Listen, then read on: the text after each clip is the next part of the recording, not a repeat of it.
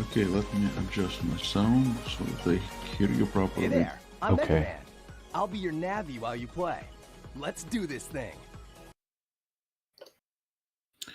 Before we begin, are you comfortable sharing any personal details like your name and where you're from? I'll share where I'm from. Like, I don't really have anybody on like a name basis or anything like that, though. I'm wondering why I'm streaming a black screen right now. What's going on here? Let me see something.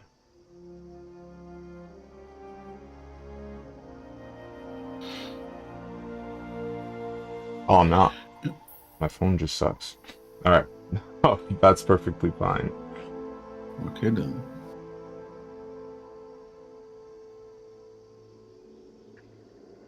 So what should I call you? World 3 or by your Call me Zed, bro. That's it. Just call me Zed. It's all good. Zed? Okay then.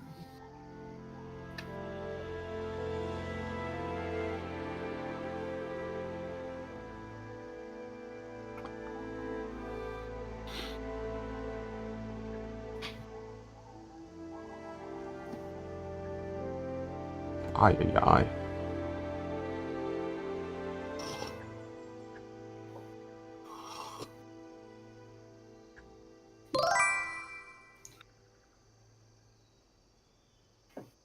Okay. Alright, Oh, no, I'm never going to mind. Sorry. I'm going to start streaming now. Okay. Start recording.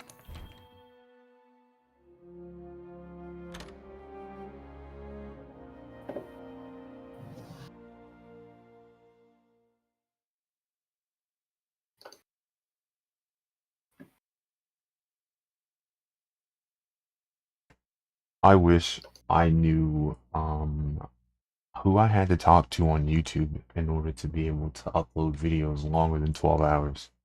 But oh my God, I didn't think about that.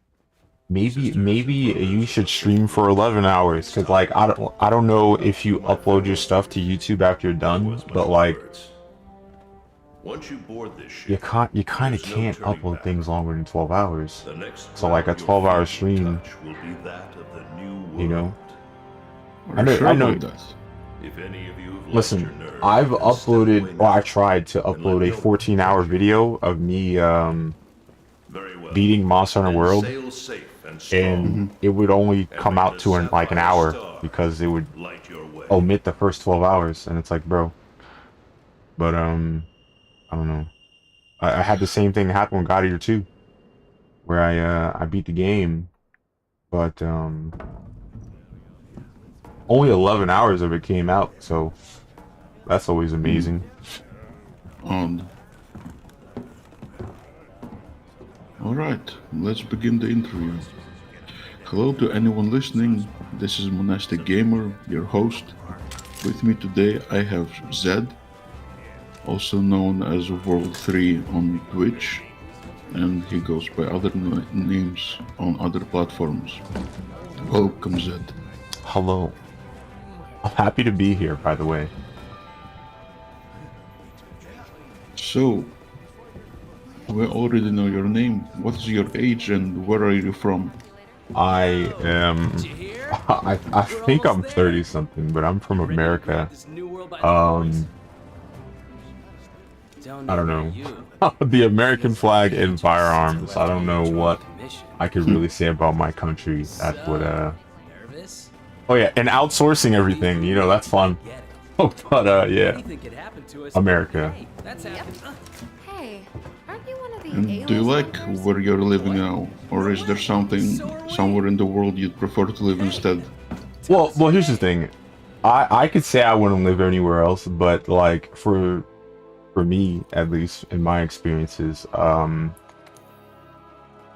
there are different cultural things where people accept certain people based on if they're literally from that place or not, and you kind of have to keep that in mind because I know a lot of people who would love to go to Japan and all these other countries, and the politest way to say it is xenophobia and stuff like that, where they're not as accepting of other races and cultures because they don't or they're afraid of the fact that those people might not appreciate and accept the values that they already have in their country. So that predisposition makes me kind of reticent to want to go to those other places. But I do think that other countries they conduct themselves differently and stuff like that, and I do appreciate what that is. I like some of the cultures that exist in other countries as well, but a bird in your hand is more valuable than the bird in the bush, so Right. I'll never be too sure. What made you decide to pick up streaming? I have a server that's like years old, okay? It was in my I believed that the reason why people weren't sticking around at the server was because I just had memes and I had music and stuff like that, but there was no content in order to kind of encourage people to want to be around at any given time. You know what I mean? I've merged webhooks and stuff like that from like Reddit and Twitch before they updated their policies, and Reddit before they updated their policies to hate the fact that people are using APIs to intercept what they get on their site and put it on another site. So I've essentially tried to make ecosystems where people could come in and they could be informed about the things that they care about at any given time, but it wasn't enough.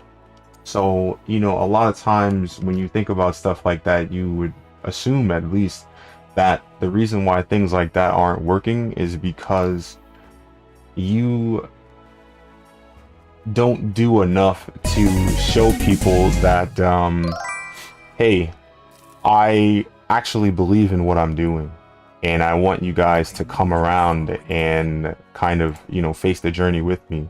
Thank you, Dim X-Ray. I got you back. So, and it's essentially I put my money where my mouth is, and I decided to get on stream for the sake of, having something to show for myself. At the end of the day, if it doesn't work out, at least I have videos of me playing video games and showing people that I enjoy what I talk about all the time. Right. I loved how you put it on your YouTube.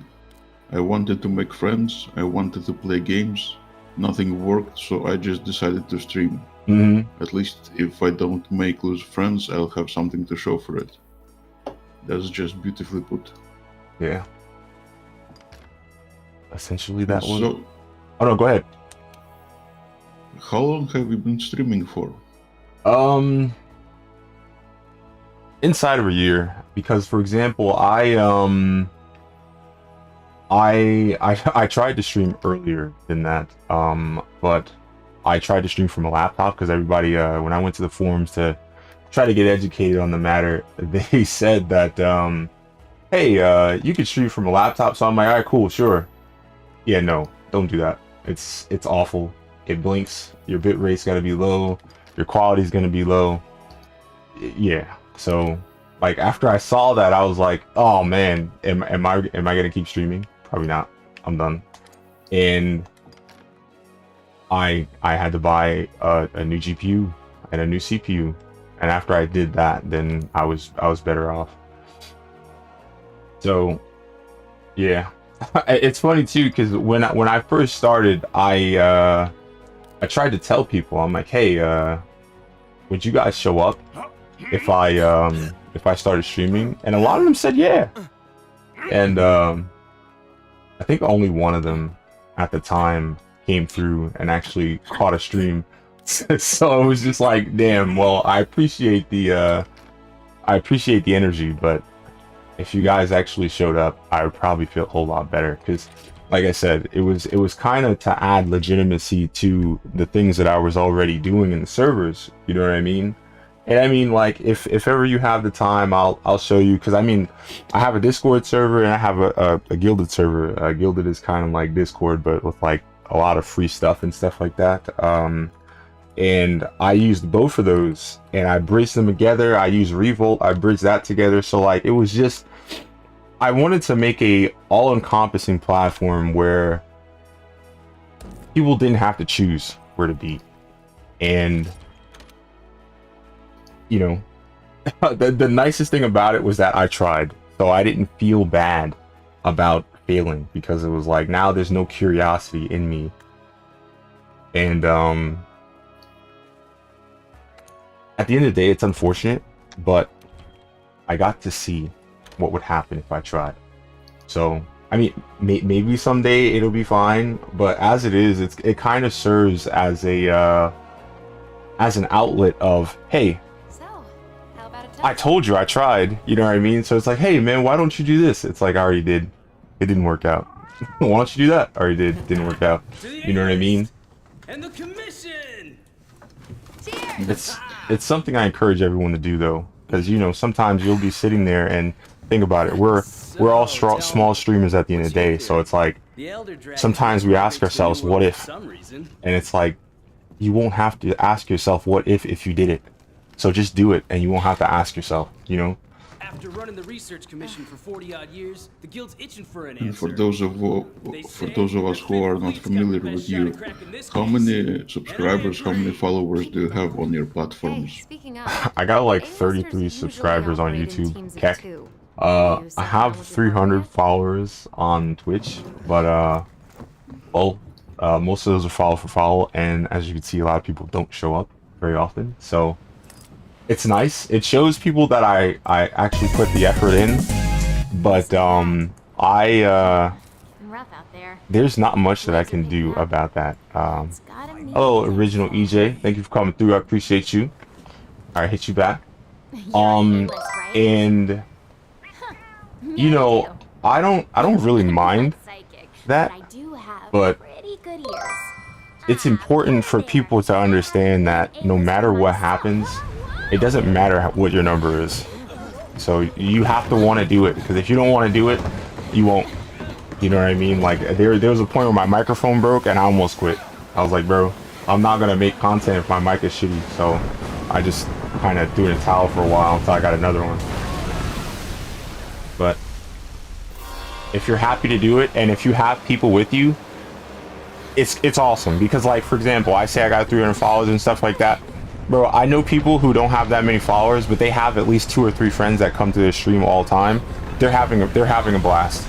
And if you have any friends who will come through and keep you company, you'll have just as much fun, if not more fun than me. So if you're thinking about doing it, do it. And so far, would you consider your experience a success?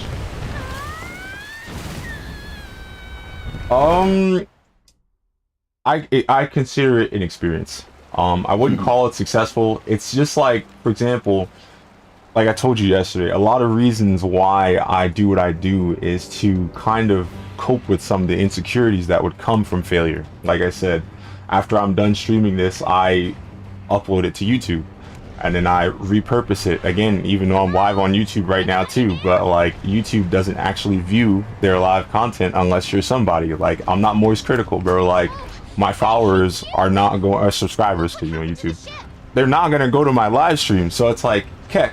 So, you know, at the end of the day, you have to just go, you know what can I do with this?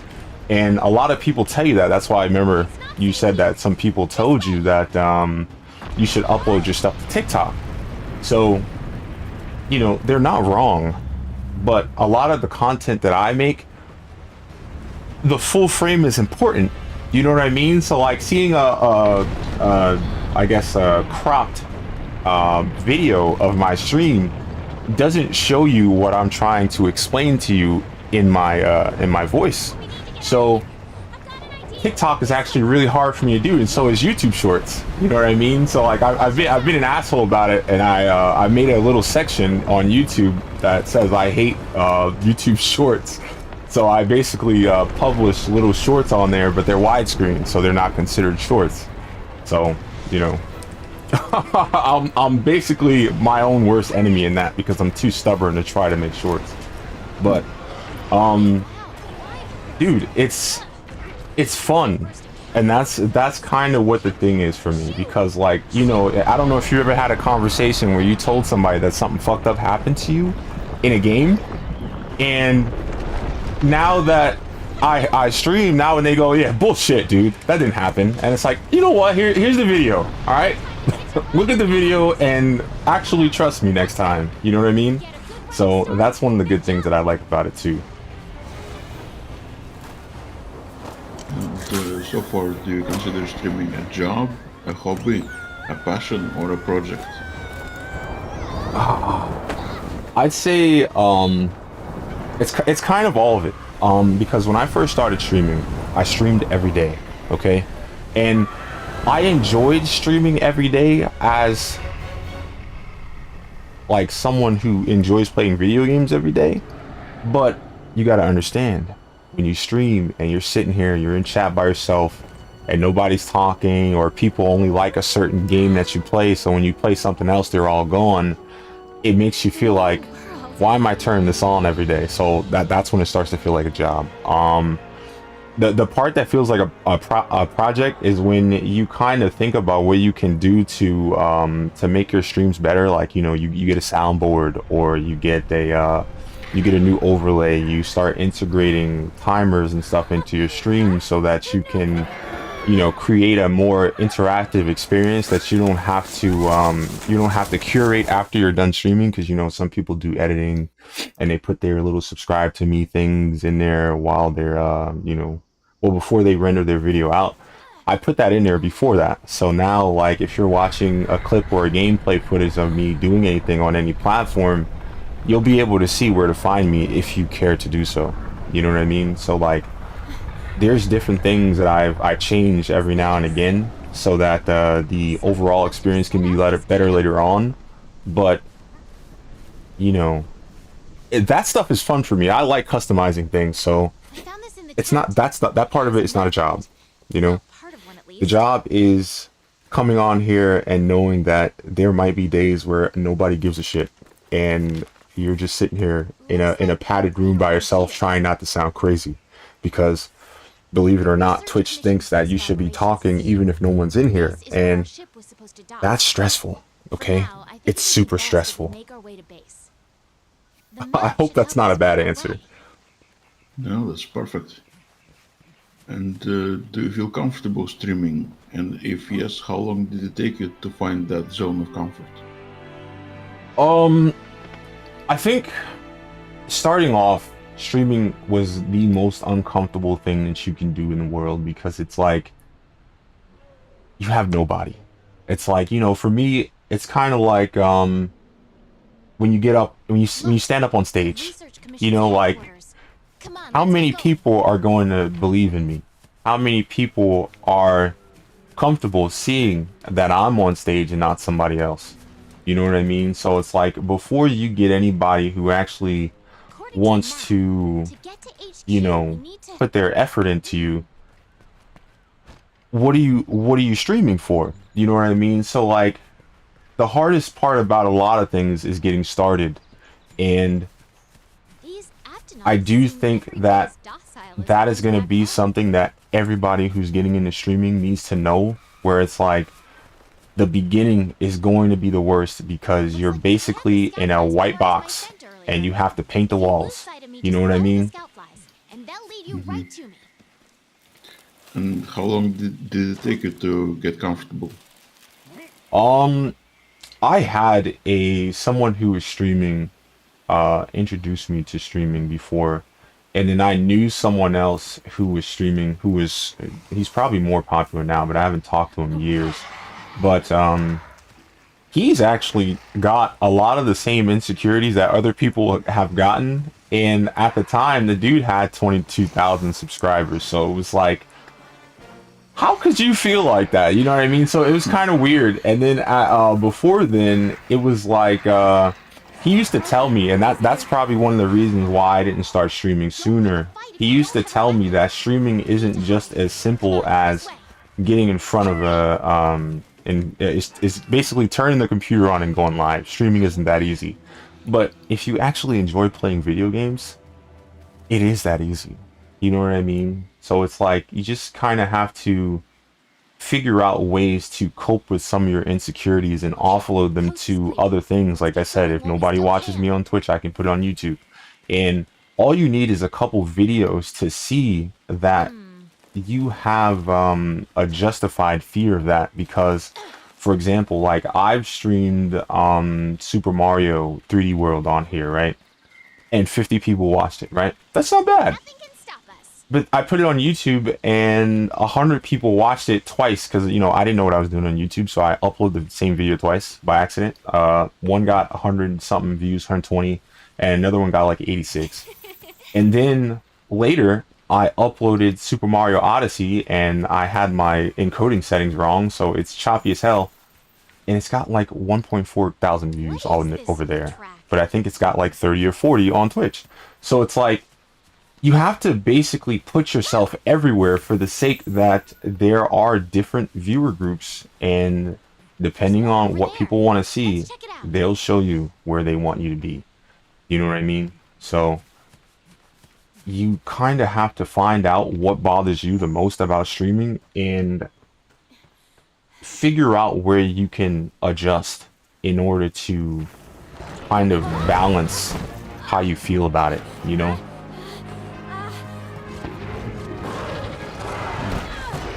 And today, how long do you stream each day? Do you stream every day? And why that schedule? I used to stream every day. I used to stream every day at 10 a.m. because somebody told me that that was a good time. Okay. Ironically, the person might have been joking because the person that told me that to stream every day at 10 a.m. I was in a channel where that guy who I was watching at the time would stream every day at 10 a.m. So like I ended up streaming the same time every day as the person who told me to stream. And yeah, that was bad. But I did that too because, like I said, someone asked for it, and at the time I wanted to accommodate people. You know what I mean? I streamed every day because everybody said that the schedule was important, and also I like to play video games and stuff. But I will say that the hardest part about streaming every day, if you don't have a specific game that you want to play all the time, is finding something else. You know, one of the hardest things about beating a game in a single stream is that you have to figure out what you really want to play the next day. You all right? And I don't know the answer to that. Okay. You know what I mean? So like sometimes I'll spend more time, like it's kind of like people who have their fridge open. They want to eat something, but they don't know. So they waste more time trying to figure out what to eat than actually getting something to eat. You know what I mean? And to me, that's one of the issues with streaming.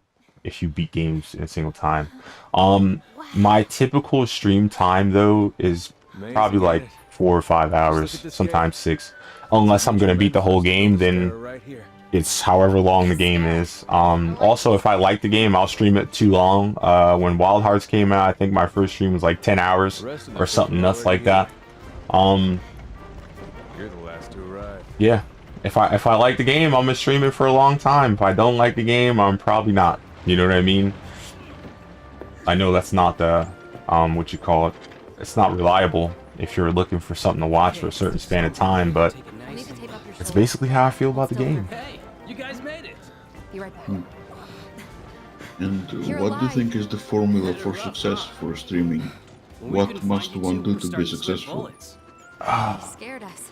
We were talking about going. If out I to knew a I'd be successful, I'll preface the answer with that. But like, some people want to see something specific. Okay, I've seen a lot of streamers, not streamers. You know what? Never mind. 90%, 96% of my following is streamers. So like, people would ask, "Where's your camera?" Says it all. People would ask, you know, all the people. what games are you playing? So it's like you have to find a good game that people enjoy to watch all the time. Some people really just want to see your face, so like there's that parasocial element too. So like if you want those people, you better get a webcam, you know what I mean? Some people want to see pros play the game, so be really good at the game that you play every day, I guess. Also, there's some people who want to see new games because they don't want to spend $70 to $90 buying a damn game. So sometimes if your following's big enough, you have to take the loss and getting that game so you can show people what that game is like without them having to waste their money. There's so many different niches to fill, and you know, depending on what your strength is, it should be what you embrace. Like, for example, I'd have a whole lot of viewers in my streams if I streamed Among Us every day. But I know that if I don't stream Among Us, those people aren't going to come. So it's like, I need to stop investing into a single game like that, because as soon as I leave that game, all the progress that I made is gone. You know what I mean? Okay, I'll give you the grand tour. Let's start by looking for your Palico. Is there anything hindering you from being more successful as a streamer? Perhaps something you'd like to change? Yeah, it's me. I'm my biggest enemy, okay? And everybody needs to understand that. Like, when something's wrong, it's usually you, okay? Like for example, I'm too stubborn to get a webcam. And I'm probably always gonna be too damn stubborn to get a webcam. Yo, Captain, how are you streaming? I'm so sorry, bro. Like, thank you for rating me, bro. I didn't know you were streaming today. I'm doing this interview thing. I hope that there will be a time where you might want to get an interview, because like I said, this is a really interesting way to hold conversations and get things done, and also share your thoughts about streaming, you know what I mean? And you're a new streamer too, and I do think, you know what, you might even be older than me. You're stream, you might have been streaming longer than me, but I do think that it would be important to show other people, and why can't I remember damn name, bro? And what you call it, Monastic Gamer, that you know, it's just, it's we're all people at the end of the day, you know what I mean? Like, it doesn't matter if we're successful or not, we're still human, you know? I'm sorry for interrupting. I just, like I said, Captain America has been somebody who's always been coming around, and he's a good one. I appreciate him. Hello, Sparkles. Next up is the And canteen. before you started streaming, did you do any research into the ins and outs of streaming, the difficulties and hurdles? Well, like I said, I knew people who streamed already. One of the hardest things I had to swallow as a streamer is that some people just don't care about some things. I remember getting into some big heat with this dude, remember the dude I was talking about with 22,000 subscribers. I had a beef with him because I no-lifed this game when it was on PS4. Okay, I had probably like 15 friends that I would play this game with, and some of them were streaming, and some of them got their following just from this game. And I would give him hell about it because it was like, yo, dude, this game is so good, this game is so fun with friends, play it more. And he would tell me about metrics. Thank you, I do appreciate that. He would tell me about metrics, and they're bad. You know what I mean? So like, even if you love the game, people might not come see it. And this was one of those games, and it was just like, it was a slap in the face. And I wish I talked to him still, because then I could probably give him a little apology or whatever, because like, you know, being wrong is something that I like to admit. Okay, I'm not the type of person that likes to be wrong and be like, oh, I'm gonna hide the fact that I was wrong. No, I'm wrong. I was wrong. You know what I mean? But it's like, dude, You're calling for a council. I'm gonna do it anyway because I'm stubborn. And like I said, the worst enemy that I'm gonna have is me, because I'm a fucking headstrong dumbass. All right, and I need to. Everybody needs to know. All right, so yeah. Sometimes somebody's gonna have to check my chin so they make sure that like I'm not doing something stupid just because I don't like to not be able to do what I want to do.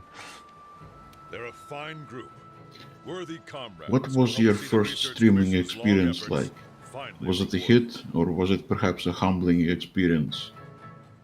Would you like Well, to say a few words? my first experience with streaming was as a viewer.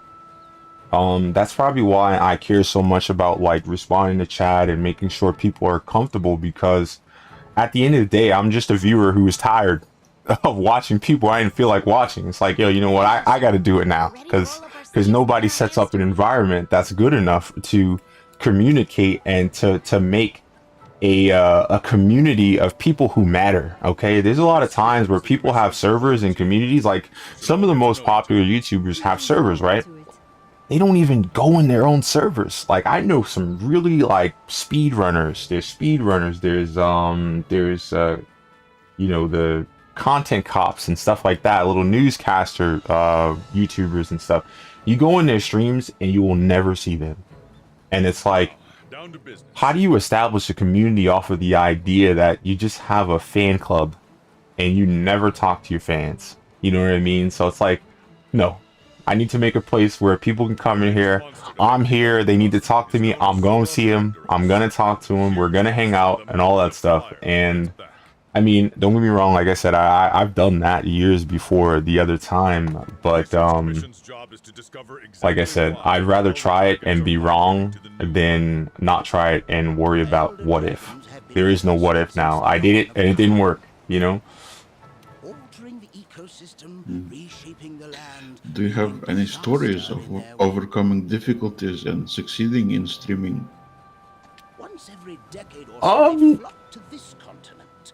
My biggest issue was that people were telling me restreaming is bad, because they said that the biggest issue that came with restreaming was that you would alienate your audience and not give them the opportunity to interact with you. And hunters. I've found so many chat chains and stuff like that, and like I told you, I already bridged my other servers together, so you type in one and the chat goes to the other two platforms. So like I do that now. So it's like, for me, I want to make sure that people who don't want to be on that platform can go on a different platform and still hang out. And I've basically done that all the way through. I don't know if that's what I would call successful, but it's also like, it's an opportunity. You know what I mean? So like, sometimes people will watch a stream and be like, oh, this isn't his primary stream. He's probably not going to see it. I'm going to see it. You type on YouTube, you type on Kick, you type on Trover, you type on DLive, I'm going to see it. You know what I mean? So, it is what it is. Everyone else, you know the drill. Picture these hunters Oh, have the everything trivia they came need. back on. Nice. Now we're talking. YouTube. And Make what it a priority to are learn how your to do things aspirations faster. as a streamer? You'll find good How teachers. large of an audience Afraid do you to ask. want? And do you want streaming to be your career?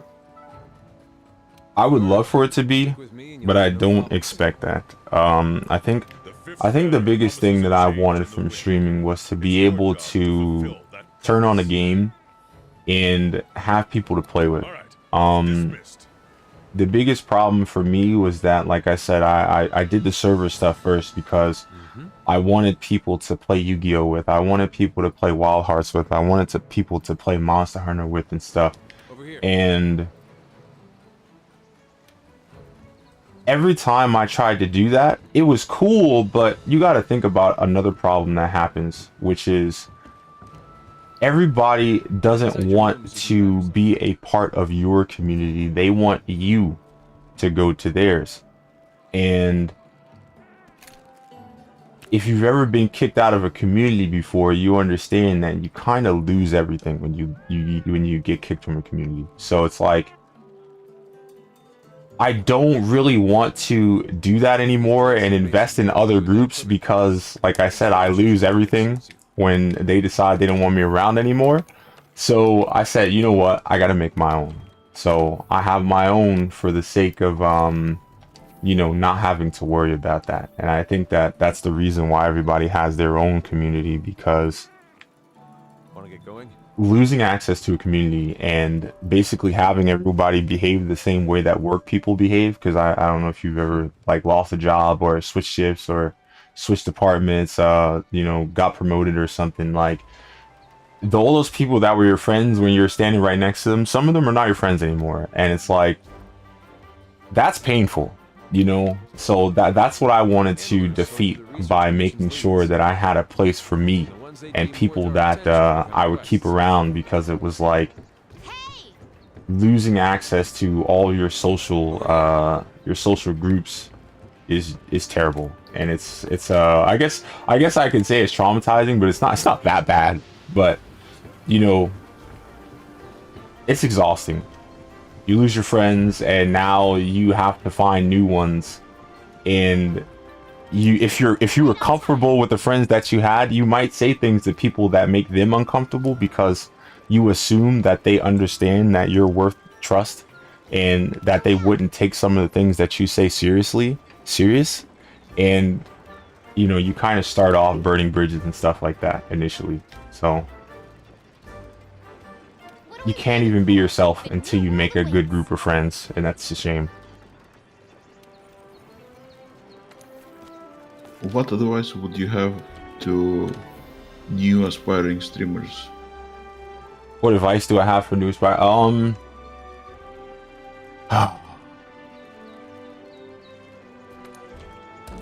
Don't give up. I think that's the biggest one, because I don't think everybody seems to understand that when you start, you're not gonna get what you want. You know what I mean? And that's basically life. You know, if you really want something, you're not gonna get it. That's why you want it, because you don't get it. And you know, streaming is no different. You know, you kind of have to make what you want happen, and it's gonna take a lot of time. It's gonna take you're probably gonna have to bend some rules, probably gonna have to break some guidelines. You know what I mean? And now it's like, after you're done doing that, you'll find a medium where it's like, you know what, it's fine. You know, I'm happy with what I've done. And that's another thing too. When you make stuff, you should make it to the point where you're your own biggest fan. You know what I mean? Like, I like what I made. So even if other people don't like it, I'm willing to wait around until somebody who appreciates what I'm doing as much as I do comes around. You know what I mean?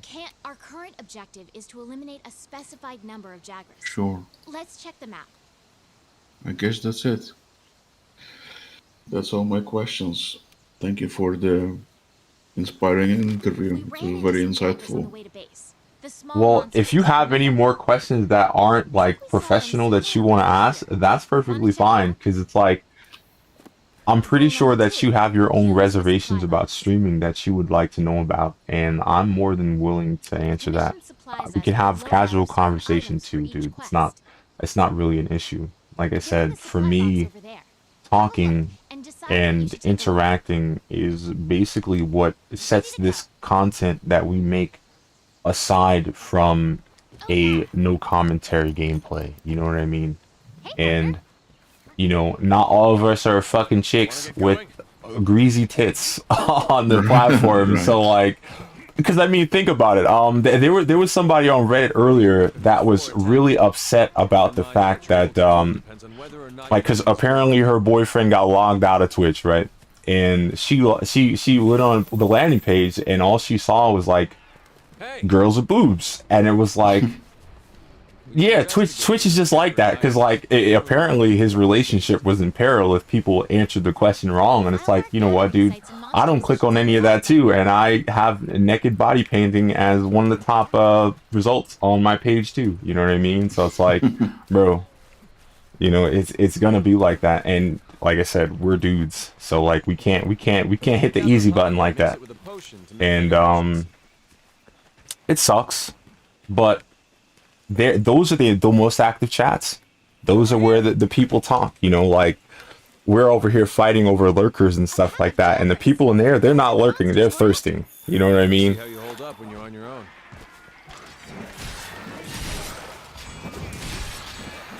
Yeah. You said before off camera that you were also an introvert. Yeah, I am. They're on the run.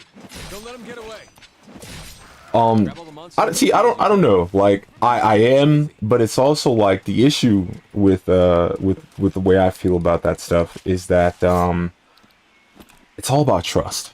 Okay, like the internet is terrible the way it is right now. Okay, like somebody can pretend to be your friend all day and then screenshot the worst thing that you say and then tell everybody, and now you look like a terrible person. You know what I mean? So like I think that nowadays more people are going to appear as introverts even though they might not completely be that way, but it's because of the fact that like their own security is in jeopardy because people monetize everything. Okay, like for example, if somebody really didn't like us and we said something controversial in this stream, they would probably, it'd be a short somewhere and they'd make money off of it, and people would come here and be highly upset with what we said. You know what I mean? So it's like you can't have an opinion without it being in danger of being criticized and ridiculed. So I would understand why more and more people become introverted as we move through the years.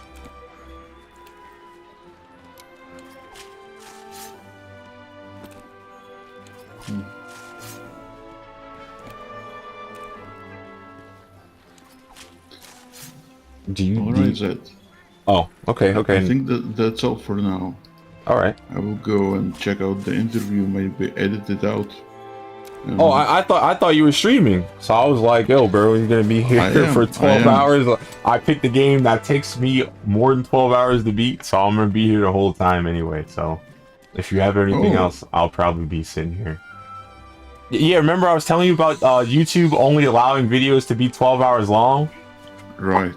I'm playing the same game that I have to basically beat in less time. So yeah, like I said, I'm gonna be here the whole time. So.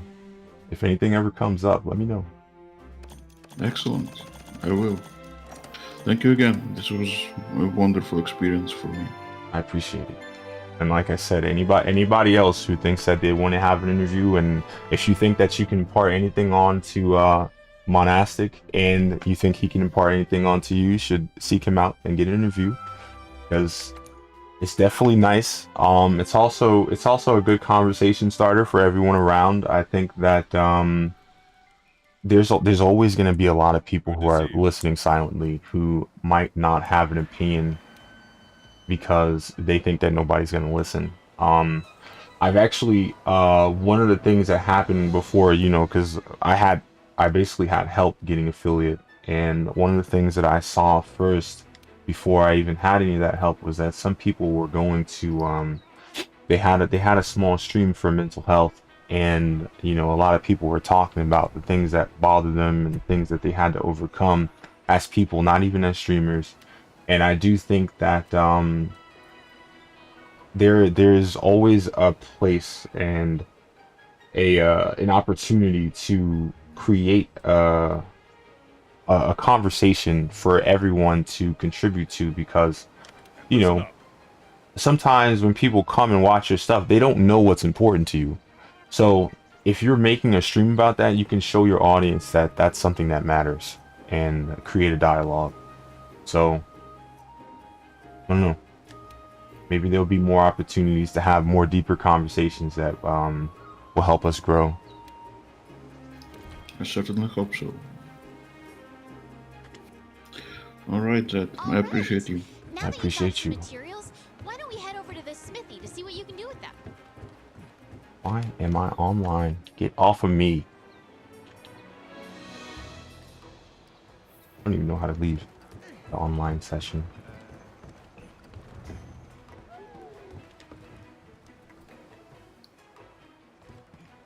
Wow.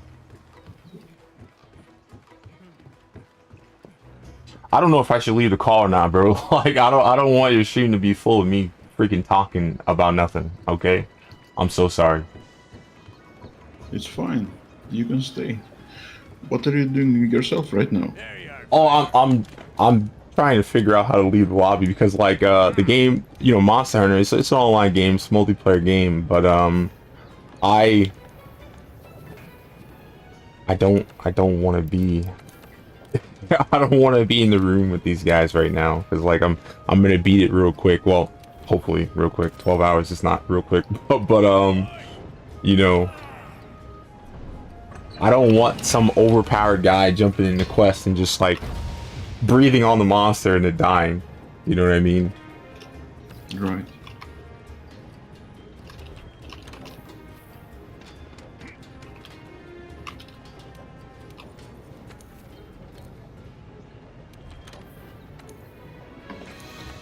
What questions didn't I ask you? What questions do you think I should be asking people?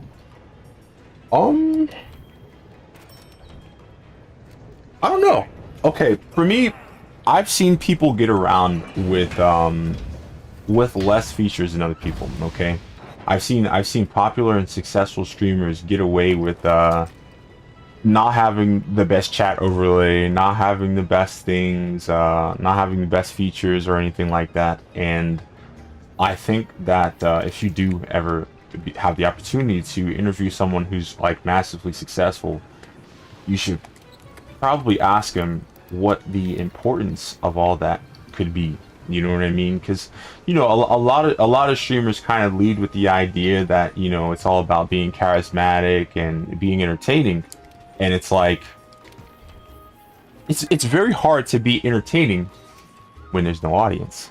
You know what I mean? So it's like, Hey there, partner. you can't. They probably have a better answer to questions like that, and I do think that that's important. Also, You can pick there up are the some rest. streamers who are That's important, successful and they have 720p streams with horrible bit rates, and they have tons of viewers, and everybody just they go in there and they love it. And it's like, how are you doing that, bro? How are you literally coming in here with like 2009 quality and still leaving out here with a fantastic user base? You know what I mean? Like, sometimes knowing what they feel is important will give you a better idea of what success looks like, because they're going to tell you the truth, and it might not even make sense. Because I know for me, if somebody tells me, I'm gonna be like, yo, you're lying.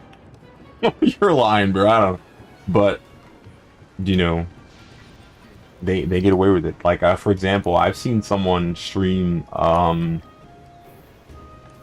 like Super Mario World, and they basically held their phone to the screen and they had thousands of views. And it's like, what? what do you mean? You know what I mean? So it's like, it's different for everybody. And you have to understand too, like, some of these people have connections, or some of them have friends. So they'll go on Discord and they'll tell, hey bro, I'm streaming, guys, you want to come watch? And then people will come watch, and they'll tell their friends, stuff like that. So also, I think that knowing where to go is super important. You know what I mean? Wanna get going? Like for example, there's a lot of places that you could go yourself. Like there's streamers that you can go to, and then you chat in their box. They ask you if you stream. They'll probably shoot you some followers and stuff like that. Let's see you take him out on Like I your said, that's a good opportunity. You know what? I'll probably give you a list of channels that you can probably do that for, and they'll probably give you some shout outs and send some people your way. The only thing that I can really tell you though is that for another group. don't tell them I sent you, because I don't think they like me anymore. But like I said, it's still a good opportunity for you, and I'm not the type of person that would want to hold that away. The independent life around here can come in So like I said, I'll send you a list of people that, you know, if you type in their chat, you either automatically get shout out. They'll set aside the time and shout you out. You know, you could show them some content, you could tell them what you're about, and then, you know, you can get an opportunity like that. Also, like I said, believe it or not, some of those people that don't talk to me anymore are basically the reason why I hit affiliate. So like I said, despite the fact that we don't talk anymore, it's still a great opportunity for new streamers to go in and stuff. But what I will tell you is the same thing I told you the other day or yesterday, which is don't overextend. because you're going to they're gonna come in there and they're gonna tell you, bro, here's 5, 6, 10 people. We're all gonna lurk your chats. We're all gonna talk to you, and now like you're gonna feel compelled to return the favor, and there are too many people to return the favor to, and I'll tell you that right away, dude.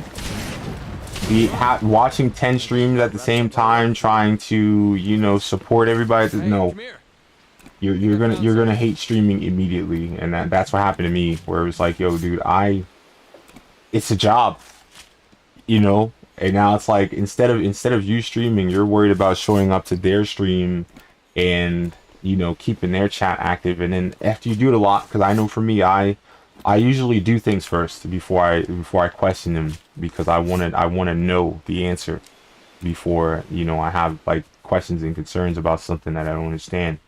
And I did it, and like I said, when it's my turn, bro, it was just like I said, exclamation point lurk, exclamation point lurk. Hi, how you doing? I'm gonna be lurking. Hi, what's new? And then you answer it. They say, oh, by the way, I'm lurking, and now they don't answer you. So now you're basically talking to no one with a name, and like I said, it's ugly. So it's important to just kind of stay in your zone and do what you're comfortable doing, and make sure that people know that, you know, you're not Superman, and you can't do what they want you to do in terms of basically sacrificing your life to make everybody else's streams better than yours. Because that's how I felt about it. Because like I said, somebody in my chat would literally lurk my streams every day, not talk to me, and then when there was a new chatter in there, they would talk to them and say, hi, you know, do you stream? I know somebody who will help you boost your channel, blah blah blah. And now it's like, bro, you're stealing, you know, you're stealing from me. And it's like, dude, I'm not in a position where I'm, you know, super interesting enough to hold these people. You know what I mean? Like I said, I have a community, I have memes, I have music, I have art, I have news, I have all those things. I have the infrastructure. I'm an infrastructure guy. It's there, but I don't have any interest. So now I see you taking the only opportunity I have at getting interest away from me for the sake of growing someone else's channel. And it's like, bro, get out of my channel. So like, if you ever you know, deal with the people that I'm gonna send you later to grow your channel, I guess I'm gonna have to make sure I check your chat and point out the people who are kind of not going to reciprocate anything, and the person that is probably gonna steal your people. Because there are going to be people in that community that basically only talk in your chat to advertise their own chat. Like, they're going to be like, hey, how you doing? Yeah, I'm going to be streaming soon. I'm going to be streaming this and that and this. And I'm like, bro, this is not an ad space. You know what I mean? But you'll notice too, if you ever watch a lot of their channels, a lot of their channels are basically just moderators shouting themselves out, because that's how they keep the chat active. They talk to each other, they make little jokes and stuff like that, but at the end of the day, they're trying to attract all the new people from everyone's channel to watch them and get their own thing. And it's kind of hard to blame them because of the way that Twitch works and algorithms in general, because a lot of the stuff is what they would call it's called a kingmaker platform, where it's like already good platforms are boosted more, and platforms that aren't, you know, to that standard are buried. And, you know, it's basically them making themselves kings at that point. I also think that an issue is that we have to find a group, a community, a team, you know, and that's hard too. I don't know if you've seen it. Some people stream and they have like a name next to their stream, and it's like their guild or something. And when you click on that, you have a list of people who belong to that guild or, you know, team, and that's a great way to get discovered too, because it's a shorter list. So you, if you have 1 or 2 viewers, you're still on that list, so they can scroll down maybe like 2-5 seconds and find you, and you'll be able to get seen. The game you're playing can get seen and stuff like that. So like, I don't know what team I'd be interested in joining right now, because I'd probably have to find one myself. You have to be a partner to make your own team, so that's why nobody makes their own team, because clearly that would be the best option. But lol, you have to have 75 average viewers, keck. So obviously we're not doing that yet. But you know, like I said, if I find a group, and if you find a group, it should be with your best interest to join it, so you can kind of fight that algorithm nonsense, you know. You said before lurkers. I'm still new to streaming. What are lurkers? Lurkers are people who are in your chat. They don't say I think we anything. got a lead. A big issue too with Twitch is that if you have your gameplay on full screen, Maybe.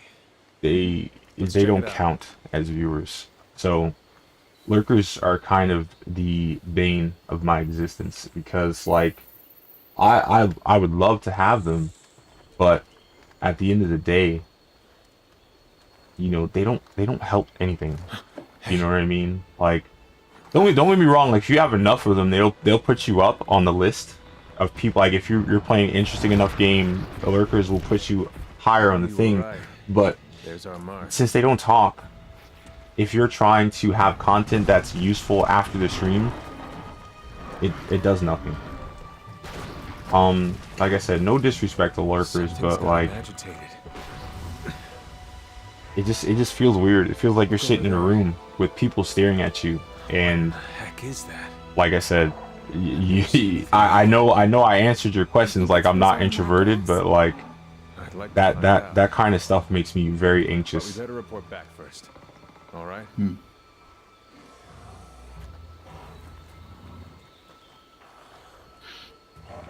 I have to restart my system. For some reason, I am not able to launch the game.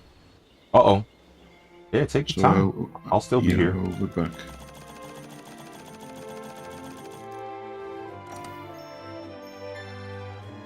I wonder why that happened.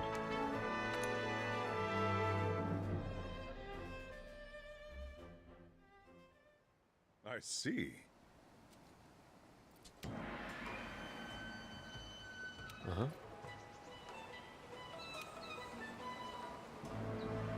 Want to get going? I made a new section in my server for voice chats. Once the When camp I is set started up, streaming, go after that puke. I wonder where the resource center is. I used to join the voice chat in Gilded in Discord and kind of advertise that if somebody wanted some stage space to be able to discuss whatever they wanted to, they could do it. And over time, I had just let it be less and less of a thing because nobody wanted to do it. But things like this make me want to invest back into that. I hope that I can figure out something to do with that, but at the end of the day, a lot of stuff like this is up to the people. So if you have an idea or if you have an opinion, be sure to make your thoughts known.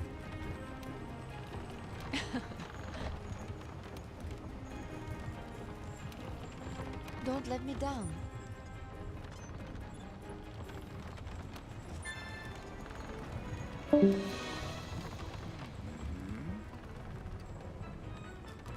All of them? Wow.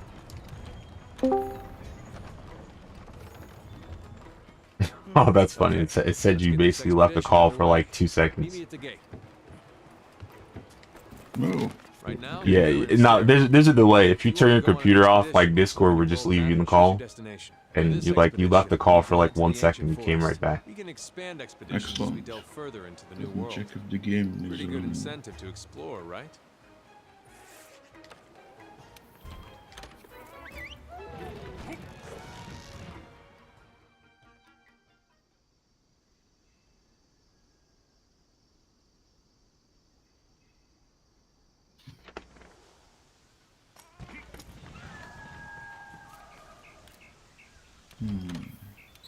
Game. Let's look for the campsite. Let's see. If I get to the campsite first, or if you're lost, open up your map or use your scout flies to track me. Nope, the game crashes.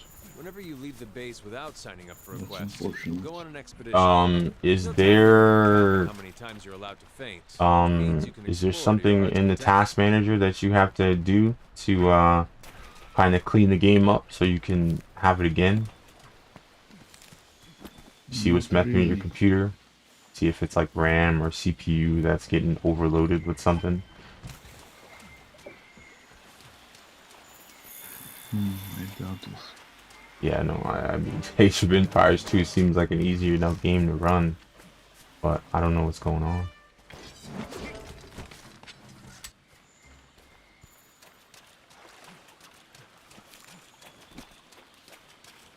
I guess it also depends on what you're using to render your stream, because I know the funny thing is the first time I rendered this game, Monster Hunter World, I used my CPU to do it, and why am I pressing minimize? Heck, I minimized the game and I lost internet for the thing. Alright, well, that's life. But when I did it, my stream would chop like every second, and it was annoying. But I use my GPU to render now, and it seems a whole lot smoother. So like, I don't know. Because like some games take too much CPU, especially now with DirectX 12. Like I tried to stream Doom Eternal like maybe a month or two ago, and it ran like piss. And it didn't run like piss for me, it ran like piss for the stream. So, I don't know. You know, it sucks too, because a lot of the people who benchmark things, they don't benchmark it for streamers. They benchmark it for gamers. And it's a shame. Alright, good news. I think Your the game wildlife is map running keeps and track my of where stream is you are running and where too. the scout flies are Good. taking you. You can also use it to keep tabs on monsters. Another thing Do you you- could test too, if you think that might be an issue, I do think that if Now this if is need be, interesting. Let's record our closing friends Discord, and the if the resources stream that works we after you found. close Discord and the You can game works, assign a then target by all destination for your means scout do what you need to flies do on to the map. protect your content, dude. Of course. Well, I think, to be honest, my own content will be more Over here. entertaining with somebody on. I feel the same way. I'm not gonna lie. So, do you often have people in voice chat? Nope. On PlayStation, yes, but I wasn't a streamer when I played Monster Hunter with people in voice chat. Like I said, I had people in party chat for hours.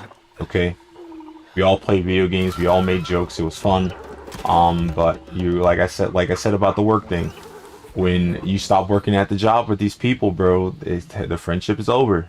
You know what I mean? And it's like, you know, Right. we weren't friends, we Take were care of just. that past. We were just in proximity, and that's a shame, because like I said, with the server things, when PlayStation went out of style and Monster Hunter Rise, or no, Monster Hunter World came out on PC, I scrambled a server together. It wasn't as good as, you know, what I have now in terms of like localizing all the data and stuff like that for people to kind of just have one spot to be. Switch to the world map. Then select a stair. But I invited all of them, and basically all but maybe one or two of them came, and none of them talked.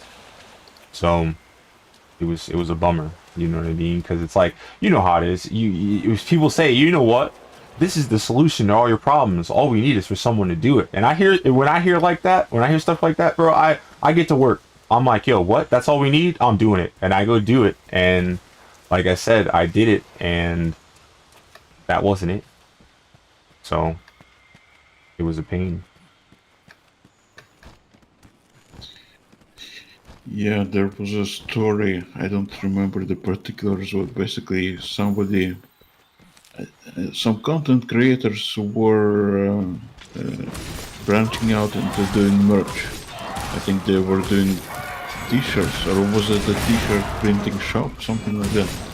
And basically they had a grand opening, and so they invited a lot of people on Facebook. Gradually drop. And I think like 100 or maybe 1,000 people on Facebook said, yes, we will come to your grand opening. But in reality, it was like 10 people showed up. Yeah. I wish, I'm pretty sure Kai Cenat wish that happened to him. I don't know if you know who that is, but No. he had a lot of drama because he had a giveaway that he was going to host in New York.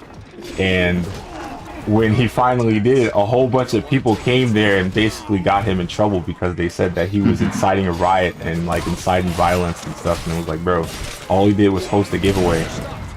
And some very, very not behaved people decided to go to his stream, or not stream, but the event, and it made him look bad. So, like I said, if a little bit of people went to his event, he probably wouldn't have got in trouble. You can use that I as sling wonder around. what's worse. Great for getting a monster's attention. Having- Distraction. That's a I think powerful type of ironically, that's able to pierce the thick shell. having no people show up was worse, because I don't know if you know, but like a lot of times on Twitch, when people get in trouble and they come back, all the people that covered the drama of that person getting in trouble is publicity. So when the person came back, he had more of a user base because all the people that thought that he was wrong for what happened to him came there and supported him. You know what I mean? So I guess in terms of content creation and stuff, sometimes bad is actually good. Yeah. As they say, there's no such thing as a bad publicity. All press is good press. Right.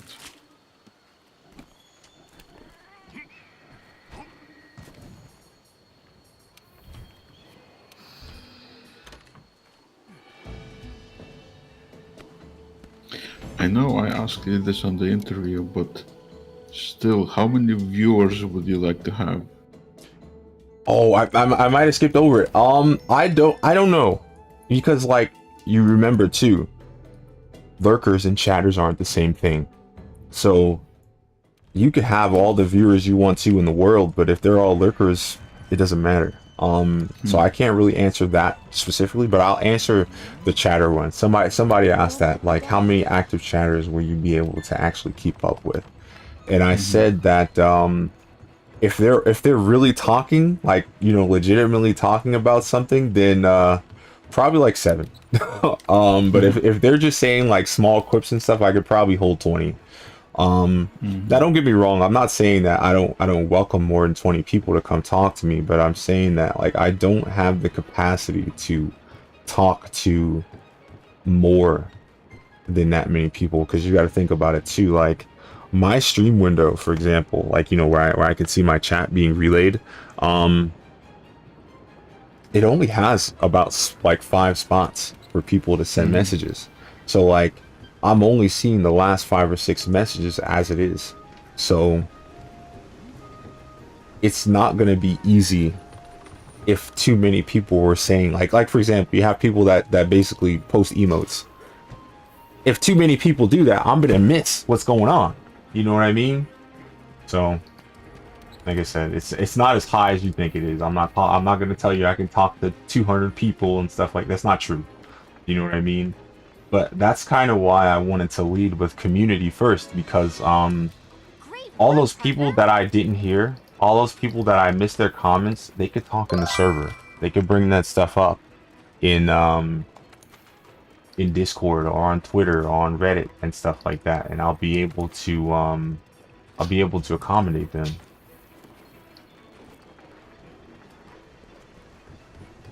I don't know.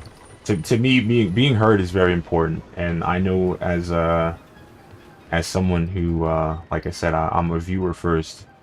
Communicating with people is absolutely more important, because what's the point of talking if nobody's gonna listen to you? You know what I mean? There's a lot of people on YouTube who don't even make comments anymore because there's no long comment chains anymore, you know? And if there are, it's just people kind of arguing with the statement that the first person made. Like, there's not really any 20 chain comments that are just positive, or people trying to have conversations with each other because they appreciated that person's opinion. Nowadays, when you appreciate someone's opinion, you don't reply to them, you just give them a thumbs up. And that's a shame. You know what I mean? Like, we could be making a lot of friends right now, because if we talk to people that we agreed with, we'd have a better time. But we don't talk to people we agree with. We thumb up people we agree with, and then we argue with people we don't agree with. We're the ones to get it done. Why that makes sense to people, I don't know. The 5th has an urgent mission. Partner, you'd better come see me. Hey there.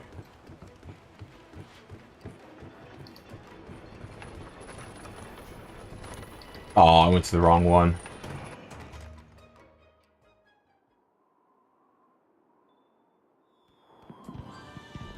God. Wasting time. I swear, if this thing is like 12 hours and 10 minutes long, I'm gonna flip out. I'll figure out how to chop off the extra stuff, because like I could probably just download the whole stream and then cut it with an editor, but like that'll take like 5 hours to render. Right. Do you have any interest in stuff like that, like photo editing or video editing? Both, actually. Hey there, partner. Oh, never mind. Yeah, never mind. I seen your Twitter. You're an artist. Never mind. You probably would love it. Goddamn. Yeah. Oh well. Listen, I'm artistically inept. All right. I have nothing. But like I said, that's cool. You'll never have to worry about what kind of thumbnail you're gonna make. You'll be able to do it yourself.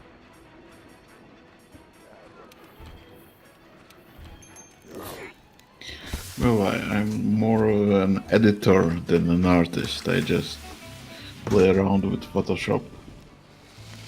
Oh, well, I mean, I like what you make.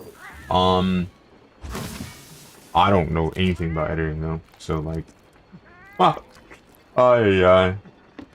that's why I put in my overlays, because I'm like, I won't have to edit it, bro. I won't have to tell them. Like for me, when I do editing, it's just like cutting and pasting, bro. Like I cut the video over here, I paste that over there.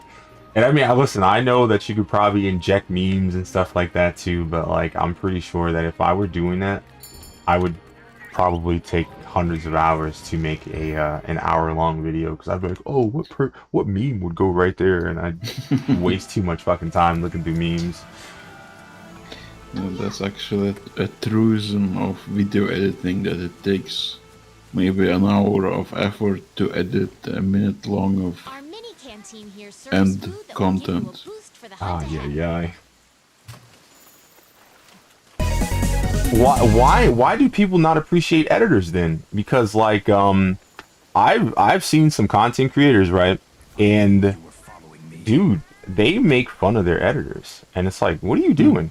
You know, like, these guys are making it easy for you. You can just come on here and just, you know, whirl around and make whatever thing you think is entertaining, and have your editor do whatever it is. Thank you for the follow, Two-Time Grizzly. I appreciate it.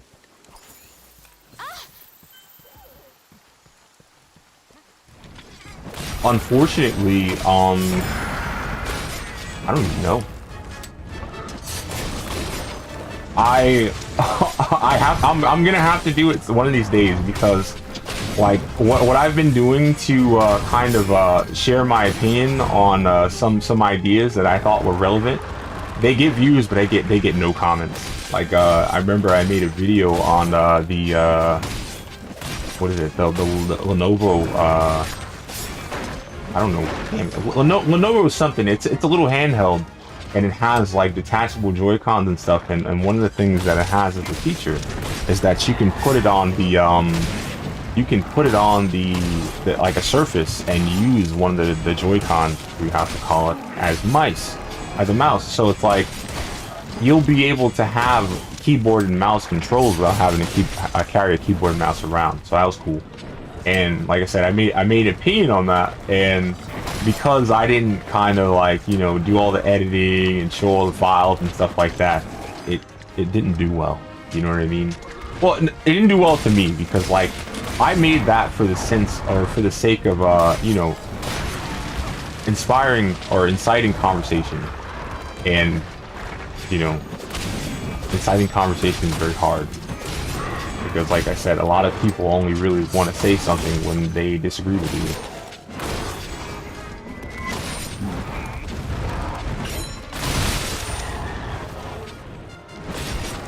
I don't know.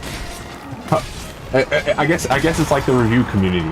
You know what I mean? Where it's like, if it's 5 stars, they'll just give it 5 stars. But if it's 1 star, they'll give you 1 star and they'll tell you why. You know?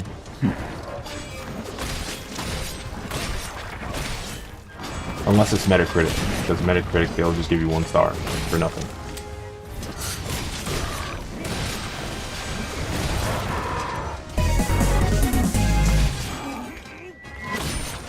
Thank you for following, Ricky Too Cold. I think I might have to do something, because it's like, people are following me, and I want people to follow you.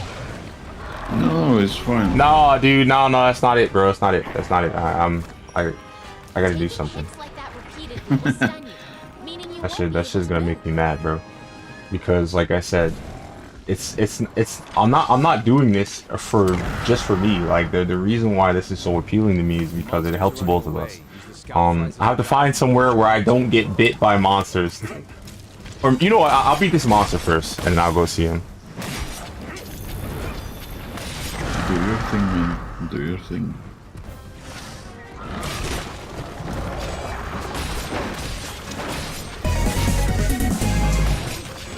Oh no. Bro, I appreciate the follow, Ricky Too Cold, and I appreciate the follow, Elevation, bro. I appreciate y'all. I can't press buttons after I tab out. I'm gonna get bicycle kicked to death, bro. Alright. Like I said, I gotta do something. I gotta put him in, because I don't think that's fair. Still, I'm impressed you're on fire. So many subscribers, so many followers, I mean. Put follow for following your tags, bro. That's it. That's all you gotta do. People come in there, they want to follow, they'll give you a follow, and then they'll hook you up, bro. Yeah. What you call it? Damn. I literally have I have my follow tab open, so like, here we go. Go get him. I'm gonna edit my tag.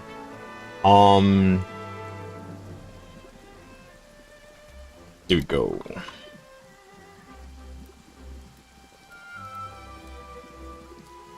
Pop in pop.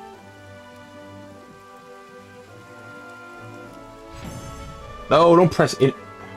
Enter as in actually do that. What is that? What the hell? Yeah, but it's like I put it in a tag, right? And do I have to do it a different way? Because normally when you put someone's name in a tag, they're like their name, color, and all that stuff. It shows up so that people can click on it, and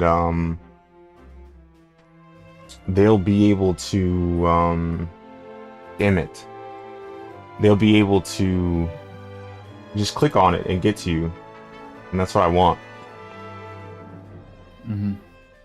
Oh, all right, I did it. It just doesn't do it in a creator dashboard. Fuck it, I don't care. All right, so you're good.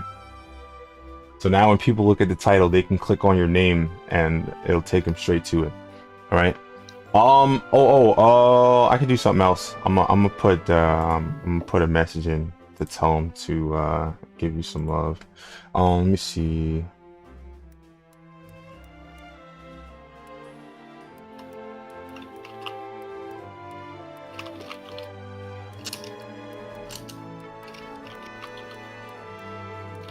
And then I can pin it.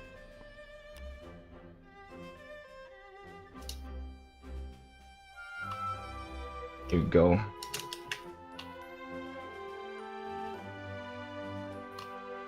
All right, cool.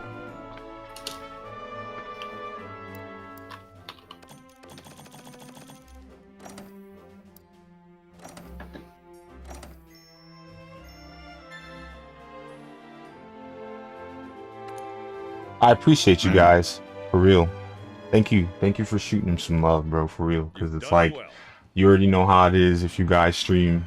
You start off and like, nothing. It's a desert, bro. Nobody's around, bro. You're trying to find an oasis. You're trying to find some damn water. Nobody has water, bro. And listen up.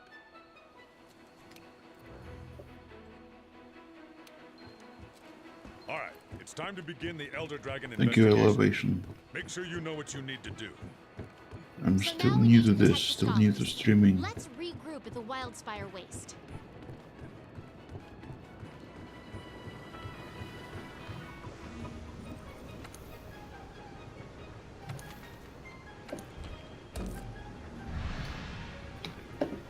I'm still shy about responding to new followers and new comments.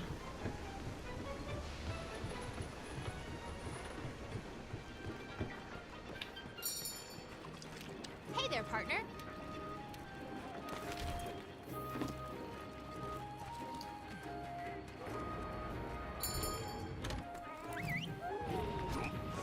Yeah, but if you guys can, give him some company. All right. Say he's a good guy. You'll probably have an easier time in a few days too. But like I said, I'm gonna give you a list of people that you can probably you can follow, or not. Don't just follow them. Go in their channel and say something, and they'll shout you out. They'll, you know what I mean? Because like their shout outs, they highlight the game that you were playing, and then they'll make something based on what you were playing and stuff. And like I said, they'll give you some support, especially if you tell them right off the jump that you need to get affiliate and stuff like that. Now, don't get me wrong. Like you might be better off telling them it's your new channel, because like I know that you know you're basically brand new in terms of like how many things you have on there, and you know some people might see 1 or 2 or 3 followers and be like, huh, and it's like, no, I really want to stream, you know what I mean? Don't worry about the follower count. But I think about it, I have the opposite problem. People come in here, you're like, oh my god, you got 300 followers, you're gonna do no. I'm still basically new, bro. I'm still fighting for a few people to come give me some love, you know. Which naturally supports its own unique ecosystem. It kind of sucks though, because I've had that problem before. Because in one of my servers, somebody raided me with like bots, and at the time when they did it, they put me up the algorithm. I was basically the second best server on the platform because they did that stupid shit, and I left it alone. But also, if you ever go to those spots where you get promoted or you get boosted, you can't post in some of the spots because you have too many members. So now I lost access to some legitimate people because people don't deem my channel as small anymore. You know what I mean? So it's a double-edged sword, you know. You'll look cool when people decide they don't like you anymore and they unfollow you. You don't feel as bad because you have like 200 other people that's still around. But you know, when it comes to attracting people who go, you know what, I like small streamers, and it's like, I'm a small streamer, and they look at you and you're like, yo, you're full of shit, and it's like, no, I'm not full of shit. I just didn't do the thing, you know what I mean? But it is what it is. like I said, you'll find whatever you need to find to make you feel better about streaming, and you'll do whatever you need to do. But I know for me, that made me feel better, because now when someone who hasn't watched me in a few weeks decide they want to unfollow me, it doesn't hurt. You know what I mean? Because when I was doing it in the beginning, you know, you got 30 followers, you're trying real hard, you're telling people, bro, I'm here, I'm gonna do my best, I'm gonna be my best, and everybody's like, yeah, man, you know what, I like your stream, I like your channel, and you come back tomorrow, they're not following you anymore, and it's like, bro, you just told me you like me, bro. You know what I mean? It's like, oh my god, it is what it is.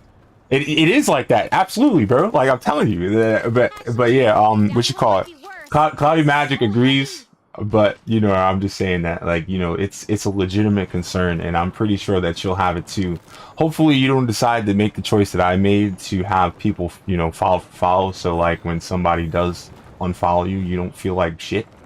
You know what I mean? But if that is something that happens to you, consider doing it, because like it's not in my interest to have anybody feel like crap, because it sucks. But like I said, when you do the follow for follow thing and everybody comes to your channel and it's like, oh my god, you got this many followers, bro, you must be doing great. And it's like, Mind checking it out for us there, partner? not really.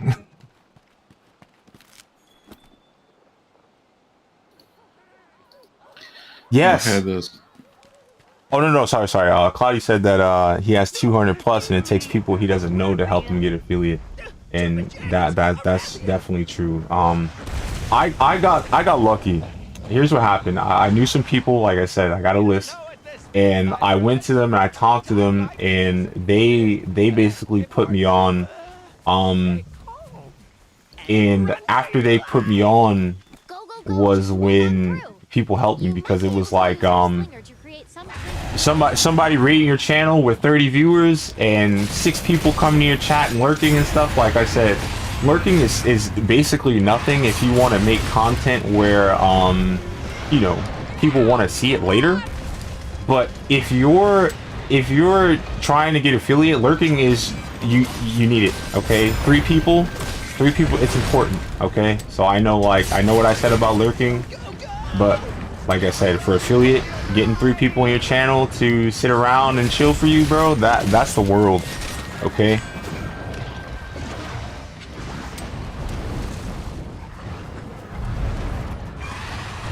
Yeah, it's a weird thing.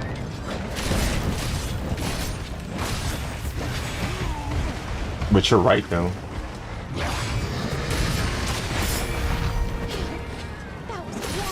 I need to figure out how to actually make that bot instead of bridge the bot, because that's what the problem is, Cloudy. Oh, okay.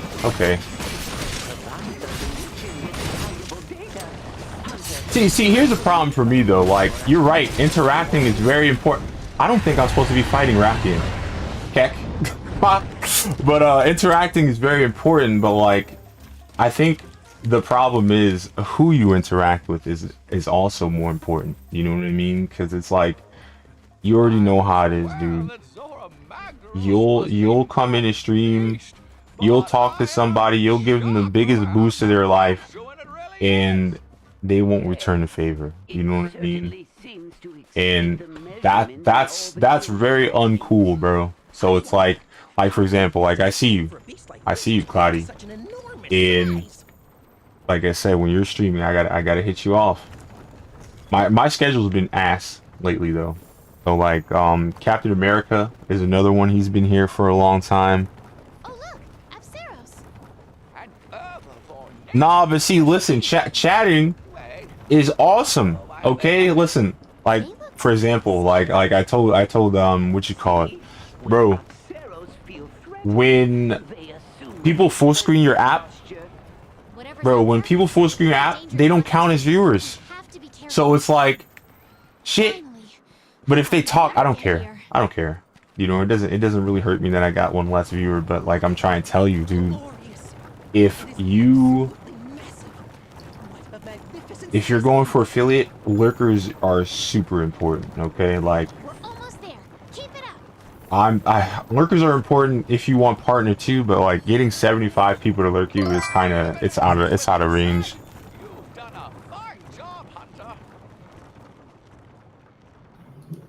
Yeah. On my phone, because for example, on my phone, I did full screen because when I played White Knight Chronicles, I was trying to test something. So I took my phone out and I'm like, let me go in here, and I went in there and I full screened it, right, and I didn't count anymore, and it was like, what?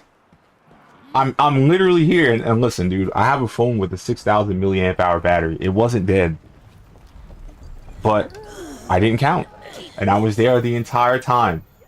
So it was just like, it's some bullshit, man. Somebody who really full screens you and goes and does something else, they don't count as a viewer. I'm not saying it for that, but I mean, yeah, whoever you support, don't full screen them, bro. Like it's dumb that it's like that, because when the ad comes up, it's full screen. So it's like, why is it not counting now? Like, it's whatever. Good job, Twitch. Actual dumb shit. So yeah, tell your friends that too, okay? Tell your friends that, to make sure that, you know, that doesn't happen.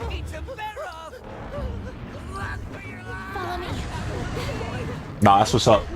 I'm just saying that, like, that was something that I didn't know, and somebody said that shit on Reddit. I'm like, that checks out, because I was wondering, I'm like, yo, what the fuck? Because, you know, first I thought Twitch caught on to me, and it's like, okay, dummy, I know you have an alt account. That's your, it's not your alt account, it's my main account, but I don't stream on it. But I know you have that account. It doesn't count, and that's not what happened. It was because what you call it?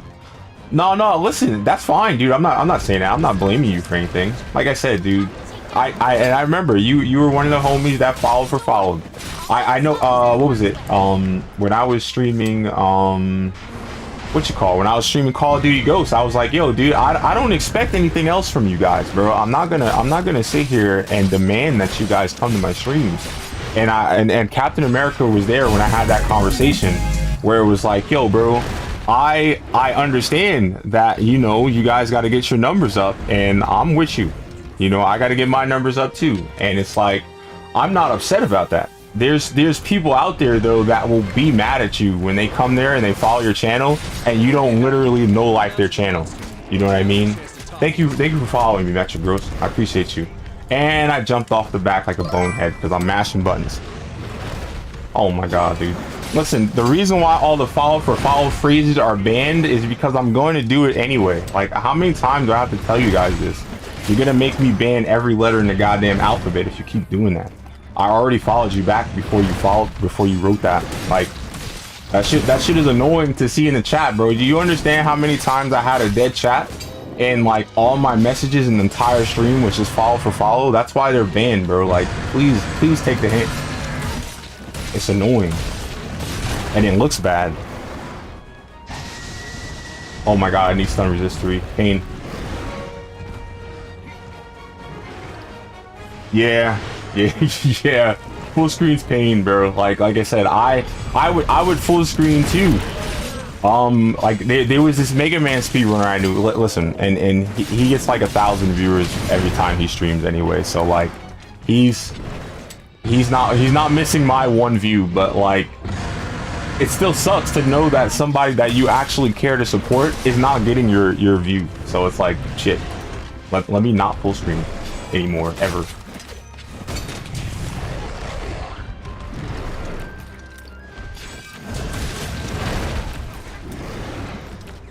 I think I can't do half my. Oh, you know what I'm doing? I'm pressing the move for the longsword attack in Monster Hunter Rise, and it doesn't exist. There is no attack like that in here. Oh my god. Oh no.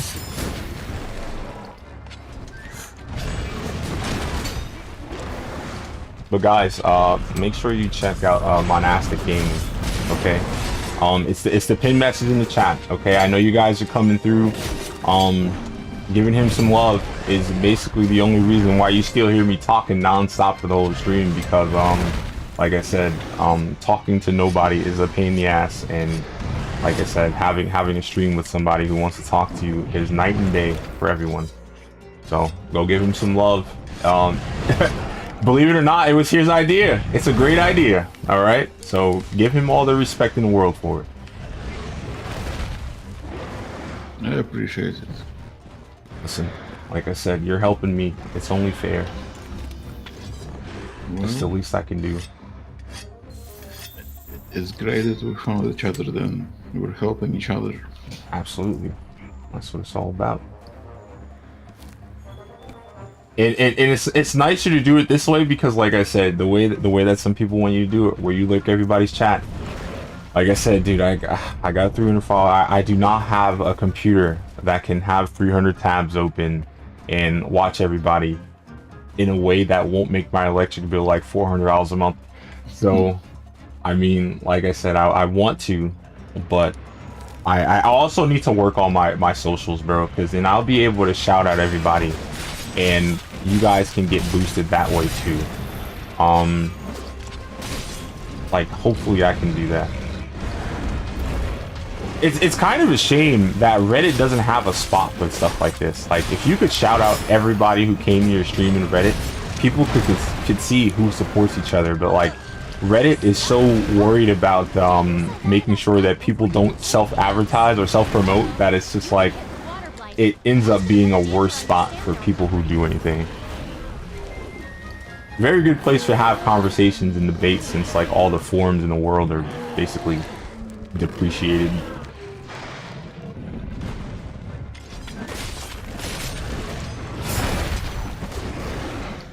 Controller.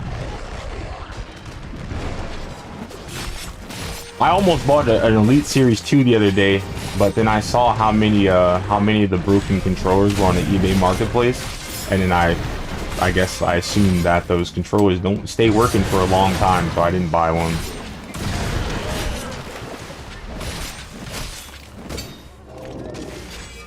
But this PS controller has seen its days.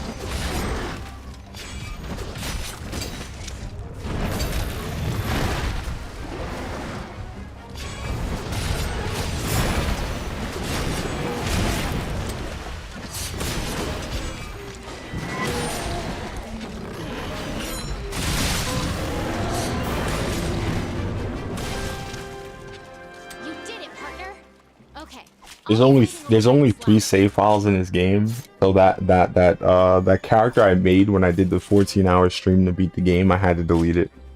So, lol. Hooray for games with 3 save slots.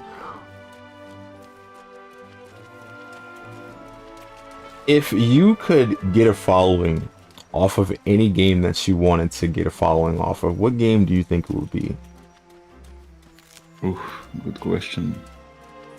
I guess I'd want it to be the game that I definitely enjoy playing and that I could play for 12 hours a day. What about you? I think that it would probably be something like this, something like Monster Hunter, because it's like I could play this game, there's a lot of stuff to do, but also I have the ability to invite people to play. You know what I mean? Like, if Among Us taught me anything, it's that to get people super active, you have to give them something to do. And since those people could play with me, they're talking to me, they're talking about what happened, they actually care about what happens in the game and all that stuff. And chat is a little bit more relevant. You know what I mean? Now don't get me wrong, chat is very relevant today. You guys are talking about extremely relevant things today because I'm talking nonstop, which is something that they say that all the streamers need to do. And like I said, that is thanks to Monastic Game. So, like I said, give him love. And if I can attract more people who are actually interested in what I'm doing, conversations will come naturally. You know what I mean? So, a game that lasts a long time, a game that people can participate in, and we can create some of the best conversations.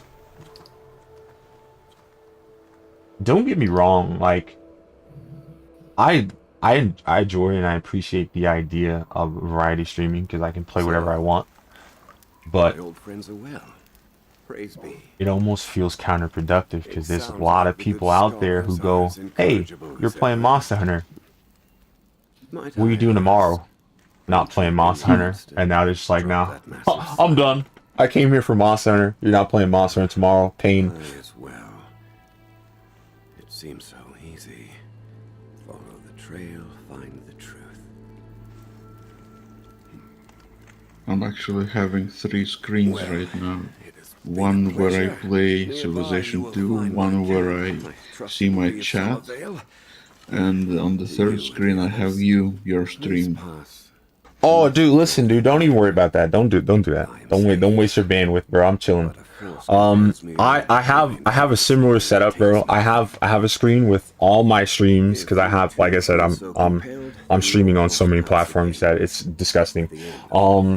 I have the game, I have that screen where all the stuff is, and then I have an interface that's supposed to be for my microphone, and it has the compiled chats of all that stuff in there, and it's got like sound alerts and stuff like that too, where I can make dumb sounds and stuff like that. But battle mode. at the end of the day, I don't really get to use it that much because I'm usually playing the game. You know what I mean? So it's like, it's kind of a bummer. And then like I said, the screen is mostly for seeing what happens in the chat, because like I said, it's more important to me to be able to interact with everybody.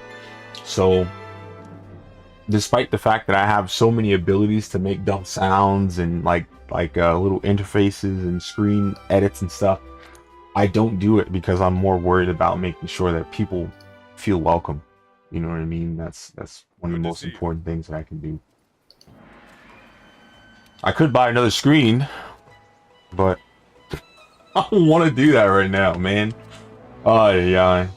Okay. I have a stream deck though.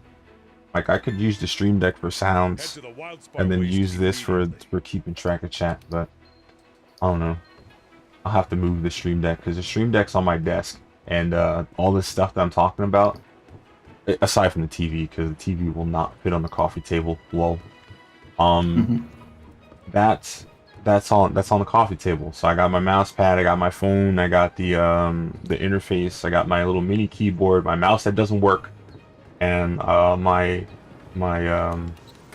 entertainment center controller all on my desk, and a thumb drive for moving whatever ideas I might have while I'm on the laptop to the computer. Because that's usually what happens too. Like I'll just be sitting here and I'll go, you know what, I want to do this, and then I do it, and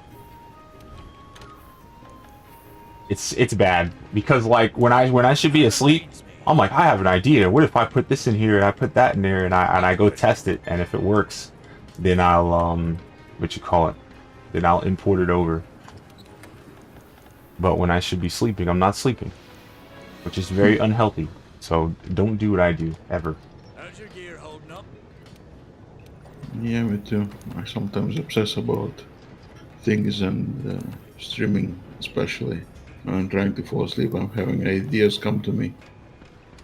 And so I have to decide between sleeping and going, testing out these ideas. Yes. See, a slight difference between me and you is that I have a laptop that's on my bed. We have an emergency. So like when I have that idea, I just like put my hand on the laptop like it's the alarm, and I'm like, we're doing it. I do it right now, and I test it. And it's like, you know what, this is great. And then I get no sleep, but I get the idea done. Now listen, if you like creating things, like for example, I would highly recommend musicians, authors, and stuff like that. It's good to do that, because when you have an idea, sometimes you think about it so hard that you forget it. And yeah, like forgetting a really good idea is the worst thing in the world.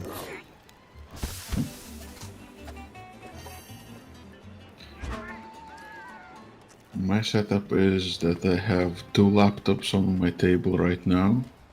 I have a second keyboard because my keyboard on my laptop doesn't really work. And I have a TV screen in front of me. Oh, okay, that's good. That's good. It's probably hot. I have 2 laptops like that. But yeah, I got a similar thing. I got a TV. I have a touchscreen monitor. And then I have the interface that has like it has 4 shortcut buttons, it has 6 knobs for different volume controls, and it has a touchscreen that operates in the same way that a Stream Deck does. So, like I said, I got a similar setup to you.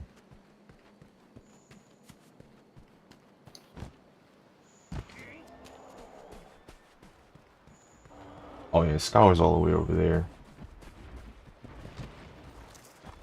You know what I need to do? I need to do a stream long, what you call it? It's a stream long prediction where it's like, am I gonna beat this game in 12 hours?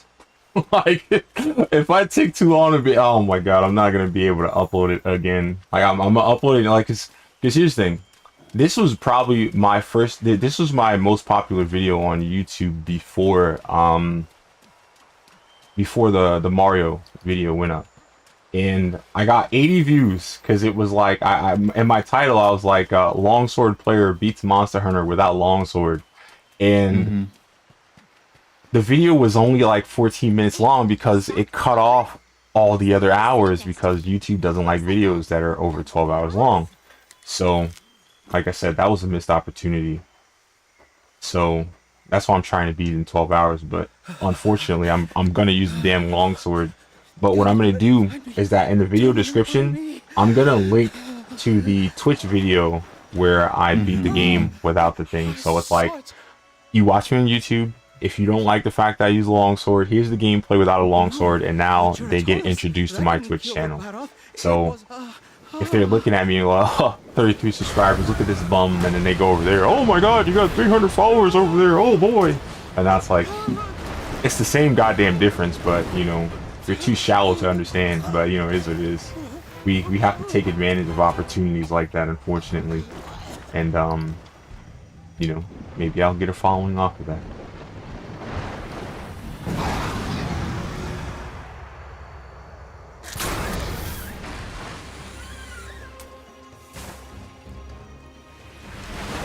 When you say beat the game in 12 hours, do you mean like the main storyline? Yeah, yeah. New target. New target. Hunt that Juratotus. And have you done that many times before?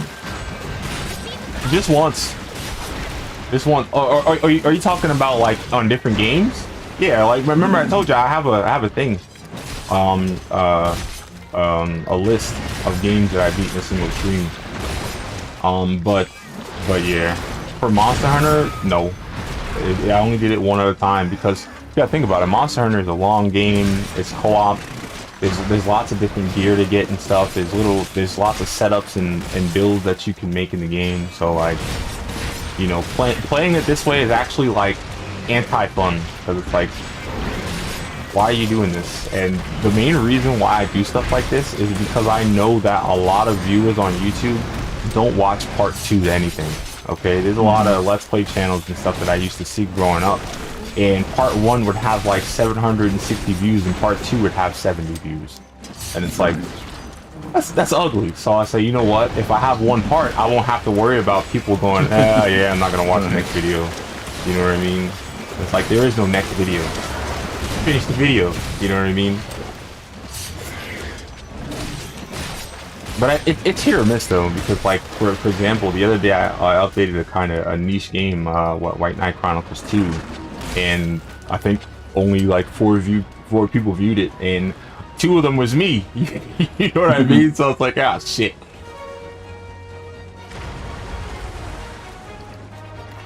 Wow, look at that! I have 6 viewers. That's a new record for me.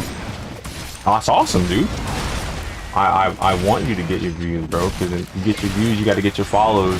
Hopefully you can get your follows, you know, around the same time you get your views, and then you can be an affiliate, you know. What does affiliate give me? Okay, it gives you access to ads. It gives you a better opportunity to get transcoding on your videos. So like, you know, for me, I stream at a bitrate that's actually too high for Twitch. So if people have bad internet connections, they can actually lower it so it doesn't suck. It's not guaranteed, but your chances of getting it are higher. You get channel points, so people can redeem it to do different things in your channel. You know what I mean? It'll boost activity. It'll encourage people to stick around your channel, because you know when you have channel points, periodically you'll get like 30 or 50 channel points for being in someone's chat for a certain amount of time. So if you have people to who want to have a lot of points, they're incentivized to do so. You can run ads on your channel, so you can make a little bit of money. You can have subscriptions on your channel, so that's cool too. And you know, it basically gives you the opportunity to pretend to be a professional on Twitch, I guess. You know what I mean? Now, listen, if people do give you money and stuff, you're not pretending anymore. You know what I mean? But you know, as far as I'm concerned, it's not. I really wanted to be an affiliate so I could have transcoding, because I hate the idea that I have to stream at like a trash bitrate and have people look at like trash quality video because if the quality's not high, if the quality's too high, they can't see anything. I like the fact that you can be able to turn it down and stuff, and you could do that by default on YouTube. But guess what? Nobody watches on YouTube, so well, I have to be on Twitch. You know what I mean? So it's a fight that I can't win. So instead of trying to win, I do everything.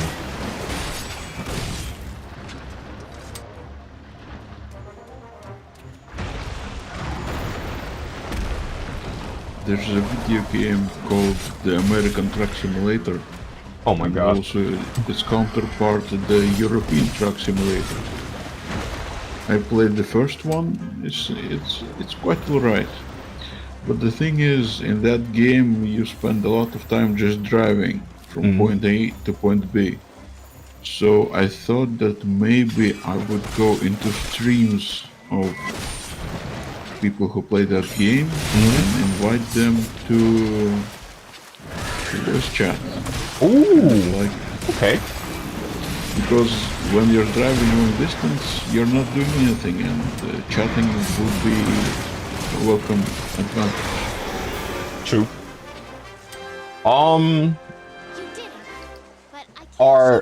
I personally feel like it should also be within your interest to try to find people who make the same content that you do, because at the end of the day, you want to attract an audience of people that do things that you're interested in. You know what I mean? Or that want to watch things that you're interested in. You know what I mean? So I do think that now if you're interested in playing games like Truck Simulator, absolutely. But if you're not, I think you should try to look for people who stream like Age of Empires, strategy games, stuff like that, so that or you know, even city simulator games and stuff, so that you'll have people who will look at your content and will actually be entertained by what you're doing. You know what I mean? Because that's kind of my problem too, is that like I have a lot of people who you know follow for follow thing. They're streaming like Valorant and Fortnite and competitive games, and I don't really play competitive games. So like sometimes I would go in there to support them, and it felt passively more difficult to do so because when there wasn't anything to say, I didn't have anything to look at. You know what I mean? Because it's like, I don't care about this game. I'm only here because you're nice. You know what I mean? We've made great strides towards understanding the tracks that have turned up across the And like some people are more successful. So like I'll go in their chats and I'll say something and they have 4 or 5 other people to respond to. So they'll probably respond to them, and now it's like, now I see why people like that don't mind lurkers, because it's like lurkers is someone that you don't have to keep up with, but you still get the view. You know what I mean? So like, remember what I said before about keeping up with 7 long conversations and 20 people who don't say much? After I get to a point like that, then lurkers will feel amazing, because it's like, thank God you're not talking, because fuck, I can't keep up with 100 people saying something. So it's like, I appreciate you. You know, but like when chat's dead, dude, it's not the same, because it's like, damn, look at all these people that I would love to talk to right now but can't. You know, it could be a decade before the next opportunity presents itself. Maybe longer. Is it even possible? If I said it wasn't, would that stop you? Let's give it I'm hoping that there will be a point in time where I could be seen as a personality and not as the game I'm playing. You know what I mean? And that's something that I heard someone say a long time ago. Same dude I was talking about with the 20k subs. He was saying that, and like even back then I understood it. But like I said, the reason why I didn't stream earlier was because I thought that it was as hard as he said it was. You know what I mean? One slip up and you're done. Commander, But if it's something that you think you want to do, it doesn't matter how hard it is. So people who are new and think that they should try to do it, do it, please. Another thing, that troubling report we received. Think you could? Yeah, Right. it's important to put yourself out there to try new things, Let's get this see show what on they're the good road. at. We have an elder dragon to And don't let people steal your members, all right? Everyone Jesus dismissed. Christ. Because I know there's a lot of things that people are willing to accept if it means that they can get a little bit more visibility. But like getting used is not one of the things that you should accept. All right.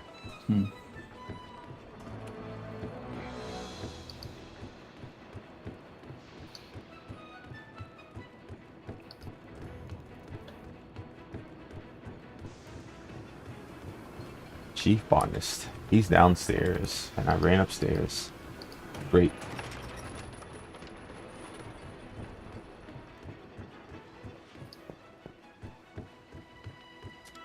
Whoa. I see you play in Age of Empires 2. Have you seen there's a person that does commentary on some of the higher tier, or sometimes, you know, low, but PvP battles.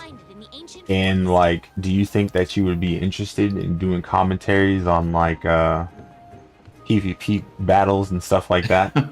I'm just saying, dude, because it's like I've had somebody in one of my servers a long time ago just show me videos, and like it'll be like 35 minutes of somebody commentating on some PvP battles, and like, you know, it'll, you know, people who like PvP will be attracted to your channel now, and then you could like commentate on things that are interesting, explain what the different units are doing and what advantages certain races or factions have with those tools and stuff like that. And I don't know, you know, that'll be a great way to get views too. And then you don't even have to play a game, you could just know the game, and now you just talk about the game. And if you love the game enough, people will feel that energy from you, and you know, you might get people like that too.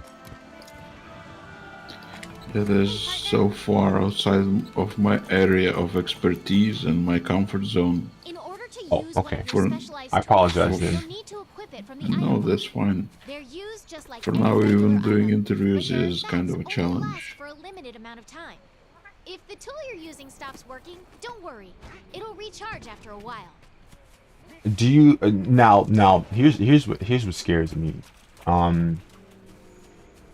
What do you think you would be able to do if someone's offended by a question that you ask? You know, because I think that would stop me in my tracks. You know, like I'm asking you genuine questions, and you know, and they're all in full sincerity, and now you might take offense to what I ask you. Like, I personally, that would harm the rest of the interview for me, because that would lower my disposition, and it would make me less confident to ask you questions that I have on my mind. Like I said, you might not think I'm introverted, but those are definitely introverted traits. How would you feel about something like that? Well, I would definitely apologize and feel apologetic. And yes, it will definitely detract from the rest of the interview, from my confidence. But I don't know. I hope I would be able to balance myself and continue the interview. Yeah. I think that if I was ever going to do something like that, that would be one of the things that I worry about the most, because, you know, despite the fact that some people will understand that I'm not trying to be like aggressive or insulting with my mannerisms, some people are offended by the way that I speak, and you know, that'll hurt, and I would have to, because I don't do interviews, but I would have to try to compose myself after that, and try to remain professional, rather than just be like, you know what, I'm gonna get up and walk off stage like I'm the star. You know what I mean? Because that's the kind of personality I have, where it's like, oh, word? Okay, you're gonna get you're gonna feel disrespected at something that I clearly didn't say to offend you. All right, bro, I'm gonna head out. I'm out of here. And now it's like, wow, look at this jackass interviewer that thinks he's the star. And it's like, bro, I just have to make sure that, you know, I respect myself enough not to feel that way, you know.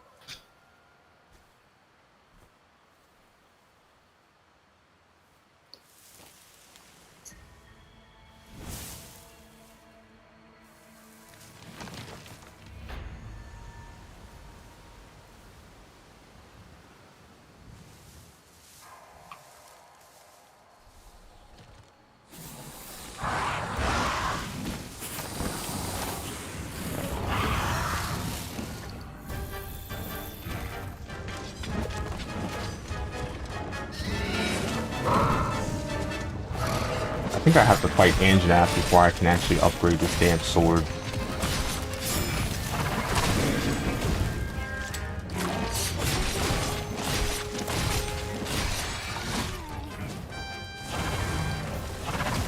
Ow.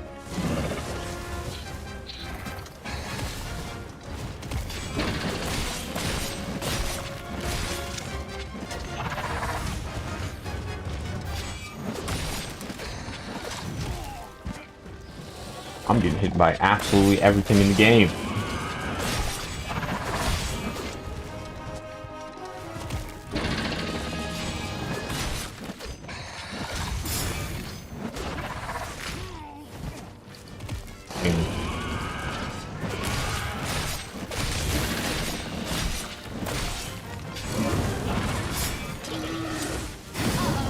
You've been hit with Thunderblight.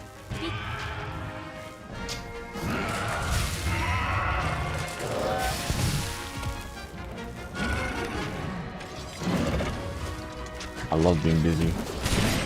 My favorite mechanic. You've been hit with Thunderblight. Be careful. You'll get stunned more easily now.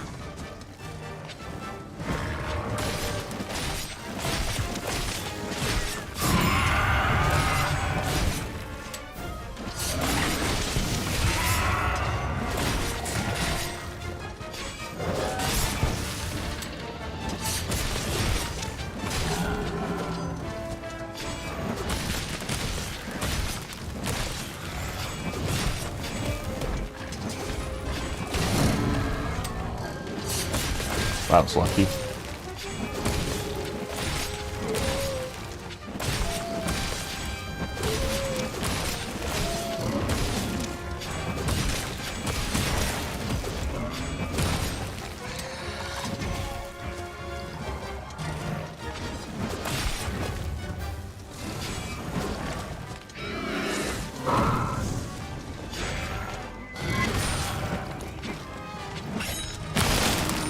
Do you think you'll ever play Elder Scrolls 3 Morrowind on stream? Possibly, but that game doesn't have a lot of viewers. Oh, it doesn't? Okay, never mind. I didn't think. Listen, I literally go with my gut with games like that. Like I remember that game single-handedly being the reason why my Xbox stopped working, and I mean, I don't even blame it. You know, like that was an amazing game that I never knew could exist on a console, and I played that shit, and it was just, I don't know. Like that was the first game I ever played where it just felt like I could just do wherever I want. Mm-hmm. So, you know, like I couldn't get over it, and neither could my Xbox. So yeah, I have a soft spot for that game. Also the glitches, because the glitches were always fun. I remember the first time because you know, you could do whatever you want in that game. So I ran around and I jumped up somewhere, and I got into Ash Mountain without actually getting into there. And then I found Keening, and I put it on. I didn't have wrist guard, so my health just said goodbye. And then I pinballed on the floor, bro. Like when you die when you're wearing stuff like that, your character just goes into like full random mode when it dies. And I'm like, bro, I picked it up and I'm like, oh my god, glowing blue blade, I have to put it on. I put it on, my health went down, and I ran out of health, I fell down, and I fucking, like, bounced all over the floor, and I'm like, alright, I'm done. And, like, I didn't know that I needed Wraithguard to make that work, so I had this cheat book, and there was a combination of buttons that you could press in the menu on top of your health screen to make it fill up automatically. So, like, every 5 seconds, I would open up the menu and put the combination in just so I could use it. And it's like, oh my god, what's wrong with me? Like the Grand Theft Auto, like, lower wanted level cheat. You know, you just act like an absolute tool, and then when you're done, you put the cheat in. And it's like, oh my god. But, it's funny too, because the first time I got to, figure out like what Wraithguard was because I wanted to kill Vivek. And killing Vivek is hard. He has a lot of health for no reason. And after I did that, you know, he has an item on him. He has the, you know, like I guess like a prototype or something of Wraithguard on his arm. And then I had it, and then I went to you know, there's some like little tribe huts and stuff, and I went to talk to them, and I had it in my inventory, and then they gave me the quest to make Wraithguard, even though I killed Vivek. And it's like, this game really made sure that you could beat it, even if you're an idiot, and I thought that was awesome. The only downside to Morrowind is having to read a lot of text. Yeah, that does suck. And almost everybody says the same things. If you talk to the wrong person, you won't finish the quest either. Oh my god. Yeah. I also like how Morrowind doesn't have any quest markers. You have to find locations based on the descriptions people give you. Locations and people. I am terrible at that. I'm not gonna lie. I'm terrible at that. Like, I'd probably have to chop the hell out of my streams just not to embarrass myself with how long it takes me to find out who someone is or where someone's at. Now don't get me wrong, you know, it's less of a pain because you know, you got Boots of the Apostle and stuff like that, so you can kind of like float around and do whatever you do just in case you jump down a flight of stairs, or you know, you decided not to go in a building or a castle that has the person that you need to talk to in there. Oops. But you know, it's still bad because I wouldn't know who to talk to. Back. Okay, time to wrap up defending the base. I also need to stop stealing things because like there's so many nice things in Morrowind since like it's not leveled. So you can find some like fantastic soul gems and stuff like that, keys to vaults and stuff at level 1. So like that was such a great time too. Like once you know how to play the game and once you know where stuff is, when you start it over, you could have like ebony armor and glass weapons, and you can't even run. Like your run is still walk, you know, but you can have all the gear that you need. Oh yeah, that's just an amazing time. Like I said, I need to give it a proper go, and I probably have to put so many mods on it because you remember, like, I played it on Xbox, so like I have it on PC now, but like, oh my god, there's a button that you can press to just put, I don't know the button.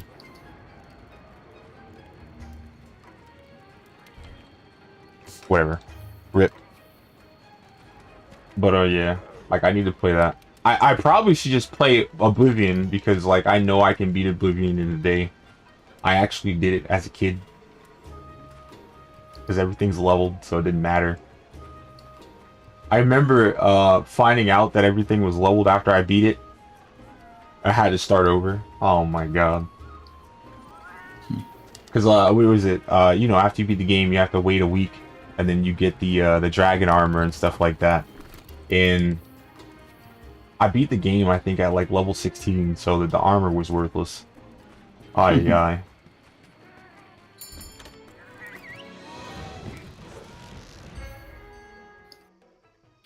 haven't played Oblivion. Well, I did. I started it, but I haven't finished it. Our number one priority And I is to definitely secure the base didn't by play taking out that encroaching android. Skyrim?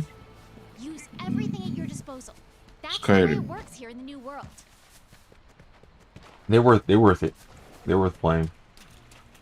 I think the big issue with Oblivion, I would say, is that it feels like spell effectiveness is way more important than it used to be. When your stamina is low, your spells are trash. Like, you try to use a heal spell and your stamina is too low, you won't heal for nothing. Like, it's bad. But if you didn't like those mechanics, I know you do, because Morrowind. Skyrim kind of gets rid of all that. You're kind of chilling with Skyrim.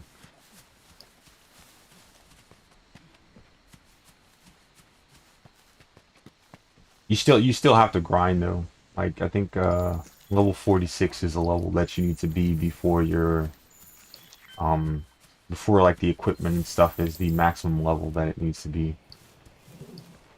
Oh, I'm supposed to be fighting Anjanath. Look at me go the wrong way.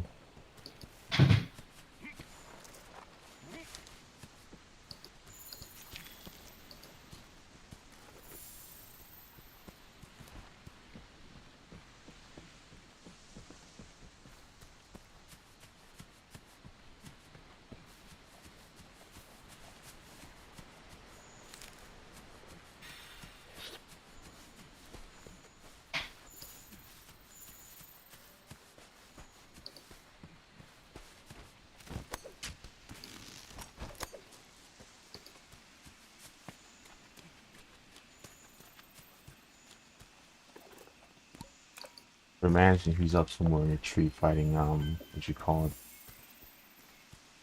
Great Jagras.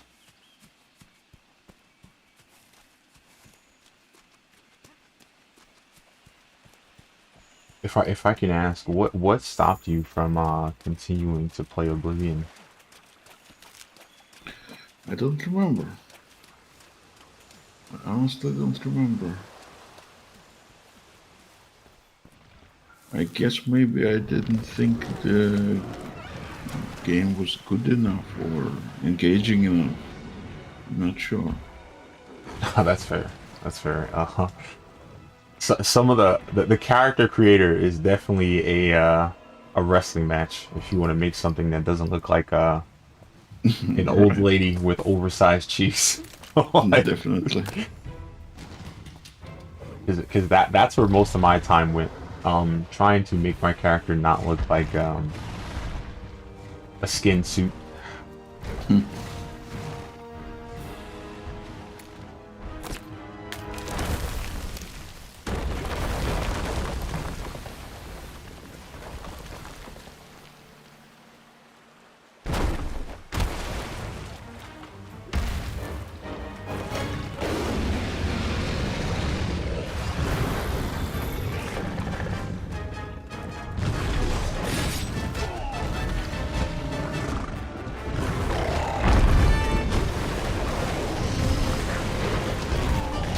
Oh my god.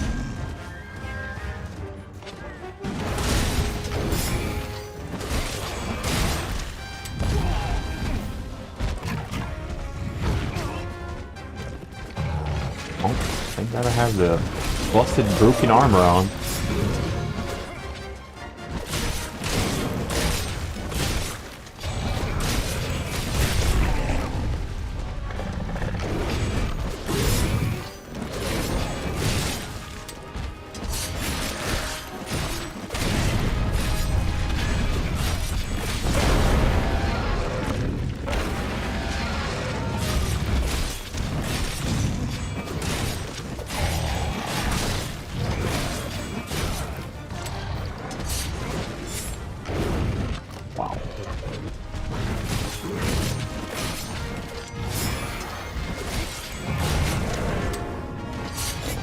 Played the Dark Souls?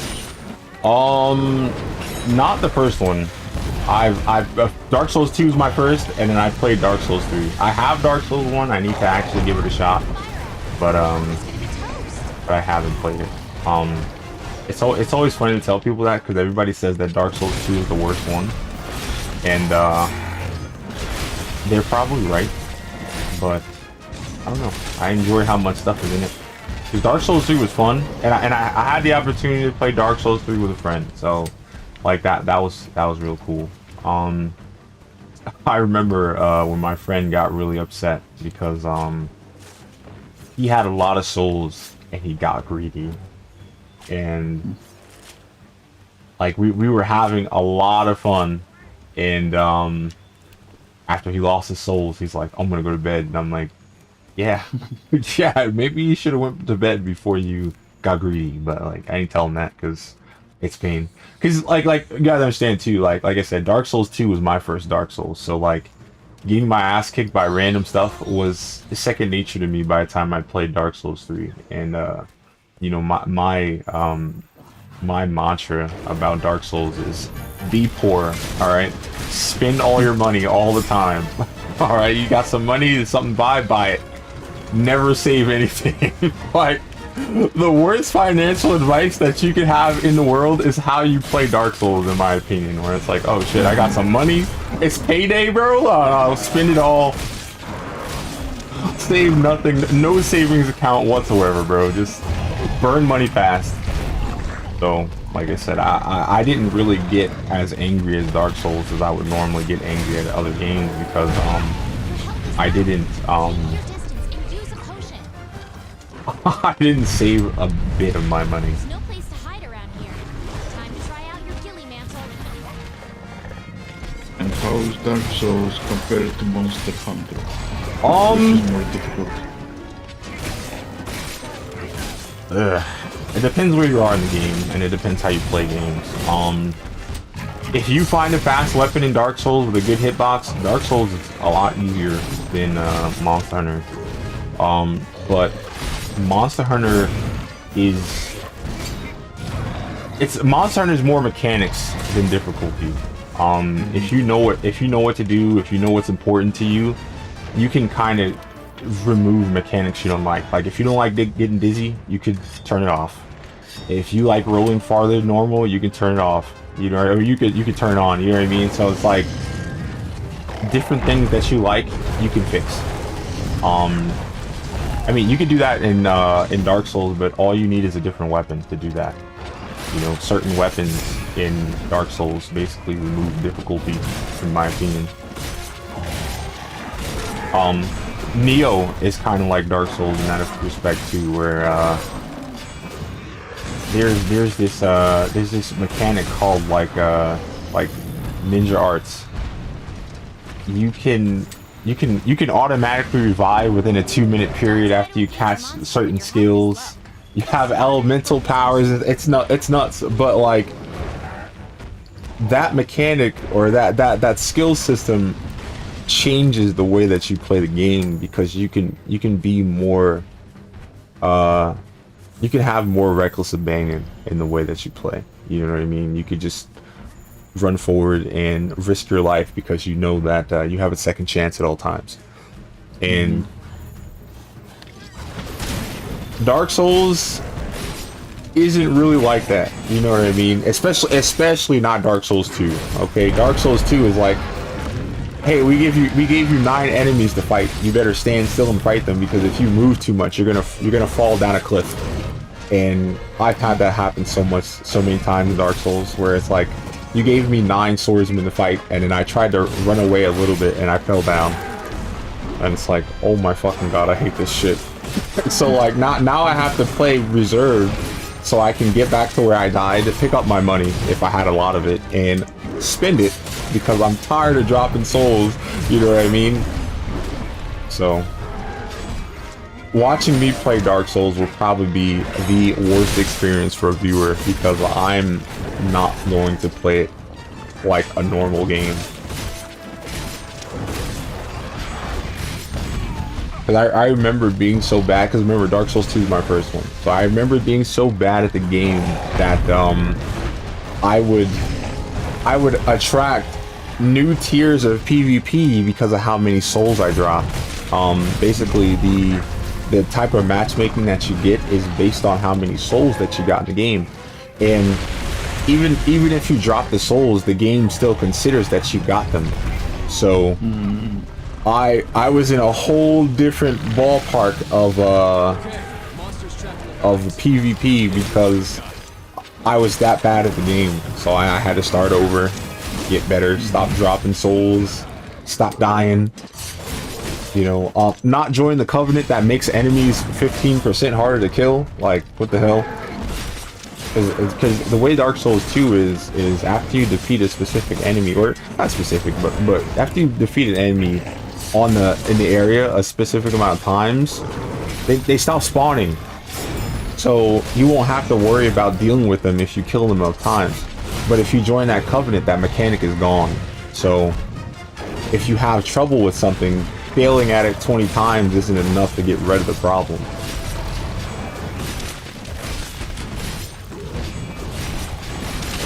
I don't know why that was a mechanic anyway. To you know, have less have monsters despawn after you beat them a certain amount of times. I wonder what made him add that.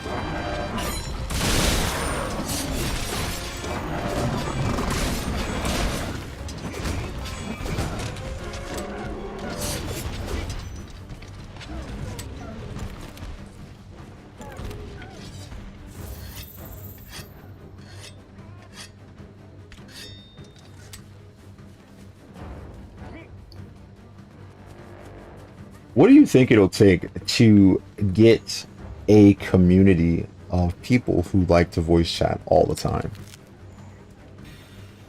Well, definitely some effort.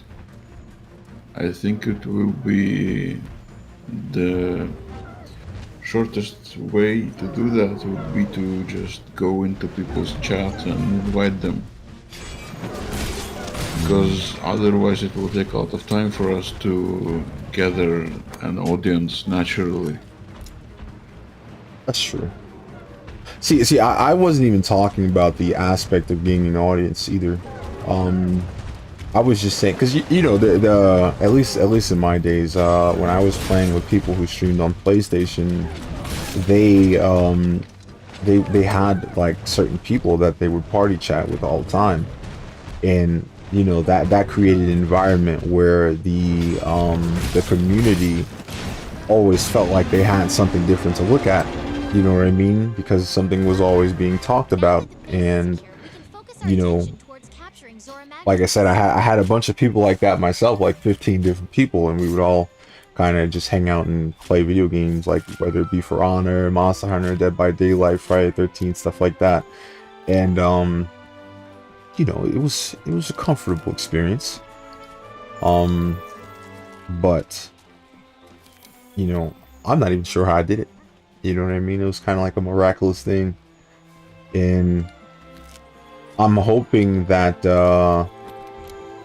if I guess a trend-setting multiplayer game comes out, that those people will gravitate toward us. You know what I mean? Unfortunately, lately it seems like I've been attracting the worst of them, because when I was playing Wild Hearts, because you know Wild Hearts is kind of like a Monster Hunter-ish game that came out a couple months ago, almost a year ago now, and I had people join for that game, but a lot of people don't join to play anymore. They join to get carried through the game. So instead of like something happening, I'd be like, oh, this is how you do this, this is how you do that, this is what you should do if you want to do this is what you should want to do if you get that. It was just, yo, kill this monster, kill that monster, do this thing, do that thing, and thanks.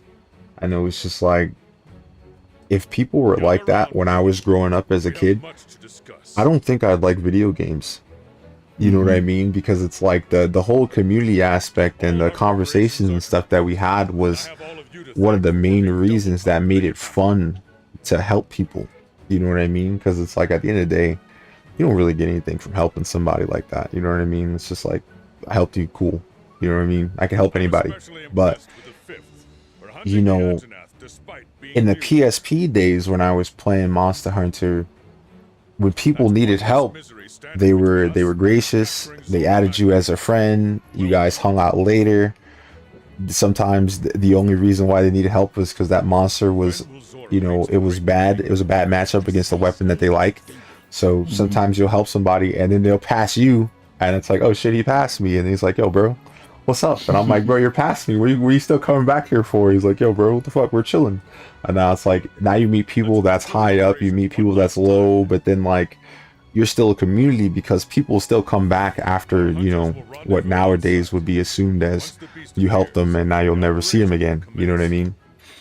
So there's a lot of benefit to helping people because you met more people, hung out, you grew a community that way.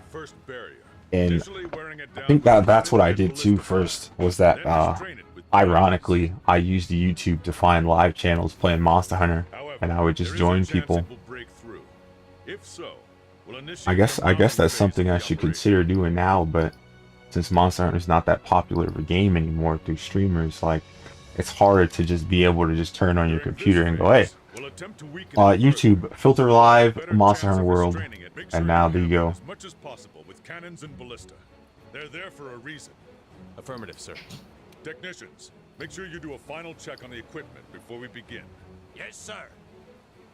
I gotta make sure not to skip all the voice acting because there's not much of it in this game. On our supplies. Researchers, proceed to the Great Ravine with your escort as soon as you're ready. We can't bring our quarry back to base, so take what you need and be prepared to conduct your research on site. Don't worry, Commander. Everything will be in order. I wonder why Capcom has such a hard time getting voice acting, and companies like Namco Bandai don't. The Tales of series from Namco Bandai, those dudes talk non-stop. So I don't understand. Wow, the big moment is finally here. I'm shaking up a storm here. How about you?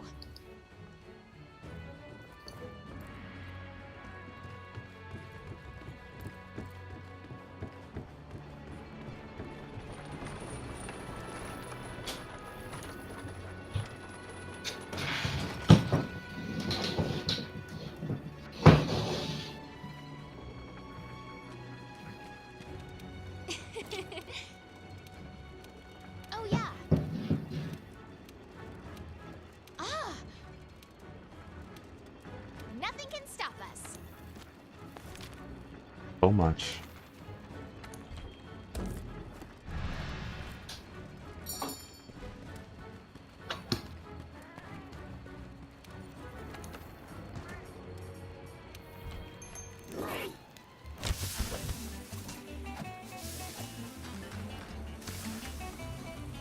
I know I gotta reach out to Captain America one of these days because he has an Xbox, and thankfully Halo 1, 2, and 3, maybe 4, but Halo 1, 2, and 3 are cross-platform co-op, so I could play it with him even though he's on Xbox and I'm on PC.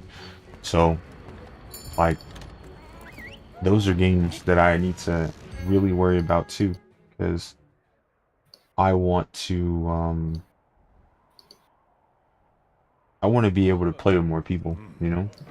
Work faster, you slack Alive. Quite a sight. What do you think about the voice chat? How many people should we have on? I mean, If the second fleet. if we could have our choice, I mean, as many people as we want, what would be the limit? Commander. well, there's really only one stipulation I would be worried We'll about get in it that ready by respect, morning, and I that promise. is I'll hold you to it. if people are polite enough to let other people talk, you know? That's more important than how many people are there, because you already know you could have 4 people in here, and if they're respectful, it won't do anything. You have 8 people in here, if they're respectful, it's fine. If one person is like disrespectful, then nobody will have the opportunity to voice their concerns or their things, you know what I mean? So it's like, yeah. And I mean, now one thing that I have to do if we have that many people in here is I have to figure out a push the mute button for Discord, so that if I want to reply to people who are commenting in chat and stuff like that, I can push a button and mute my mic and unmute my mic, so that I can talk to people who are, you know, having side conversations and stuff in the chat while I'm in the VC, as to not, you know, talk over them. You know what I mean? Yeah. Because that's a big issue too. You know, like if we're all streaming and we're all in the chat, we have our own communities that we have to keep track of. You know. True.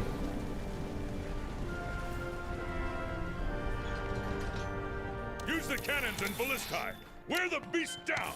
But you know, trust and respect usually fixes a lot of the issues that you can have with things, because it's like it kind of compensates for the, you know, the lack of organization that you can have when you have to do stuff like that. Hold nothing back. Because, like, think about it, if someone's rude during a one-on-one conversation, it's kind of like, okay, I could stop talking and it'll still seem fine. But if there's 8 people, like, everybody's gonna get tired of stopping to talk to accommodate for somebody who clearly doesn't have enough politeness to understand what they're doing. Move. Have you heard about the YouTube creator called Mauler? Mauler. Yeah. Isn't it some dude that always has a mask on? Looks like he's wearing like a Kilbo mask. Yeah. I've heard of him. Did he do something? No, I'm just thinking about how many people to have on voice chat, and he usually has like 4 people or something like that. Okay. Yeah, I've seen people like that. I remember back when Rags used to make content on his own, because like lately when I see Rags, he's always doing something in a channel. But they'll, like I said, they'll work fine. There's other casts. There's Nerdrotic and stuff like that. They have big channels and stuff where they'll have everybody together, and they all shoot the shit and have a good time. There's a Spawncast where a whole bunch of people get together and talk about video games, releases, console stuff, and the like. So that's what I'm saying. Like, all you need is polite people to come together, and we can share our opinions on a lot of things.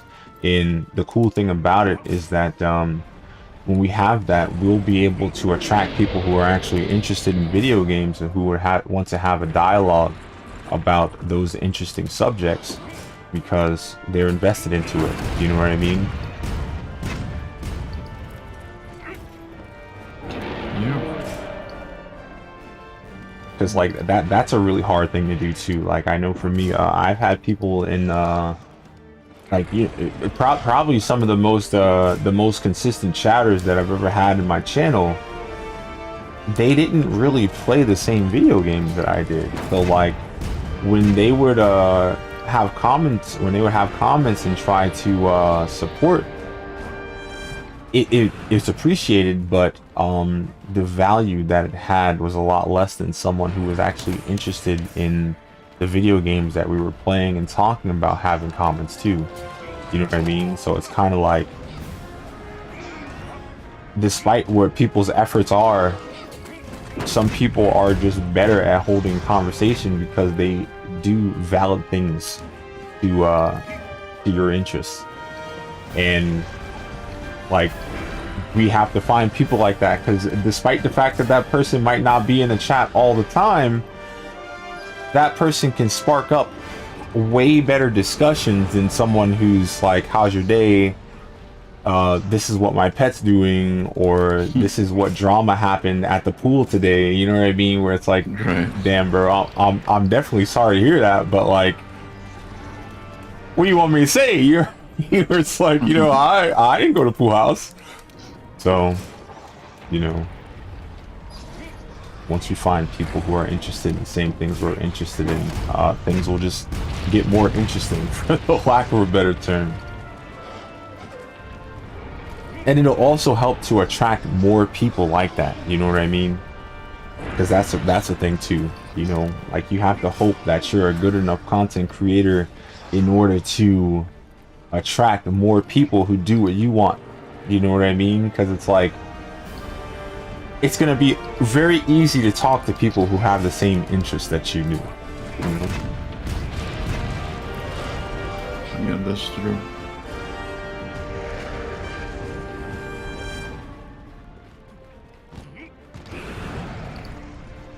I don't miss loading cannonballs and shooting a molten rock for 20 minutes.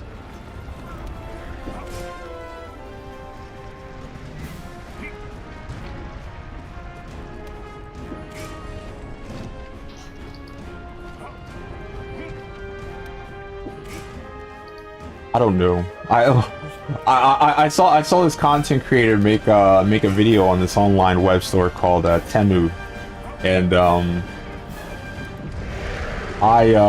people were so upset about it because apparently a lot of people feel like Temu is a scam, and it's not. Now Wish.com, I feel like Wish.com is a scam, and some people feel like that's not a scam. I can't stand Wish.com. Everything I've ever ordered from Wish.com came broken, so I have my reservations about that. I've ordered from Temu once, and everything that I ordered came intact, and at prices that I remember eBay having like 6-7 years ago. So like, I like saving money, so I think Temu was cool. So like, I bought again from them. I hope this time it's good, because if not, I'm probably gonna have to put them in the Wish category. But you know, as it is, you know, like getting good items for cheap is definitely something I'm interested in, especially with how fast how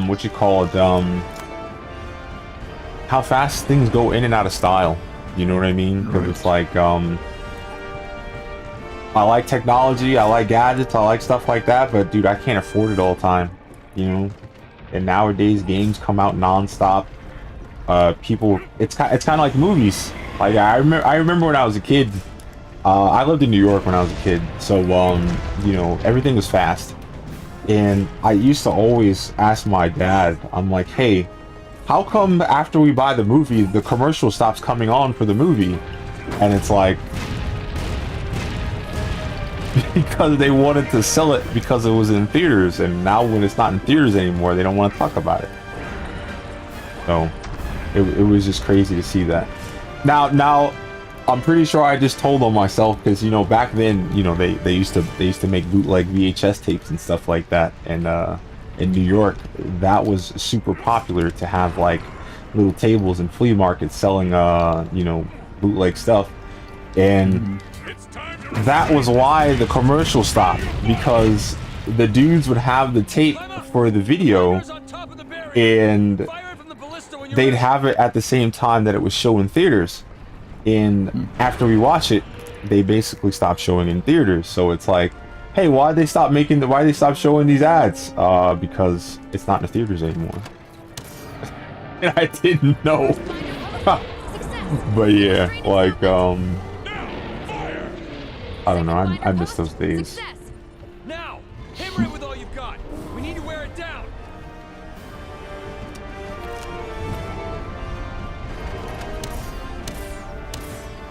Wow, that's doing a whole lot of damage. Oh my god, 10s and 13s.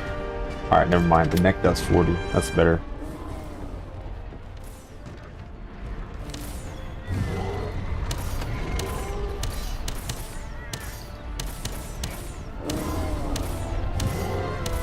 And do you think it's possible, well, realistic, to talk the entire day for 12 hours in voice chat? I could do it. I mean, maybe my cheeks might hurt, but I mean, that's fine. I'll have a chiseled jaw by the time I'm done talking. You know what I mean? So it's like, I don't mind. I like I said, I enjoy talking to people, so it's not really an issue for me. Like I said, the biggest issue I would have is kind of maintaining conversation topics, because you got to think about it too. Like, you were the one doing the interview. You have a very vulnerable position to be in. Like, think about it. I could criticize your questions, but if you asked me to have a question of my own, I probably wouldn't have one. You know what I mean? So you kind of have to have enough empathy to understand that, like, you know, the person asking the questions had enough decency to have questions to begin with. You know what I mean? Because it's like I said, I'm totally cool with banter. I can talk about video games until my lips hurt. But figuring out very interesting questions to ask somebody, it's not easy. You know what I mean? Like I know a big streamer, and you probably can talk to him, because he's usually in VC every damn day after he streams. But I mean, he's probably blocked by not blocked, but you know what I mean. Like, there's a lot of people in the VC with him, so like the opportunity for you to be able to actually get off some worthwhile questions is probably low, because he's probably gonna feel like his time is worth money, and he might lash out at you, because like I've joined his VC before, but like I didn't really have anything to say. I would just listen more, you know.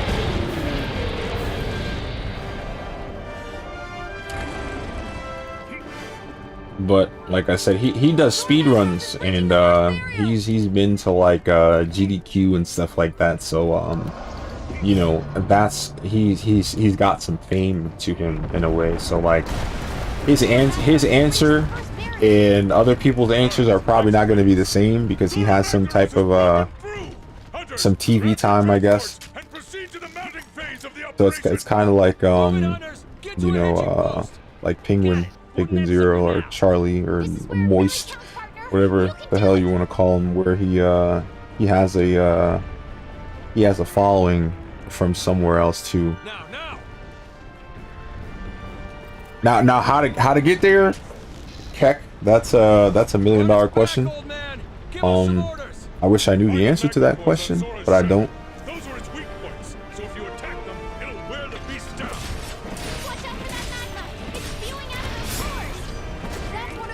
On my second day of streaming, I still didn't have a lot of confidence, but I decided, okay, I'm gonna do it. So I went on stream to the audience of 0 viewers. I advertised my stream on TikTok and YouTube Shorts. Okay. And so I think one person came, and it was just me and him. Somebody who followed me still from my YouTube days. Okay. And I thought, okay, I have somebody in my chat. Well, he wasn't chatting, he was just there. Present. Okay. And I thought, well, it's my job to entertain him. And I didn't want to talk about the game I was playing. Well, there wasn't much to talk about. And so I started telling the story of my 2 years that I spent in Norway. And basically I spoke for 3 hours, and I got so exhausted that I had to end the stream just there. Oh. Okay. And after that I just went to bed, went to sleep, and slept for like 6 or 8 hours. So for me, talking, especially to somebody who doesn't respond, that's just exhausting. Yes. Listen, I agree with you. Okay, I didn't know you meant like that. I didn't know you meant talking to nobody. Yeah, it's hard.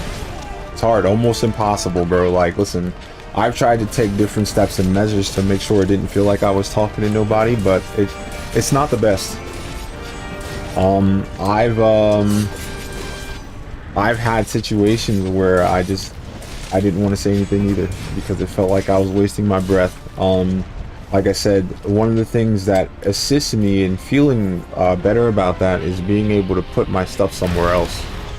Like I said, you know, like, yeah, maybe nobody on Twitch cares about it, but after it's done and I put it on YouTube, maybe somebody will care about it.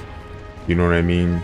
And recently I've been I've been chopping up some of my streams and some of the talking points that I would make during the stream, and I would, you know, kind of isolate them and put them in a queue. And right now I already have a queue where there's videos that's going to be published every day until about November. You know what I mean? Because like they're little conversations, like when I'm in stream and we have a conversation about like the favorite consoles and stuff like that. I have little clips about, like, you know, how Pokemon and Pokemon made action replay so much money and stuff like that because like cheating and all that stuff. So it's like all those little things that you can do, that kind of makes something for you to keep going with. You know what I mean? Where it's like, okay, despite the fact that I might not have a good conversation every day, when I do have a good conversation, I can make a clip of that conversation, put it somewhere so that there's more value added to it. And you know, because you gotta think about it. Like, think about the YouTube videos that you watch of people playing your favorite games. You think the clips that they make are you know, always like that? You think their channels are always like that? No. You know? So like, it's kind of funny too, because there's this I don't even know, but it's I guess some I guess activist, I'll call it that, whatever. And he makes a video, right? And when he starts his video, he has an issue that he needs to address. So he'll address the issue. It'll be like user mail or something like that. It'll be something that somebody's looking for feedback or whatever it is like that, right? So he'll address the feedback that needs to be made, and after he's done addressing feedback, that's when he'll read the chat. So it's like there's people who still chat in his live streams, and the only chats that guy reads are the ones that people pay for. And there's still people sending chats that aren't paid, and they know that he'll never read them, and they still do it anyway. And it's like, bro, don't you want to go somewhere where your opinion is valued more than that? But apparently not. So like, if you ever get into a position where you can do something like that, that might be the ticket too. Is just find something worthwhile to talk about, start the stream, address it. After you're done addressing it, read all the people that gave you money, and then end the stream. And it's like, holy hell, what is that? That's a money farm, bro. Because now it's like you get ads on your video, somebody paid you for you to read their email about something they need advice on, and then after you're done reading or you know, responding to that advice that was paid for, now you read the comments that was paid for, and then you go live your life. And it's like, what the fuck? Literally nothing but money. Oh my god. Right. But yeah, like once you have enough people, you can choose to do whatever you want with them. I mean, it sounds impersonal as hell, but it's the truth. You know what I mean? Like, you can choose to be human about it, and you can choose to do that. It's entirely up to you. But the point I'm trying to make with that is that he comes online and he has a goal, and that goal gets met, and that's it. You know what I mean? That dude never has to worry about having nothing to say on stream, because he starts his stream with something to say. You know what I mean? Mm-hmm.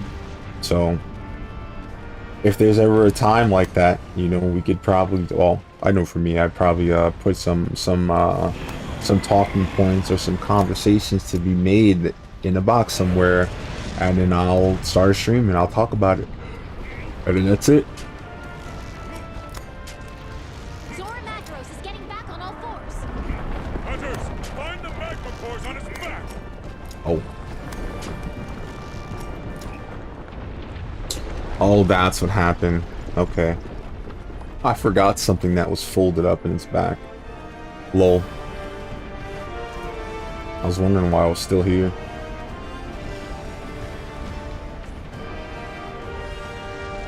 But yeah, man, it should be easy enough. Like, think about it, dude. It's kind of like having a speech in school or something like that. You know, you pick a topic, you talk about the topic, you hope enough people care about it, and that's it. Unfortunately, it's not easy like school though, because think about it, at least in school, somebody had to read what you wrote. You know, when you're streaming, nobody reads that shit sometimes. So it's like, yeah, man, what do you think about that? Nobody's there. Shit.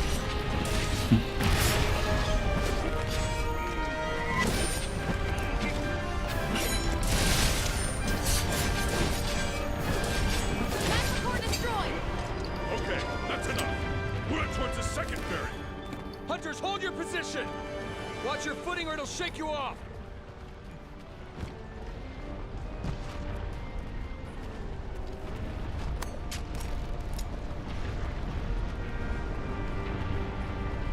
Should have made the new weapon.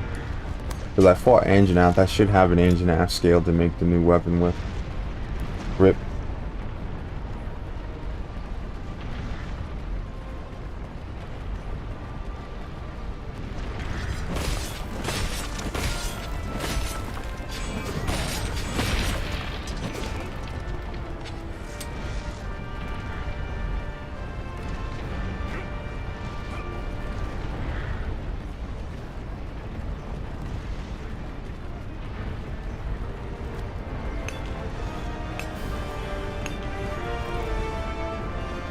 I want to find people to play some like really interesting lighthearted games with. Like I remember I saw a video maybe a year, maybe 2 years ago, it's been a long time, where people were playing Uno and they were in a group, just 4 people just like shooting the shit playing Uno, and it was a great time because there was a lot of chemistry there. And that's something that I really want to see.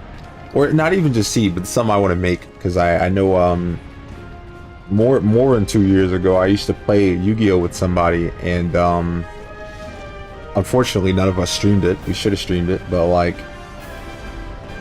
we would always make, well, he would always make different decks because he would try to beat my deck, and he had a lot of trouble with it until he sided in one card.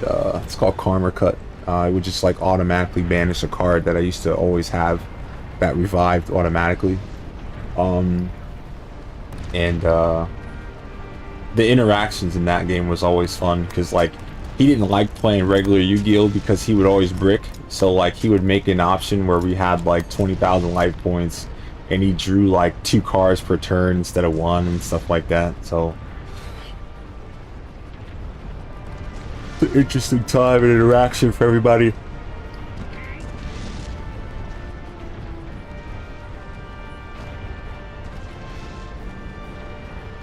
It's crazy to think like how many good ideas don't come into play unless you have enough people to actually execute those ideas.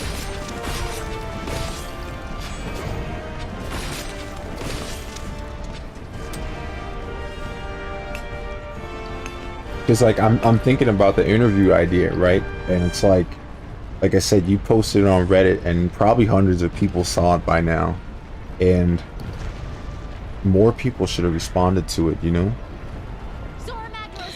Yeah, but my post was not only about interviews, it was just about finding friends and co-hosts. Maybe I should post exclusively about interviews. Maybe then more people will respond. Yeah, well, the hell, do it. Do all of it, because it's like some people don't read past the title, so right. You know, but being as brain dead as possible is valuable sometimes. Ready your binders! Fire! That's a hit. We've restrained. I guess it's sometimes just the same way as YouTube comments. The less you say, the better. You have like a one-liner. Hundreds of people like it, sometimes thousands. Yeah. You say a real comment, no likes, 2 likes, something crazy. It's like, bro. A monster! Some unknown monster has appeared on Zora Magdaros' shell. Ballista team, get ready to provide support. Hunters, under Zora's back, now! Ballista team, acknowledge. On it. Careful there, partner. That's the mysterious black monster we've been hearing about. The one that was so behind.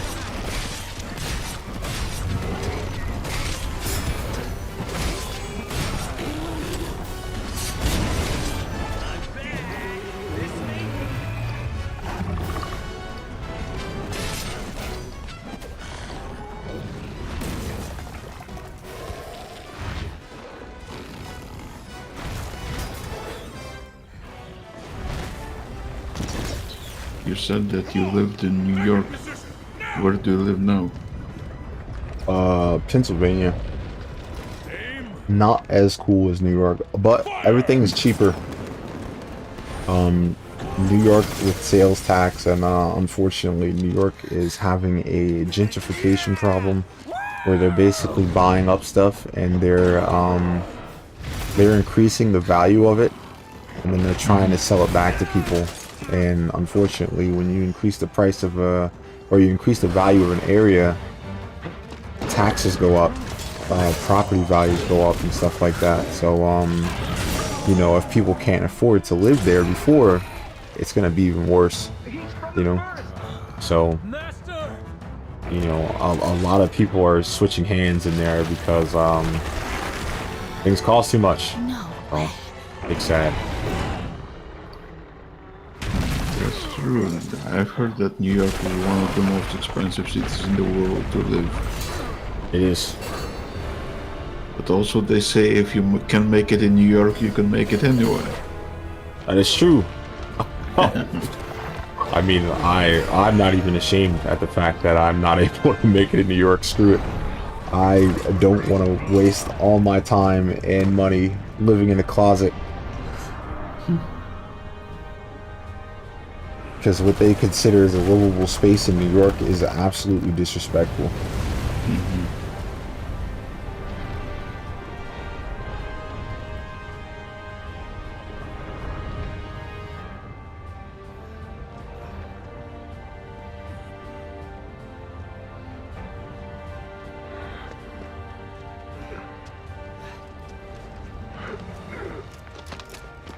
I'm getting too old for this.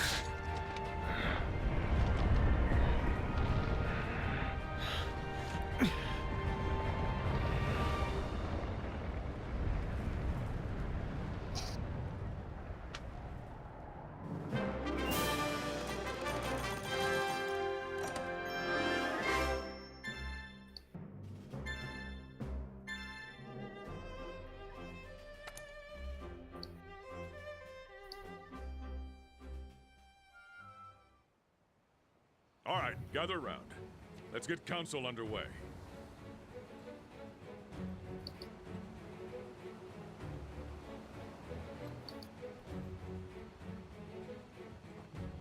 First, your reports. Where do we stand right now? Since it reached the Great Ravine, however, I think we have a chance to salvage the situation if we can pick up its trail on the other side. We've got some good news from the field team on that front. Tectonic movement from when Zora passed through created a fissure in the Great Ravine. That fissure is our ticket to catching up with the beast. There's no point.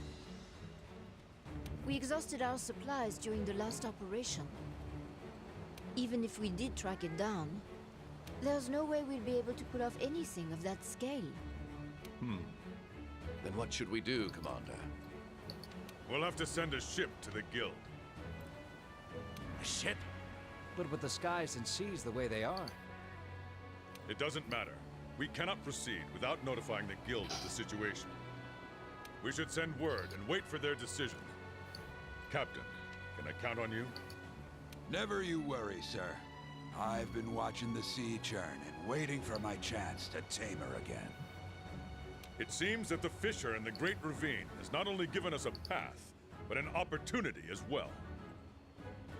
Together, we're going to brave whatever lies on the other side and find Zora Magdaros' trail. Hunters, head to the Great Ravine as soon as you're ready. May the Sapphire Star light your way. Dismissed.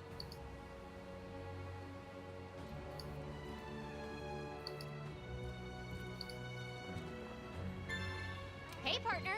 Let's go on an expedition out in the Great Ravine. I'll tag along.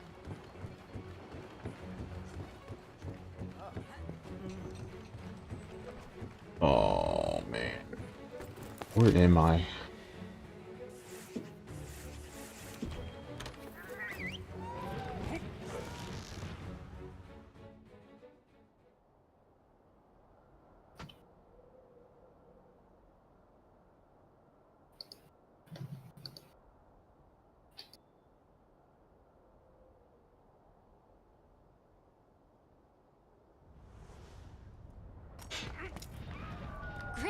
We made it. I think my phone is like literally on fire. Let's start by finding. Oh yeah.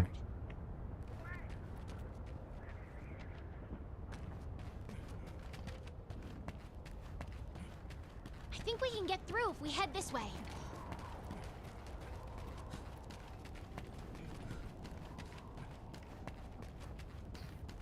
Zora Magdaros went straight through. We didn't even slow it down. I'm guessing there's something pretty important on the other side.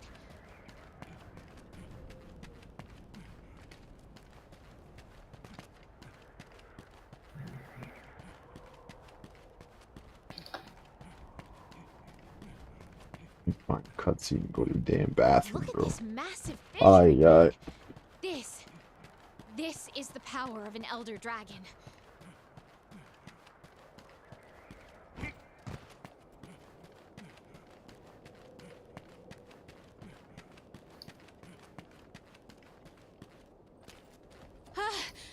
We gotta be careful not to fall here.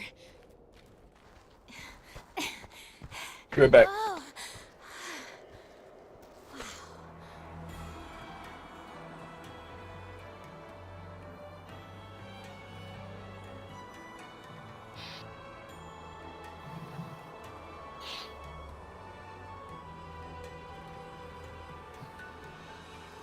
Race you down there.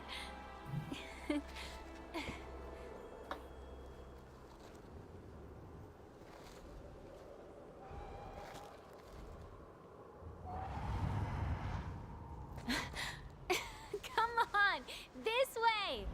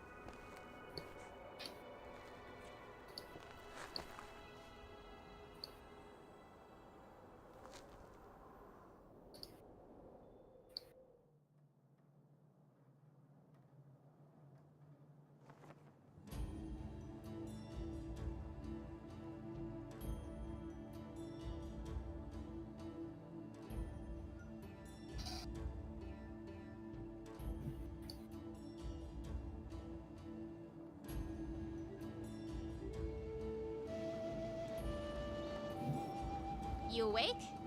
I don't know where we are.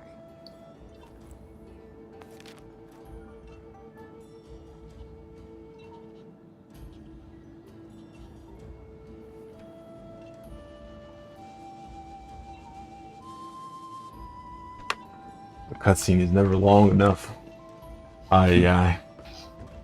Okay, I have a question for you though. What do you think would be, I guess, the most approachable way to run a giveaway? I wouldn't even know where to start. What sort of giveaway are we talking about? Any giveaway.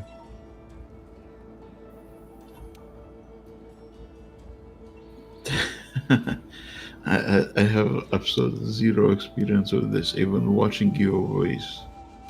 Yeah. Maybe you could give me some examples. Well, okay. The reason why I'm asking you is because I don't really have any idea. Well, I have some leads, but I don't have any. I guess, practical knowledge on it.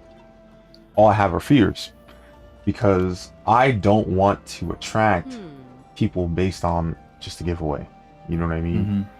And that's why I haven't had one yet, because it's like, how do you produce a giveaway without attracting the worst people?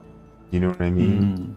So it's like, I don't want to say, yo, giveaway, and then there's people who definitely type giveaway in the chat, or they type it in the search bar all day.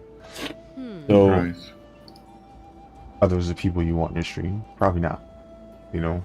So now it's like you have somebody who isn't going to stick around or not even just one person, but many people who aren't going to stick around coming to your chat.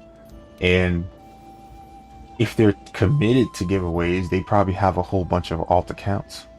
So they're going to come in with their 5-6 accounts, maybe more, and flood the chat so they get more chances of winning. And at the end of the day, now you basically got nothing. You know what I mean? You lost by having a giveaway rather than rewarding the people at your community. You know what I mean?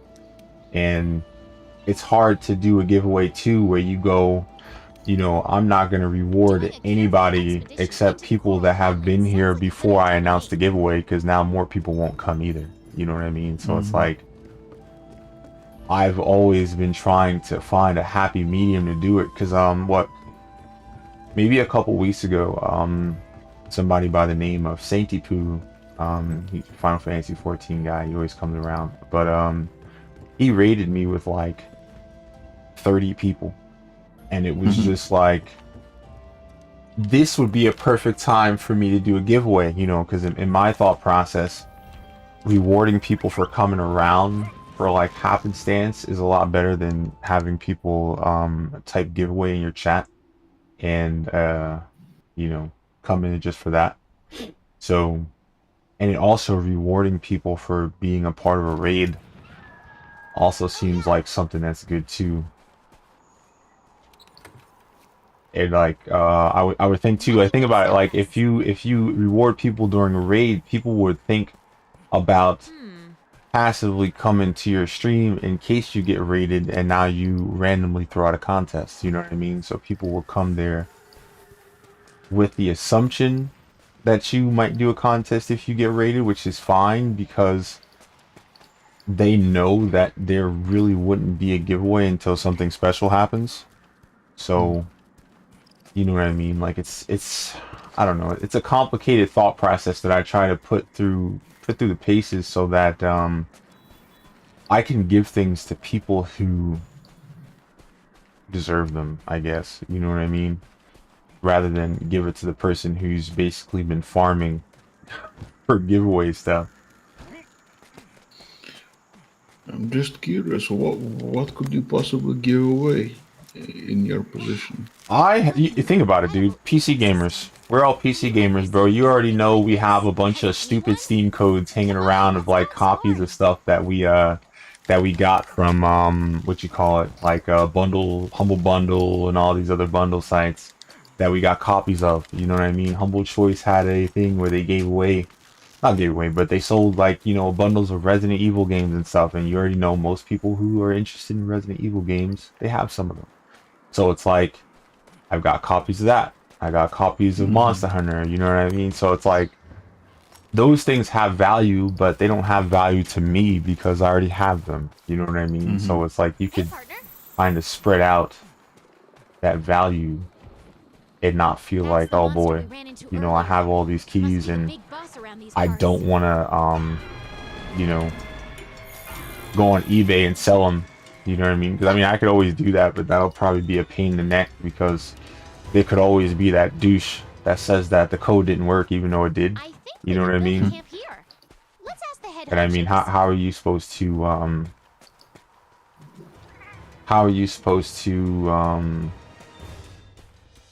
prove that the code worked? You know what I mean? Because they could activate it on a different account and then show you their main account that the code isn't there. Or that the code got redeemed already. And now it's like, I know it didn't get redeemed already because I already had the game, so I couldn't redeem it. And it's like, oh my god. So, that's something I don't want to put myself through. You know what I mean? I know the bad thing about having contests like that, though, would be that I would have to limit the country that people could get it from. You know what I mean? Just for the precaution that if the code doesn't work in another country, I won't have to worry about somebody being, hey, it doesn't work over here. And it's like, where are you from? And it's I'm from the Cayman Islands. And it's like, bro, none of the codes work.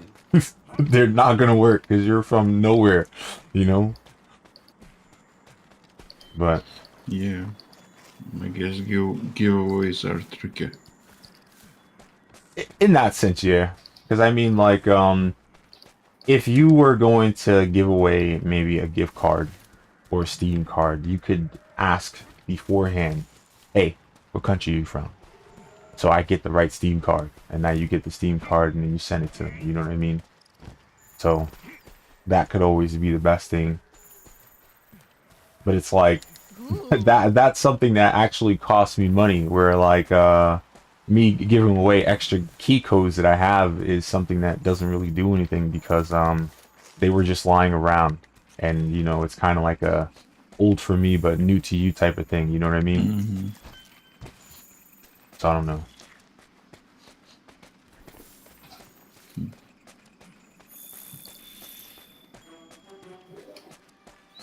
I mean, at the end of the day, if people are cool with it, they could just kind of make a United States Steam account and redeem the code anyway, because that'll work. But like I said, I would expect most people to want to have all the games in the same spot. Oh, never mind. I know where it is. I have to climb the damn rock, even though that's never where it is normally.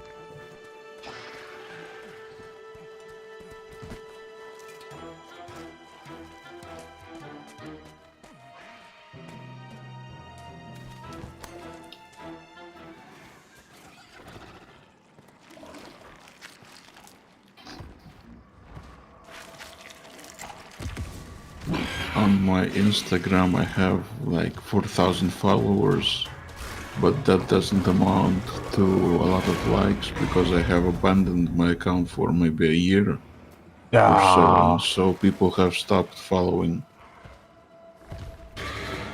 Basically, like a year or two ago I was very active on Instagram. I was doing a lot of giveaway portraits.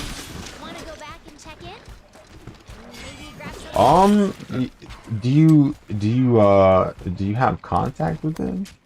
Because I mean, you think about it too. You can also probably put up your socials on other accounts. Like put like a portrait of your Instagram on TikTok or something. And now when they try to go find you, they'll see that you're famous, and you could probably leverage.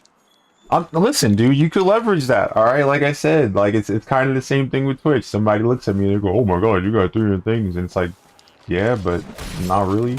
You know what I mean? But again, think about it. Somebody sees 4 million people on Instagram.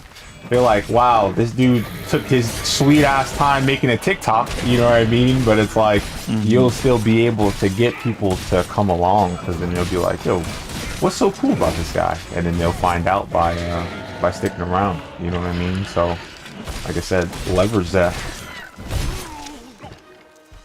I guess.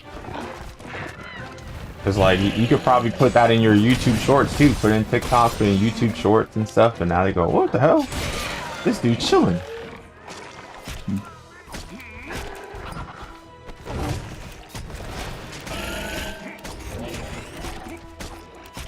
The sad thing is that at the peak of my Instagram hobby, I got like 500 likes per post. Okay, it's down. But after I abandoned my hobby and came back years later, I started getting only 50 likes per post.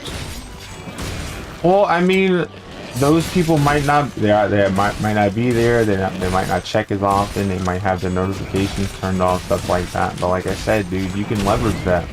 You know, like, think about that. You put that somewhere on your Twitter while you're posting art and stuff, and now like it's more of a thing that people can get behind because they see, oh my god, other people like it, I should like it. And now it's like, shouldn't think like that, but a lot of people do think like that. So it's like, huh. I mean, listen, dude, I understand that, you know, from 500 to 50, that's a big loss, but you know, it's not really something that you can fix. You know what I mean? Well, you could fix it, but like, you know, those people are probably not going to come back anyway. You know, you got to find new people now. It's just kind of like streaming. You know, like you take a break streaming, people might not come back. Like I know for me, I went like remember I told you my mic went out and I took a break. I took a break, and there were people that used to come here every day, and they don't come around no more. Hey, Latoya, what's going on?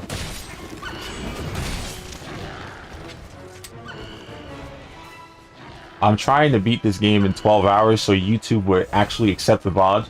Because YouTube does not accept this if I take more than 12 hours. Okay. I'm fine. I'm with this with the dude we're having. Well, we had an interview earlier, but yeah, he's in the pinned message. He came up with the idea that people should talk to each other during stream to keep things more interesting. He also had an idea to have people you know, be able to interview people in order to, you know, get more discovery about streaming and stuff. So, like I said, this is the man with the plan right here. Hello there.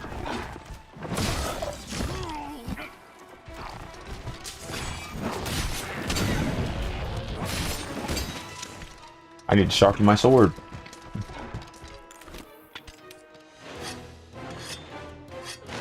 Yeah.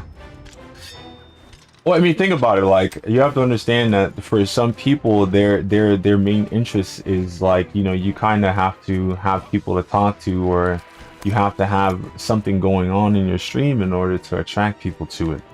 And like I said, that whole idea is basically it's genius, because, you know, I know for me the other day I got mad because I went to my you know, the homepage on Twitch. This is not God of War, bro. It's God of War. Oh my god. Nah, but I went to my Twitch and they're like, hey, you should talk to your lurkers even though they're not gonna be able to respond to you. And it's like, bro, what the hell are you talking about, bro? It's not a diary, bro. I'm not gonna sit up here and have pillow talk about myself. You know what I mean? But it seems like that's what they want you to do on Twitch, where you just talk to nobody and hope somebody cares about what you're talking about. And it doesn't feel good talking like that. So like I said, his idea about having streams where you have a conversation with somebody the whole time is way better. Yeah.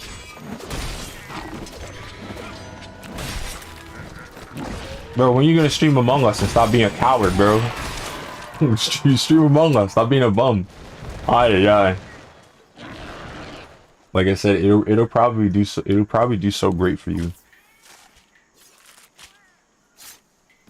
Yeah, I know. Listen, I know, but I mean, like, listen, I understand it, but it's also like, I don't understand why you would pick me, bro. Like, imagine you're looking for a streamer to put up while you're cooking breakfast or something, and you pick me. Like, what? Like, you want to hear me talk to you while you cooking breakfast? Because like that's what I think of when I think people lurking, bro. It's like somebody about to make something. They got something playing in the background and shit, and it's like, you want to play this? I don't know what's going on, yo. It's like, oh man, whatever. I mean, thank you for picking me, but like, what do you guys do that you have people in the background doing that? Now don't get me wrong, like, I understand too. You got some people who watch streams at work, and maybe they watch streams at work of somebody playing a game because they can't play a game at work or they'll get in trouble. You know what I mean? Where like that makes sense. But you know, of course, if you ask lurkers why they lurk, they're not gonna tell you. And it would be so much better to understand why lurkers do what they do, but they'd have to talk to be able to do that. Yeah, see? That's fine.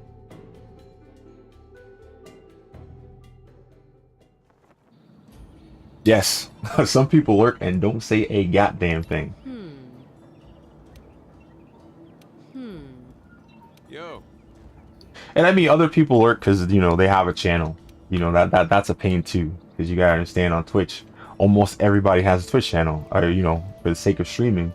And, you know, some people will just lurk, so you lurk them, and it's like, god damn it, you know. But like, the difference is that, like, if you talk in their streams, they will not shut up. They'll talk to you all day.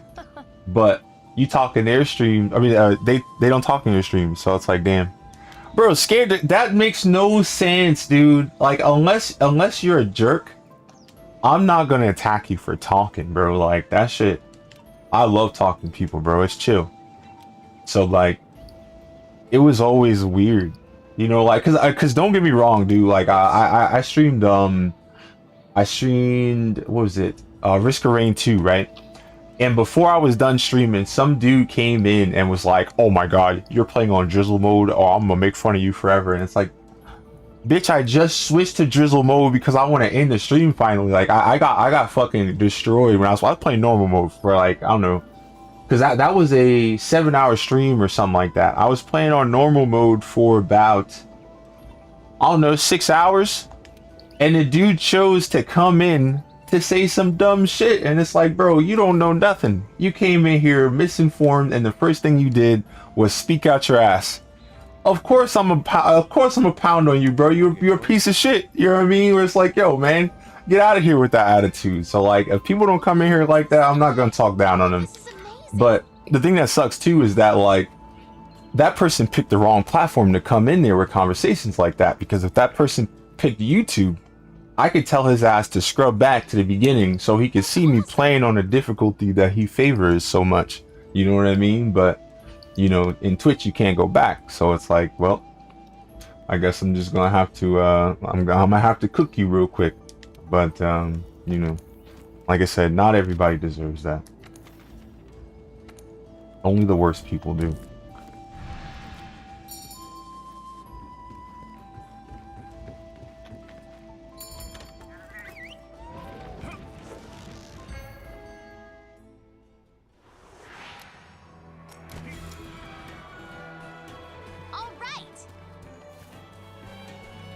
Be careful.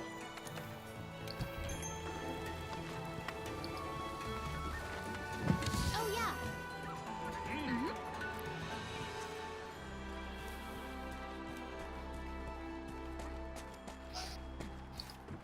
Why am I doing that?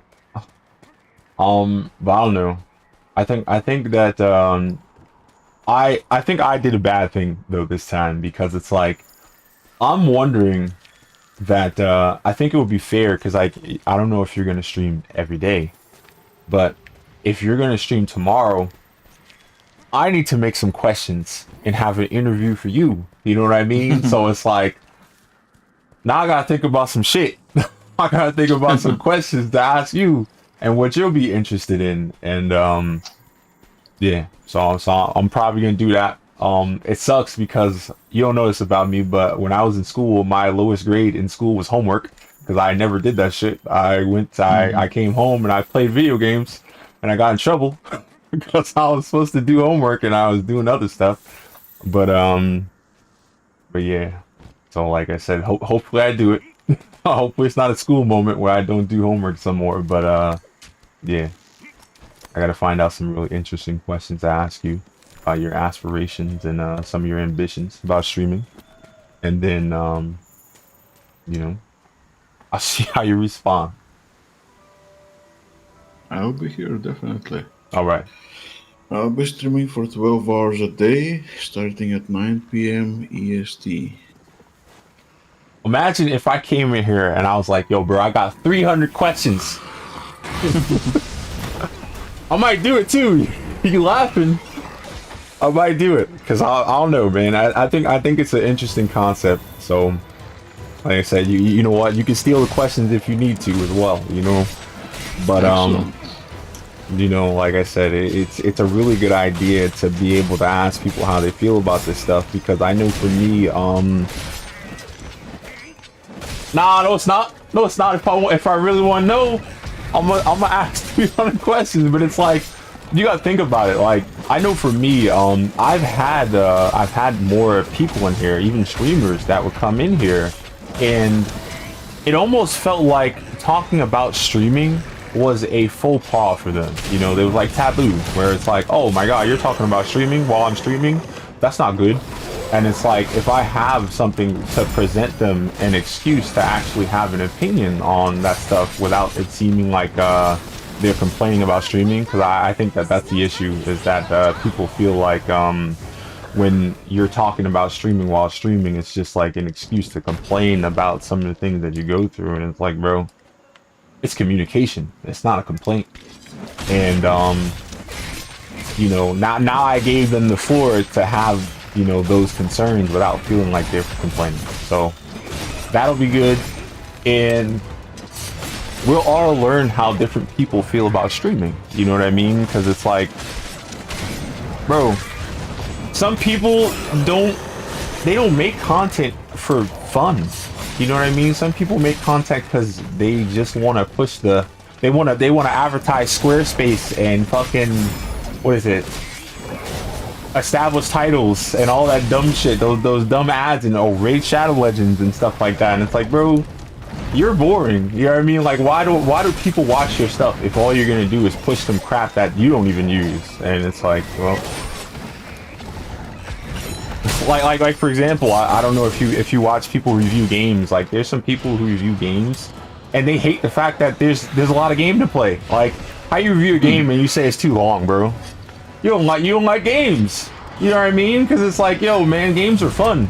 Like, that's like me getting mad at a game because I can't beat it in 12 hours, bro. I'd be like, yo, man, this game's too fucking long, man. This shit's terrible because it's more than 12 hours. Because I can't put it on YouTube after I beat it. Boo fucking who? You fucking bitch. You know what I mean? Just play a game and have fun. And it's like, nah, you're gonna complain about the game being too long. And it's like, dude, there's people who have like millions of subscribers complain about that. And it's like, bro, you have 4 million subscribers and you got 3 people in your house all the time, bro.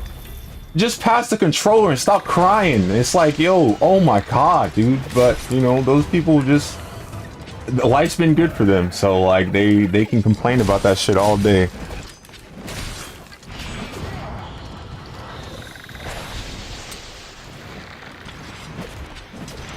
I can't hit shit. All right. But yeah, like I said, I think reviewers are ruining games, you know. So it's like, damn. And you got to think about it too. Like, if you got reviewers, they probably get like packs and stuff for free. And you got to think about it too, since they have a business, dude, they make money. They make money off of playing the games, and they could probably write it off as taxes, bro. So like, imagine somebody making a review about how bad loot boxes are, and then they could go to the government and be like, yeah, I spent $4,000 on loot boxes. I'd like that money back, please. What? If the whole world could do that, bro, I'm pretty sure we'd all be like top 1% PvP players in all those free-to-play games, bro. But we can't get away with that. I'm so tired of this thing. If you don't get down,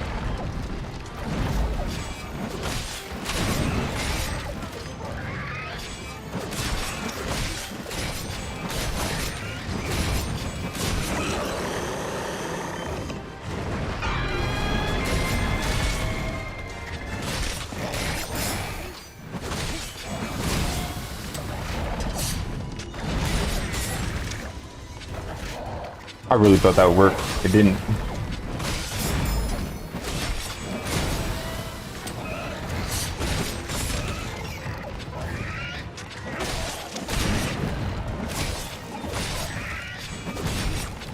One of these days I need to play God of War. But I need to play the other ones first, because I have God of War 1, 2, 3, the PSP ones and all that stuff on PS3. So like, I could just one of these days just do a God of War marathon, because it's like, that's 5. So like, I should start like on a Monday, play like God of War 1, 2, 3, play the PSP one with Chains of Olympus, and then something else, Ghost of Sparta or something like that, and have that be a whole setup. I don't know how long the first 3 God of War games are. I know the PSP ones aren't that long. Like, I could probably crush those, but like, the first one might kick my ass, be like, yo, I'm 30 hours long. Yeah, fuck you. Oh yeah. I'll look up how long it takes to beat some of those games, so I have an idea of how long the streams are going to be, so I don't get ahead of myself. Because, you know what, I need to look at that now, because I need to find another game that's around 12 hours long, so I have something to do for the entire stream.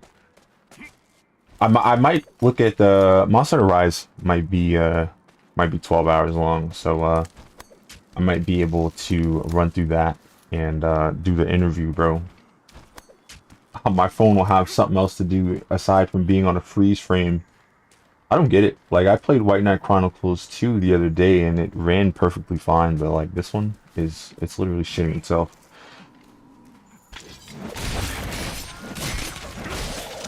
Meanwhile, when I look at my my output software, it says 0 frames drop. What the fuck?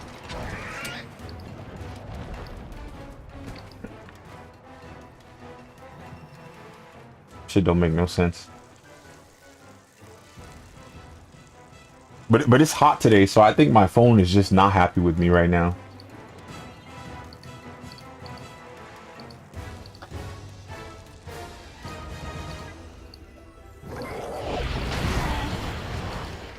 I did not think you would roll that fast.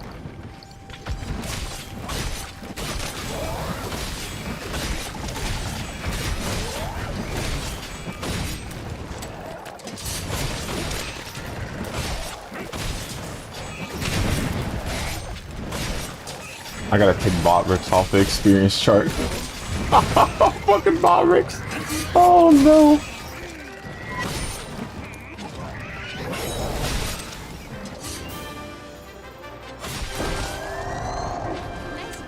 Botrix is trying to be the new #1. I'm starving.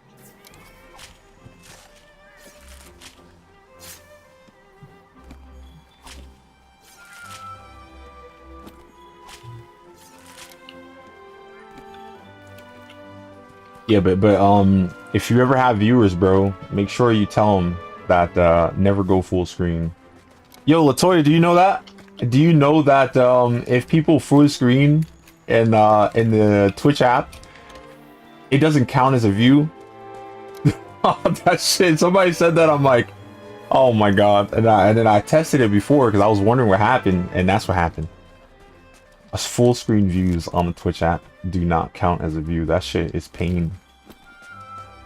Yeah, nah, for real. Listen, no cap. All right. So like I said, if you know somebody that that does that, make sure you tell them, bro. Tell them, yo, bro, don't full screen. Just pan up. Just pan up with the fucking thing, and then let it go. Cause if you full screen, that shit is nothing.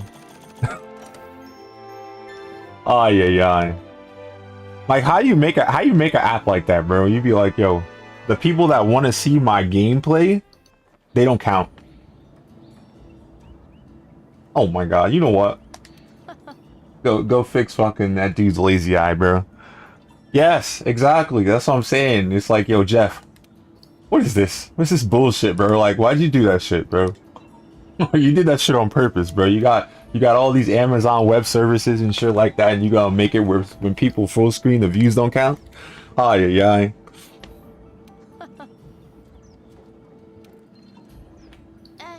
Shouldn't you prepare before you head down to the Rotten Vale? No, it's fine. It's fine. I'm not talking about for me. I'm just talking about like I said, that's what it is. So like, if you have people watching you and stuff, and you want to make sure that you actually get that shit counted, you gotta be like, yo, bro, back out that full screen for me, please. Like, it's like, yo, that's such a weird thing.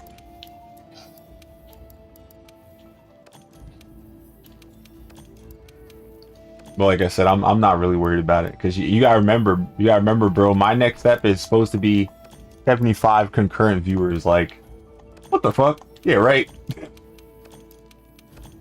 You know what? I think I know how to get 75 concurrent viewers. I have to stream somebody else's thing on my stream. I'll get 75 like that. Ah, yeah.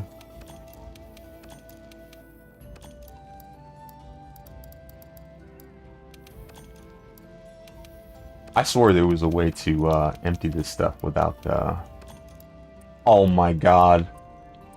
Oh, never mind. You have to hold the art. Never mind. It's not bad, but still.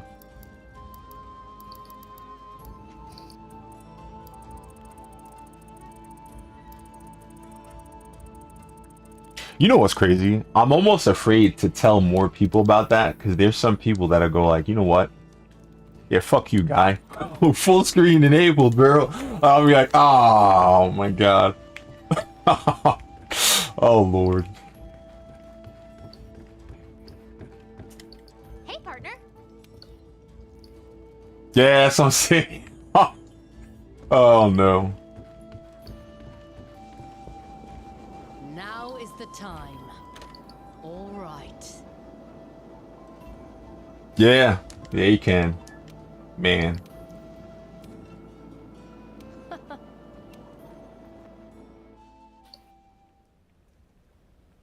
Oh, look. Oh, channels recommended for you. Kai Cenat. Oh, yeah. AMP, though. I didn't know Kai Cenat was an AMP. I used to watch that guy all the time. Agent Zero. I used to watch him talk about basketball. Listen, I don't even play NBA 2K, bro. I used to watch. I never watched him. I don't know. Like I know the drama that happened with him, and I don't think that he should have got in trouble. But like I've never seen him. Like I said, I watched Agent Zero and some of his friends do some wild stuff like that. But I've never seen him.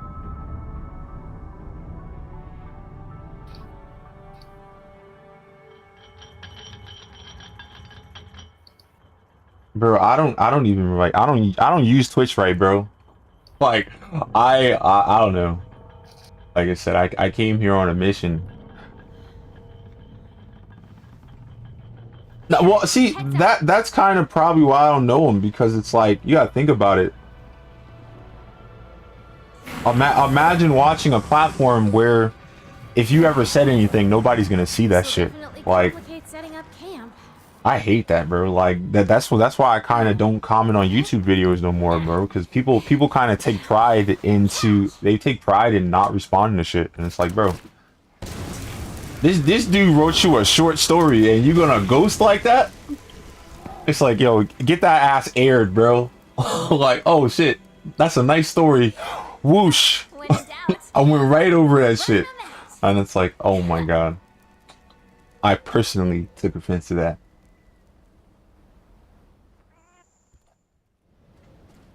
Hey, partner.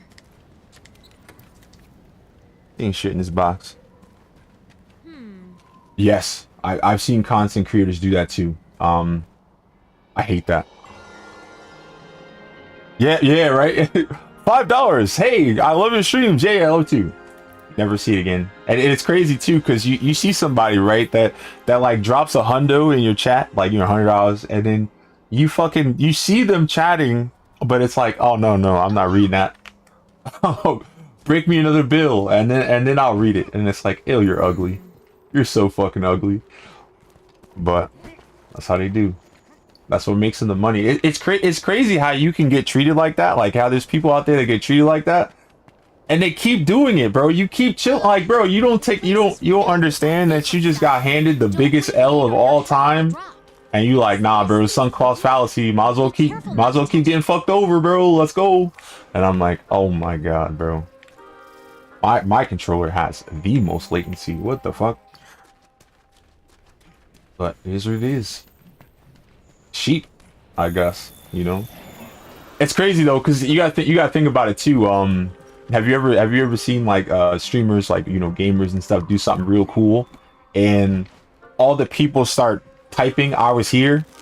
Like you got people like that too. So it's like, I don't know what people are there for. Some people might just want to be there so they can say they was there, and that's terrible, you know. But you gotta think about, like, have you ever seen those things too? You see the people at the bands, and they're going to what's it called,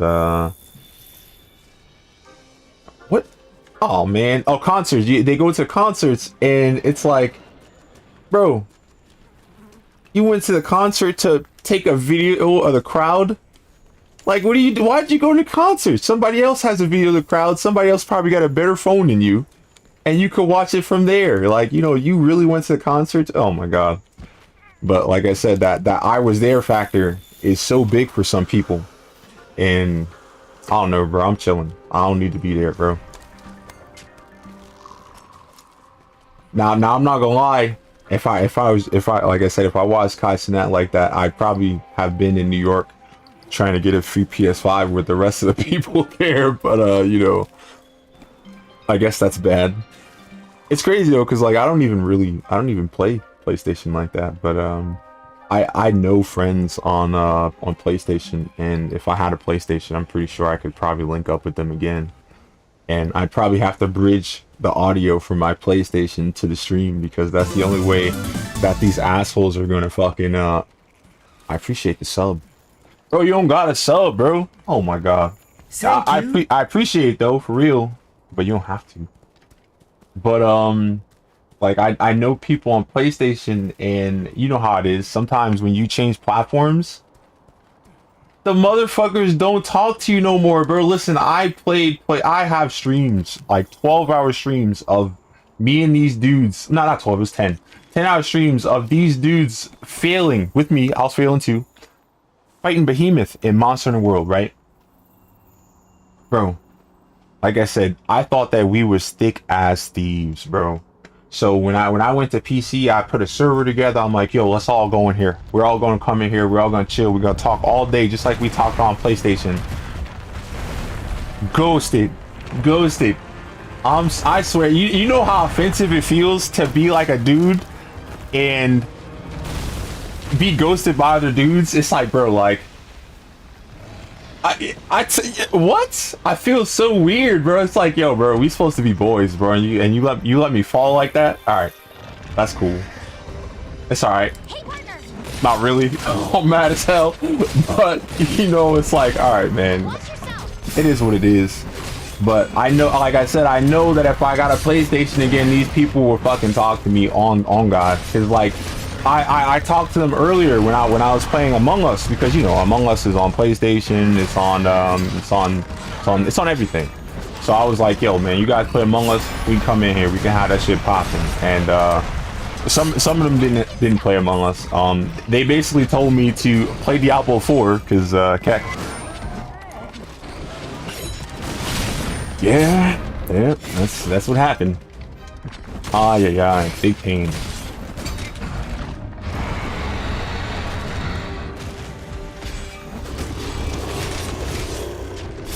But I mean, hopefully I can fix that. You know what I mean? They're mad at me though, because I feel a certain type of way about the Battle.net. Like, cause I don't know if Diablo 4 is what you call it. Hell yeah, me too. What do you mean? All day. Like I said, I got videos from the homies, and I was thinking about reposting them, just being a sore cock about that shit. Just like, yo, bro, fuck it, I'm putting this 10-hour stream up as mine, bro. Cause I mean, I'm in there. So I was like, yo, I'm about to repost all this shit. Because like, you already know, dude, sometimes it's hard to have, you know, people to talk to and chat. And it's hard to show people where it's like, yo, bro, this is who I am if I had everybody in here with me, bro. And like I said, it would be perfect, but I don't know. I could do it. I should do it, but like, then I have to leave my computer on playing a fucking video file for 10 hours and not touch my computer while it's literally on blinking and shit. And it's like, yeah. But like I said, I should do it. My laptop's not strong enough to stream the video at like full quality, even though like it's not even full quality because the dude streamed it from his PS4. So you already know that shit is hot shit 720p. You know what I mean? Like it's not even clean 720p. That shit looks like dookie. But you know, still, a lot of people watched it and we all had fun. So it is what it is.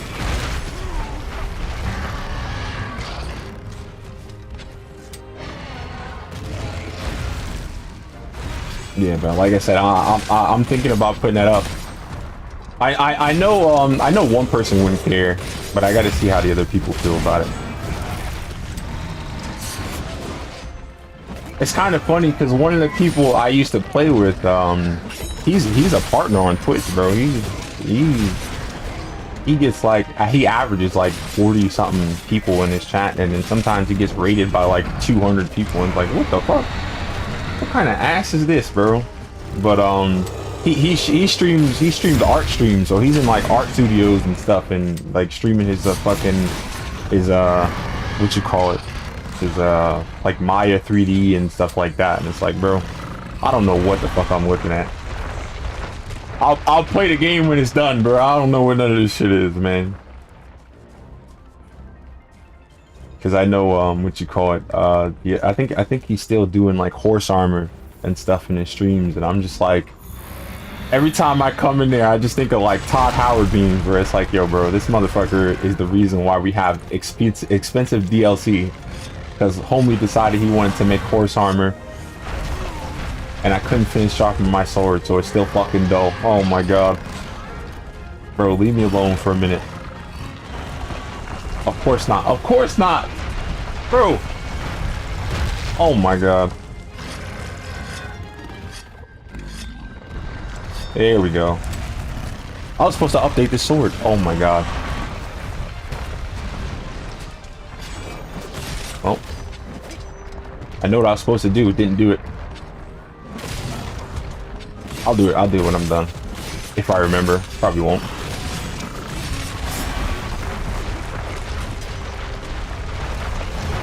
Pain.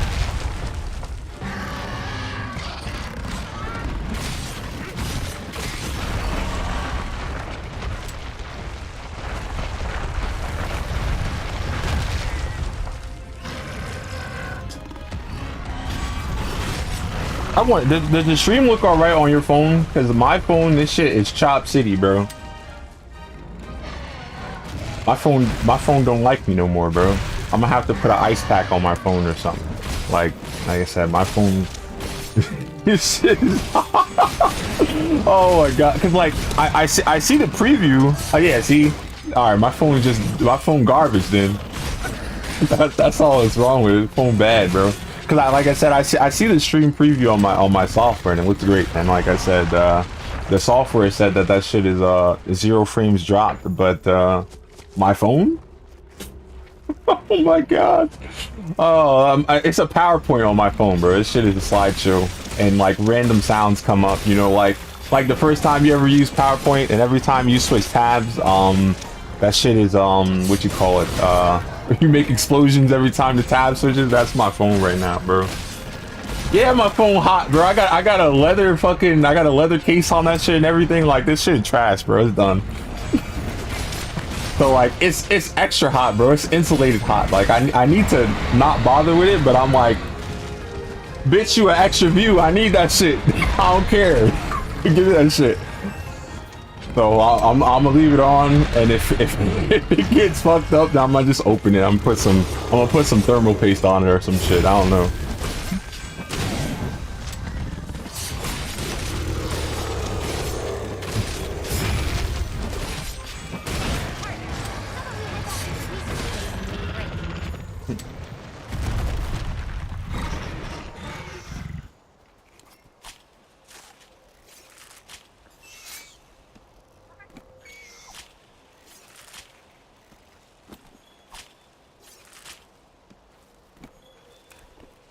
I got 8 more hours to beat this game, and then you know what's crazy, bro? Like we was talking, we had this conversation, right? And it felt like more time passed than it did. Yo, that sucks, dude. listen, I did that first, and I was mad because I'm like, yo, what the fuck? I'm literally staring at my phone, playing the fucking video. Like, what are you doing? Why is it not there? And now I know. So like, it's crazy. It's funny too, because like my thing, it wants to full screen all the time. Like it loads right for a second, and then it goes to full screen because I have it laying on its side. So like now I'm gonna leave that shit in portrait mode. Like, stop full screening, bro. I need that. I need that +1, bro. But yeah, you know what's crazy? I don't know if you're still here, homie. But I would if you have a phone, I think that you should leave it live, bro.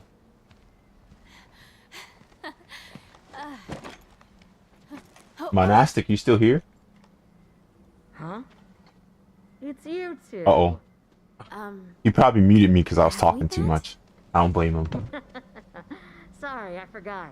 You Damn. were out cold when I found Damn. Oh no. But yeah, portrait mode, and you'll get your view. You folks are But I was gonna try to tell him that because you know he's trying to get affiliates, so it's like get your get your view, you know what I mean? still in one piece. Because he can have his phone open, watch the stream, but he says he got 2 laptops, so he might actually have that already. My man really heating it up because it's hot right now, and he got 2 laptops and he got his TV. So I was like, that's not bad. This is from But he could watch his own stream. see what I can find. He could stream. He could check chat. He could talk, and then I'm starting to understand a thing or two. it'll all work out. Now it's your turn. Because I remember somebody told me to do that a long time ago, and We can compare notes. Sound good? I guess I was afraid to do it, On the job. so I didn't do it. See ya. I probably could have had affiliate a long time ago. And some of my better videos with like 20 people in there, or average of 14 viewers, they could have actually got something. Yeah, I know. PS5. I don't know. Like I always say that PS2 is like the best answer, and that nobody should have it because it's cheating. I know for me, PS3 was probably my favorite console growing up because, like, I remember all my friends, they had Xboxes, and I remember how many times I had to hear them talk about choosing between getting a new game and having their parents get them Xbox Live, bro. And I'm like, must suck to be broke, because, like, on PS3, online was free, so I was like, shit, man, I'm not worried about no goddamn Live, bro. I'm buying the game, bro. And you know, you got all the homies where it's like, yo, I want to play Halo with my friends. I want to play Left 4 Dead 2 with my friends. I have to buy online instead of buy the game, and it's like, bro, you know what I mean? So, like I said, PS3 was probably my favorite thing because I didn't have to worry about that. You know what's funny? I said I was gonna update that sword, right? Didn't fucking do it. All right, I'm gonna update that shit now. Oh, yo, that's what that noise was. He took a step out. Okay, that's funny. He said, I thought he ghosted me. You never had a PS3, bro? PS3 was cool. PS3 was cool. But I mean, listen, PS2 was miles above PS1, and PS3. I think PS2 is better than PS3. I know, but yeah. Bro, everything was on PS2, bro, because it was like the only thing that was on Xbox was like games that would work on your computer.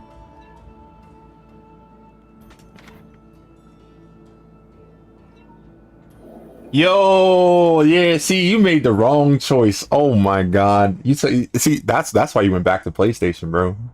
Xbox 360. Yo, okay, let me tell you a story. Okay, we had a PS3, right? And my dad knew the PS3 was fine. My dad bought an Xbox 360, right?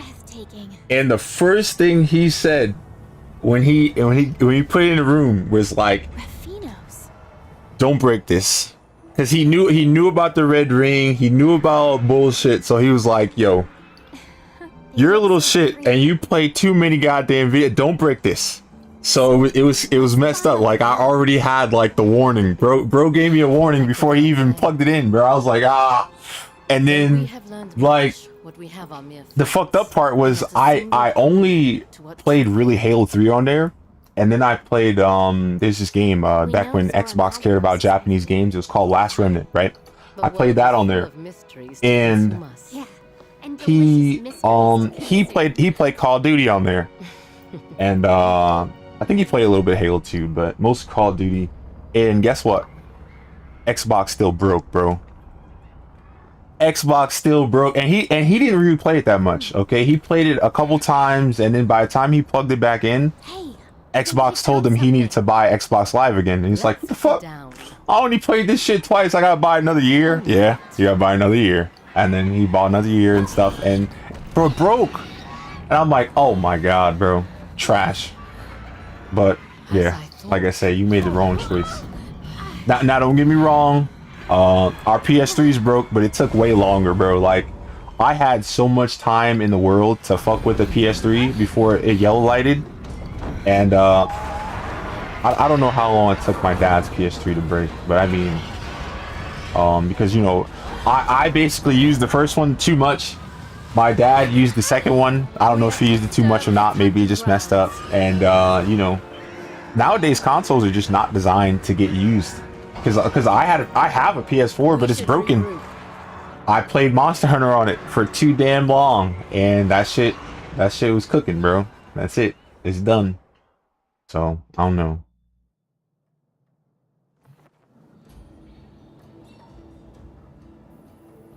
Nah, see, okay, my regular Xbox broke because Elder Scrolls Morrowind. PS3 broke because of PlayStation Home. I played PlayStation Home too fucking much. Xbox broke because Xbox. I think PS3 broke later because, like, you know, like I said, I broke the first one. Pops, it broke. That one broke on him. You know what I mean? Like, we didn't actively break it. It just broke because we were using it. You know what I mean? And like I said, my PS4 broke because I played Monster Hunter on it. And it's like, fuck. Yeah, see. Listen, there's a dude. Remember? I was talking about playing Monster Hunter people on PS4, and there's this dude. His name's Waleed, right?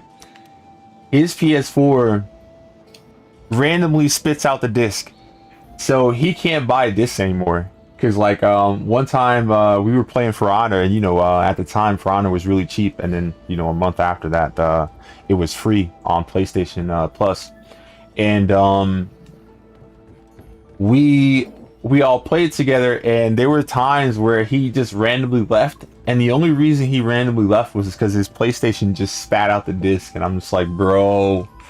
So like a couple months later, he bought the game digitally. Heck, I don't know why he bought it digitally, because like I said, it was free, but pain. And then what you call it? Then we played Dead by Daylight. That was free though, because Dead by Daylight and Friday the 13th were free on the same month. Hey, partner. So we played that. It was all right. There was this dude though. Our other friend Dan. He had a cousin, and that dude was he was so into being like just abrasive. That dude was defensive about anything. My man had a glass ego, bro. Like you could see right through him, but then when you tell him you see right through him, he gets mad. And it's like, oh my god, dude, relax. And you tell him to relax, that's it. That's it. You might as well just lead a call, bro, because he's mad the whole time. It's like, oh boy. Then he's mad. He's making Dan mad, so Dan's mad at us, and it's like, bro, your boy is crazy. You know what I mean? Like that we didn't do that, and then later he's like, yeah, no, I know he's crazy, but he's my family, and I'm like, oh my god, like we know, but like, don't make us feel bad for defending ourselves against this crazy man. But it is what it is. Yo, Morantic, you there? Uh-oh. Uh-oh. Yo, you there? Oh no. Can you hear me at all? Are you talking to me? Yes. Yeah. No, like we were talking about I think you walked out because I heard your door and stuff before. Yeah. We were talking about you know, having your phone on your stream so you can get extra view. Are you doing that? Nope. Do it, man. Like, listen, make another account, or don't log in and go on your page and have your stream up on another device, and you'll get a view, bro. Like, don't full screen, and it'll count. Okay. Like I said, I know you're fighting for the average of 3, so like, that'll help. You know what I mean?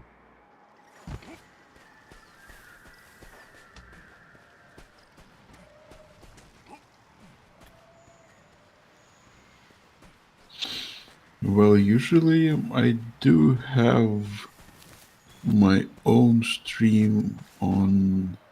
Oh no, I don't. I have it in my own account. That's right. Yeah, because I mean, like, they have the stream manager. I don't think that's the one that counts. Like I said, I got it open on my phone, got it open on thing, so. You think that will help attract more viewers? Listen, I'm not promising none of that, all right? Because if it did, then I'd be popping in here, all right? It's not popping here. I'm doing it, but I'm like I said, that +1 is gonna mean something. You know what I mean? Because you gotta remember, you gotta have an average of 3 viewers, and ultimately, getting 50 followers shouldn't be a pain. If you like, for example, there's follow for follow things. You could put a follow for follow tag in your stream. You saw that I got like 3 or 4 follows earlier. Like, I'm pretty sure that those are people who just wanted follow for follow. One of the people actually typed it in the chat. So like, you'll get there. You know what I mean? So. But what do you mean the average of 3? Why do you need to have 3 viewers? When you have a 3 viewer average over the course of the month, that's a requirement for affiliate. You need 50 followers and you need 3 average viewers. So that's why. That's what I'm saying. Like, remember when I was talking shit on lurkers, but I said if you need to get affiliate, lurkers are really important, because getting 3 is why you need an average of 3 viewers in order to get affiliate status offered to you. You need to stream for a certain amount of time too, but think about it. You do 12-hour streams. What the fuck? You're fine. But yeah, like, because I think some of them is like stream on a certain amount of different days a week. I think it was like 4 or something like that, maybe more, maybe 4 or 6 or something. And then certain hours of stream, like I said, that's gold, and then average, and then 50 followers. So you should be fine with that.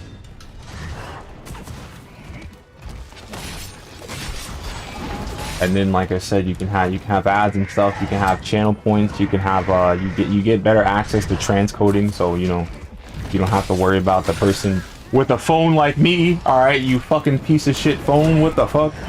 That the stream won't work because the bit rate's too high. You know what I mean?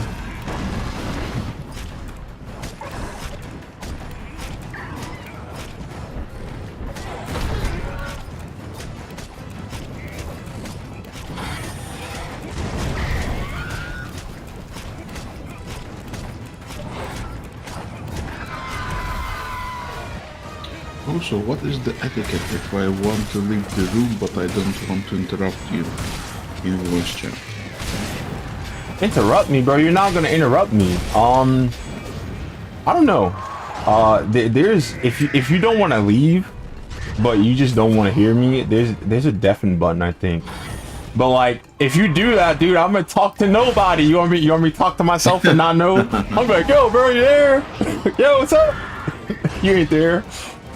Oh, yeah, No, I mean, if I want to get a cup of coffee, for example, but you're talking in voice chat with other people, and I don't want to interrupt. Bro, just tell me you're getting coffee, bro. What the hell? That's not bad, bro.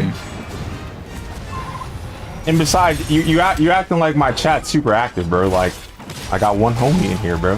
Nothing. Like, it's crazy though, because like, I know a streamer like where he does have a lot of people chatting, and like, it's funny because like the people in his chat flip out if he has somebody that he's talking to in the stream, because like when he's talking to somebody in the stream, he won't look at the chat. So it's like he's talking to somebody and they're like, oh, I hate this person, stop talking to them, they suck, they're the worst. And it's like, yo, why do you hate this person? It's like, bro, he's never gonna read the chat while she's in the call. Oh my god, it was so terrible. There's a lot of streamers like that though, because he raided into someone else, and that guy was talking about shiny Pokemon and stuff, and they were having a shiny Pokemon conversation. I didn't catch all of it because he did a big move after that, because you know, the dude I'm talking about, he had like he usually averages like 1,000 viewers, which is fucking dog shit. I don't know how the fuck he can do that, but he raided into somebody else, and the dude talked for like I don't know, maybe like 4 minutes, and then he saw how many viewers was in his channel, and then he smacked the fuck out of his ad button, bro. And I'm like, oh my god. I was like, yo, I'm out of here. You're an asshole. He's like, oh shit, 1,800 viewers ad. I'm like, yo. Oh my god. I mean, I don't even know if I should be mad at him, but it's like, damn. What does the add button do? Okay, there's a chat command, and it's called /commercial. You can type that in your chat if you have affiliate and stuff. It's a /commercial, and then it's like a time, so you can put like 30, 60, 90, 120, 180. Oh no, 120, 150, 180. Wow, math. And then you can run an ad for that amount of time, and then I ran to an area that he's not in. Okay, I swore he was dying, so I ran over here. No reason to do that. But yeah, dude was definitely trying to come up. But he probably knew that most of the people was lurkers, so he was like, shit, I'm making that money real quick. So like I said, I don't know if I should be mad at him. I was mad because I like to chat, so I was in chat talking shit. And like I said, he was talking about shiny Pokemon and stuff, and I was interested in hearing it. And then he said, nah, fuck you, bro. Watch these ads. Oh, fuck, yo. But it's what it is. I'm pretty sure he made a couple bucks off of that. Yeah, see, that's what I'm saying. 1,800 views? Shit. Listen, I had like I said, I had a raid with somebody raided me with 30 viewers, bro. I didn't want to touch nothing, bro. I was making jokes with the dude who raided me. I'm like, yo, bro, I need to find a timer, and I want to put a timer on to see how long it takes before these dudes get bored, bro. So I was like, cause I asked him, I'm like, bro, because you know that dude, he's a regular dude too, and he's a lot more legit than me. He doesn't do any of the follow for follow things or anything like that. He has like 60 something followers, but he's an affiliate. Because like, you know, the people who watch him, they really want to see him.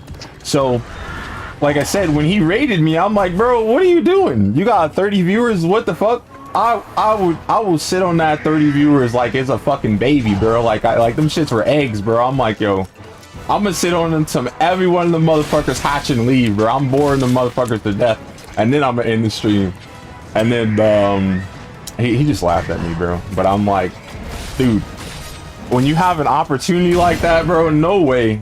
But I mean, listen, it went down to about 12, and then I was like, shit, nah, I'm gonna raid somebody. So I found somebody new, and then I raided him with a 12. Yo, the dude was so happy. He was like, yo, bro. And like, I raided him, and I took a shower, because, you know, I streamed for a long ass time. So I'm like, I need to fucking wash.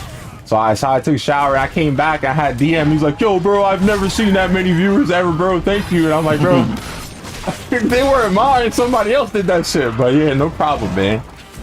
Ah, yeah. But yeah, it's crazy how appreciative some people are when you hook them up. But it's like, yo, dude, people need to understand. I'm like, yo, you hooked me up. Dude hooked me up. You know? Because I remember after I did that, somebody else came to my channel, some dude retro. I'm like, bro, this ain't real, bro. I'm not. I didn't attract these people on my own, bro. I had help. So I had to make sure I told them, because people are, you know, when you get a lot of views, people that don't watch your channel normally anymore, they come in there like, yo, what the fuck did he do? Did he do some I show meat shit? Did his pee-pee fall out, bro? And it's like, nah, bro, nothing happened. Somebody raided me, bro. Go back to your normally scheduled activity, my dude. So that was fun, telling people who normally don't come in all the time, yo, bro, relax. All right, I had help. But I hope I can have the opportunity to do that. The one thing that bothers me about that right now, though, is that a lot of my chat software. All right, no problem. Thank you for coming in. You better stream Among Us on Tuesday. Okay. All right, you're getting a hairy eyeball right now. All right, I'm staring at the chat. You better do it. Do it. But I hope you have a good day too.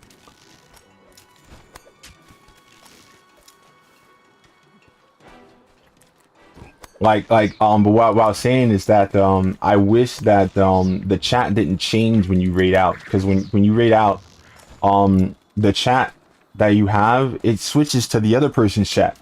And I mean, that's cool if you're not trying to do nothing, but I told people that if I was ever going to have like high traffic as a streamer, I was going to periodically raid other people's streams so that they could get more viewership and I could do whatever the fuck is apparently attracting people. You know what I mean? I'll just keep cycling them out over and over again so that people can have like a chance to grow. You know what I mean?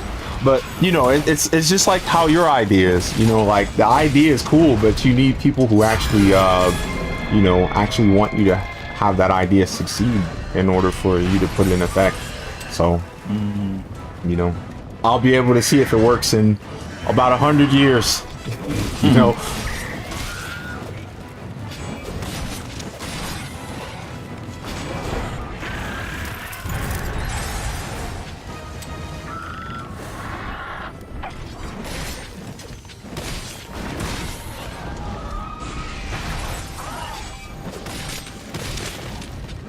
Pando, is that a real user or is that a bot? What?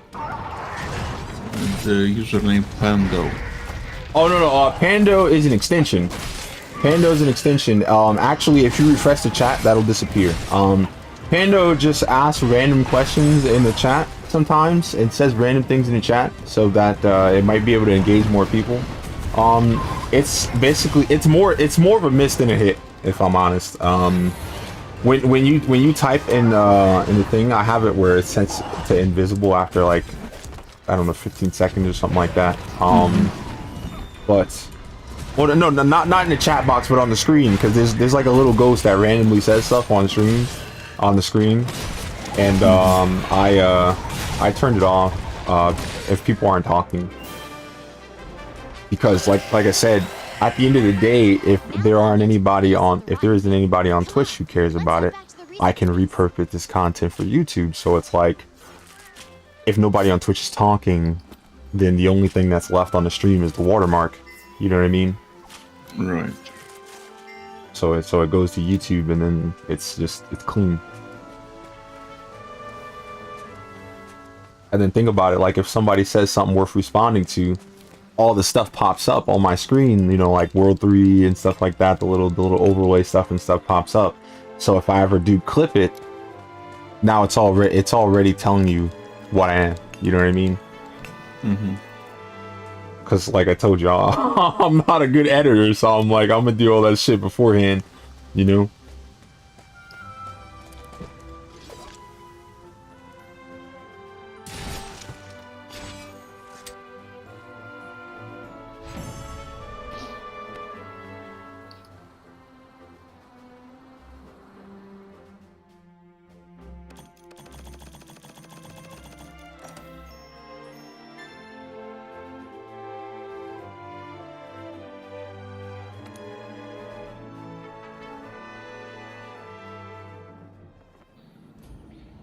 How incredible.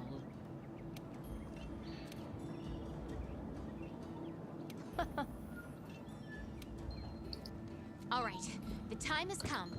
Let's head down to the bottom of the Vale.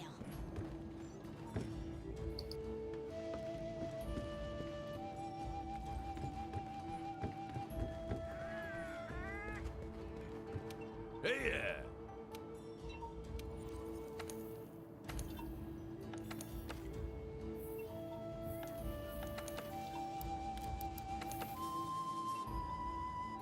Shit. Not yet.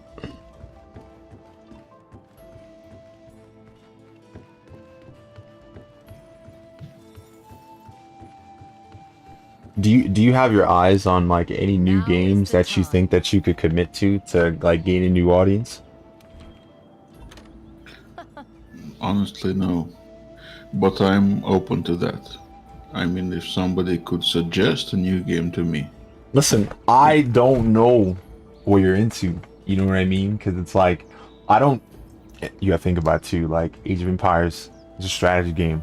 Alright? So it's like, I don't even think strategy games do incredibly well in terms of sales. So like you already have like a really niche audience already.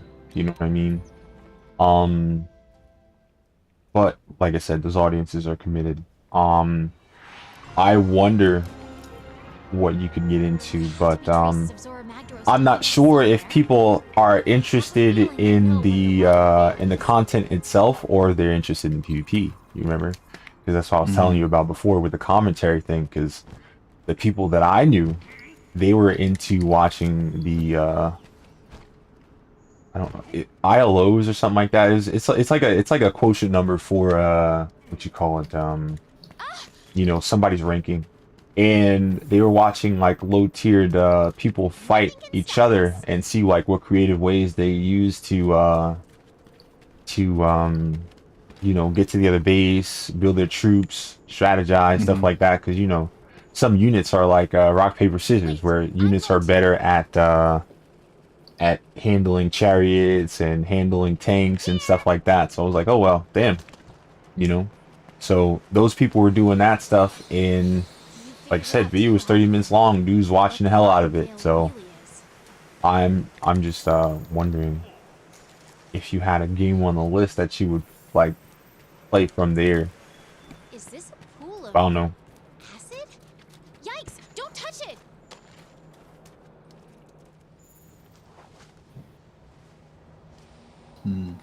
I know basically time's kicking my ass because I know before someone was telling me that I should play Red Dead Redemption on stream because I have it on PS3, but now the new version came out, the Switch version and stuff like that. So like when I go, hey, I'm playing Red Dead Redemption, it's like, look at this dude playing the PS3 version, bro. Oh my god, get him out of here. You know what I mean? So it's like, shit. I think we should split up and look.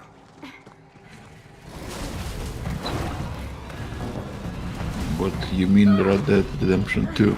No, the first one got remastered or re-released. Yeah, so the first one's on Switch. I think it's on PS4 and stuff like that. So yeah.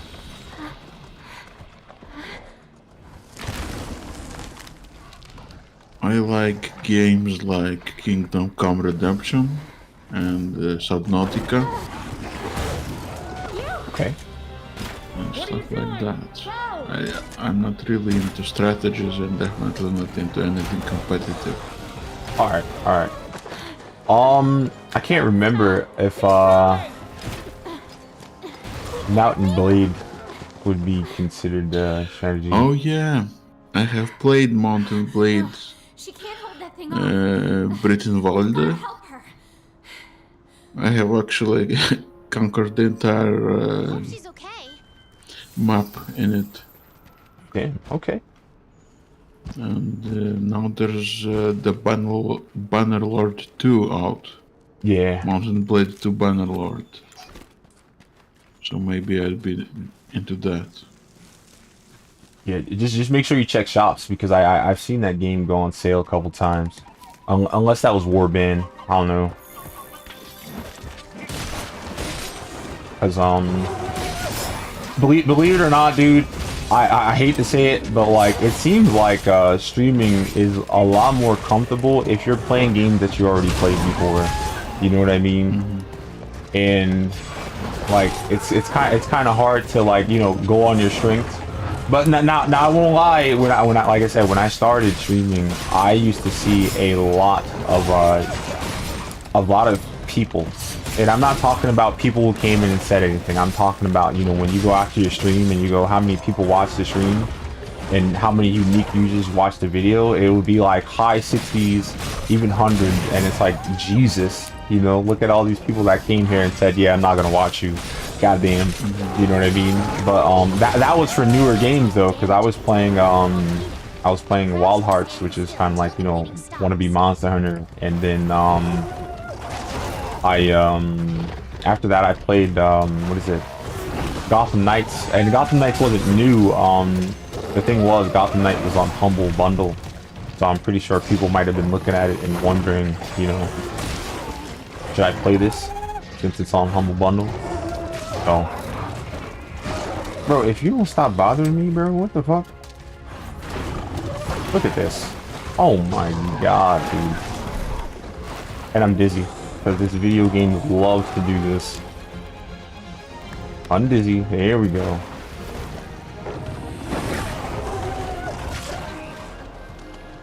Alright.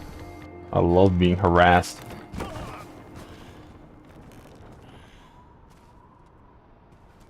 If you run out of health, you'll faint and be returned to the closest camp. No. Faint too many times and you'll fail the quest. Thank you for that information.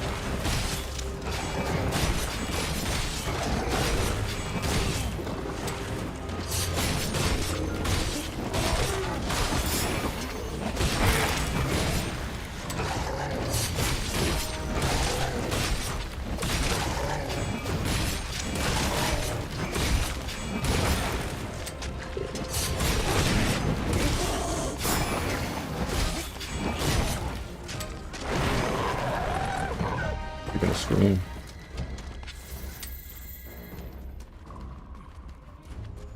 Damn. I'm trying to think of like good games with like water and stuff in it.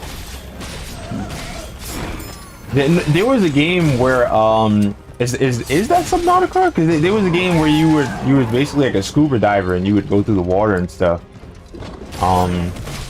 It was a beautiful looking game. Yep, probably. Okay, damn, never mind then. I was like, yo, that one, that's great. But if that's the one that I'm thinking, then never mind.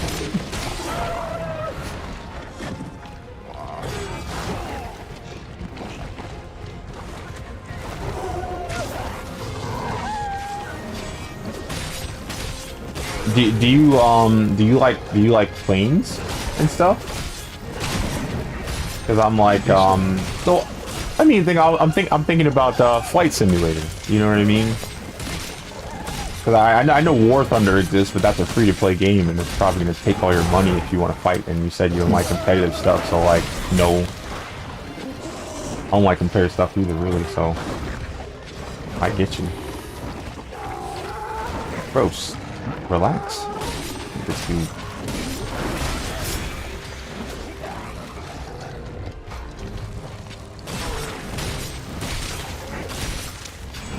I guess I don't like planes. Well, that's fine.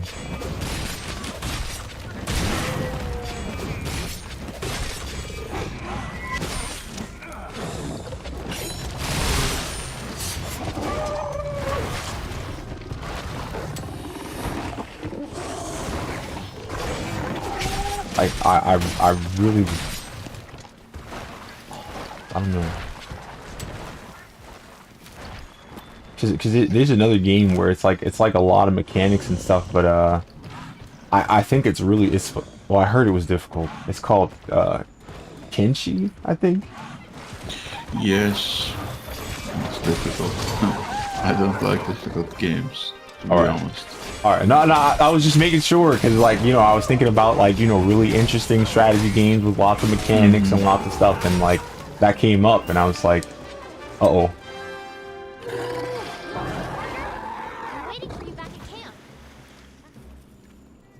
Have you ever played Divinity Original Sin? No.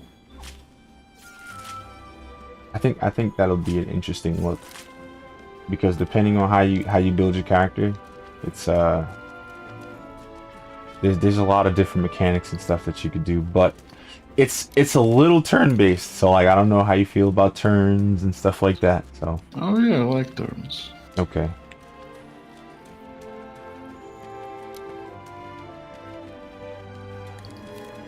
I'm usually not a fan of games like that, but I played it and it was just like I'll have to make an exception.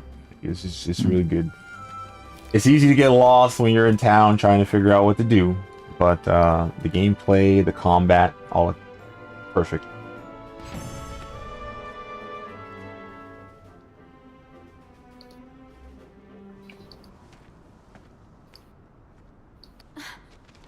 Where is she? I thought she'd be with you. I'm going out for another look. No, you're not.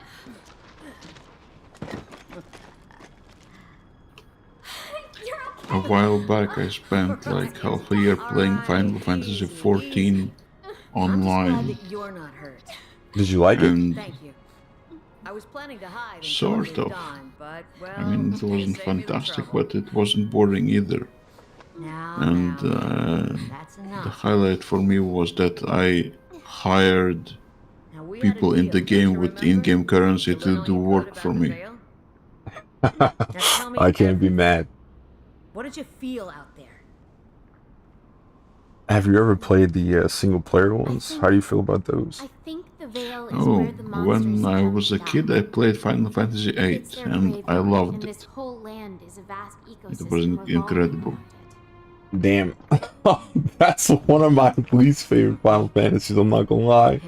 I cannot stand the draw system at all. But I know that there's a... You have to basically add some of the best draws. Oh, no, you have to junction the best draws that you get into stuff to raise the stats of your party members and stuff like that. But, like, my first Final Fantasy was 7. So, I played it and I'm like, where's the materia? What the fuck? What do you mean I have to pull magic from enemies, bro? Like, where's the gravity materia? And I'm chilling. Like, no. None of that's in there. So it's like, damn. So, like, it really like made me turn. And the thing about it was that after that, I played, like I said, I have Final Fantasy VIII after 7, so it was just like, I hate this. And then after that, I played 3. 3 was okay, but I played the DS version of 3, so I guess it's not officially 3. But then I played 1 and 2. 1 was fine, it was normal. 2 was annoying because 2 was more like you had to either play it a lot or you had to hit yourself. But I think they patched out that in the newer ones. But like, the idea of whatever doesn't kill you makes you stronger is a huge factor in Final Fantasy 2. So like, if you want to raise your health, you have to get hit a lot. If you want to raise your defense, you got to get hurt. And it's like, ugh. And then I played Final Fantasy 6. Wow. Okay, Final Fantasy 6 is definitely worth some time. Lots of mechanics, fantastic equipment. First Wyverians have lived here much longer than us. Very interesting story in my opinion. Just likable characters all around, you know. The same way I would say about 10. Like, Final Fantasy 10 has some really interesting characters as well, but the problem with Final Fantasy 10 and 13 is that a lot of the places that you go to is a straight line, straight path everywhere, and it's like, bro, I know the graphics are good, but God, can you make more of a game for me to play? Maybe that Final Fantasy 12 is kind of this changing of the guard. it's different from the other ones, but the mechanics that they give you to play that game makes other games like it look dumb. Like, there's a system called the Gambit system, right? And with it, you could tell your party members to do things based on certain conditions that are, you know, applicable to the battlefield. So like, if you have the right gambits, you don't even have to wear certain equipment, because, you know, there's some equipment where it says you know, you're always in haste and stuff like that. But if you have a gambit, you can have your character cast haste on everybody who doesn't have haste, so you don't need the equipment anymore. You know what I mean? And good to see you. It's hard to explain how useful a concept like that is, you know, because like you could say, like, if your party member has a holy sword, you can make it where it's a top priority for that character to attack enemies that are weak to holy. So like, if that dude sees a skeleton, he drops everything. He walks over there and he slashes the hell out of him. You know what I mean? And just being able to do that is probably the best AI system I've ever encountered. And unfortunately, they kind of dropped it and they never used it again. And it's like, what the hell is wrong with you guys dropping such a good idea like that? But that's what it is.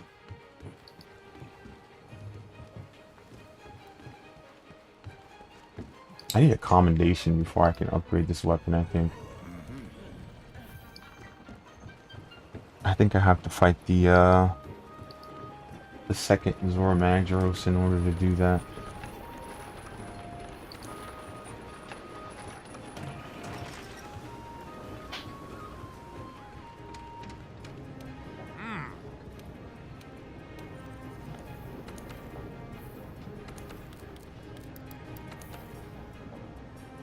Yep.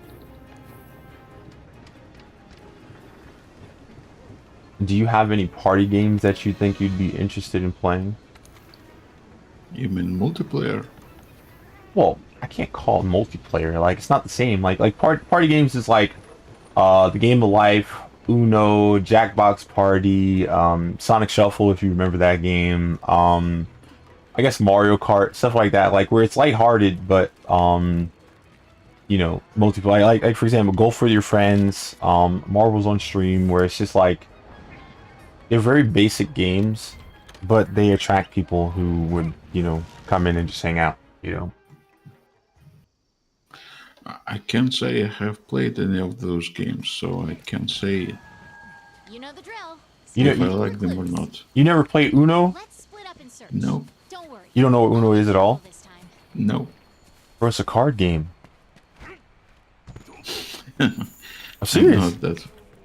No, it's not a trade card game. It's just cards. You know what I mean? Where it's like you put the same color card on top of another color if it's the same color.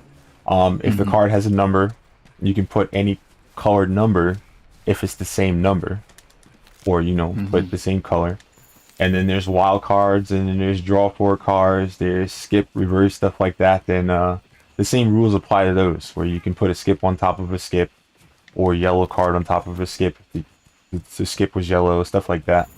And yeah, I grew up playing Uno, bro. I don't know how. It's crazy. You know what? Maybe it's called something else in your country. I don't know. Maybe. It's crazy that you haven't heard of it though. But I'll send it. I'll send you a server, bro. Like I'll send you a server along with some stuff. Well, you know what? I'll DM you the links of the people to the people who streams to check in, and then I'll just post Uno in your server. You know. But yeah, very fun card game. I've probably heard the name Uno, and it's where you scream out the word Uno when you win or something, right? Yeah. If you have one card left, you scream out Uno, because you know Uno is one in Spanish. So yeah, it's very fun. I hope that you play it someday. I can't believe you never played that, bro. I used to play that at home. I used to play it at school. Oh my god.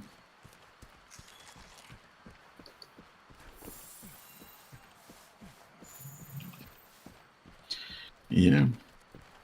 We are from different cultures, I guess. Listen, that's fine. That's fine. I just, like I said, I grew up with stuff like that.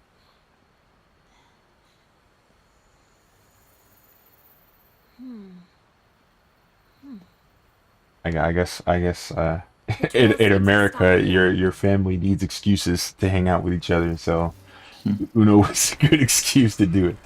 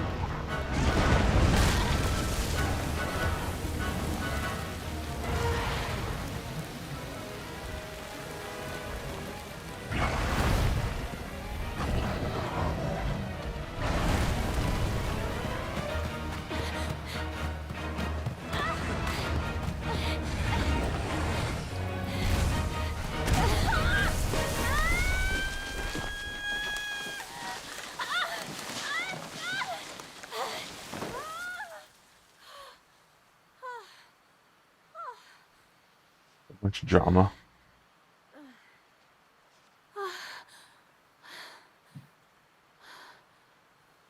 Hey. Look.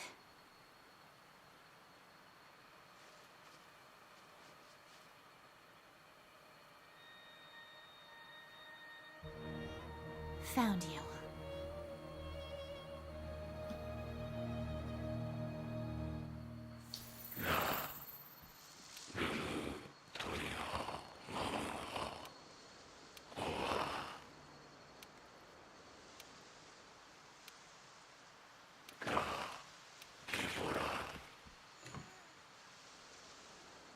Yes, very good. Food chain? Fire and horned wyverns? I guess we're supposed to hunt those two monsters.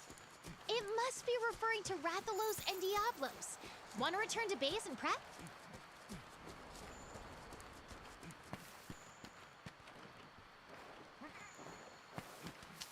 Where the hell did that thing go? Are you serious? Oh, never mind. It is on the map.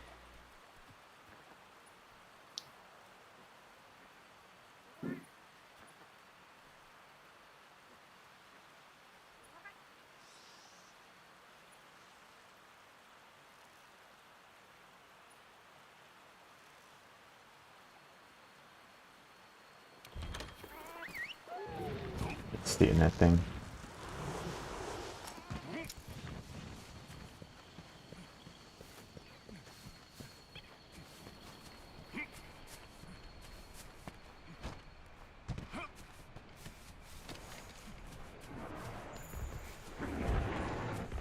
What consoles did you have growing up? Only the PlayStation 1. Well, okay. You would go just PlayStation. Okay. So you've been a PC gamer for a long time then. That's awesome. Most of my life, yes. Oh, actually, when I was just like 7 or 8, they got me an 8-bit console with yellow cartridges. It had games like Tetris and something like Super Mario.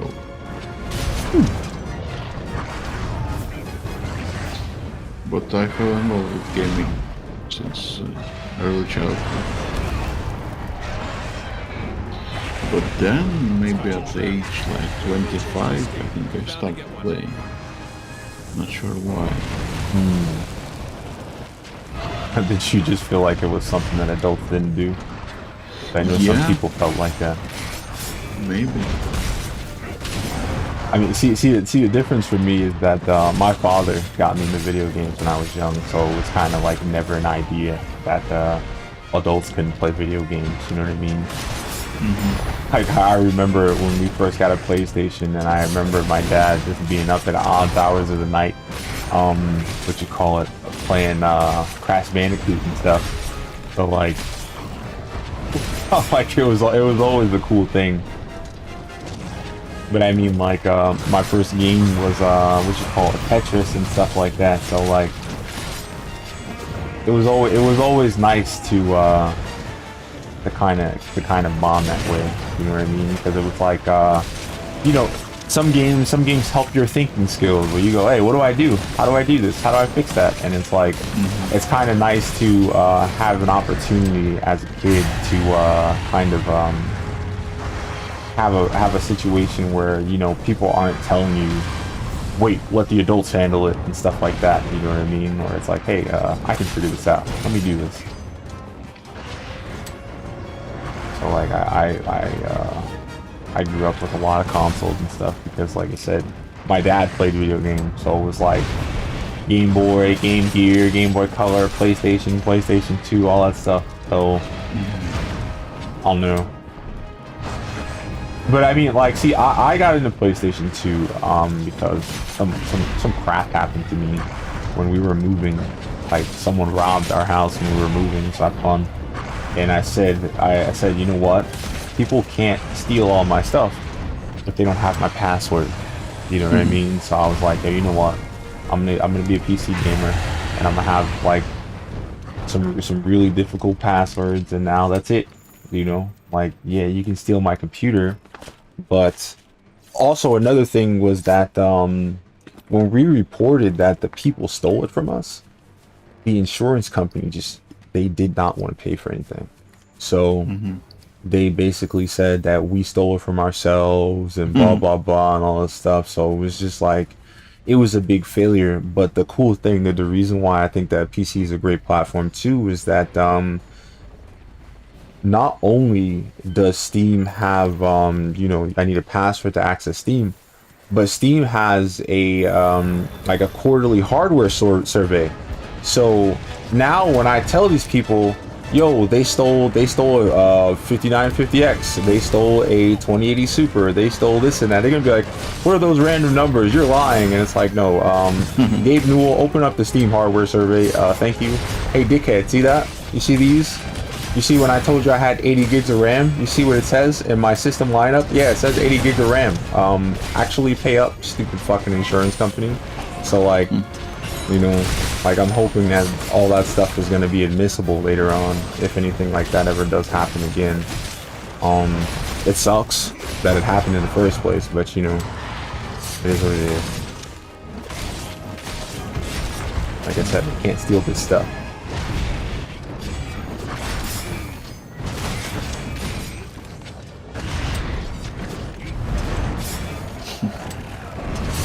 In my part of the world, especially in the early years, like in the 90s and 2000s, a lot of the stuff was pirated.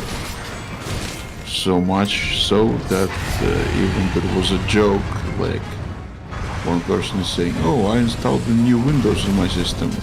And the second person is asking, is it a licensed version?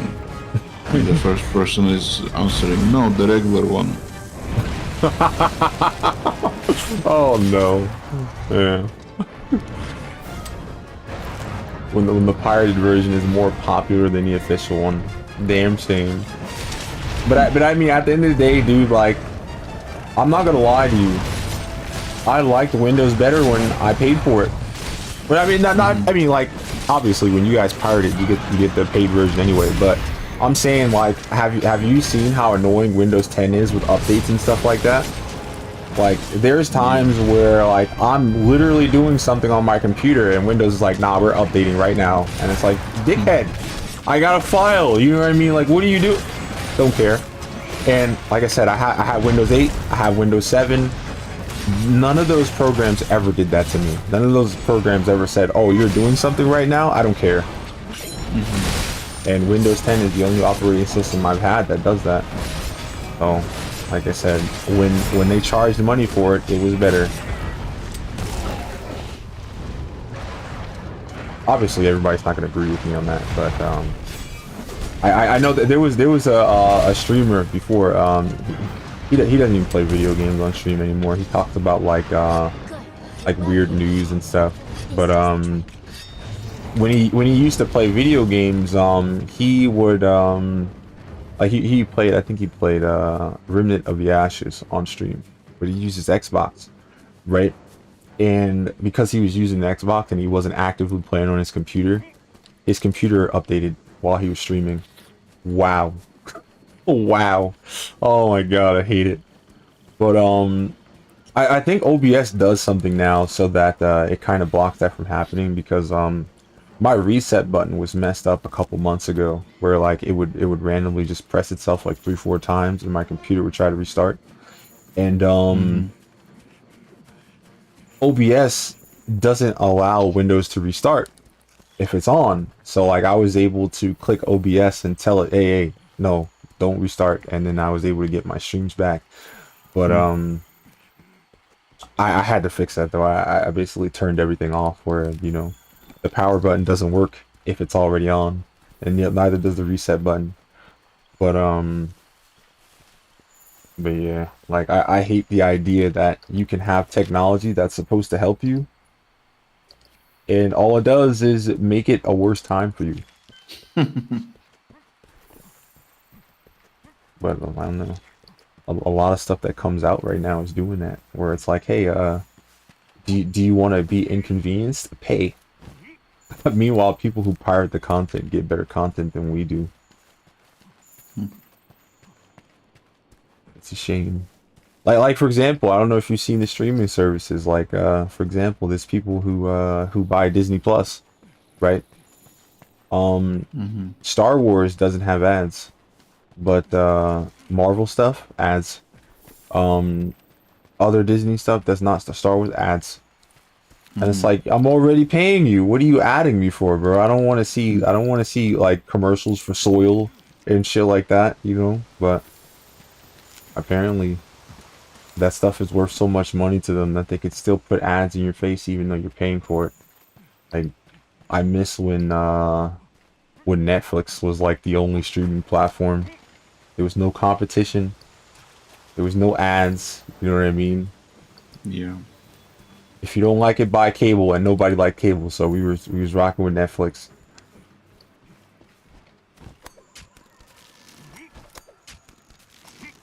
Apparently, there was a documentary. I don't know if it happened like a year or 2 years ago, but some guy who was making like Kodi apps, you know, for free stuff. He got arrested because he was flaunting a rich lifestyle and stuff like that. He had supercars and all this stuff, and like the FBI looked him up and was like, "Yo, how you got all this stuff?" And they found him out. They seized like, I think they seized like millions of dollars from his house and all. I'm like, oh my god, dude, that's nuts. You know? So like, if you ever make it big doing something bad, don't tell people about it. You know? Ay, man. It's crazy because almost everybody synonymously agreed with the idea. It was like, yo, bro, this dude's a fucking hero. You know what I mean? Like, screw paying for all these apps. This dude's a hero. You know? Because, like, you have to watch commercials. You have to pay for these apps. You have to have this, you know, this streaming device and all that other stuff. Ay.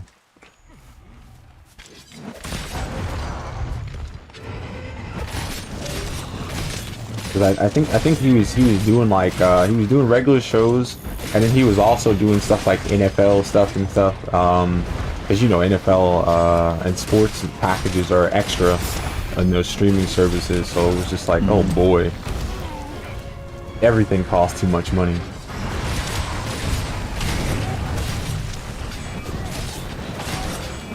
Yeah, that's true.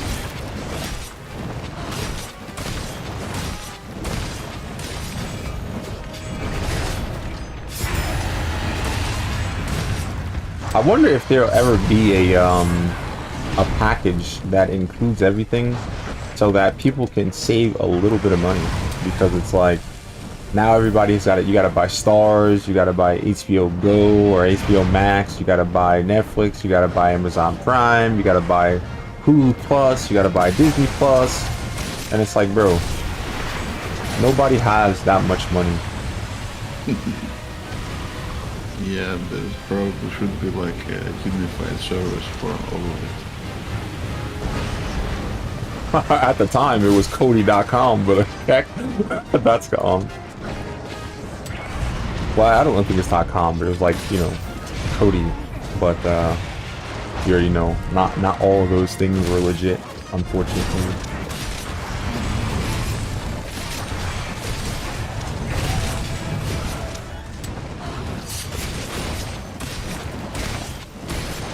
I wonder, you know what? Damn it, Latoya's not here anymore, bro. Like, I should have asked Latoya what she thought of the PlayStation Plus going up, because I don't know if you've seen that. Like, it's $80 a month for online now, and that's just the basic pack. That's just the basic package. Like, there's two more subscription packages, and it's like, bro, I think one goes to like maybe like 160 and the other one goes to 200. It's like, bro, what do you think you are, bro? Like, no, never mind. I think it's a year. I don't think it's a month, but it's a year. And Xbox has Game Pass for like $210 or something a year, but the difference is that Game Pass gives you like Xbox exclusive games day one. So like, if you wanted to play Starfield, you can subscribe to Game Pass for like a month.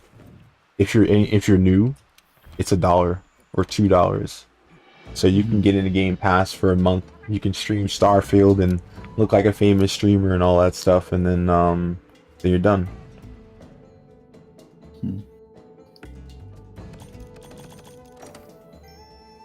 I swore I turned the volume down on this thing, but it's still too loud.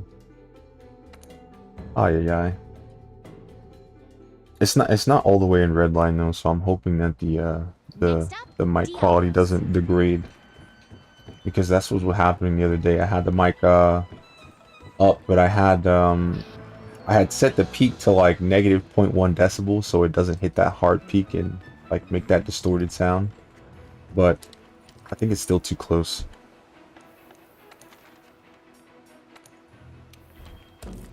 That's one thing I'm terrible at. Balancing audio. Oh boy.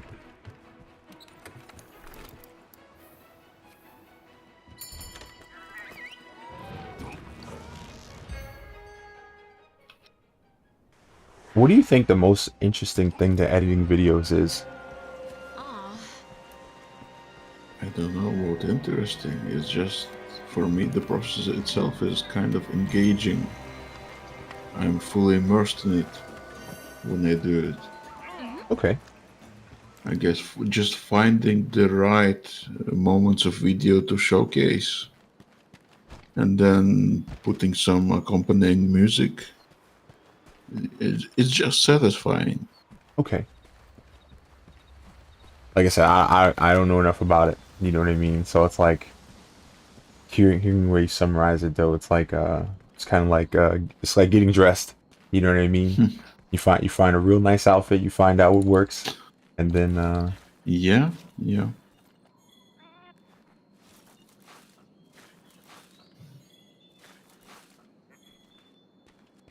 I'm probably gonna have to do a long hunt for music. Thank you, Mic Check TV, bro. That's so damn convenient, bro. Because like I said, my mic, I was just talking about how I had problems balancing the audio, and the man himself, Mic Check TV, comes in here. That's definitely clip worthy. I'm not gonna lie. But it's nice to see you. Thanks for stopping by.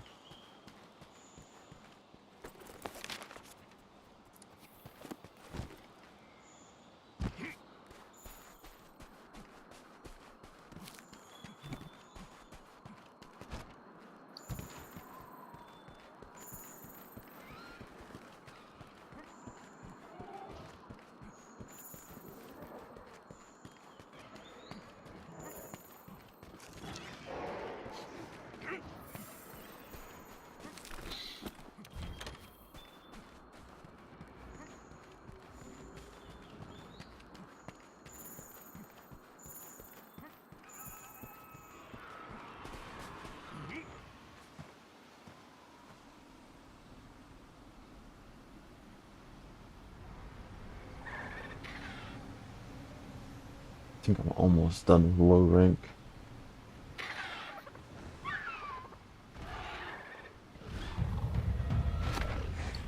Oh, it only took 5 hours. Oh boy. I got 7 hours to get through high rank.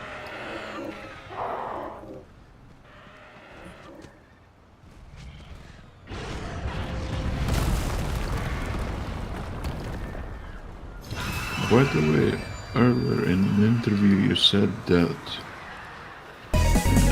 you got some advice to stream starting at like 10 a.m.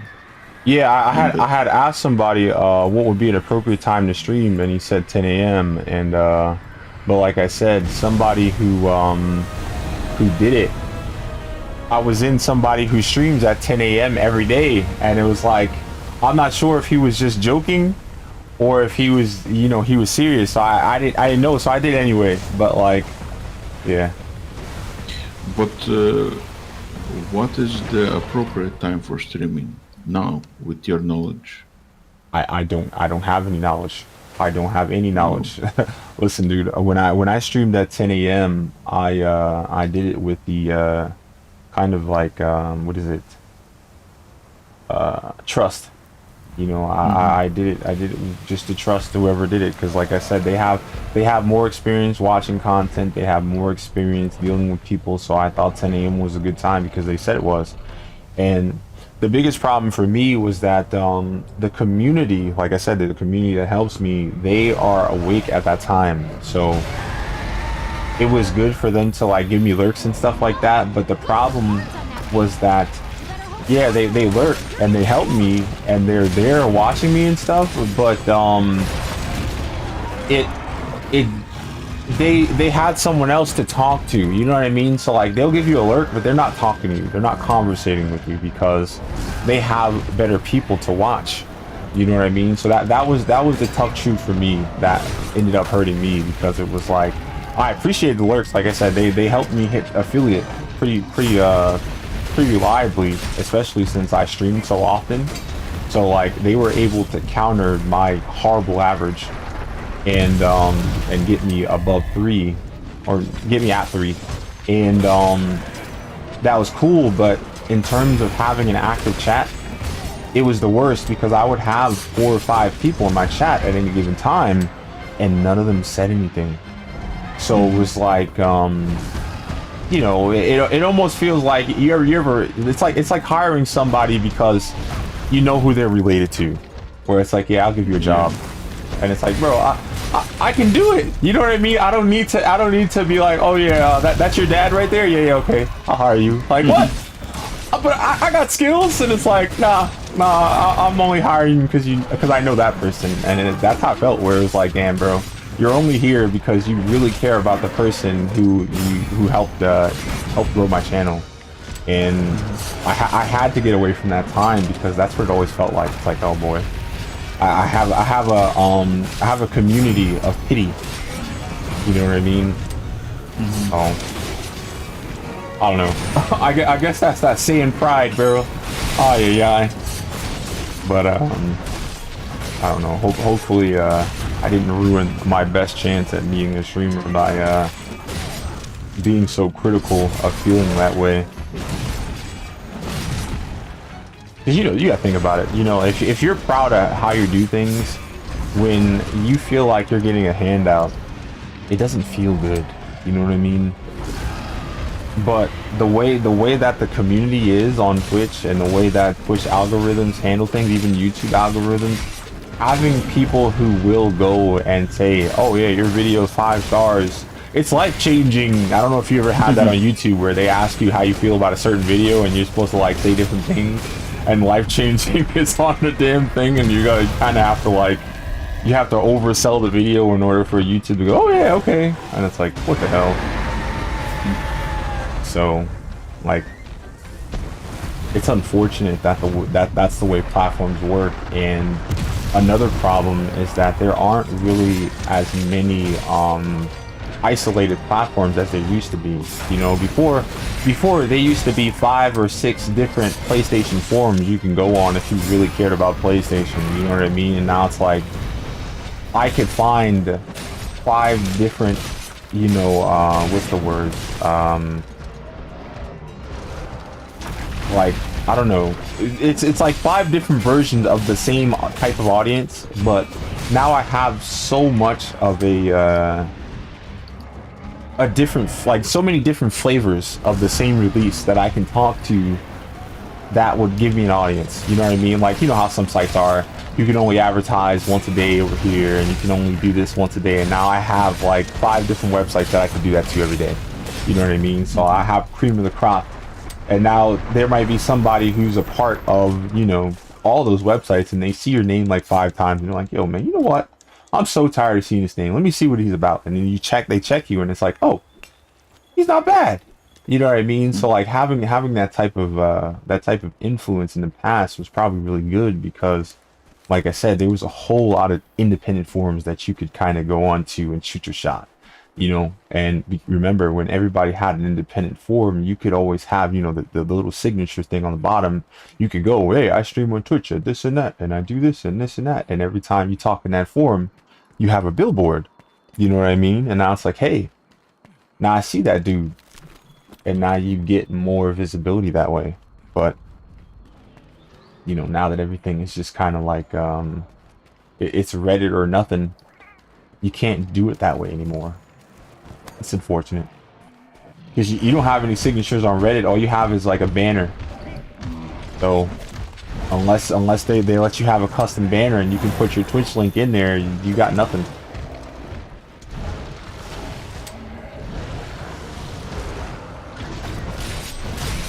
from what I researched, the best time for streaming is starting around the evening and going into the early hours of the morning. Okay. I like that stream I told you about that has like 1,000 people watching. He usually starts at 7 and ends at like 8 a.m. So like, you might be right. Oh. Yeah. But like, I don't know. You know, if you're good enough at something, it doesn't matter when you stream. You know what I mean? So it's like if you got like 2,000 people watching you most of the time, then what the fuck? I can't compete with that. You can do whatever the hell you want to, and people will come watch. Just like how it is for him too. He can play whatever game he wants to play too, and people will come watch. Granted, he got kind of upset because, for example, maybe 2 years ago, when I first actually tuned into his streams, because he's a Final Fantasy VII speedrunner, and a lot of his YouTube content was just showing him having bad luck. And I don't know about you, but I don't get any entertainment from watching someone be miserable. So I didn't tune into his channel because I don't get any enjoyment from watching someone suffer, you know. So I didn't follow him. But then he uploaded a video. He was playing a ROM hack where he was playing Super Metroid and what I think wasn't Zelda A Link to the Past or something. And every time you change rooms, it would be a different game. So like he would leave rooms, it would be a Zelda game, and then when he went to the next room, it would be Metroid. And both of the items were interchangeable. So like you could find the Varia suit in an item that was in a Zelda chest, and you know, like it was genuinely fun to watch him play that. So after I saw, I'm like, oh shit, you play stuff like that, and then I followed him that way, you know, because like I said, I didn't only want to see him miserable, so I saw him do something fun, and that's what made me interested. He was doing a shiny hunt, and his shiny hunt was for Rayquaza, and he was playing I think Brilliant Diamond or Shining Pearl or something like that, one of those, and he reset the game 10,000 times, 10,000 something times in order to get the shiny, and it was terrible. But he has you know, he got so many like so many subscribers and followers and stuff like that. It was funny though, because like, you know, sometimes they talk about how on Twitch they do like some really rich people come in there and just like watch stuff. And I think one of those people came to his channel because like he did like, someone gifted like 2,000 subs, and I'm like, bro, what the fuck? I was just like, yo, what the hell? And it, you know what's fucked up? He said he was gonna match the subs when it died. The dude did that. Oh my god. So it was terrible. And you know too, since Twitch takes 50-50, he matched the subs and he basically didn't get anything for it because, you know, 50-50. He just bottomed out. And it was fun to watch, but it also felt bad because it was like, bro, you got all that money and you gave it back. I'm pretty sure, yeah, Jeff Bezos loves you right now, but like, damn, bro. Ay. But I mean, like, that's a respectable deed, but Jesus, bro, you will never catch me giving 2,500. Not even. I think it's like, cause 250. It's over 5K. So you got 5K from this dude because he's giving out $5 subs and, you know, 50-50, and you gave it back. No way, not me. But it is what it is.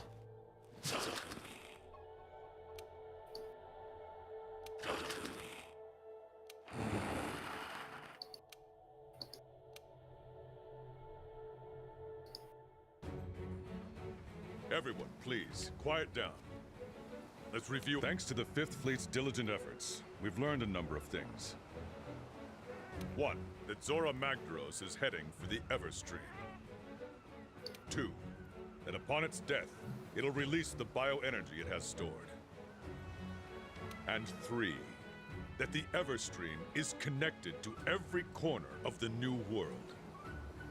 So, if Zora dies inside the Everstream, its bioenergy will blast us all to hell. Commander, the Commission should make evacuation its first priority. I'll tell my sister to prepare her airship. There's no time. We don't have any choice but to take down Zora Magdaros. What? Blowing ourselves to oblivion is not what we're trying to do. Correct. And the whole reason we're here is to study the beast's role in the ecosystem. Not erase it from the ecosystem altogether. I think I might have an alternative. What if we tried to lure it away from the Everstream somehow? Lure it away? Yes, sir. I did a little digging, and the Everstream borders the ocean, right? So if we can lure Zora Magdaros out onto the open water... We can mitigate the blast. And the bioenergy released would start a whole new ecosystem in the ocean. Life would go on. Need I remind you, sir, that we're currently short on supplies from our attempt to capture it? And even if we had enough supplies, what kind of weapon could get that thing to change its course? Don't worry. I have a plan. A very big plan. Is that what I think it is? Ho ho! Now we're talking!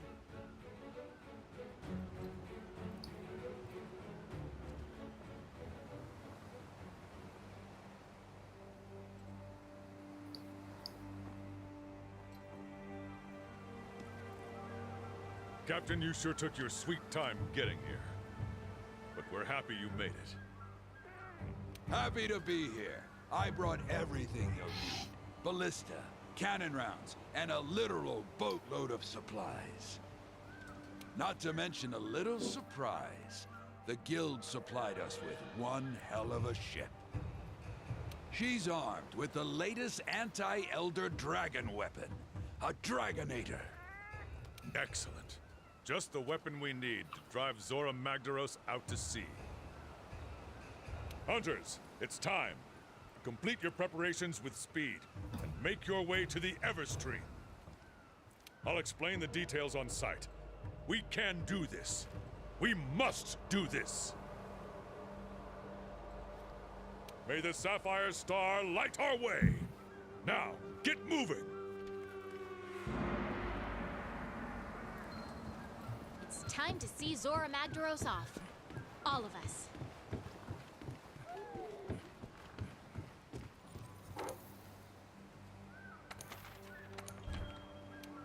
Do I have to go upstairs? I do.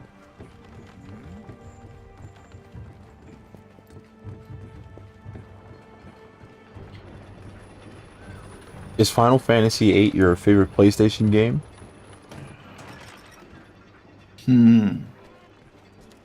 No, probably Metal Gear Solid is. Ooh, okay. Hey, partner. I've never played a... Well, I played Metal Gear Solid 5, but I've never played a anything like mainline Metal Gear Solid aside from 5. Like I played Rising of Vengeance, but that's it. Like when I think those are... No, go ahead. I think those are different from the main ones. Yeah, they are. Then you have Metal Gear Survive, because wow. I have that. I never played it though. I need to. I'm just I guess I'm comfortable with the fact that I'm probably just going to be bad at stealth games for the rest of my life.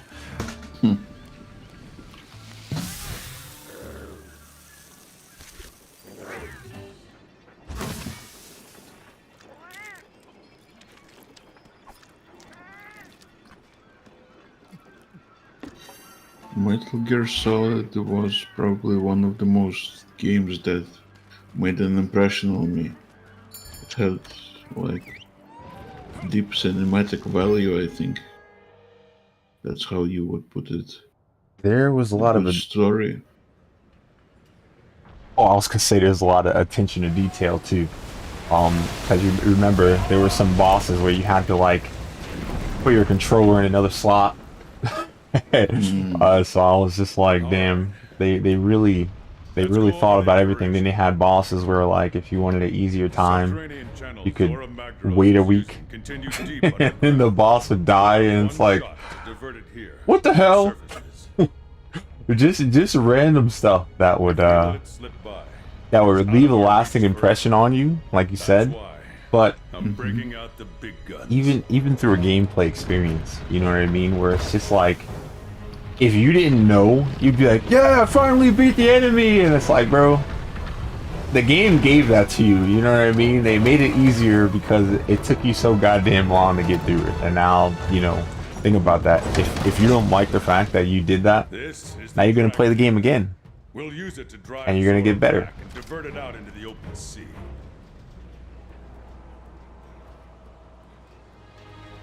The target will be coming at us full tilt. So I wonder if there's going to be more directors or developers like Kojima. You know what I mean? Because that kind of stuff is very, very good.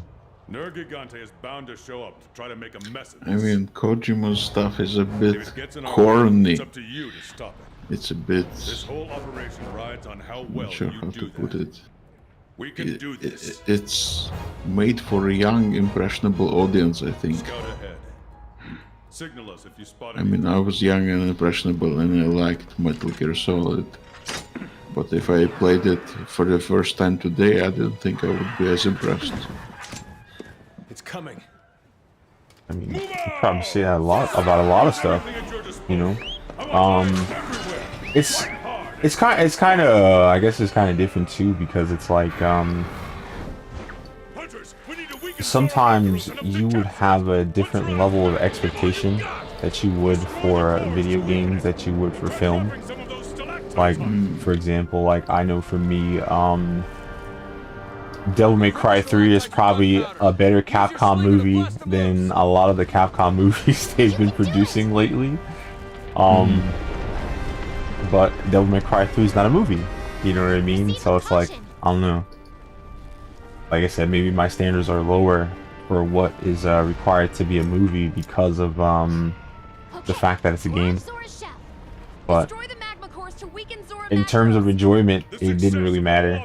You know, like I watched the new Resident Evil series. It wasn't that great.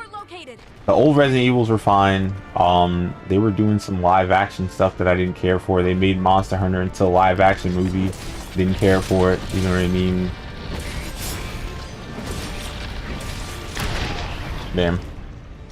Timing is way different on this.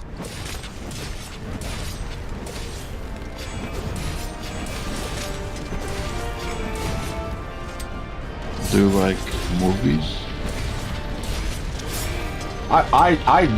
When I was younger, I used to watch movies more often, but I like movies, but the biggest issue for me with movies is that the community isn't there anymore. Like when I was younger, I used to watch movies with friends and family. You know, you're in school, you get to sit at the table and talk about your favorite movies with your friends. You get to go online, and back when the internet was more of an open space, you could talk about basically everything without being like in a specific area, you know what I mean? You could talk to somebody in the gaming space about a movie. They wouldn't say, oh, it's off topic, you know what I mean? You could just, wherever you wanted to. And that, like, open space for dialogue isn't there anymore. And I wish it was. So, like, that's where a lot of the value came from, I guess. Because, I mean, like, games were more enjoyable back then as a kid, too. Because, like I said, I had people I can talk to about it. We could talk about interesting games, interesting mechanics, things that were fun. You know, everything wasn't on the internet either. So, like, when we found a secret online or when we found a secret in the game, it was like, bro, you ever heard of this? Yo, go here, do this. do this, then do that, and then do this, and then you'll have it. And it's like, oh shit. Dude can't wait. Like he's sitting there holding on to that piece of paper with all the details until he goes home. He goes home, he does everything on the paper. He comes back to school amazed, you know what I mean? Like those were just great times. I agree. Shell is doing that thing again. Watch the magma, it's changing. All right. Have you heard of the game or maybe played it? Siphon Filter. Yes, absolutely. That was a game that I was gonna bring up while you was talking about Metal Gear Solid. I didn't play the first one. I played the second one, and I played Omega Strain. It was fun, a lot of fun. Unlocking specific weapons and stuff from doing great deeds in the game was also fun. It encouraged you to play the missions in different ways. Also, there was a weird rolling jump glitch that you could do in Siphon Filter and Omega Strain, so you could do some of the co-op missions by yourself. So I would do some of that if I needed to get some different guns and stuff in the game, and that was fun. I do appreciate that there were different endings of the game depending on what secrets and stuff that you found in the missions, because you know you could actually cure the disease and stuff if you find all the details and stuff in the levels and stuff. And I do think that those games are very fun. Am I bad at stealth still? Yes. Absolutely. But I definitely was willing to tough it out in that game, because like for your efforts, for like going above and beyond and trying to get everything done in that game, you were rewarded with some really good weapons. And you know, in Omega Strain you had like character customization options and stuff too, so if you did the right thing you got like new pairs of pants, new glasses, you know, new stuff, and it's like, damn. Look at me sweat for this pair of sweatpants. Ay ay ay. But I guess I've always been like that, because back when I used to play free-to-play MMOs on the phones and stuff, what made me stop playing those games was running out of stuff to get. Like I would go on the MMOs, I would sell all the items I found that I didn't care about, I'd make the money, and then I'd buy whatever customization options I thought were the coolest. And then after I do that, I have no reason to play the game anymore.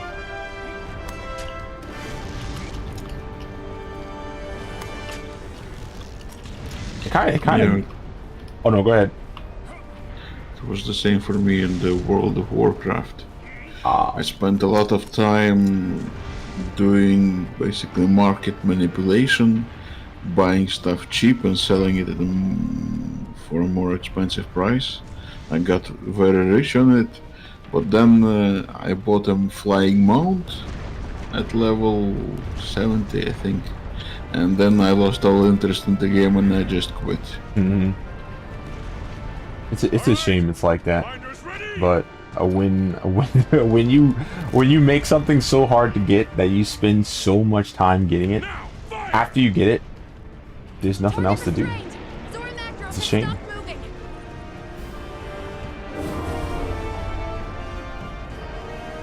What? Wait! Stand at the ready. Nergigante is upon us. Of course it is. Hunters, prepare to intercept. Nergigante, up there on the shell. Go! Can't remember where the front of this monster is. Lol.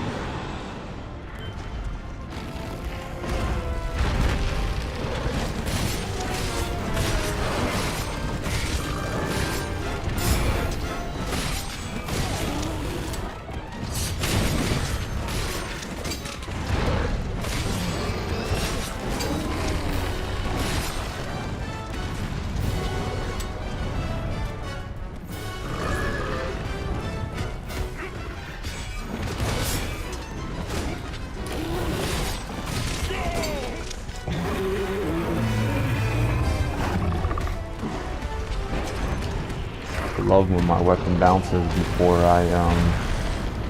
I can block the damn attack. Oh yeah. That's all right. Hunters, stay focused. You have to drive off Nergigante. Zora Magdaros is changing position. It's trying to get up.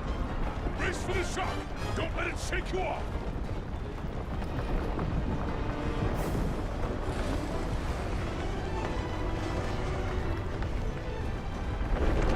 Zora Magdaros is starting to rear up.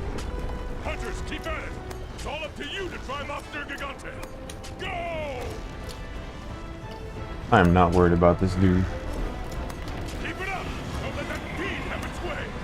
Let your courage guide you! Go get him. You know you've got this.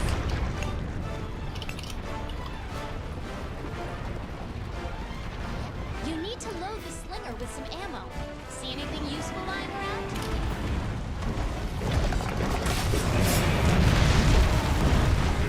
Pain.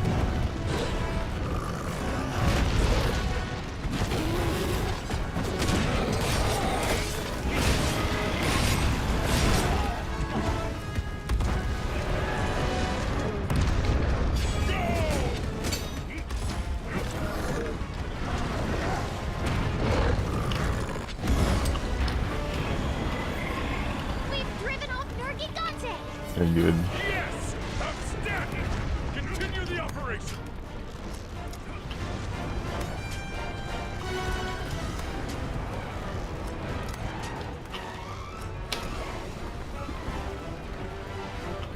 Have you ever played Phantasy Star before? No. Oh. It's continuing its advance. Nah, it's kind of like it's one of those RPGs. It plays like an MMO, and it's an MMO now because they don't make freaking single player games anymore. Because I don't know why, but when they weren't making it an MMO all the time, it was a pretty good experience. Didn't have to buy everything. Had co-op if you wanted to, single player if you didn't. Mm-hmm.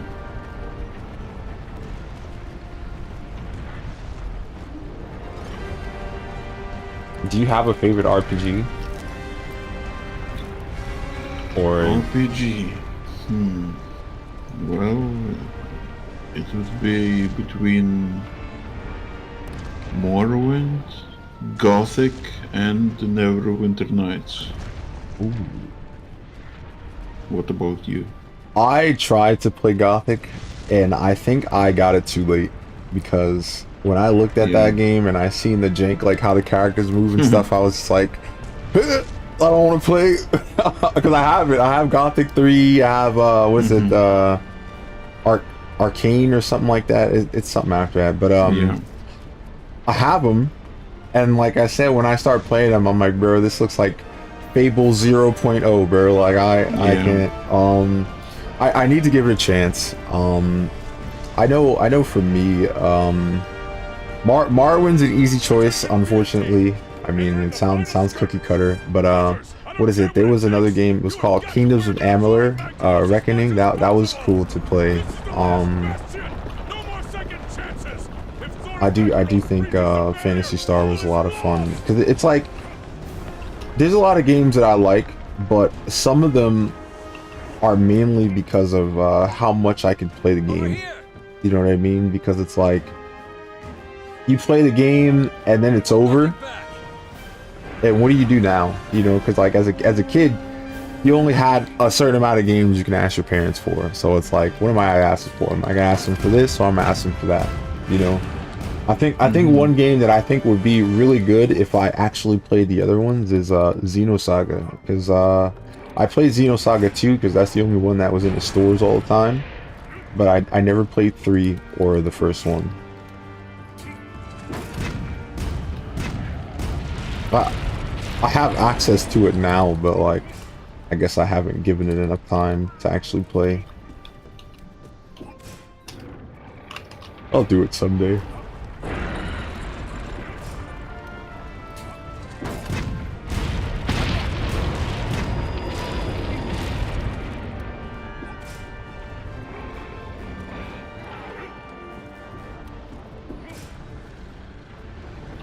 I want to play Alundra, but like I said, too many games, too little time, honestly.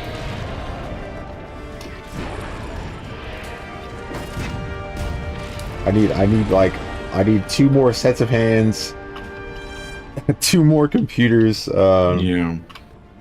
Aye. And another 24 hours in the day. Yeah, for sure. Aye.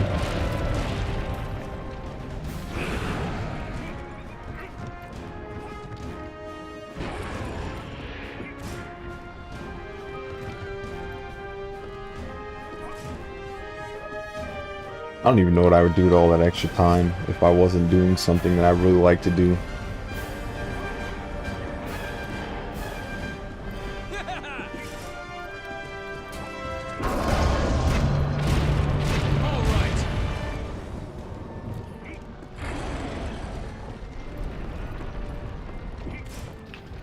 If you ever went like pro in something, what do you think it would be? Do you mean a video game or anything at all? Anything.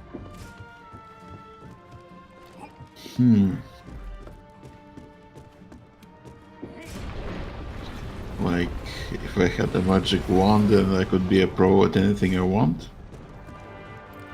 Well, I mean, Or- yeah, that's fine, but I mean, I thought that you might have had something that you were already interested in, that you thought that you would actually do, you know what I mean?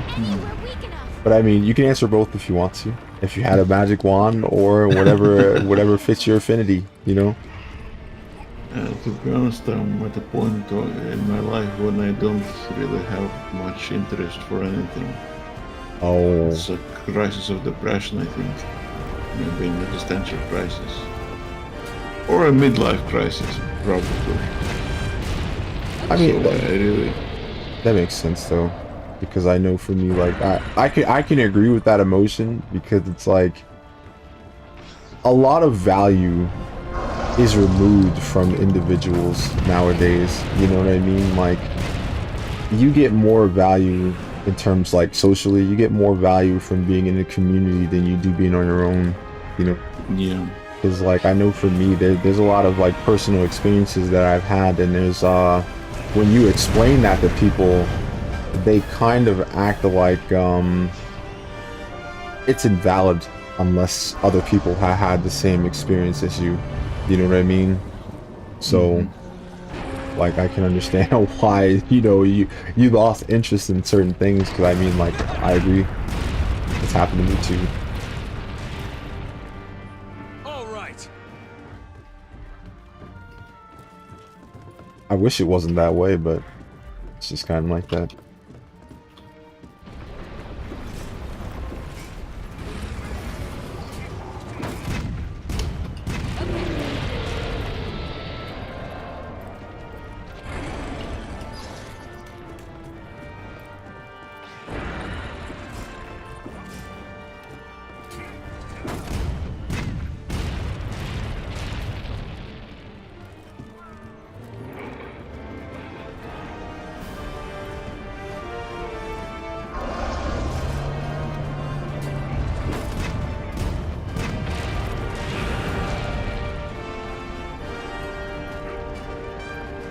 Why is this taking so long?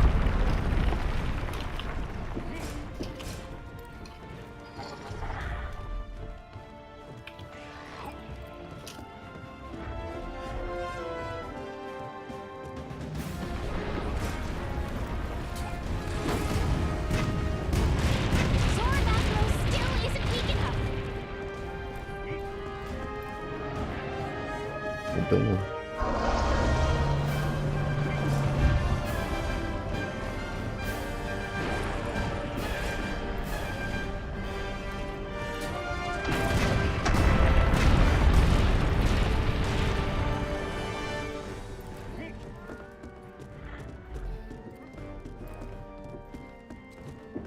I don't know. I think if I had a choice, I would probably be like really good at swimming or Yu-Gi-Oh. Like, I don't know. I was I was super into swimming when I was younger. And I mean, I never stopped being into swimming, but like, I guess I don't really want to go to a pool anymore, I guess. Because I'm not a kid anymore. Like, imagine going in a pool and it's just a bunch of kids in there. Like, what the fuck? I don't want to go there. But I like swimming. I guess if I ever do get like a house with a lot of space, I would get an in-ground pool or in-ground pool and swim around in there.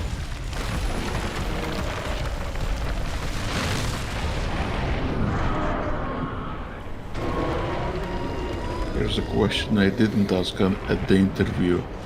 If you had $1 million, what would you do and how would your life change?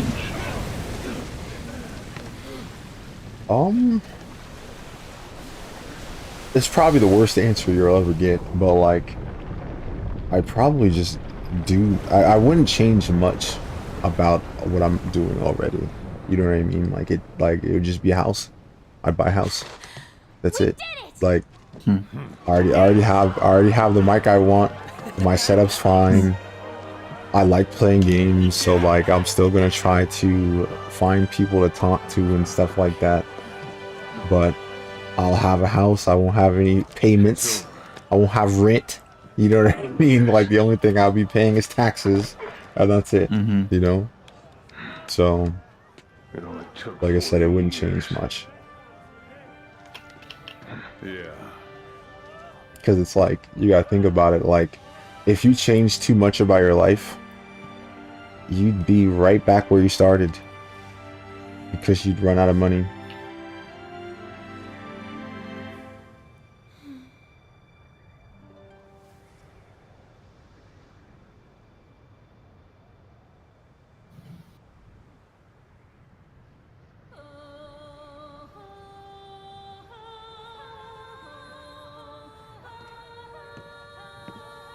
Grandfather? So, ready to go home?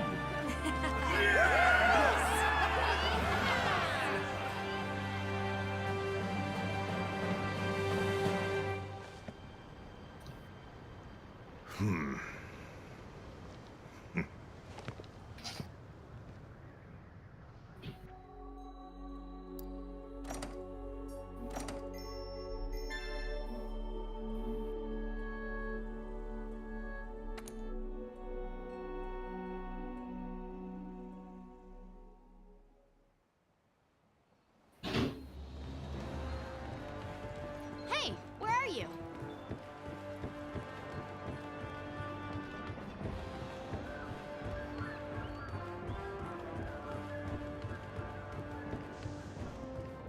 Yeah, fine.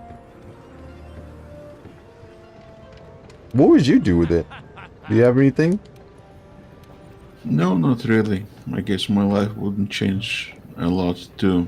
I would probably give away most of the money to family and friends and just keep a small part for myself to live a comfortable life.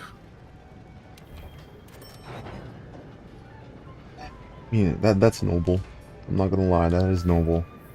I am too afraid to give the money to people that I know. I guess one of the reasons why we're not swimming in the bucks is because of people I know wasting money. So, you know, it's kind of hard to do that because it's like, I don't know. It's like throwing your food down the drain and turning on the garbage disposal. Like, you could just put it in the fridge, but you just want to crush it up and throw it away and get new food. But like I said, that's only to the people that I know. So you probably know better people, you know. So you can do better things with it. Like I said, I'm super afraid of that because it's like, I know they say a lot of people who win the lottery, they go broke, you know. And it's like, why are you going broke? And because you got it, and as soon as you got it, you had something to do with it, and it was already spent before you got it, you know. Hey, partner.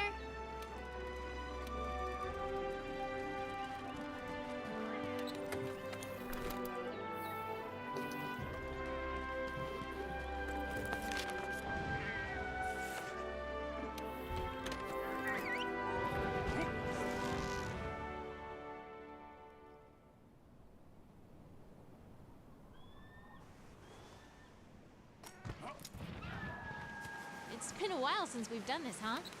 Want to start by taking a stroll around?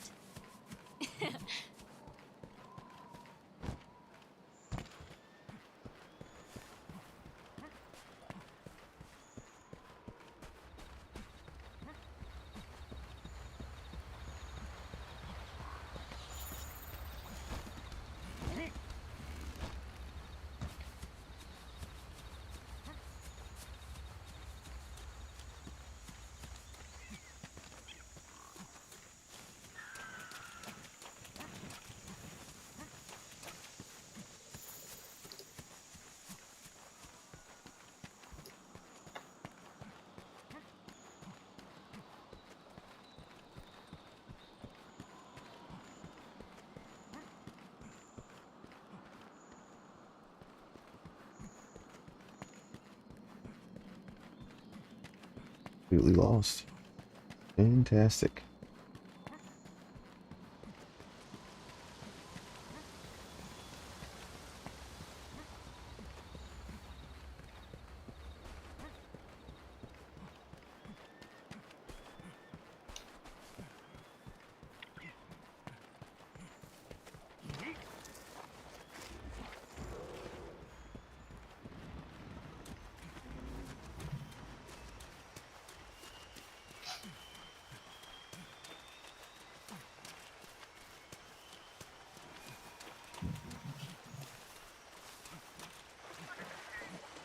I wonder if YouTube would be smart enough to capture the whole stream despite not wanting to handle 12-hour long videos.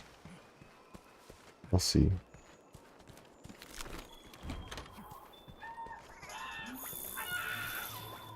That would be a serious hack. Wasting the days to do a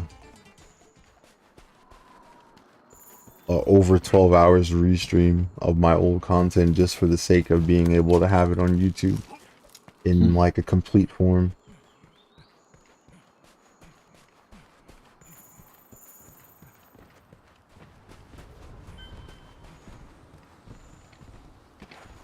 Have you Googled much about bypassing the 12-hour restriction on YouTube?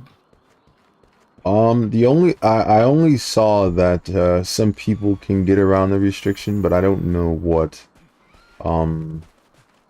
if there's like anything that you can do in particular, because like there's a gaming channel called Shirako, and he would upload things that are past 12 hours.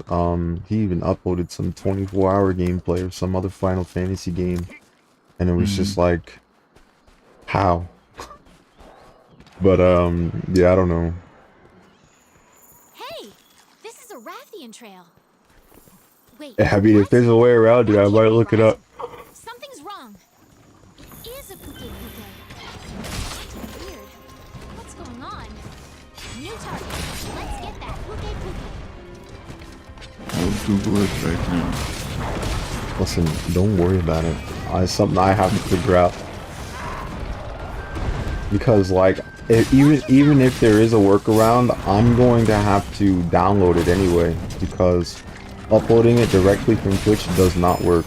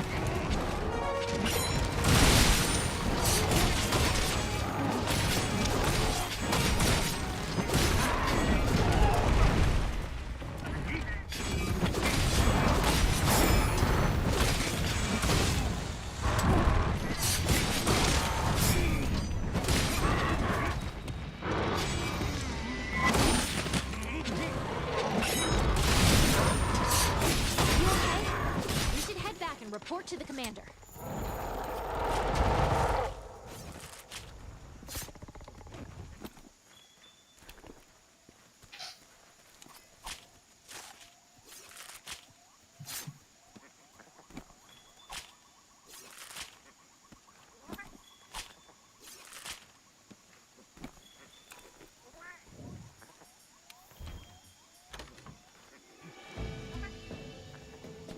Do you think there's an easy solution to that 12 hours thing?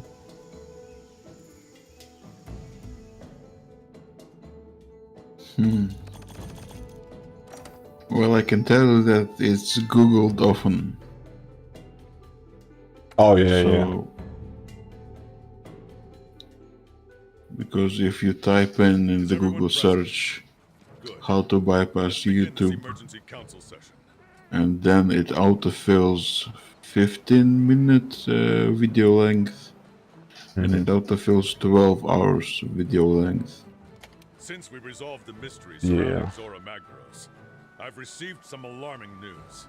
You basically need to register a phone number with YouTube in order to break the 15-minute length, but the 12-hour length, I think you need to be somebody special on there. Field team reports that they're observing a shift in monster Maybe namely invading other territories. have an account with On top of this disturbing like information is the sudden 4,000 followers or something, or 2,000 followers. much more powerful than the types of monsters we're used to Yeah, seeing. well, I'll tell my kids to keep dreaming, alright? Keep the dream going, because, like I said, that's going to take a long time. Always going to take me covering some type of stupid drama for it to work, but it's like, I don't care about drama, bro. Oh, yeah. Fifth has more information they'd like to add. Yes, sir. The other day, we discovered a strange trail in the Wildspire Waste. My opinion is that it belongs to a Rathian, but I'm not 100% sure. The size and other distinctive traits are there, but something is off. Monsters are growing more powerful. And now, we might even have a new species on our hands. I highly doubt this is a coincidence. So, what do you suggest we do, Commander? Our damn jobs. We're a research commission. Get to researching. Playing Sid Meier's Civilization 2 back when I was 13 years old on PlayStation, it really taught me a lot. For example, I found out what irrigation is through the game. Second, Oh, damn. we need to pick up where the fifth left off and gather more evidence on that new monster. I never had Civilization 2 on there. My dad played a game called Dune on there. You know, like the sand dune and stuff. Yes. He loved that game. I tried to get into it. I'm terrible, because once I got used to whatever troops that I liked, I would always make them, and you already know it's rock paper scissors. So like, I make cool troops and they're real strong, and then here comes the spice truck rolling over all of them, and I'm like, yeah. And then there were some missions, because you know later in the game you have to set up where you want to have your base and stuff, and the enemy would always know where it wanted to do its stuff, and I wouldn't know where to start, because you know you had that vehicle where you would drive it somewhere and then you'd set your base there and stuff, and I don't know. You know, so really cool game. It's just not something that I understood. Look for evidence across the continent. Rathian or not, we need to find that monster. And listen up. My sister, she liked what you call it, SimCity. Was it SimCity 2000? That was fun. Just, I don't know. I'm bad. I'm bad at it. That's why. I like to build streets, because like you would build the streets and stuff, and then you could go into like first person mode where you drive around the streets and stuff. I thought that was a lot of fun. But I typically would use like the pre-made cities, because Jesus, that was really bad. at I was really bad at doing anything else. Because, you know, you have to make money. And I don't know how to make money in that game. Because, you know, the first thing I want to do is build something cool, and it's like, no. Build some plants, build a warehouse, build something to do. I didn't want to do any of that. What about the game Sims? My sister liked The Sims. My aunt liked The Sims.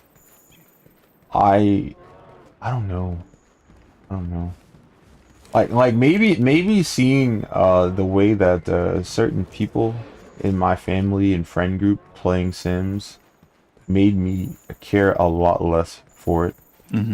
Because it was just like, yo, dude, I'm never doing any of that. I don't like, I'm like, I don't know, 15, 16. I don't care about doing dating sims in this stupid game. Yeah.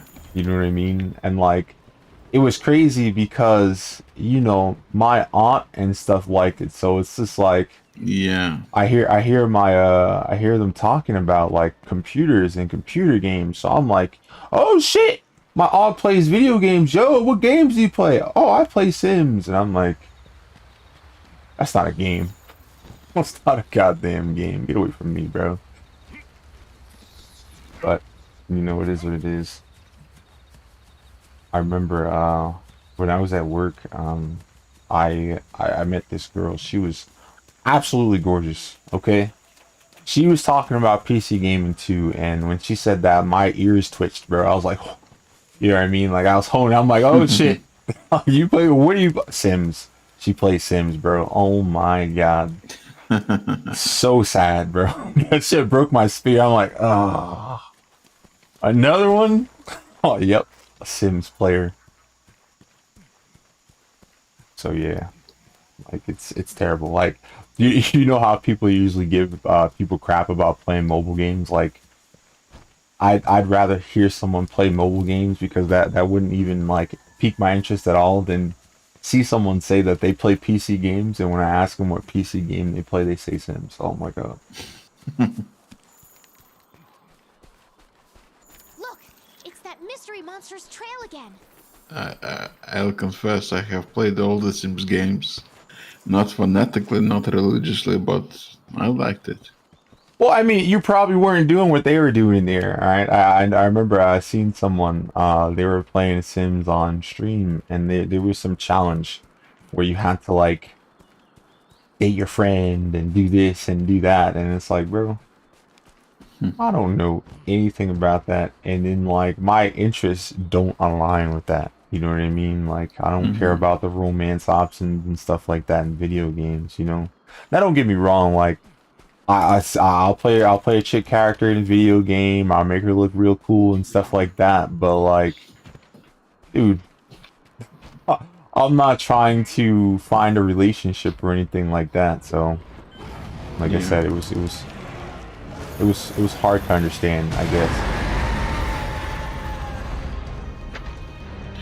Yeah, me too. I played the game for unusual reasons, I guess.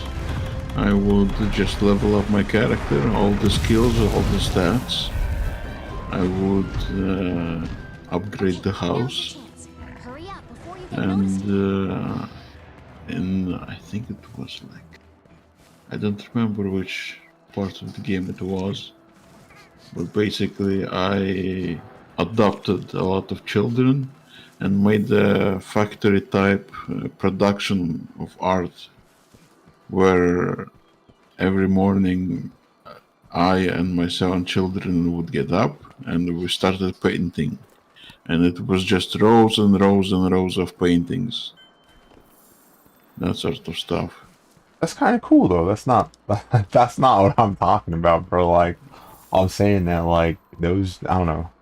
It was like, it's almost like they got a game to do very like weird things in the game instead of just play a game. It's like, I want a game so I can simulate the things that I'm too afraid to do in real life. You know what I mean? It's just like, but I mean, I guess it's kind of fucked up because I'm pretty sure that that's how some of those people view us playing video games at. You know what I mean? Where we're just doing random crap and none of it's interesting. It's all boring and bad. You know. I mean, one of these days I should make an attempt to sit down somebody that I know and ask them what the appeal was of some of that stuff. Mm-hmm.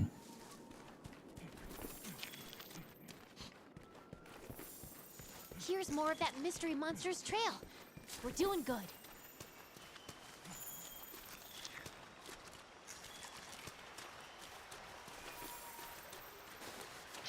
Man, I hate gathering these tracks. Once one of your specialized tools' effect has expired, unequip it. After it recharges, you can use it again.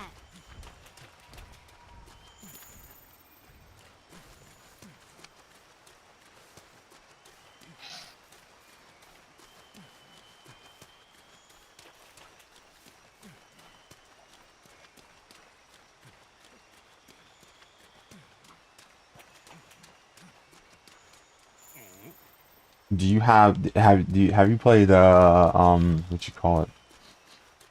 Any of the games in like the survival genre? Like Ark, Dark and Light, maybe Minecraft if you view Minecraft as like a survival game and stuff. I don't view Minecraft as a survival game. I have played it somewhat ironically about a year or two back, and I played it more for maybe a month.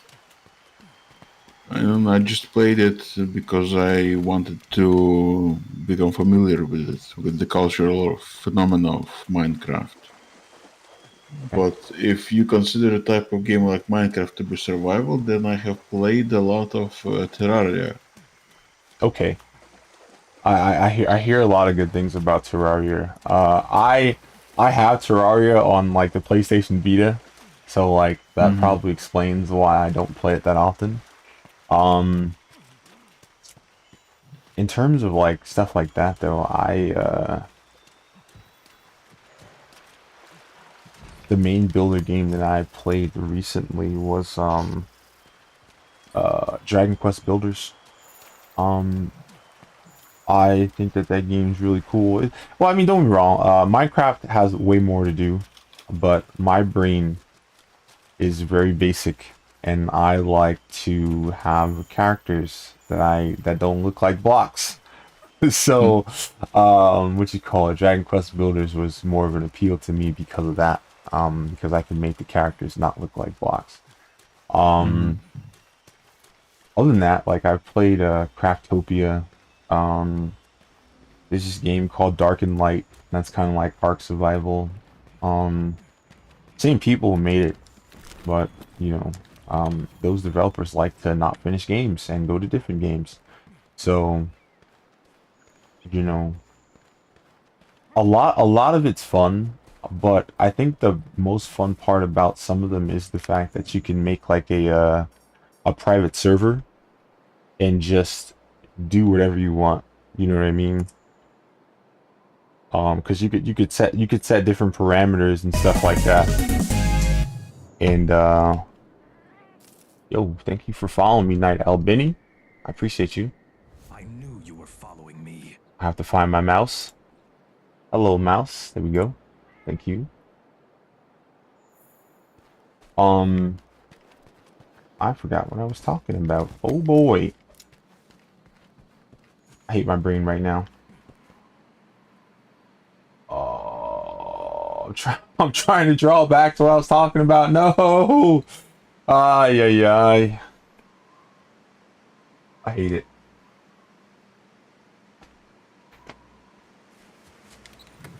Oh, no, yeah, we were talking about survival games. Okay, I don't know where my train of thought was, but when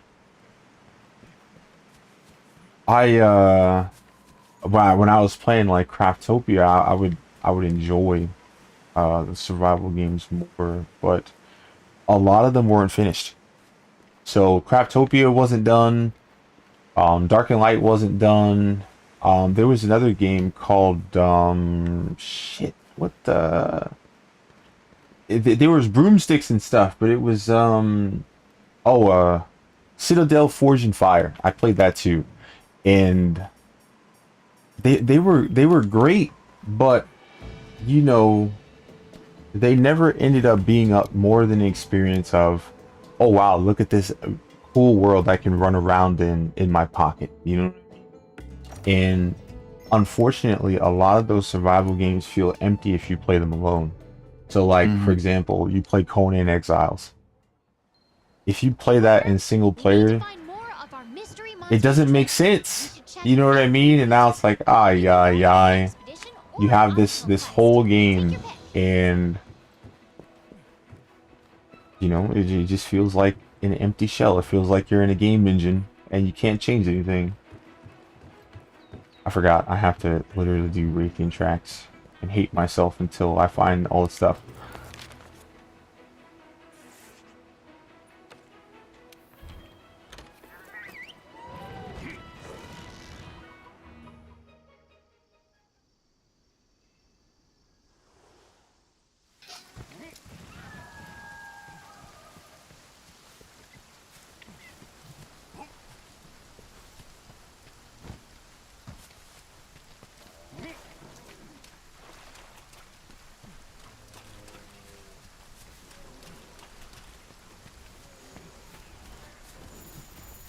Oh, I need all of these.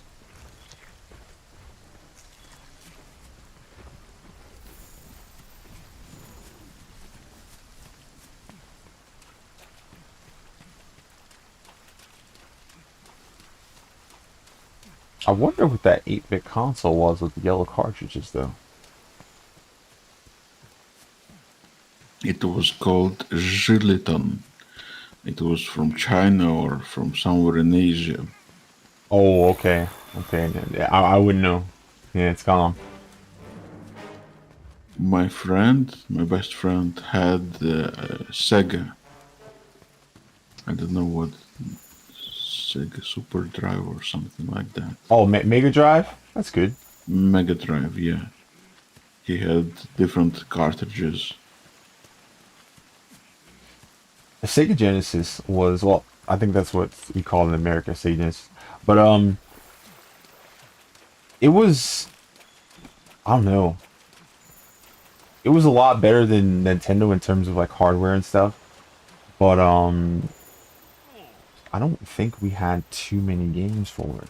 You know what I mean? Like, we had Sonic, what was it? Toe Jam and Earl, Kid Chameleon, It was way more. I just can't remember them. But we had some football games and stuff like that, because apparently there was some videos about that where like EA had figured out how to reverse engineer Sega's cartridge manufacturing, and they were able to make games for them without having to buy their licensed hardware. And like I said, so we probably had more sports games than I can remember, because I remember those cartridges that had the little yellow chip on the side, and I think that those are the cartridges that they made on their own. But I don't know. Like sports games are not memorable to me, unfortunately, unless they're just like NFL Blitz and stupid nonsense like that. But yeah. It was fun because I think I played Sega Genesis more with my dad than I played Nintendo, which is kind of crazy. Because like I played more Nintendo with my sister, I believe. You know, we played Super Mario Bros. 3 and stuff like that, and we took turns, after you die, because you can have two players just having like two sets of lives and stuff, and that was fun. I wish that I played Super Mario World with my sister, because I think she would have understood the concept of the super cape way before I did, because when I was a kid, I didn't know how to use it, and I was like, why do I keep going straight down? Because, you know, I would use the cape and I just press forward, and it's like, bro, what are you doing? I do the run, I go straight down. I'm like, oh my god, this is the worst thing in the world. What happened to the raccoon tail, where you could just press, what is it, like the A or B button, and like, you know, tip your tail up and down so you can keep flying and stuff. And it's like, oh my god, he doesn't know. You gotta press back, and you press back and you can float a little bit longer. But yeah, didn't know shit. But yeah, that was fun, and that's probably a game that I'm terrible at, because, you know, well, I don't know if I should say terrible, but, you know, there's a lot of secret stages in Super Mario World, and like the Star Road stages, I'm bad at least 3 of them, and it's like, oh boy, because, you know, when you get on the Star Road, you can connect the Star Road together so you can get around faster, and I can't connect that star to save my life, dude. And I don't know, one of these days I'll probably revisit it, but I guess I'll have to get better.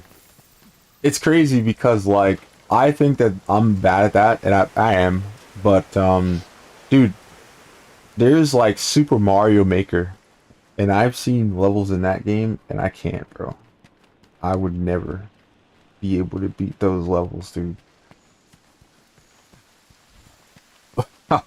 I guess if I made the if I was streaming at the right time, I probably could have a following just through frustration alone of those games, because those games definitely do get views. Like, there's some guy called Dashy, he would always play that stuff. And I think he basically made a career out of it, and no hate for him, you know.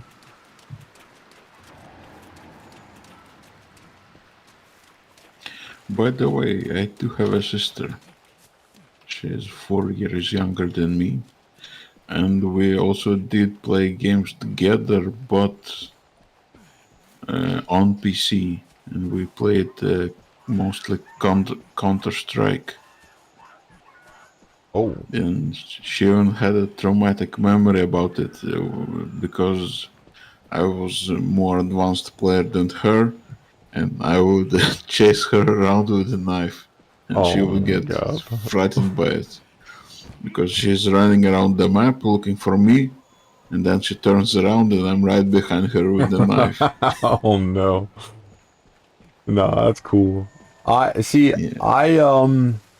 I didn't really play like versus games with my sister too often, you know, because, like, I don't know, we were both kind of immature, so like we wouldn't leave the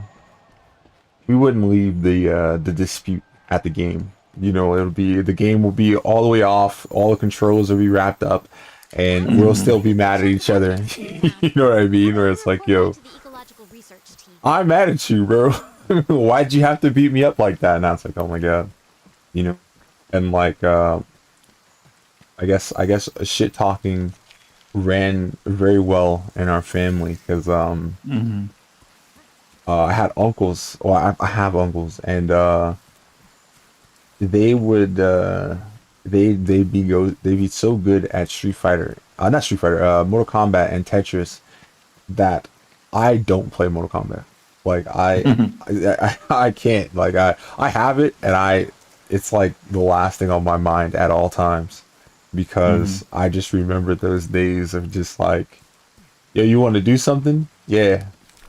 I'll let you do it if you beat me at Mortal Kombat. And then after that, it's just like, nah, bro. Like, I know I'm not gonna be able to do it. I don't even care no more. Like, you ever had somebody ask you or tell you, hey, if you could do something that is literally impossible to you, you could do whatever you want? It's like, hey, do 50 pull-ups and you could do this. It's like, bro, please shut up. That shit's not happening. Get away from me.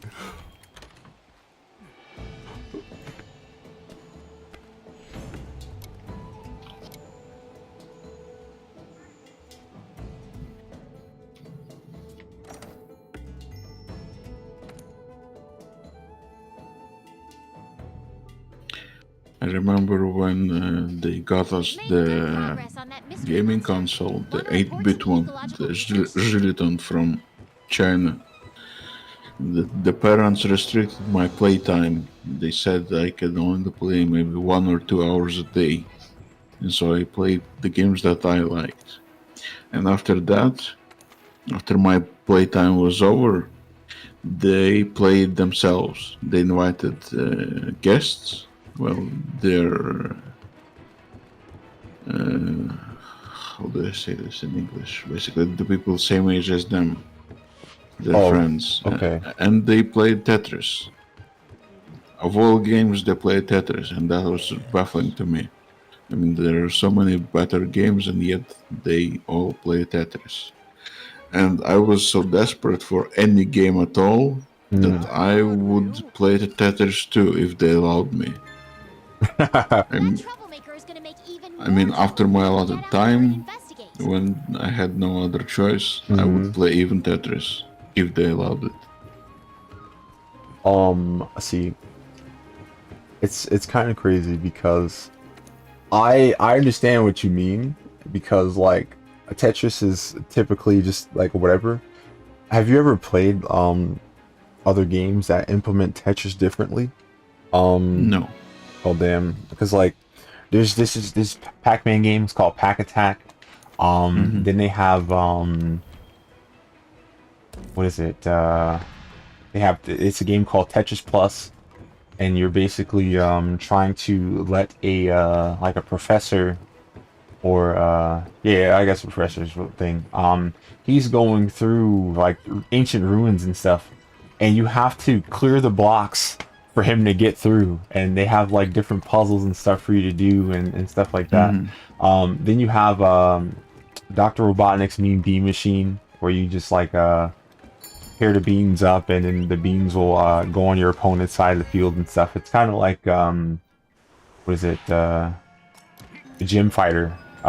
Gym Fighter is like Street Fighter, but you would basically do the same things as Mean Bean Machine to do like Street Fighter moves against your opponent and stuff.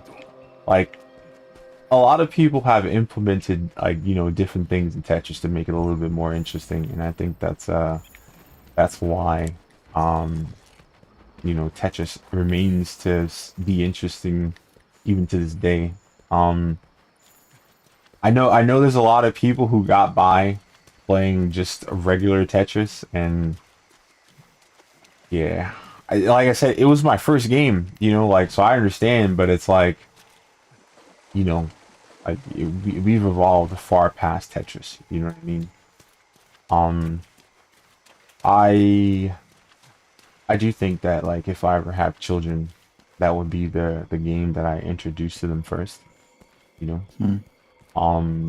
But I don't know. I just think that I really need to figure out a way to inspire someone, especially a child, to have critical thinking skills. You know what I mean? Like I want them to feel like if they were in a position where I was literally just fucking dead. Well, not actually dead, but you know what I mean, like super tired, didn't want to do nothing, roll over, extra sleep, that if they needed to figure out how to do something, they would just do it. You know what I mean? Now, honestly, not like I like turn on the fucking stove and you should know. Don't do that, please. But you know, like anything from like getting something to eat, getting something to drink, you know what I mean? So it's like easy access for them. They don't need to do anything crazy. If they have a problem, if there's a knot in their stuff, they'll be able to figure it out and stuff like that. You know what I mean? Do math, flashcards, stuff, you know, because I don't know. You know what I mean? Like I don't really remember there being a time where I like non-stop bothered my parents for stuff. You know what I mean? Where it was like, I think the most that I used to always do to them was I always asked why, and it would annoy the hell out of them. But like, you know, other than that, like I didn't ask for stuff. I asked because I didn't understand things. You know what I mean? Why was like the best question that you could ask as a child, because it was just like it allowed you to understand kind of like the fact that some things are relative to each other, and if you do this, the answer might be the same for these two things, you know. And then you learn like things about like saying please and thank you and stuff. You learn manners and stuff like that too, because it's like you wonder, like, you know, why is this bad and why is that not bad? And it's like, oh, because this person said it like this and this person said it like that. Or I could tell that this person didn't understand what they were saying, and it's like, okay, good, you know. Like for example, like if you hear your parents swear and you don't know what the swear means and you don't know that the swear is bad and you just swear back and they're just like, where the hell did you learn that? And it's like, oh, he said that. And it's like, oh my god, what did we do? Stop saying that, that's bad. You know what I mean? And now it's like, huh? And then after you understand that it's bad, now that you do it, now it's like, hey, that's disrespectful. You know, like I told you that that was bad and you're still doing it. You know, why?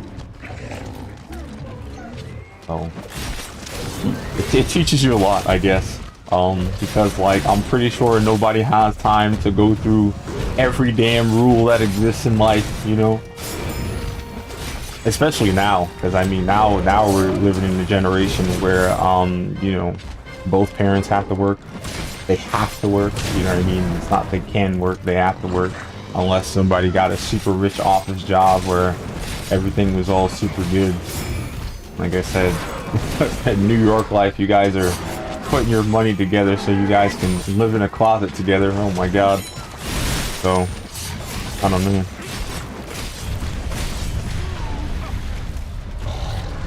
I have a 7-year-old, no, a 6-year-old nephew. And the most dire curse word that he knows and uses is bandit. Bandit? Yeah. When he wants to call somebody a bad name, he says bandit. That's awesome. That's awesome. Yeah. I remember the word that was like allowed for me to say if I wanted to say something bad, he would tell me that I could say crapola, and I'm like, what the fuck is crapola, bro? Like even now I don't know what the hell that is. So it's like, yo, why was I allowed to say that? Like what the fuck? You know, one of these days I just look it up, bro, because I'm like, I don't understand why that was a thing. And it's funny because there was a movie that I watched and someone said crapola, and I'm just like, is crapola a real thing? Like is it some kind of fucking like, I don't know, like what is it? Like some bowel like repair thing or something, like is it like a kaopectate or something? Yeah. But I don't know. Like I said, I gotta look it up because I always thought that it was just like somebody putting two words together that had no business being together.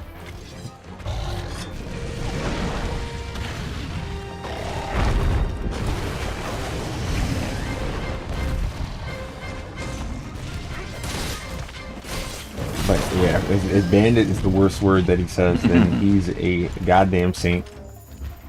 Yeah.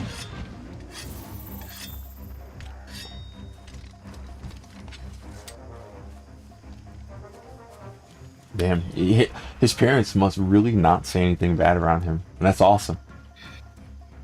Well, I don't know. Uh-oh. Yeah.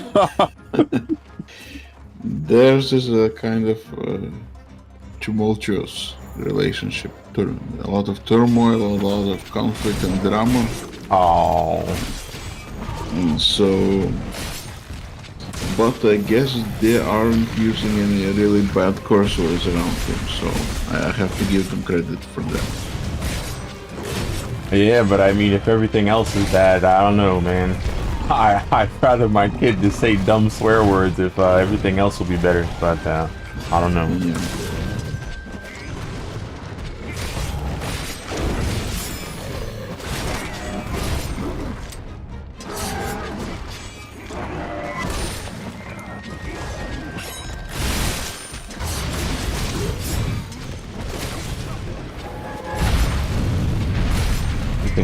not hit me with that.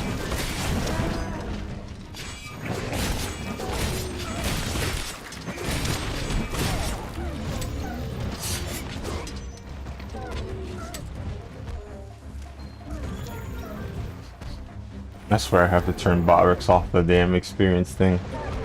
Because now that dude's popping up like he's a real user. Ay, ay.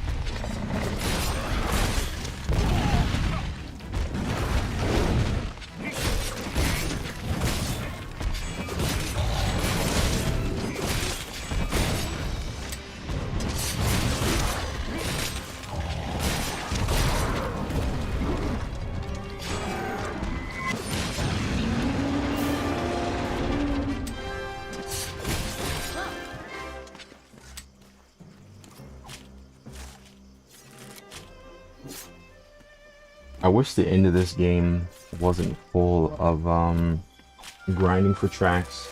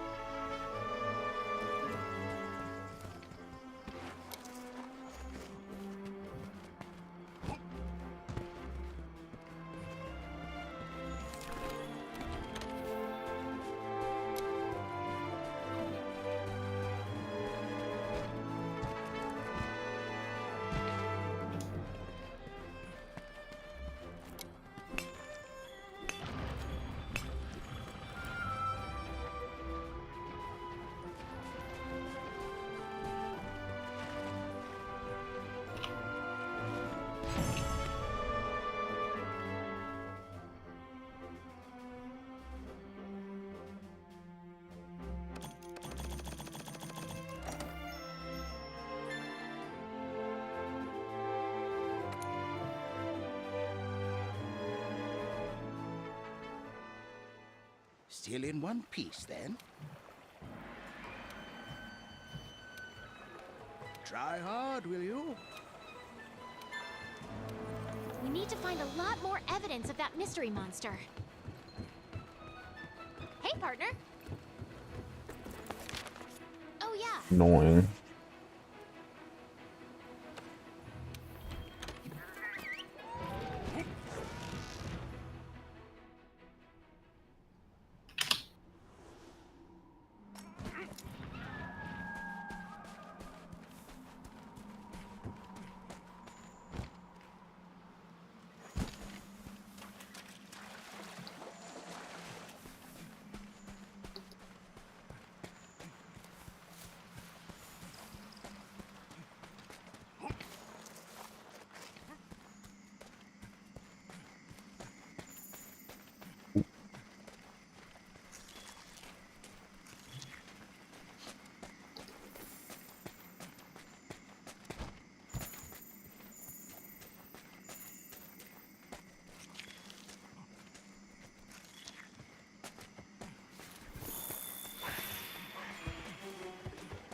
You guys not do that? Ay, ay, ay. Getting bad vibes here. Looks like it's looking for its next meal.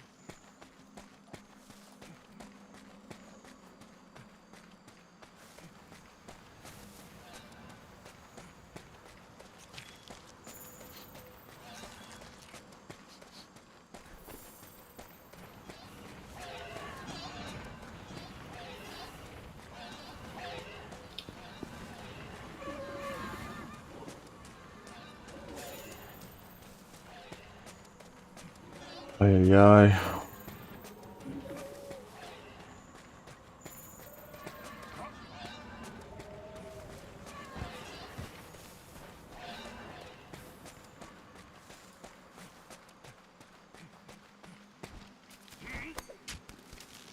I remember you asked me this earlier, but I didn't know what you felt would be a decent answer.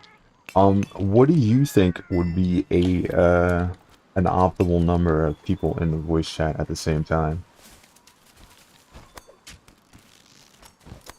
I guess between 3 and 5. Okay.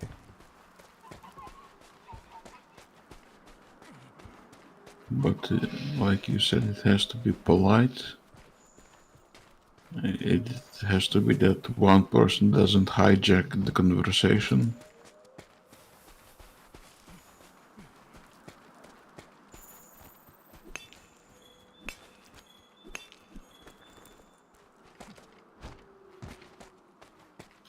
I mean, even right now, we could talk endlessly for those 12 hours, but we need something to talk about. That's true. That is true. Like I said, I have to prepare some questions. Okay, I will do that. It's just hard because it's like I tend to not ask people questions. You know what I mean? Because it's like, yeah, unless it's like for information, or it's for making sure that I'm not offending people or wasting people's time. Like, you know, like for example, like if I'm super interested in something and I want to talk about it all the time, sometimes I ask if you even care about what I'm talking about, so I don't waste your time. You know what I mean? Mm-hmm. And like it's like sometimes that happens, like, you know, when it's a stream, because it's like they'll open up a discussion and I'll branch onto something that I care about, and I have to make sure, like, you know, do you guys even care about this? Like, I can go on about this forever. Like, let's make sure that you guys care about hearing about this before, you know, I basically scare everyone away when I start talking about things that I like, you know. So it's kind of a like a double-edged sword, I guess, because like I said, I do like talking about stuff, but some people might not like what I like talking about, you know. Let me ask you this. My best friend recently commented that when he's watching streamers, he doesn't really like to hear them talk about themselves. What do you think about that? Well, it's what does he mean by that? Does he mean by like their interests and the things, or like is he talking about like, hi, I'm so cool, I'm the best guy, I'm super handsome, something like that, you know what I mean? No, just their interests, their personal life, some stories from their life. He doesn't like any of that? That's crazy. I don't know. I don't know what to say about that, man, because it's like, if you don't want to hear the streamer talk about their personal lives, it's like, what's making you want to watch a streamer versus watching a like a let's play or a no commentary gameplay playthrough? Mm-hmm. You know, like what does that person, or you know, what does your friend want to see when he's watching a stream? Then, you know what I mean? Mm-hmm.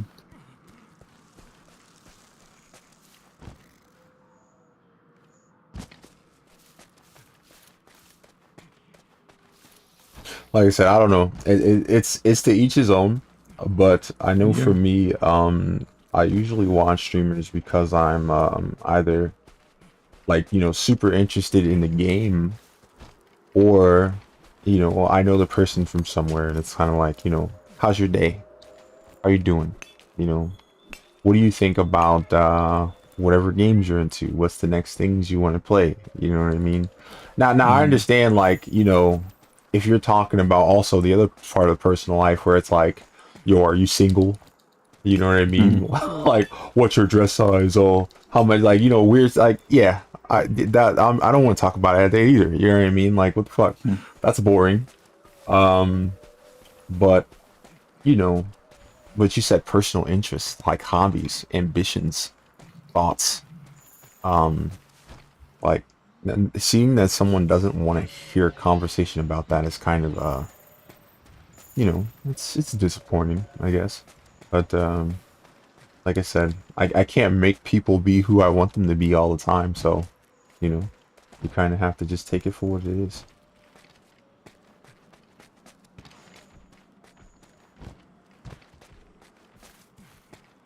But that makes me wonder though, what would keep him watching somebody if he doesn't care about that kind of stuff?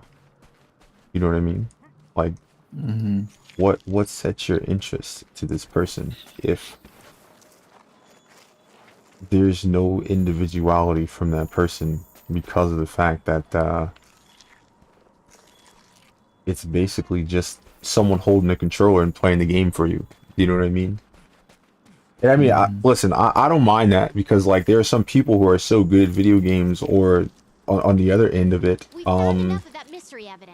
where they play the video game so well that you don't cringe while you watch them play. Because you know, some people play games that you enjoy so badly that you're just like, bro, you know what I mean? You're hurting my feelings by me watching you play this game, you know, like, or like you see something that's like literally standing in front of you and you're like, bro, get it, please. It's the most important item in the game. And dude's like, yo, where is it? I can't find it. And you're just like, oh, you know what I mean? So like, I get that, like if he's worried about like skills and stuff like that, but like I said, I'll know. Because like, I'm not upset at that because it's like, what is it? I see people who they don't care about you unless you have a camera. You know what I mean? So I think that's weird too, where it's like, damn, bro, like you came to stream to see my face, like, bro, Pornhub.com, Chatterbait.com. You know what I mean? Like you wanna go over there. You know what I mean? You wanna see that shit? Go have fun. Leave me alone. Get away from me. Because it's like, dude, like I don't understand like why that is the most important thing. You know what I mean? But it's kind of crazy because too, like if you'll see something crazy happen in the game, a lot of times people do clip the chat if the person has a wild reaction, like, and it's unfortunate that it's very specific what people are gravitating to in terms of like what's the most appealing thing that happens.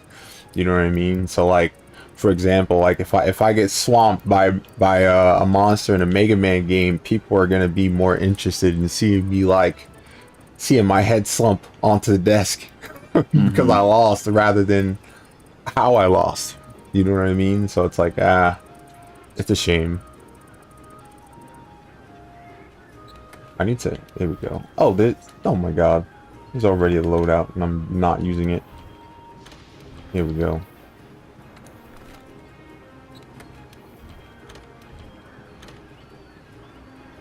Oh, never mind. Nah, whatever.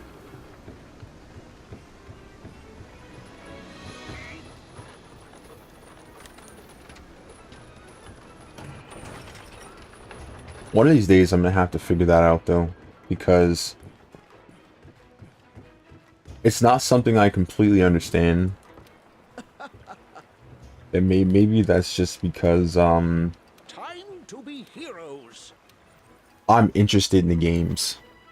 You know what I mean? So like there's some people who aren't interested in the game, they just want to see their favorite person do something. You know?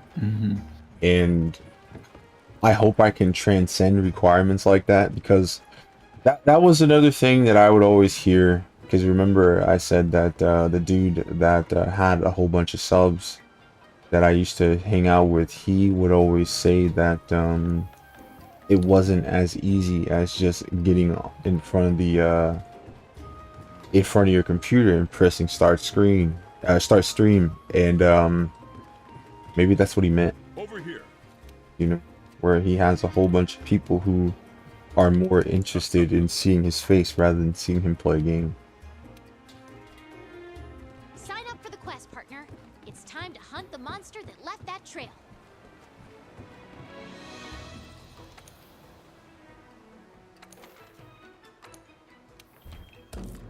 Do you ever plan to do a face reveal? No, because I'm not interested in seeing my community rise up for something like that. Like they could have rose up for anything else. All right, when my mic broke, they could have did something. When my stream was garbage, they could have said something. When my audio's messed up, they could say something. But I feel like if I set a goal for them where it's like, hey, help me raise this money and I'll buy a webcam, they'll hit it. And it's like, where have you assholes been the whole time? What are you doing? Now you come together to do this? Aye. So like, I don't really want to do that. And like, I know for me, like, another thing too is that like, that means that I'm gonna have to worry about like making sure that I'm like clean shaven all the time. And that like, you know, my hair is always cut perfect all the time. And now it's like, bro, or I could be a old white rocker dude and have a bandana on all the time. You know, I could do that. Now, hopefully, you know, I don't get pointed out for gang activity just because I use a bandana to cover my head. But I don't know, or you know, maybe I'll just wear a do-rag, whatever. And you know, now I have to dress a certain way and stuff. Now I have to make sure I look presentable rather than, you know, coming in here with the you know, $5 Hanes white tee and the regular draws, you know what I mean? So it's like, oh my god, I gotta really make sure that I'm presentable and stuff like that. I'm not worried about that, bro. Like, the reason why I like streaming is because I can, you know, be comfortable. And imagine having to basically treat streaming like work because that's what your community wants. You know, they're more interested in seeing you, and now now your cozy place has been, you know, exchanged with a work environment. You know, like I said, I'm not ready for that. Even if it meant, well, in a Magic 1 scenario, even if it meant that you would have a successful career as a streamer. Yeah, because it would attract the wrong people, bro. Like, that's what I'm saying. Like, think about it, bro. You got people who they only want to see who you are, right? And listen, I don't know if you looked at my page. I have a lot of games. I played a lot of games. I did a lot of stuff, bro. That's what you care about. You don't care about you don't care about having a conversation about all these cool games. You don't want to recommend me no new games. You don't want to tell me about cool stuff. You want to look at me. Like that feels so weird to me, dude. It's like, bro, listen. Like, I didn't know that that Twitch bought Tinder. You know what I mean? I didn't know that Twitch bought Bumble, and now they're doing that shit. And while I'm playing a video game, you're looking at my webcam window and you're grilling me, bro. Like, I'm playing a game. You know what I mean? Why do I have to worry about you know, how my chin is presented to you and the way that I would position the camera in order to give you a pleasing look at my 2/3 you know, portrait, and you know what I mean? And now it's like, oh, if I get upset at a game, do I want to shift my face too much where you think that I might be ugly, or do you want me to stay in this perfect position where you think I'm handsome? That's what I'm saying, where it's like, that's not what I want to do. I don't want to do that. That's boring. That's terrible. You know what I mean? And now it's like, oh my god, I'm really sitting up here doing the same thing that I would do at a nightclub to get someone to talk to me, or to get someone to put their arms around my shoulder so we can dance. Like I don't want to do none of that. I'm trying to play games, bro. I'm trying to play games. I want to have fun. I want to talk about games. I want to do all the crap that people seem to have forgot how to do over the years. You know what I mean? And doing that is going to introduce problems that I thought I got away from. You know what I mean? I don't know. That's just how I feel about it, you know. Because I remember my first serious comment on my YouTube channel, It was someone commenting on how my voice sounded. Oh, you have a sexy voice. Oh, and I'm like, bro, are you gonna play the rest of Halo? And here's the thing, I had my Halo gameplay on there, so like I had all the Halo 2 gameplay and stuff on there or whatever already. So they saw one of them, and they was looking for the other ones, and I gave them a playlist. I'm like, thanks. You're the first real comment I got.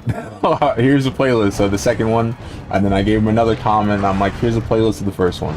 I didn't play I didn't play Halo 3 because something happened, bro. I was eating animal crackers, right? And I don't know what was in them, but it made my stomach hurt, bro. And it was just like, I don't know, man. Like, I don't know what was in them, but wow. It gave me like, I don't know, bro. I don't know how to say it without being graphic, but yeah, the worst. My stomach was the worst, and I played it for maybe like 4 hours, and it was 4 hours over 2 days. All right, and you see how long I'm streaming now. That's absolutely unnatural, and I just didn't want to do it, and I need to get back to it, but like, I don't know. I'll figure it out, but like I said, I don't know.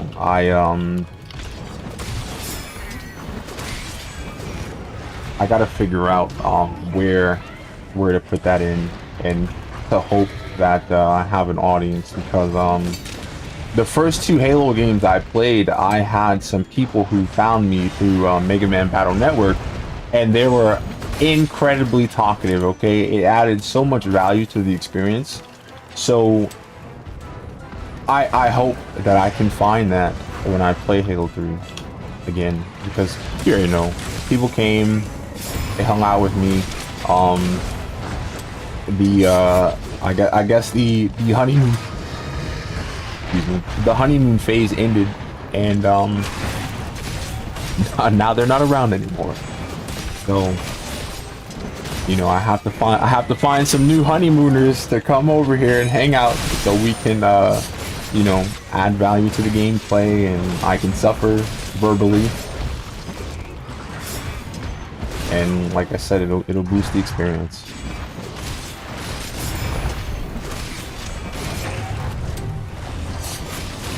Gilgamesh is asking why I'm not building mines. That's because I don't need any production. I mean, I don't have any more opponents left in the game, and I have plenty of tanks here, you see. So there's really not much point to having shields and production. Yep, I don't need anything. I'm pretty self-sufficient as it is. I have everything I need.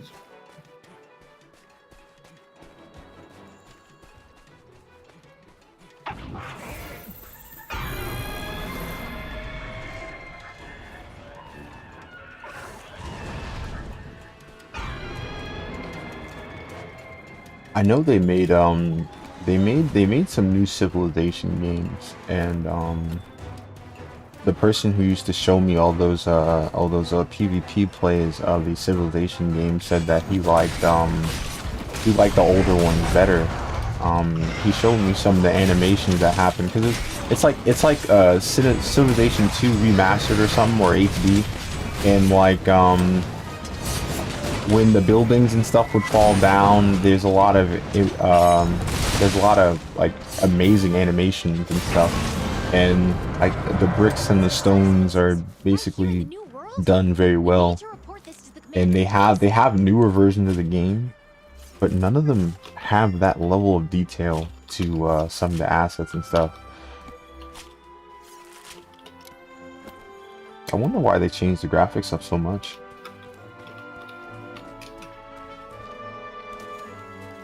Also, hello Gilgamesh. Alright, I think that you found a wonderful channel to lock onto. Alright, this dude's an outstanding person. Well, thank you, I appreciate that. It's just the truth, man.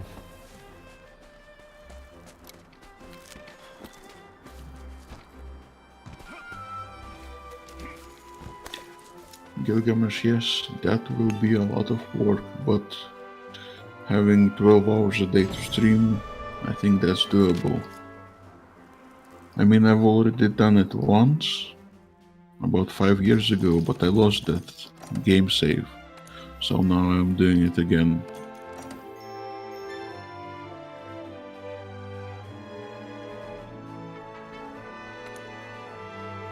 I just want to have this project under my belt.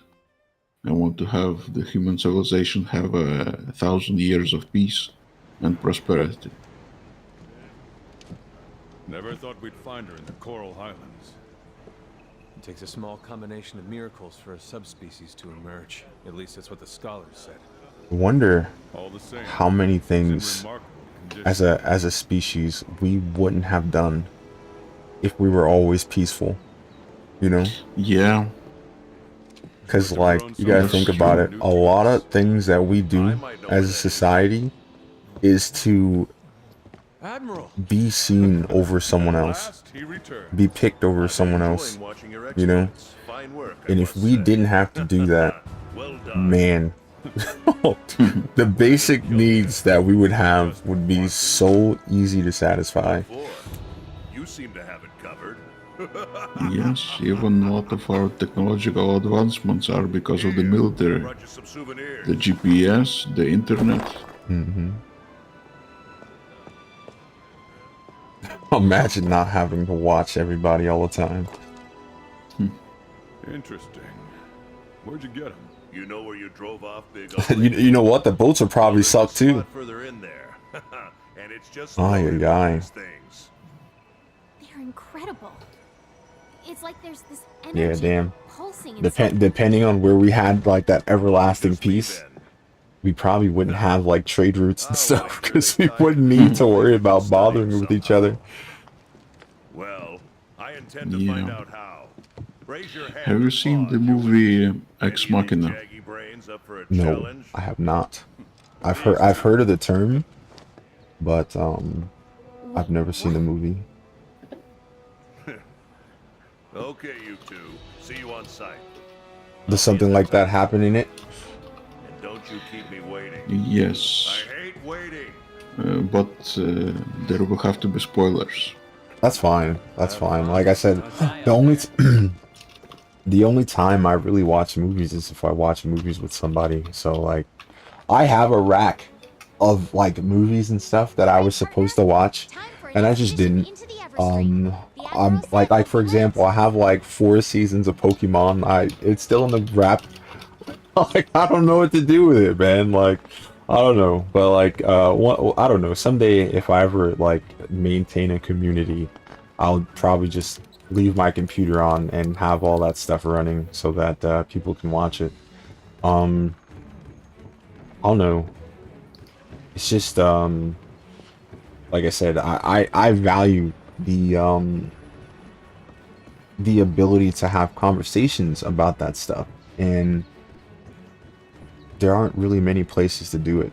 Now, don't get me wrong, I should consider doing it more, because I remember, I don't know if I told you before, but I got banned from Reddit a long time ago. Yeah. Not even that long, but I made a Reddit account and they haven't banned it yet, so you know, maybe I'll be back there. I'm definitely dreading the day where I turn back on Reddit and that red bar is back at the top of the panel and it's like, bro, what the fuck did I do this time?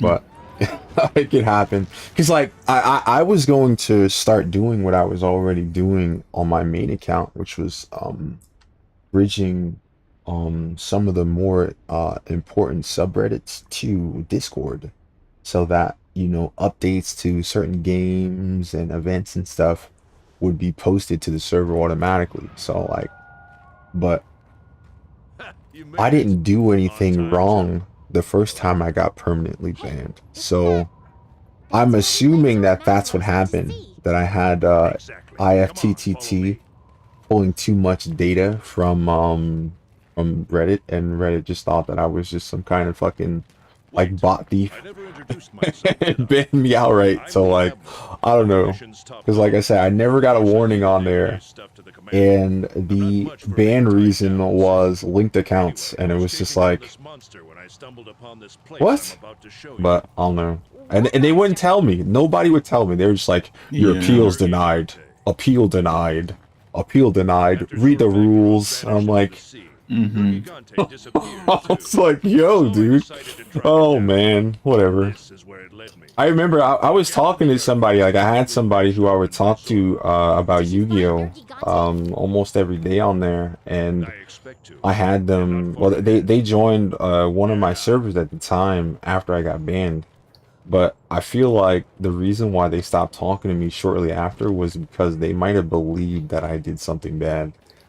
It was like, there's no way Reddit would have just banned him for nothing. And it's like, yeah, yeah, that's basically what happened. I'm so sorry you don't believe me, but it is what it is. Whoa, this place is amazing. Look at the streams. I'm terrified of getting banned. I mean, I want to go on the Reddit and DM a lot of people. Same with Twitch here. I want to whisper to a lot of people, to invite them to interviews and just to be friends. But I'm afraid, what if Reddit and Twitch think that I'm a spammer? Well, see, okay, I've never actually done the DM people that I stream. People done that to me. Well, only one person done that to me.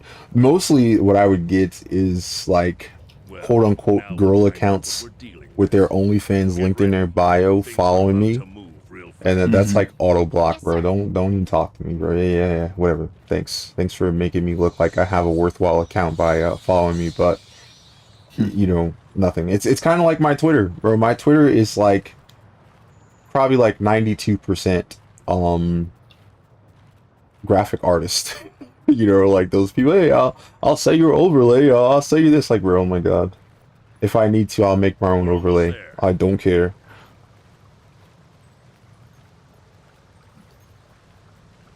But yeah, I don't know. I don't think that sending people a message to do an interview with them would be all bad. And like I said, if you were given due process when you were getting disciplined on Reddit, you should have at least 3 warnings before anything like that happens.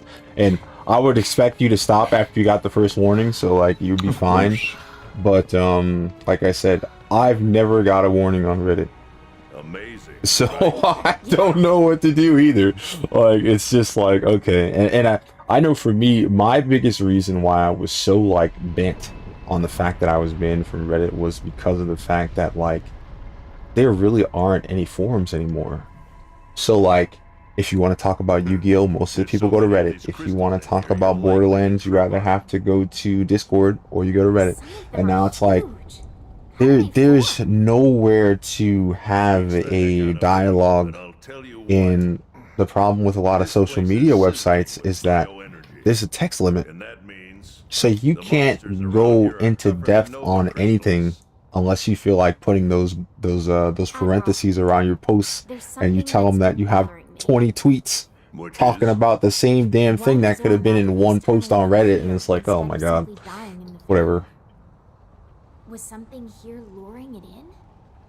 So like I said, I'm happy they're leaving me alone, but who knows, kid? I don't know.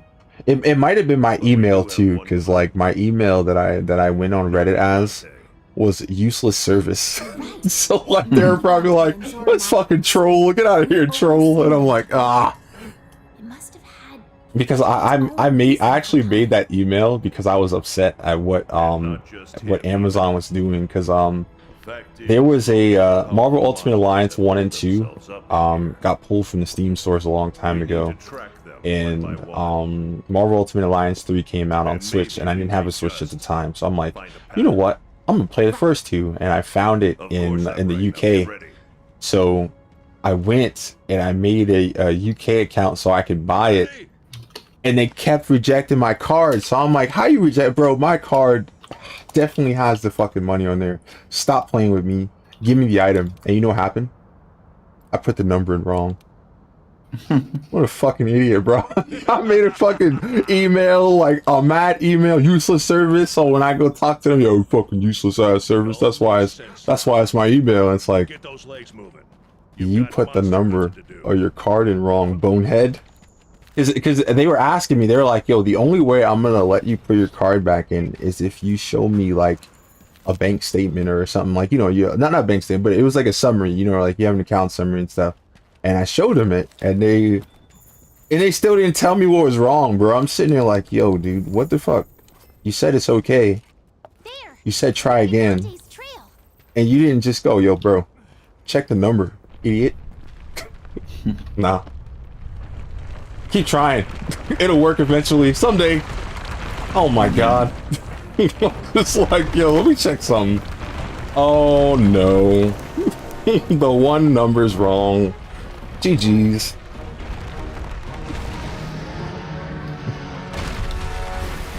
The first day that I streamed, the one where I had anxiety, where I couldn't even go to a stream because I had like 0 viewers, I decided to go to sleep, and so, but I put the screen on be right back, and instead of writing be right back, I wrote a short message that I'm looking for people to interview. I thought that would be a nice way to advertise. And I went to sleep, and when I woke up like 1.5 hours later, something was wrong. I saw that it was no longer streaming on both laptops. The laptop which I used to view my channel just said that there was something wrong with the connection, and the Twitch studio said also something about the connection. So I thought, okay, no problem. I tried relaunching the stream, and it said, sorry, you cannot stream right now. There is something wrong. And I was like, oh no, did they ban me for displaying that message about the interview? And I had like a really uncomfortable feeling in my gut, you know? So, like I said, I'm really terrified of getting banned. Because I thought, if not Twitch, then what? Do I go stream on YouTube? Well, I don't know, go ahead. And I just started streaming, so that was terrible. And if they ban me, then I cannot use my new username, right? Yeah, they say you can't come back if you get banned. But the cool thing about that is that, well, it's not really cool, but you know what I mean, where it's like, Twitch doesn't have a requirement for you to be able to stream, okay? YouTube does. Like, you can't stream on YouTube unless you have a number, like, linked to your account. Yeah, like, and I got lucky because I don't really have a phone anymore. Because, you know, a lot of people only called me when they needed something from me. You know, they called me when they wanted me to fix their computer. They called me when they wanted me to figure out what's wrong with their network and stuff like that. And it's like, you know, it sucks when your phone rings and you know that you don't want to look at it. You know what I mean? And it's just like, bro, are you serious? Why am I paying for this? I'm paying to be bothered.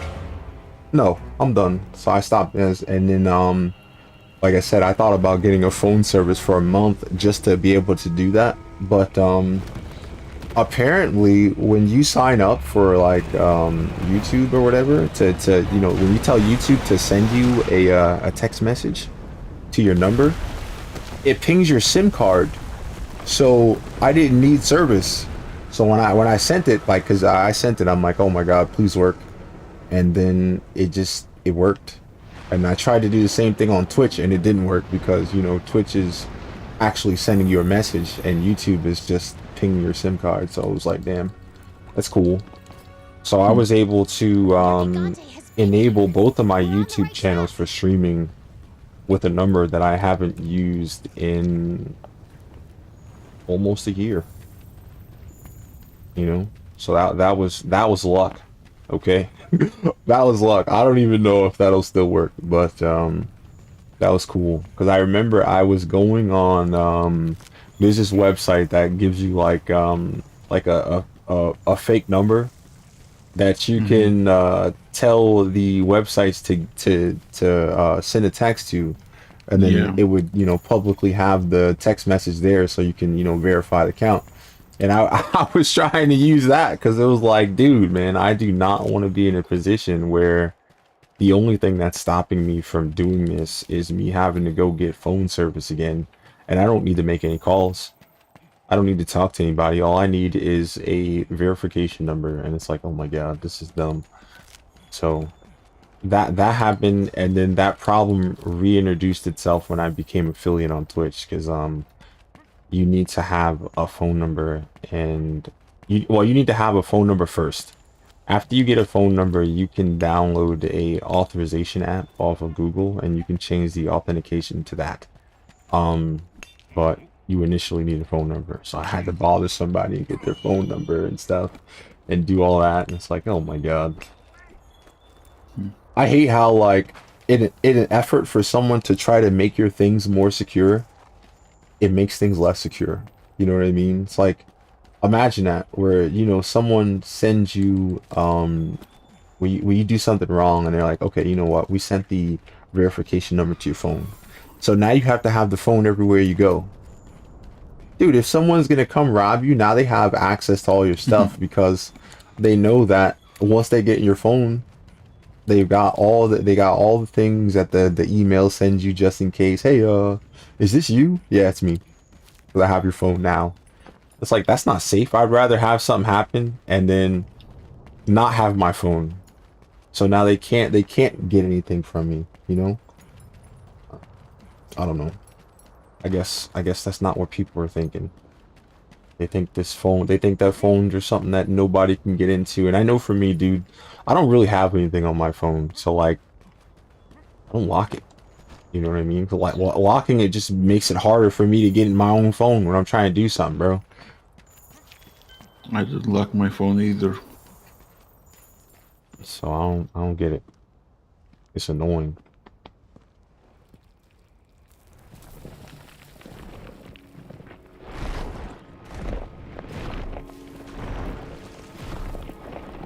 Anyway, in Ex Machina there was a scene. Basically, a genius developer has developed robots, AI intelligence, and he made them human-like. But he made them all as women, as sexy women. And so the protagonist asks this developer, why did you make them women? Why did you have to make them sexual? And so the developer tells him, but what purpose does one gray box has to interact with another gray box?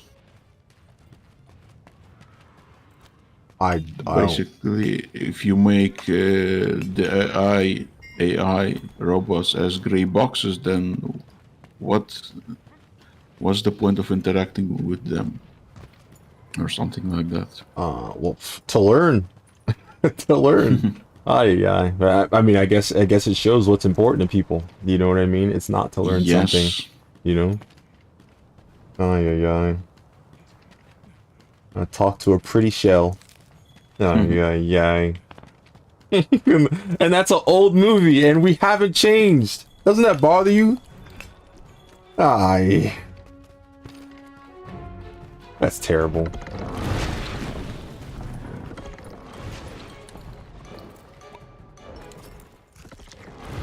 What is Nergigante doing here? Well, what matters is we're hot on its tail. Did you find it? Then let's head back to Astera. You know what? I think that the people who predicted that we were going to be in flying cars and stuff by the 21st century are probably flipping out right now. It's like, yo, what are you guys doing, man? Why are you guys worried about this? Like, there's ads everywhere, bro. And all the ads are for products that suck. Oh my God.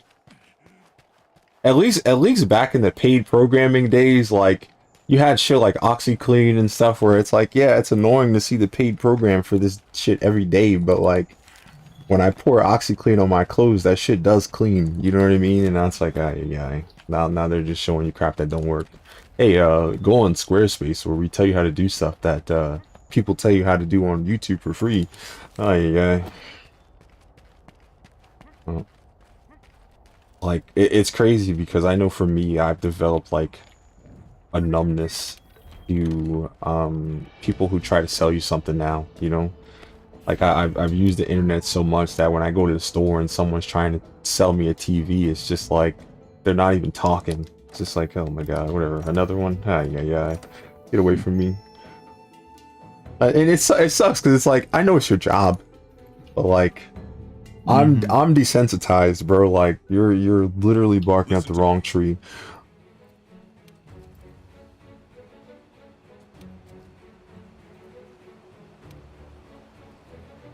You can do this.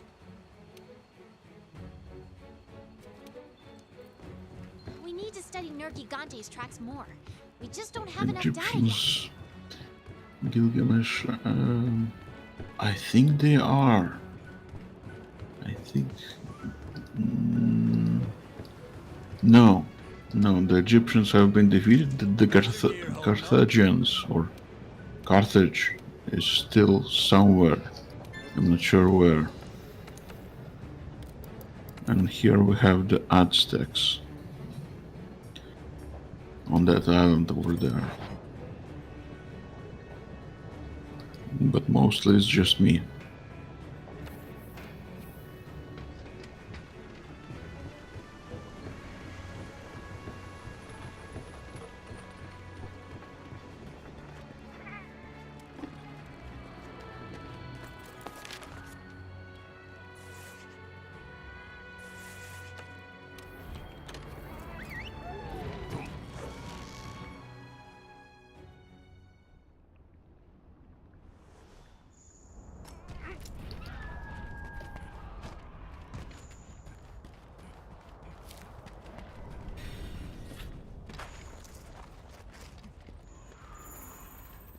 Nergigante has been here.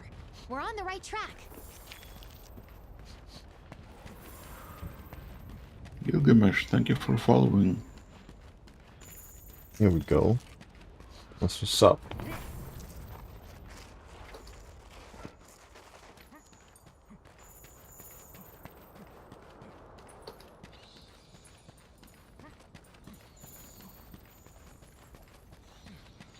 Later. That's good. I'm not gonna lie. I've had experiences before where like I would talk to someone or people for a long time, and I feel like, okay, this person likes me. This person's gonna come chill, and they don't follow, bro. I'm just like yeah. Like I wish I could like you know how if you get customer service, like they send you an email afterward and ask you like how they did. Like I wish I could send them a mail and be like, yo bro, how'd I do?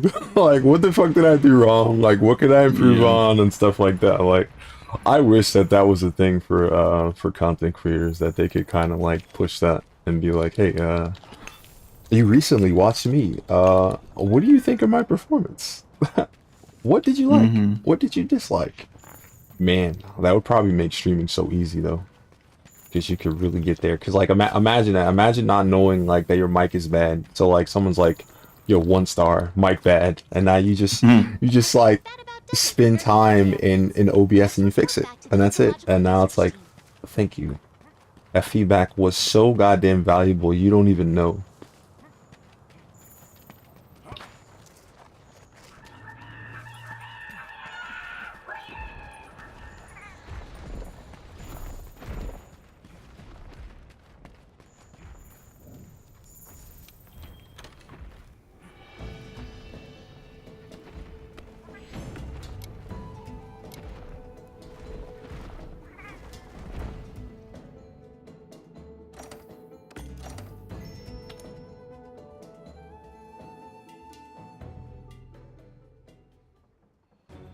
I think we have enough data on Nergigante now. Want to report to Ecological Research?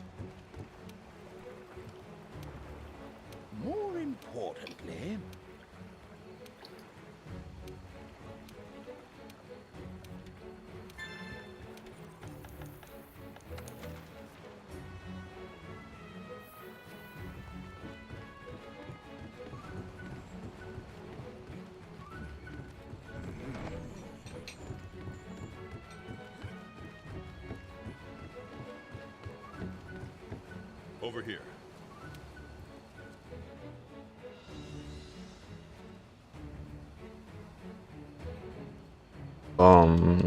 Controller? Anybody home? Hi, yeah.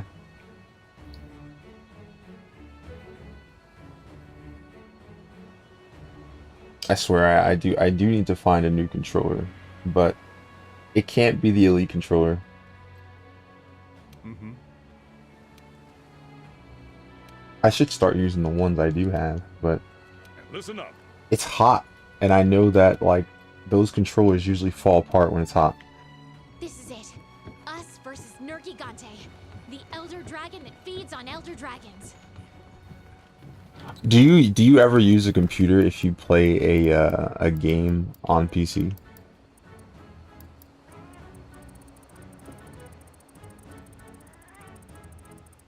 No, because I don't have a computer. I just have my laptop. You stream from your laptop? Yep. And you got never mind, bro. That's cool. I didn't know. Like my laptop is hot garbage, bro. I'm not streaming nothing off of there. It's bad. I'm happy you're able to you know, stream at 1080p on your laptop. That's awesome. Yeah, I bought my laptop maybe 5 years ago. It's around $1,000, and aside from the malfunction with the keyboard, it works. But I think I need to buy a new one soon. Uh-oh.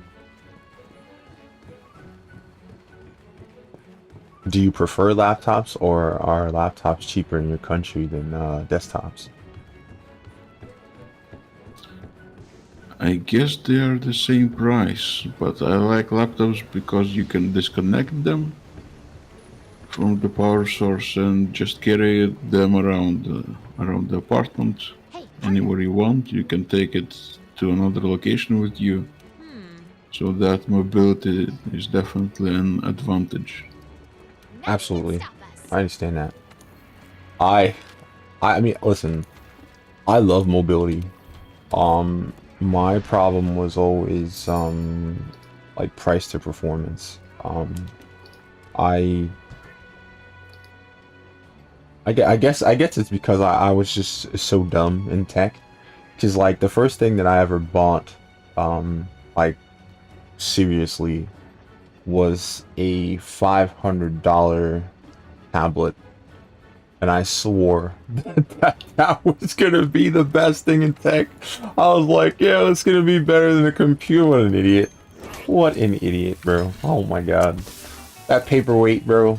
Then the battery went bad, and that shit grew a pair of tits, bro. That shit, the battery got so bad that it pushed the screen out through the back. Oh my god, bro. Oh, but I was just like, bro, like if I bought a laptop, that would not happen. So it was dumb. Because I have this laptop that's probably 14 years old now, god. And it has 2 screens. And it's a pretty cool device. But it runs Windows 7. So I can't really do much with it. I'm gonna try, but I'm pretty sure as soon as I connect to the internet, they're gonna be like, yeah, hey jackass, get a new operating system. It's like, yeah, because the new operating systems probably don't have the drivers to support both screens. You know what I mean? Because like that laptop doesn't have a keyboard. It's literally just one screen on the bottom, one screen on the top. So it's like, oh boy. So I don't know. When I get that ready, I'll figure it out. Cause it was funny because the way I used to mess with it is that I would run like I would run 2 arcade emulators at the same time on you know one on each screen, and I'd try to see if I can beat like a different game using the same controller on both games. Oh yeah, that was fun to do, but like I guess it was more like an icebreaker than anything, because I would do that at work and people would just be like, "What are you doing?" yo, that's cool. What is that? And it's like, oh, that's a laptop. No way. You know.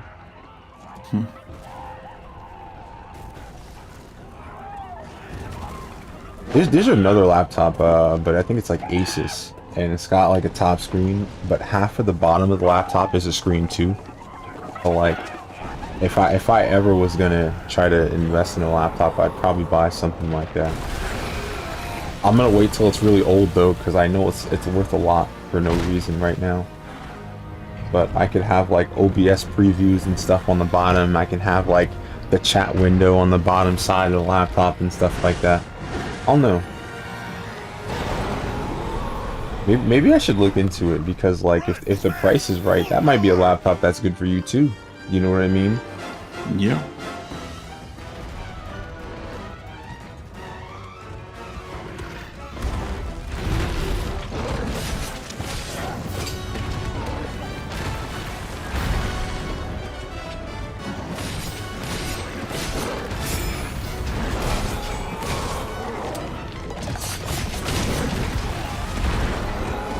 Ow.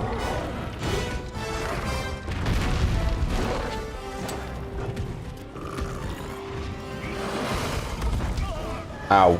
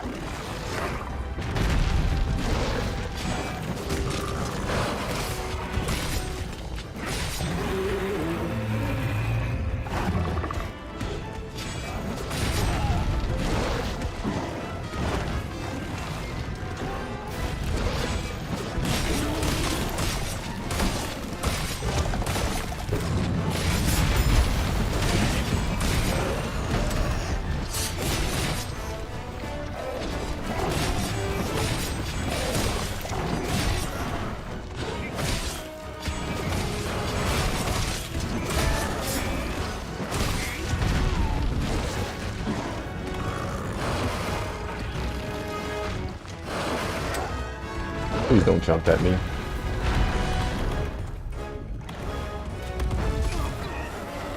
Wow, that's annoying.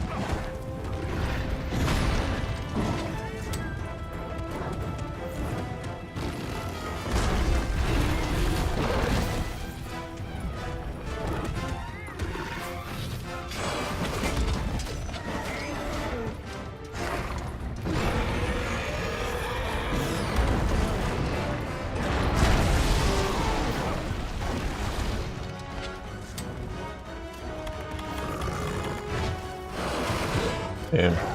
Poor cat.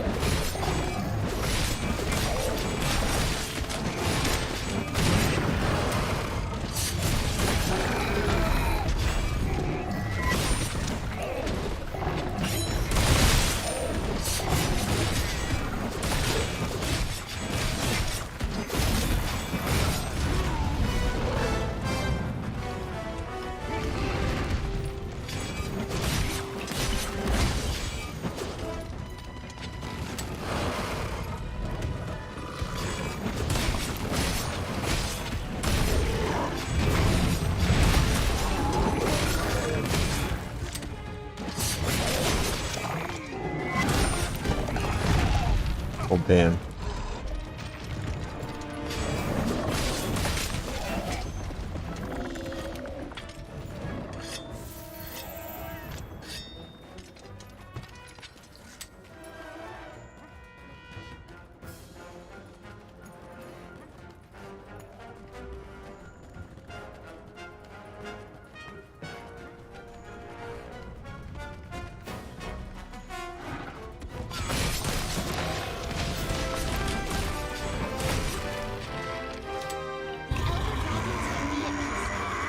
Let's go see the Admiral back at camp.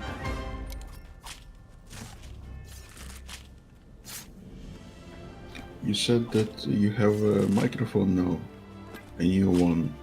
Yeah. That you're satisfied with it. Yeah. How much did it cost you? It's a Rode NT1.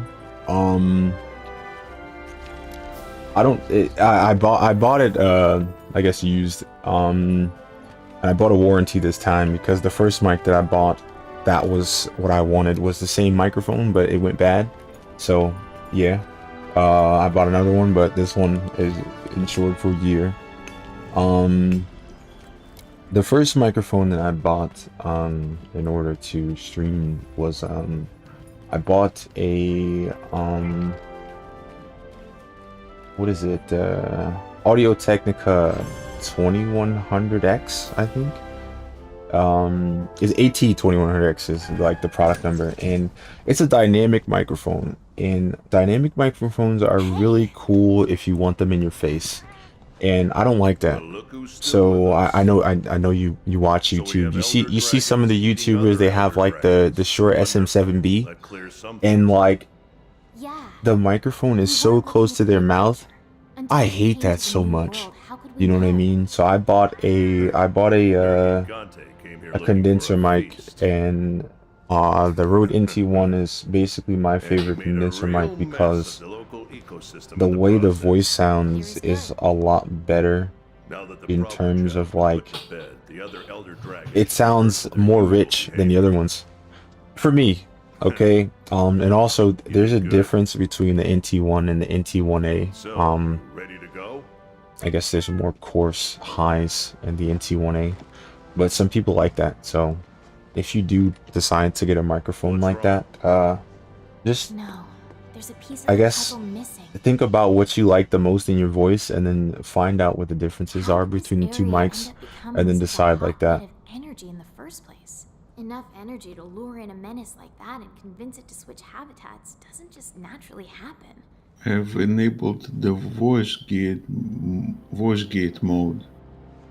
Has the sound gotten any better, do you think? What do you mean for Discord? We're on Discord, of course. Listen, your voice sounds fine. If you're talking about noise gate is, I don't like noise gate. Basically what noise gate is unless you're making a certain amount of noise, the microphone doesn't turn on. So the problem with that is that it does get rid of white noise, but it what is it? It cuts off the beginning of your voice sometimes. So I hate that. There's a setting in the OBS filters. It's like a noise cancellation, and then there's a toggle for R in noise in there. It says it takes a lot of CPU, so I don't know if you have some CPU overhead, that might be something you'd be interested in. If not, don't do it. But like I said, your voice sounds fine, and it sounds like your room is a lot more contained than mine. Because when I turn off R and noise, oh my god, you hear my PC. you hear the fans on my PC, and it's like, you know what I mean? You can imagine that every monster in the recess got spooked. It's better without R and noise, like the way my voice sounds, but at the end of the day, not hearing random tapping and hearing me meander on the couch and stuff like that is better than, you know, the quality increase that would happen if I turned it off. But unfortunately, that's not the case. Despite our best efforts, the situation has escalated. Elder dragons fleeing Nergigante's wrath have started invading other areas. Also, if you get a GPU that's in the 20 series, like, you know, I'm pretty sure even if you get a laptop with 20 series on at least, there is a program called NVIDIA Broadcast. So like, if you want to tweak more, you can play with that. But that makes your voice sound a lot more robotic and deadpan. So I would recommend you not worry about that. Unless you're working in a warehouse or something, because the way that that works is that it takes a sound profile from your voice and it records and it like keeps it, and it eliminates all the noise around your voice and it just picks that up. And you know, since it's a GPU, it's very fast. So like it's better at that than R and noise, but it makes you robotic and it rejects a lot of differences in your sound. So if you have a very animated voice where something funny happens, your voice pitch goes up, something crazy happens, your voice pitch goes down, it'll ruin all that. Like if you laugh or if you raise your voice too loud, it'll cut it all up, because it'll think that that has nothing to do with the voice profile that you have saved. So it's out of range and it'll cut it. So I don't know.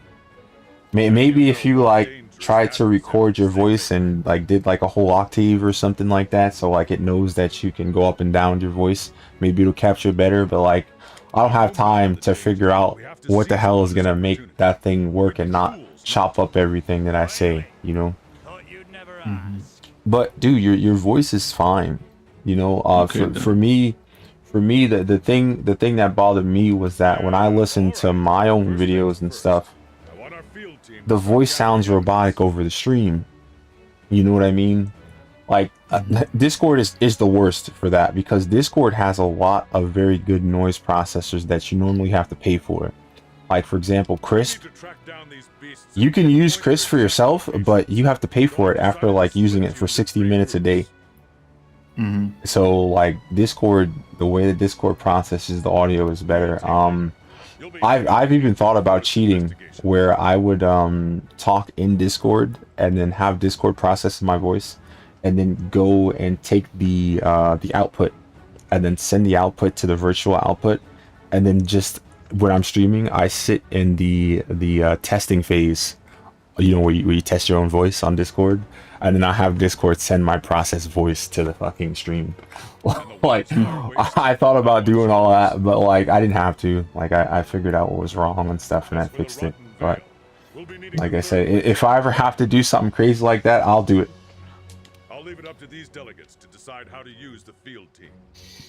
Lastly, don't forget to relay your findings to the Ecological Research Team once you've gathered enough evidence. Everyone clear? All right. Dismissed.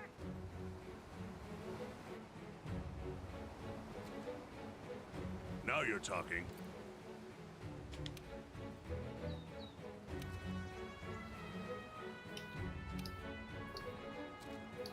Well, there it is.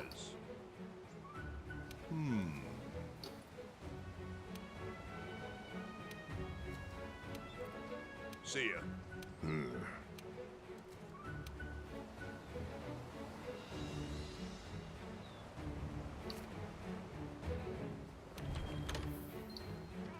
If the Elder Dragons aren't showing any signs of settling down, then we'll have to look into it.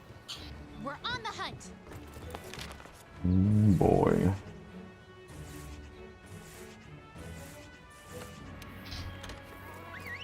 Some of the worst tracks to investigate in the game.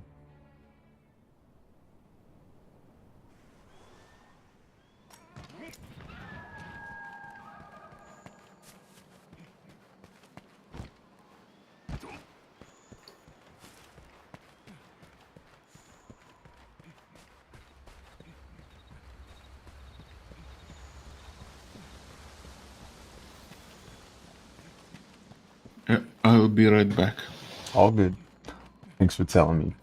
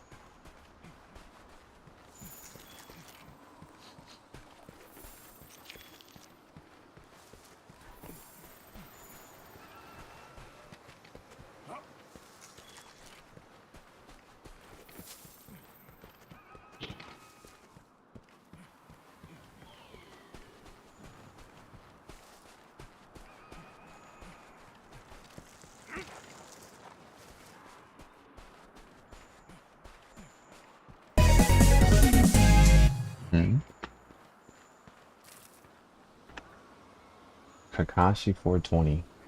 Thank you for following me. I appreciate you, bro.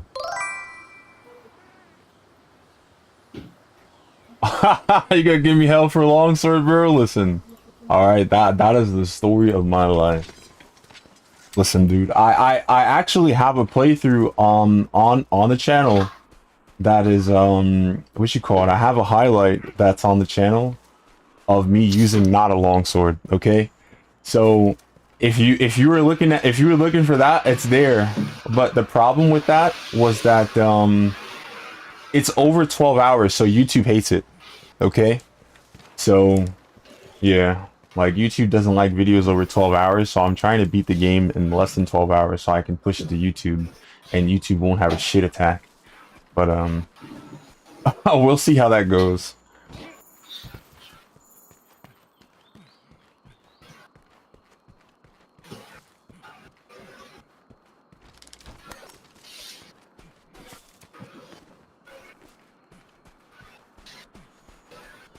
And if you're actually looking for the video, the thumbnail is of my modded Monster Hunter character using what you call it, longsword anyway. And no, not cheated. It's just what you call it. Yeah. You cannot upload videos longer than 12 hours on YouTube. So okay. My God Eater 2 playthrough, like I played through God Eater 2 in a single stream. It took like 12 hours and 42 minutes. Yeah, YouTube didn't care. That shit, I got 11 hours and 59 minutes out of that video, and then when I uploaded my what you call it, my longsword gameplay, not non-longsword Monster Hunter like playthrough, it only put an hour in. I'm like, bro, and it's crazy too because 80 people watched it, and it's like, fuck, 80 people saw the wrong video get published.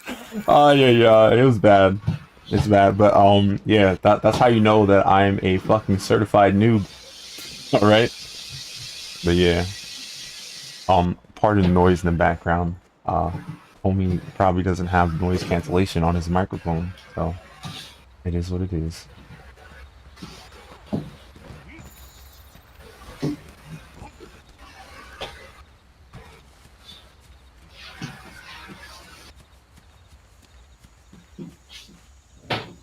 I think that's all the damn footprints they're gonna give me.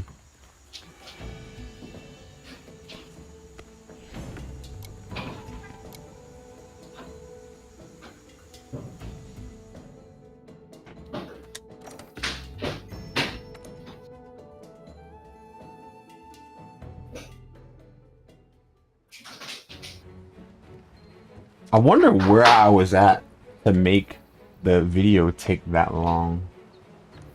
I'm saying that I got like 4 hours left. I need to stop playing around.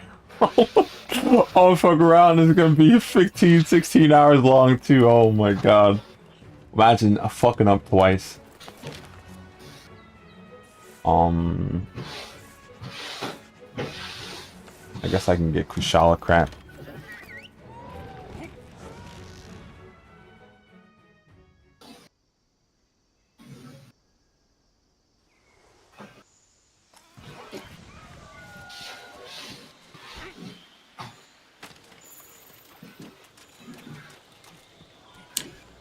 I guess I'm gonna have to tell him about noise cancellation when he comes back, because I don't know if he's ever planning on being away more often. I don't know, bro. If you're still here, bro, there's a pinned message, and that's the guy who you hear in the background with his mic.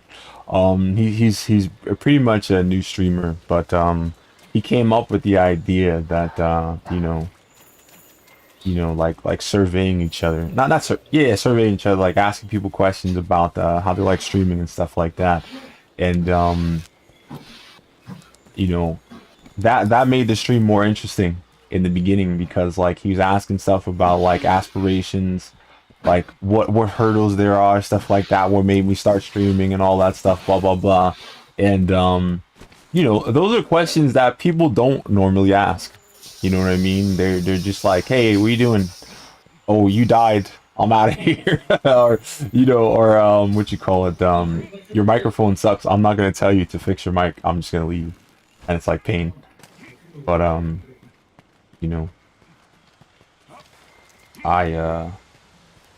thought it was refreshing to have someone who would ask you about the things that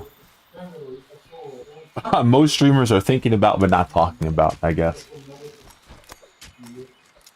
So if you're interested in that, you might be able to talk to him tomorrow or something.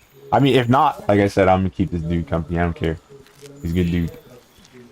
But I do feel like a lot of the stuff that Twitch tells you about, like you know, Twitch tells you to talk to your lurkers and blah blah blah, and it's like, dude, some lurkers aren't still there after like 2 seconds. So it's like, well, pain. And knowing that you're talking to someone who's going to respond to you is a lot better than hoping that the people who you're trying to make conversation at is interested in what you have to say.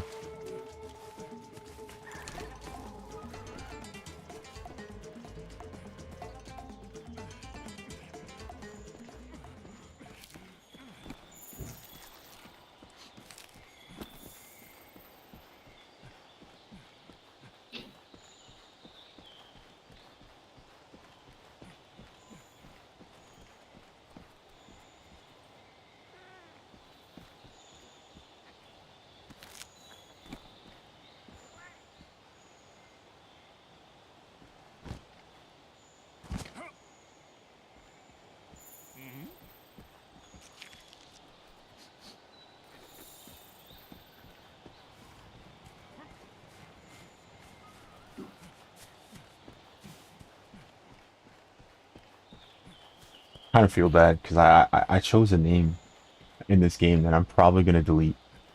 Like, I wish I didn't make such a dumb name. And it's not even a dumb name. It's just like a short version of the name that I use on Steam. But my cat name is bad too. So it's like, oh my god, I'm just gonna have to redo everything again. But like, I deleted my other character. Like that. Получается, высота у нас 62, а, максимум. Вот. Сядь на стул и посмотрим, где у тебя ноги заканчиваются. И сядь под этот самый, под пол. Сколько у тебя сантиметров тут получается. Тут, значит, давай-ка померим вот так вот, да? У тебя 57. Дальше ты не садишься? Нет, не сажусь. Получается, что у тебя вот до стола остается 4 сантиметра, да? Да, получается маленький зазор. Тут у нас 62, отнять 4, 58 сантиметров, да? Это получается, ты сидишь до конца закрученного, нет? Не знаю. Практически, да. Ну, короче, подниматься особенно уже и некуда. Да? То есть, если поднимешься немножко, то упрешься ногами. Ну, вот попробуй сейчас сядь.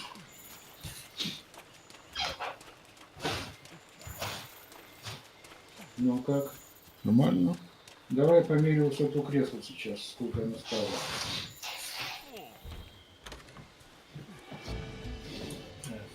Здесь у нас 41, да? 41 надо записать. Пусть у тебя бумажки, или я там возьму.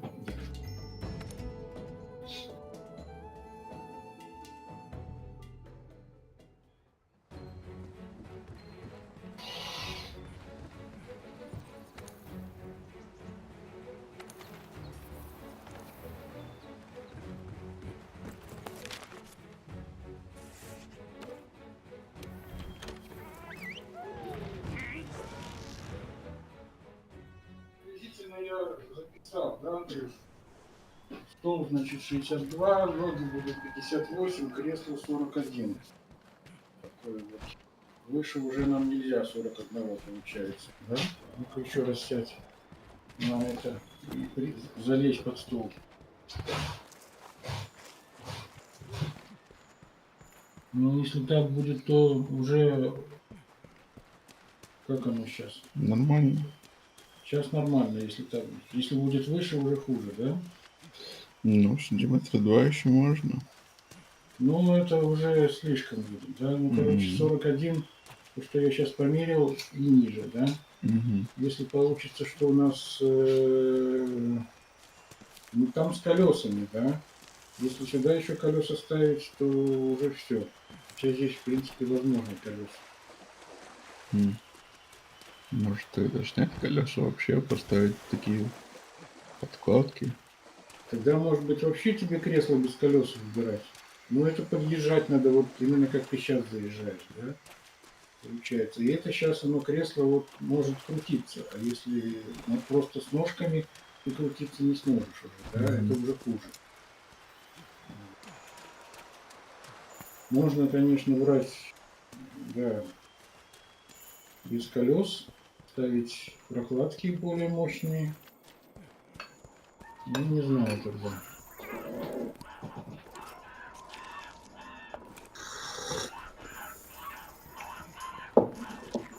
То лучше уже не поднимется, если не оторвемся, да? Поменять то уже опять получается слишком, да? Не, ну вот предыдущее кресло, которое мне было синее, ведь нормально было. Даже с подлокотниками все равно было нормально. Так что я думаю, это стал рассчитан на стандартное кресло. Ну, короче, Андрюш, я буду мерить, да? Если будет получиться, что что-то не то, ну тогда надо будет... Ну, в общем, я понял. 58, ну вот я сажусь, да, допустим. У меня вот 57, да? 56. То есть от ноги, да? Be Вот. careful, partner. This Ну is да, gonna be у one всех nasty практически fight. нога стандартная, да? Если так вот обычно сидишь, да? Not fighting that. Ну вот у меня тоже 58, а тут рассчитан 62. То есть на обычном стуле, да, на обычном кресле, тем более если пониже опустить, значит и туда будет. А с колесиками, без колесиков, ну не знаю, тогда будем действительно колесики снимать, экспериментировать. И если высоты хватает, значит попробуем мои вставить, да, посмотрим, как ты на них там будешь кататься туда-сюда, может. Без колес тебе, не знаю. В общем, ладно. Работает. Поехали, ты хочешь? Там.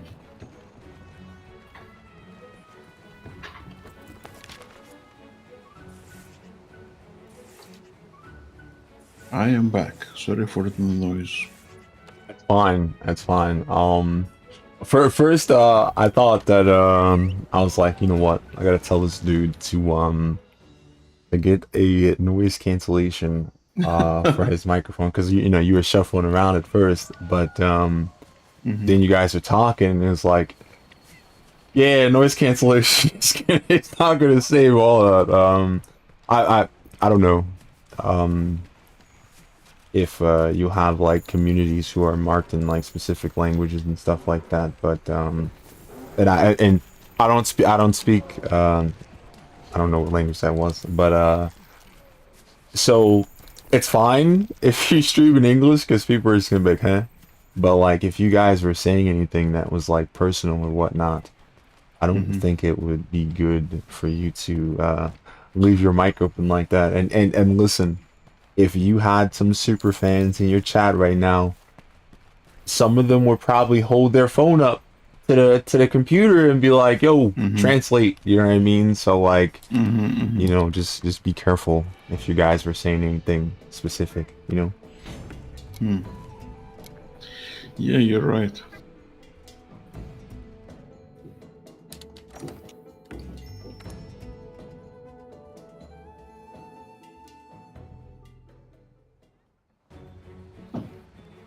I mean, like, I do it myself sometimes, or I get the opposite problem where I mute my mic and I don't unmute it. Oh boy, that's fun, and it takes a real hero to tell you that your microphone's muted. Okay, because some people will say something to you and it'll be like, "Oh, word, you're not responding to me? All right, I'm out of here." And it's like, that's not why, bro. I'm sitting here, I'm talking to a wall, literally, and I didn't know. You know, and then some people would just be like, yo, bro, is your mic muted? And it's like, yeah, hey, guess what? I don't know if you know me yet, but I'm a dumbass. Hi, nice to meet you. Yeah. But yeah, you know, Like I said, depending on who you have in your streams, they'll tell you or they won't.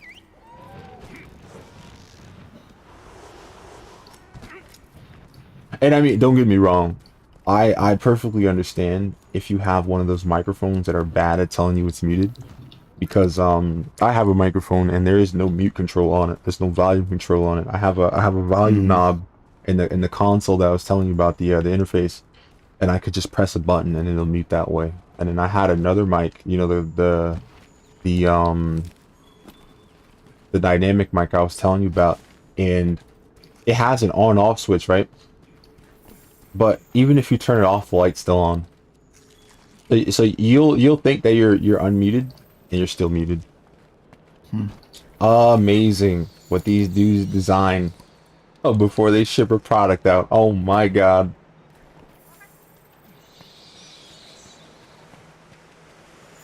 Maybe they're thinking that people who stream aren't going to use it or something, because like I said, when the light is on, whether or not the mic is on or not, it's the worst thing in the world.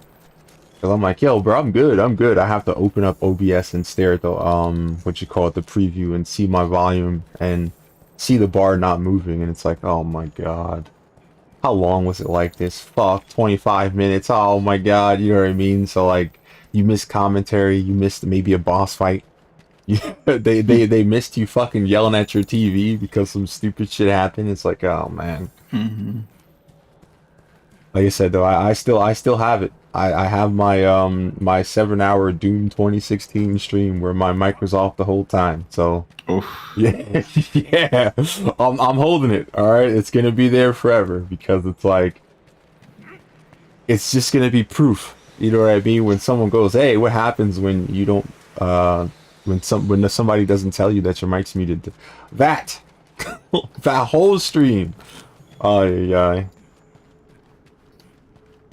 I actually have a Dead by Daylight stream where there was an OBS warning that my network was wrong, and the red notification was on the entire stream. Nobody said anything about it. Oh yeah. I wish I could make like a thing where it's like, yo, if anything's wrong with the stream, tell me. Tell me. Oh yeah, man, it's the worst. But hopefully you'll have more you'll have more verbal people in your streams, because I was happy because yesterday somebody told you that that your microphone was too low. I had said it earlier, but I know for me, like I told you, I have audio problems a lot, so I didn't want to be the person to tell you, because I could have been wrong. You know what I mean? Yeah, but you told me that my voice was low, so I thought my voice was like low versus high, you know? Oh no, yeah, I meant the volume. I didn't mean like oh, you have a deep voice. That never mind. Yeah, sorry. I should have clarified. No problem. I took it as a compliment, actually. Oh yeah, see, I mean, your voice is low, but I'm talking about like sure. You know, your volume is low. It's fine. It's fine. I'm happy someone said it though. Because then you turned it way up and you're like, is this fine? I'm like, awesome, okay.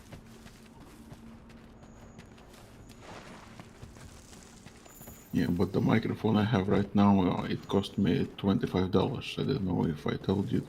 No, you didn't tell me, but that's good. That's real good. I had a microphone that well, actually I didn't even use it for the microphone. I bought a pack, and it came with a mic, a boom arm, a filter, a pop filter, and a windscreen, and it was $13. It's bootleg as hell. The microphone is the worst part of the damn set, but you know, I bought it for a boom arm and a pop filter and stuff, because you know, I guess in most storefronts, if you ask for something to be shipped, the price increases outrageous. You know what I mean? So now you're paying like $5 for something that's probably $2, because you know, you're buying it online. So to have it all together for $12 was just like something natural, I guess. You know, damn it. Yeah, and prior to this mic, I have been using the mic on my laptop, the built-in one, and I thought it was fine. But Those, well, I mean, those sound all right if you're close enough to it, but if you have your laptop on, or the fan is on, ooh, yeah, boy, all the noise. So, I don't know. Because I remember having my headset on wrong, and I had like default input method, and it was my laptop, and people were like, "Oh man, you sound better. What is this?" And I'm like, "What?" And then I started moving, and they were like, "Never mind. What is that?" And it was the laptop mic. Is the bar full?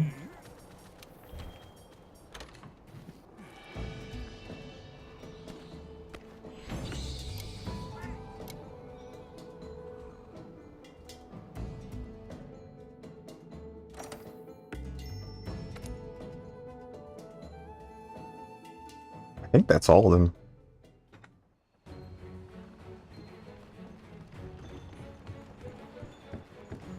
Yeah, I think that's all of them. And I gotta hunt all these people. I don't know if there's another quest after this, and then I gotta hunt. What is it? We have enough data on the Wildspire waste now. Let's go report to Ecological Research. I think we have enough data on the ancient forest now. Want to report to the Ecological Research team? You've been streaming for 8 hours now. How are you doing for time? Do you think you will be able to do it in 12? I think so, but I don't remember how much stuff is after this. It shouldn't be much. It should just be these 3 boss monsters and then the last monster. So like, unless these dudes take an hour to beat, I should be fine. I don't know. Oh yes. Do well. I think we have enough data on the Rotten Vale now. Are we ready to report our findings?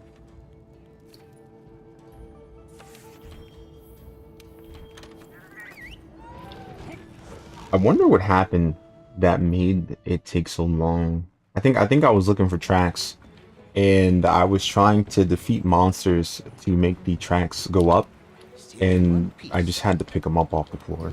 So like, I don't know how much time I was wasting doing that. Still in one piece, then? Look at this. Still in one piece, then?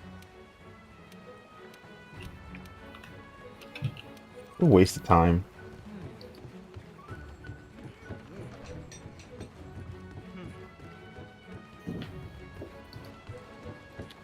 What? It's time. A Teostra? Going after it will definitely put all of your skills to the test. I think you'll be okay with a full belly. It's finally happening. Whoa, partner! That was a Kushala Daora! Didn't expect to see one in the New World, too.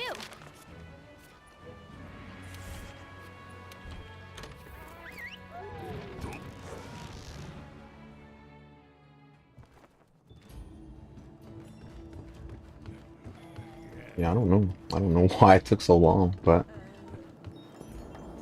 I should be in good time. Do well. It's clothed in effluvium? What kind of All right. crazy monster are we dealing with here? Okay.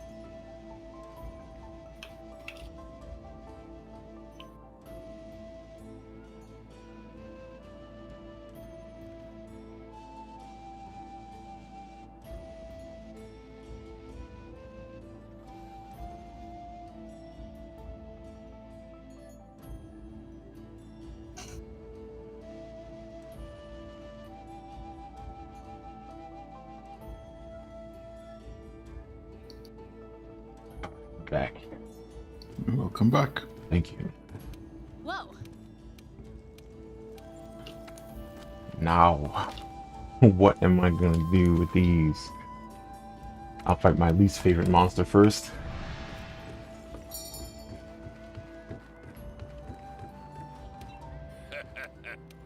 But yeah, I wouldn't imagine that Monster Hunter Rise takes longer. I'm not sure.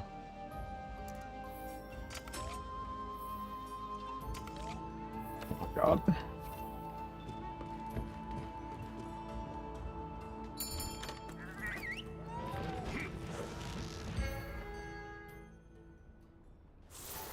I do not know what I was thinking.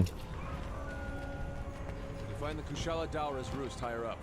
Good luck, field team. Okay, got it. Let's start investigating. Yeah, we should get going too.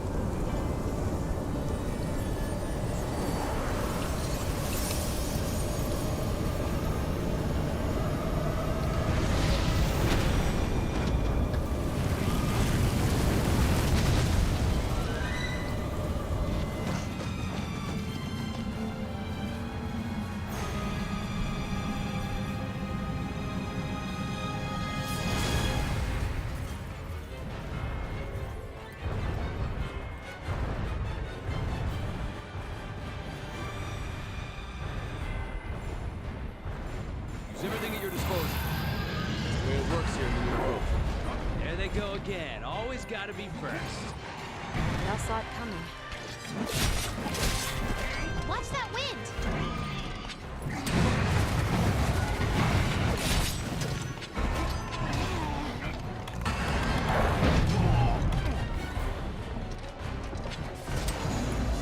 Aim your claw on a monster to grapple to it.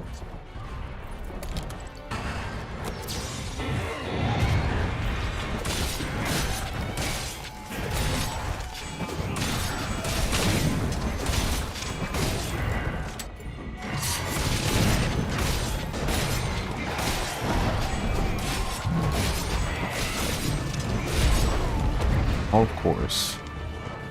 I kicked by the back of this man's leg.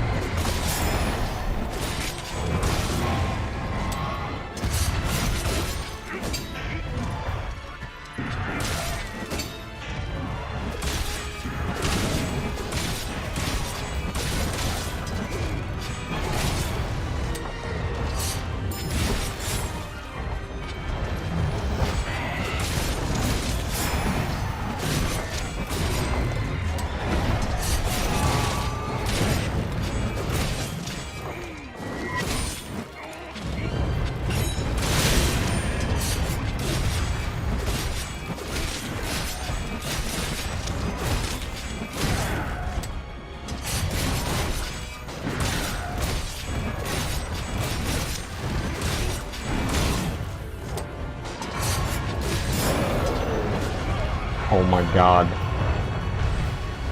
Cool.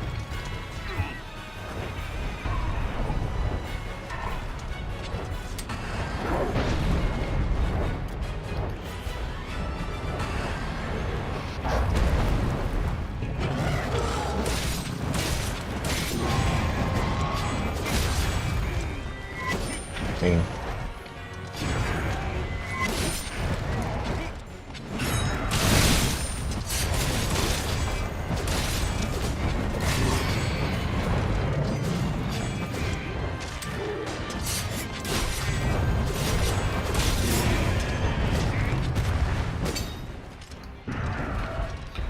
Do you listen to any podcasts?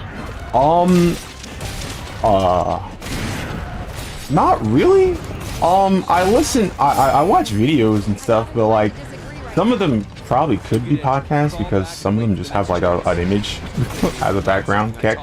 So like, they're probably podcasts, but they're on YouTube, I guess. I guess the reason why I don't really listen to podcasts is because like, I don't really use music apps, I guess. I have a lot of music from like Bandcamp and stuff like that. So, I don't know.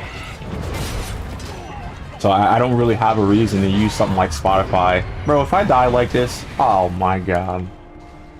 Disrespect. But yeah, I don't know.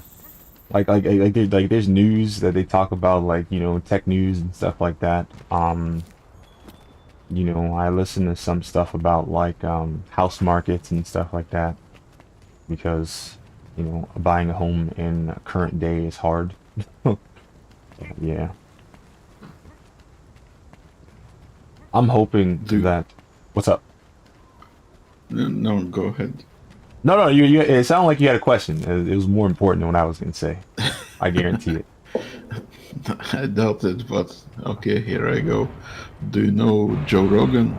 Yes. JRE podcast. I've seen clips of it, but I haven't like tuned into one. He seems like a really chill guy, you know, so his podcast is probably great. You know, he seems very level-headed, you know. Have you heard the name Jordan Peterson? Yes. I haven't really watched any of his stuff in a long time because he seems a lot different than he used to be. When I used to listen to him, he was basically that guy in college rooms telling everybody to, like, you know, be inspirational, or, you know, like, just be kind of protect yourselves in a way, you know. And they were, you know, talking about some of the things that some men dealt with, and inequalities and stuff, and how to, you know, stand solid as your own, like, human being and as an individual. And I do think that he still talks the same way about it, but because he's not talking to college students anymore, there's a level of humanity that was lost, because now he's just talking about it as data rather than understanding that he's talking to people about these issues. Like I said, when I used to watch him, it was because of the fact that it felt like, you know, they felt like he cared about what he was talking about, where some of the points that he makes now is just kind of like, these are just things that you need to do because you're hard-coded to do it, you know what I mean? And it's like, you know, I don't really want to hear that. And I mean, don't get me wrong, it's not always going to be about what I want to hear anyway, but like I said, it doesn't sound as human as it used to. Because maybe maybe he knows that he's not talking to people who need it to be that way, you know?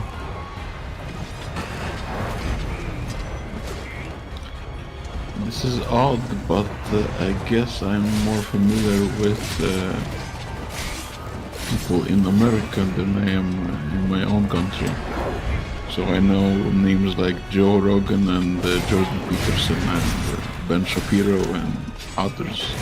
Yeah, but I mean, Jordan Peterson is Canadian, you know what I mean? I'm pretty sure that, yeah. But it doesn't matter. I'm saying, still, same thing, I guess. Except they don't have to pay for healthcare. But yeah.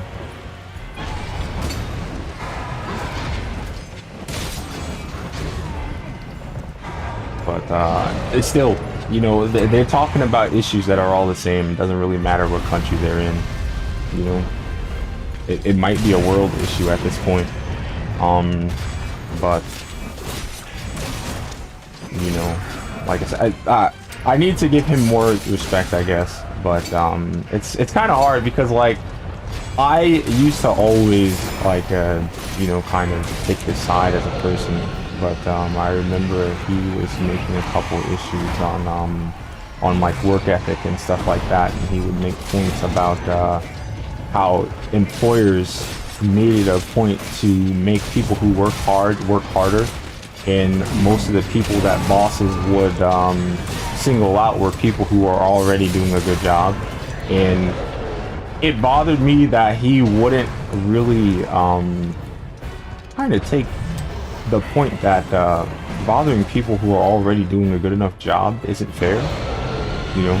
But I guess, you know, life isn't fair. But it's like, the reason why I think a lot of people are upset is because they do a great job and it doesn't mean anything to anybody. You know what I mean? Where it's like there's a lot of, I knew very, very hard workers when I was working a lot, and they got nothing. They got nothing. They got nothing. They got nowhere. And I've seen some of the laziest people be in charge of things, and it's like, bro, you don't do anything, bro. Like, the back of my elbows do more work than you. You know what I mean? And it's like, holy hell, man. But it doesn't matter. You know, it's not even about what you do, it's about who you know. And there's a lot of things that's like that, and streaming is another one of them, you know, where it's like, hey, you could be a decent streamer, you could have a decent personality, you could talk people's head off, but you need somebody to vouch for you, you know? Yeah. I guess it's kind of like dating too, where like all you need is one chick to say that he's all right, and that's it, bro. I'm telling you, dude, it's crazy. You know, like I've met people who would kind of like do 180s, and it's like, oh my god, I can't stand him. He's like, bro, he's cool. Done. And it's like, what? You hated me.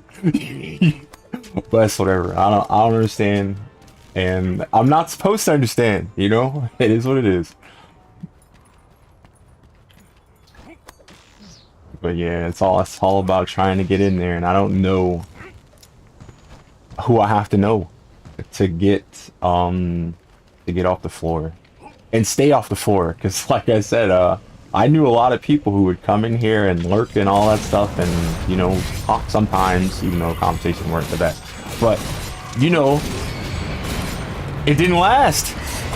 And just like you were saying with your Instagram, where it was like, yo, dude, you had it, and then you took a little break, and that's it, bro.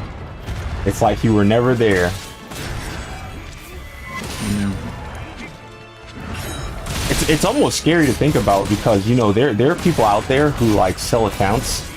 Imagine that. Imagine the people who see you right now, if like, you know, if they forgot how your art is and stuff and your art style.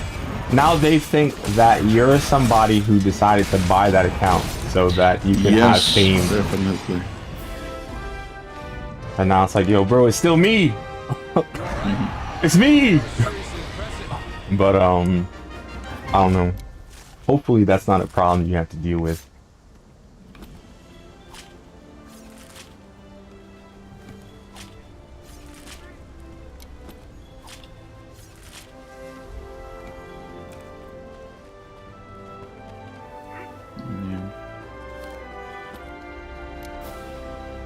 But America has become kind of the center stage for the entire world. And I have to thank Hollywood in particular for being mostly responsible for my English. Yeah, listen, I know a lot of people. Well, back when I used to play Monster Hunter on PS3, there was this tool called Ad Hoc Party, and you could connect your PSP to a PS3 in order to play with other people. And I met people from other countries, and a lot of them knew English. There's even a lot of people in Japan who can read English better than English people can read English, and they don't understand a word, bro. You know, because Monster Hunter, some games have quests that are specific to Japan region. So they have special quests because they have a magazine called Famitsu in Japan, and they had special quests called Jump Quests, because like Shonen Jump, and I had to try to get them to post the quest, and I asked them, I'm like, can you guys please post the Shonen Jump quest for me? And the dude read it. He's like, can you please post a Shonen Jump quest for me? And he says, I don't understand English. And I'm like, bro, you're a liar. You're a fucking liar. You read that shit perfect. I'm like, yo, oh my god. But they don't. They like, it's like they learned how to read English like fucking champs, bro. And they don't know it. That is so crazy to see from my perspective, where it was just like, what? You just read it. You know me. I don't know. I don't know what to tell you, bro. It was amazing to see. But yeah, at the end of the day, they posted it for me, but it was such a wall because it was just like, I was dumbfounded, because it's like, imagine someone reading exactly what you said and it's like, nope, I don't understand. Yeah. Oh, yeah. Perfect time though, like, oh man. By the way, I visited Japan for 2 weeks when I was younger. How was it? Oh, a magical country, I suppose. Yeah. Now, I don't know. I'm afraid of the country because it's like, it's kind of like a come here but don't stay here country. You know what I mean? Yeah. And it's like, oh man, like I know I'd love it there, but like, would people love me there? You know what I mean? Where it's like, do you know what the Japanese word gaijin means? Gaijin. Yeah, but isn't that like somebody foreign in the country? Yes. Okay. But also this word is kind of a slur. It's supposed to be offensive or something. But a boy on a train called me gaijin-san. San meaning like a respectful term.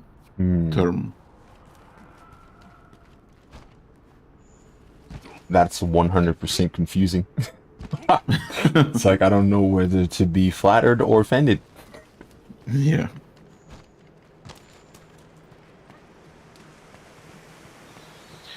No, it was really a different culture back there.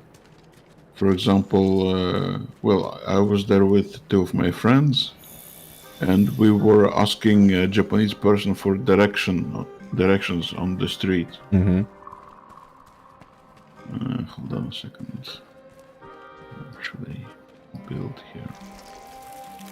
And anyway, the person basically had to turn around from the direction he was going himself, and he led us to the place where we needed to go.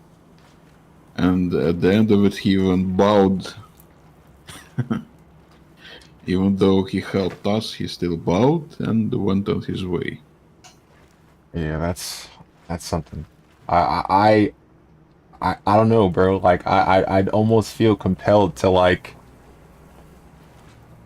get my phone out and be like, thank you, and translate it or something. It's like, bro, come here, wait. You know what I mean? Because it's like, I know that they're nice people. They're like, listen, PlayStation 3 had different regions, right? And well, the PlayStation Network had different regions. You could, the PlayStation 3 wasn't region locked, but when you logged into PSN, you had different regions that you could go to, and it was like UK, North America, Japan, and Hong Kong, right? in the Japanese server, I met somebody who knew that I couldn't speak Japanese, right? So the dude was like, he was like my escort, bro. Like not like sexual, you know what I mean? But like he would like basically a tour guide. I say it like that since like that doesn't have like negative connotation. But like he would tell me about this and that. He would translate stuff for me. I'm like, bro, where were you when I was playing all those RPGs where I couldn't understand a word? And I'm like, oh my god, now look at me. I'm about to use this guy. And I was like, no, but like perfectly nice dude, because he said he was studying English anyway, so he wanted to have better practice. And I was like, yeah, that's awesome. Because like I said, those dudes, they could read it perfectly and they couldn't understand it. So I was like, yo, bro, like you're so close. What is going on, you know? Like I don't even know how I feel. Like imagine if I could read like Japanese perfectly and not understand a goddamn word that I read. Oh yeah. By the way, twice in my life I've learned the Japanese alphabets, hiragana and katakana. Ooh. The simple ones. Okay. But twice in my life I forgot them. Oh, there's a lot, isn't there? There's like 2,000 or something. Oh my god. No, that's the standard Japanese alphabet. But hiragana and katakana, they're just like 50 or 90 symbols each. Oh, okay. I mean, that's still more than twice of what I'm used to as an American. Yeah. But the peculiar thing is that I learned it once and then not using it, I forgot it. And then I learned it again and the same thing happened again. Yeah. Do you think that you could find like a Japanese social place where you can practice and, you know, stay in like I guess informed with the language that you learn? Because I mean, like I don't think I'd be able to remember it anywhere if I didn't use it, you know what I mean? Like it's kind of funny because I've met Spanish people like that where they can speak Spanish but they can't read Spanish, and I'm like, what? That doesn't make any sense to me. Because the dude made me feel like a piece of shit, bro. Like, I saw something Spanish, and I'm like, you know, this dude speaks Spanish. So I'm like, bro, can you tell me what this says? He was like, yo, you expect me to read Spanish? And I'm looking like, yes. Yeah, like, and it's like, no, bro, like, I can speak Spanish. I'm like, oh, no. It's cool, like, you know, it's not like, I just didn't expect it, bro. It didn't make sense to me. You know, and I mean, like, I thought it was going to be a different taste where it's like, yo, this is this kind of Spanish, and you gave me something that's Portuguese, or you gave me something that's from Spain or something, and now it's like, it's a little bit different, and it's like, okay, fine. No, dude, you said, yo, don't expect me to read Spanish. I'm like, oh my god. But it is what it is. Because, I mean, think about it. He might have learned Spanish from his parents. You know what I mean? Where he wanted to make sure that he understood what his parents were saying, and they would tell him what it meant from Spanish to English, but they never taught him how to read it. You know what I mean? It was just an interesting thing to me because it was like, I would assume that if you knew how to speak it, you could read it, and it's like, no.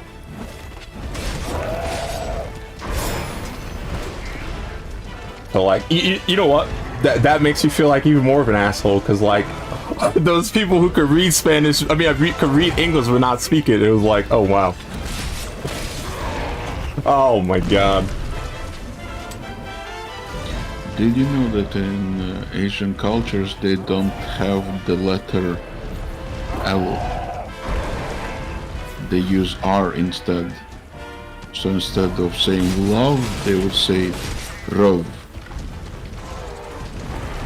Damn. I mean, the modern Asians, the modern Japanese, for example, they teach themselves how to say the L letter. Okay. But the older generations can't. Ooh. That's crazy. So, for example, Latvia, in the pronunciation of the Japanese person would be, well, actually it would be Ratobia. Interesting. I wonder if that ever makes any problems for them, honestly. Because like it's people seem very patient, you know. Like when I was trying to get my quest posted in an ad hoc party, they were very patient with me, you know. So I would assume that people are very patient with them. So like if they don't understand, they'll just ask. You know what I mean? Yeah. There was this funny short on YouTube where somebody from maybe an African country, I'm not sure, they were talking about something that would happen in a wedding, and they said pastor, but their accent made it sound like they said pasta, and Steve Harvey looked at him like, pasta? Food? What's wrong with you? It's like pastor, and then they had to say priest because they said priest instead. It's like, oh my god. Okay.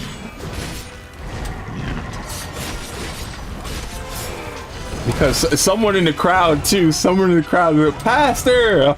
It's like, damn, bro, and he still didn't get it. It was terrible.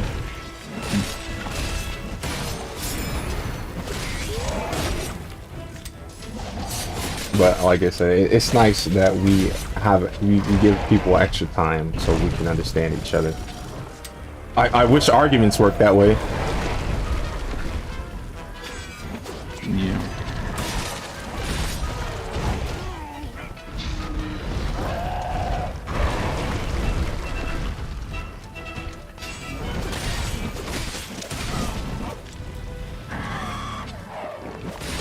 I can't remember if there's any more Elder Dragons after this.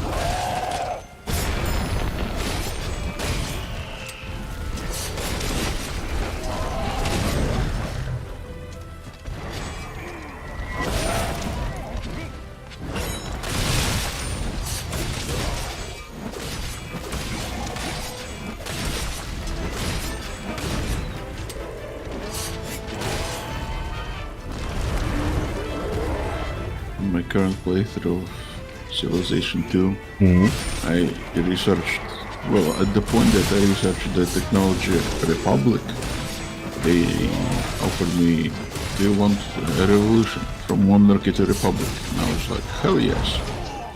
And the revolution was successful. From the monarch Abe Lincoln became the consular Abe Lincoln. And then it turns out that when I was conquering another civilization, they sent an emissary, and they're like, we are offering you a peace treaty.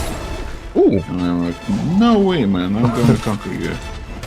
But then the message says, the council has overridden you. Our nation accepts the peace treaty.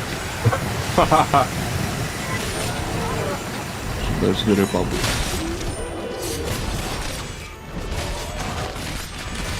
So I went back to monarchy and conquered the civilization.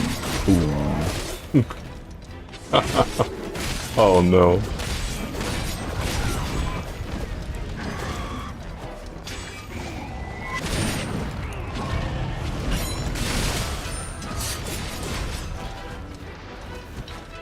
But I was polite and courteous. Every time they sent an emissary, I accepted the emissary, just to listen to what he had to say.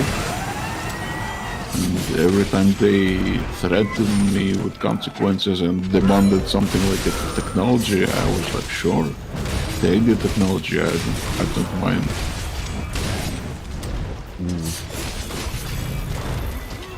So I was a particular conqueror. I wonder what they'd want to do with that technology anyway.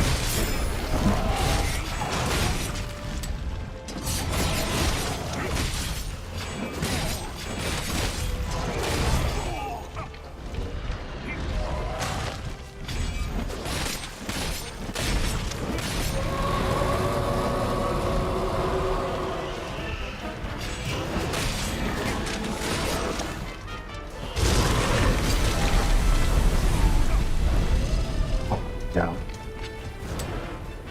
All I needed to do was not bounce.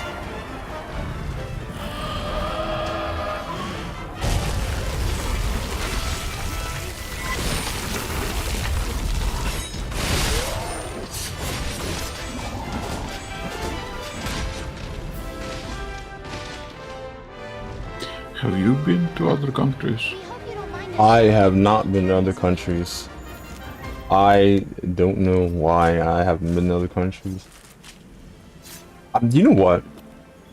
I wonder if I would do fine in another country, because I remember hearing a friend of mine in Malaysia say that he paid for his house, and the price of his house was just like, man, if houses cost that much where I live, I'd be a tycoon, bro.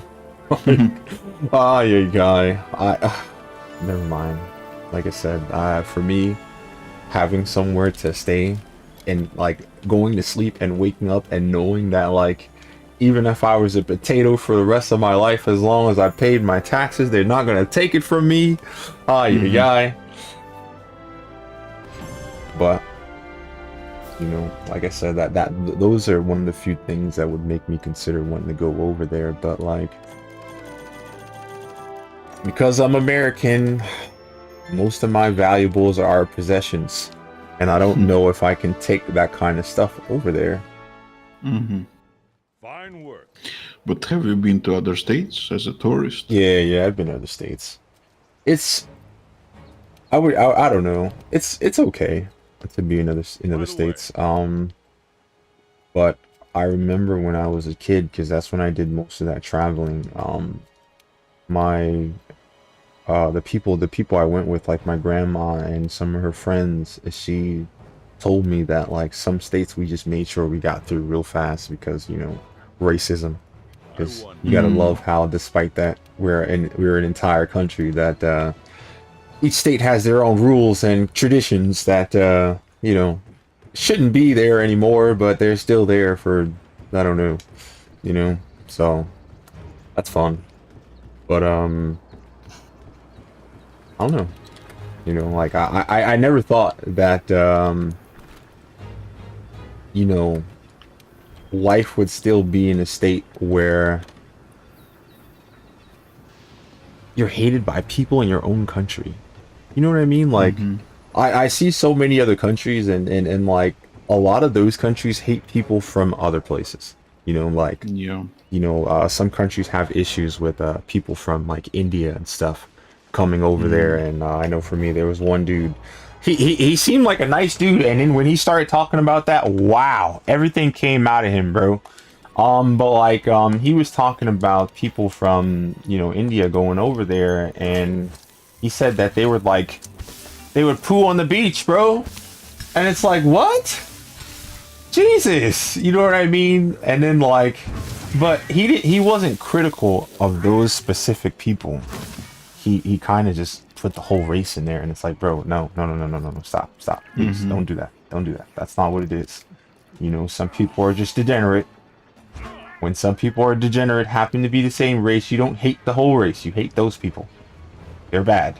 That's it. And like, the dude did not like that. He thought that it was okay to hate the whole. I'm like, bro, wow.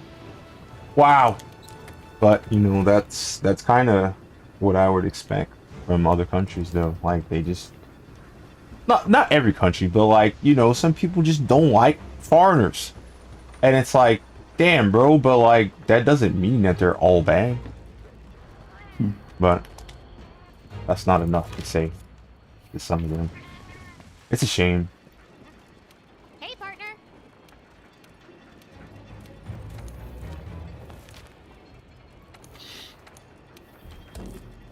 You're right about prices being lower in other countries. In India, I traveled on a shoestring budget. I think I had like, let's say $2,000 a budget, total budget for the trip, and I was able to live in India for half a year. On that $2,000, bro. And I think that included the airplane tickets. Wow. And in Japan, the same amount lasted me only 2 weeks. Yeah, that's Japan. That's sad. I know. They were showing me. There was some dude. I don't know if you ever watched the YouTube channel Game Ranks. They have a Discord server. They don't advertise it anymore because they had a big falling out. I think. You know, they were a bunch of like mobile gamers and stuff in there a long time ago. And I had left because I'm like, bro, I'm here to talk about video games, not brag about 5-star and 8-star pools in a damn phone game. But when I came back, a lot of that stuff was gone. But anyway, there's a dude in there from Japan, and he was showing stuff from like game stores and stuff like that. And they have like video game like things from like the PS1 era and even before, like Nintendo games, fully boxed, wrapped up, perfect condition, undamaged. Yeah. Just so the price, reasonable prices, and it's like, bro, if you put that on eBay right now, you guys could be rich. Oh my god. But I don't know. I guess they don't feel like doing it. Yeah, I've read somewhere or heard somewhere that in Japan they have ice creams of very weird flavors, like cow tongue, octopus, and stuff like that. That sounds like those gross jelly beans, bro. I'm good. You ever had some of those jelly beans? No. Oh, good. You don't.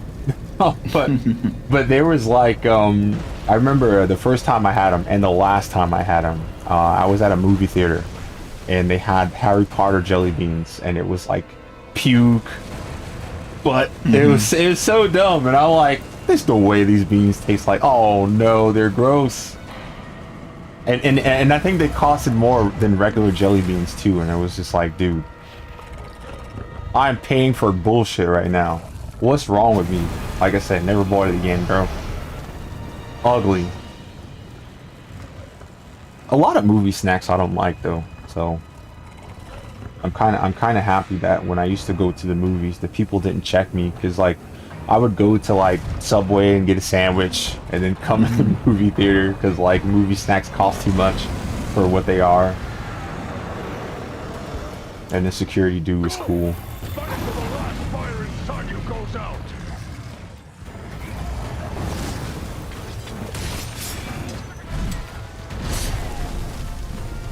I don't know why I thought that would work.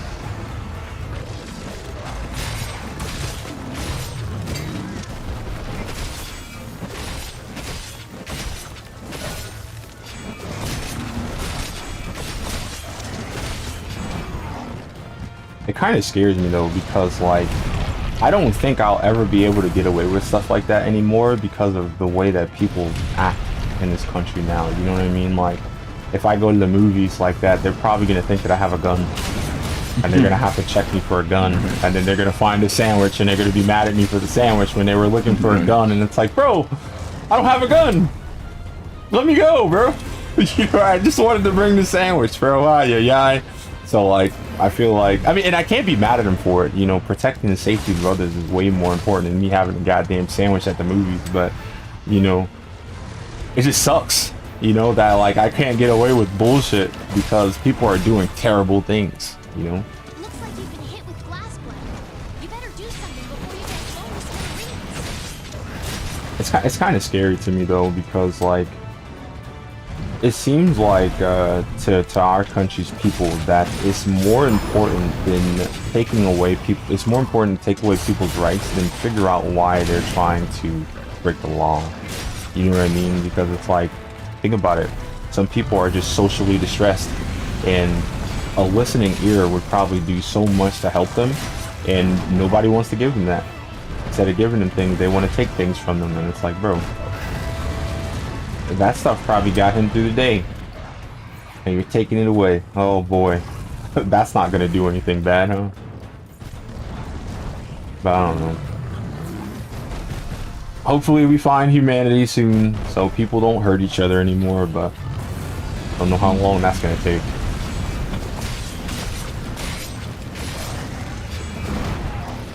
Have you heard about the idea universal basic income? I don't know if I've heard that specifically, but I know that people were talking about like, I guess socialism, you know. And I mean, I get it, absolutely, but I'm not sure if that's gonna work. You know what I mean? Because it's like, if a lot of people know that you have this much money, they're gonna try to make things cost that much. And you gotta think about it too. If everybody has the same amount of money, people aren't gonna value work the same way that they do now. You know what I mean? So like, the people working the bullshit jobs, everybody's gonna hate them because they get to work low skill jobs. They get to be less stressed out about stuff. And people working high stress jobs, they deserve the same amount as everybody else. And it's like, yeah. But I mean, listen, that's something that's been happening forever. You know, there's a lot of people that I know that put blood, sweat, and tears into their work, and they get nothing. You know, and some people like that, including myself, would rather work a job and like make less money than, you know, go home tired every day. You know what I mean? And you got to think about it too. Like, people don't have enough. They don't have enough respect for each other to add value to that loss in, you know, currency for working a job like that. So now it's like, I do a hard job and absolutely nobody respects me for working that job. Why would I want to keep working it? And I don't know the answer to that question.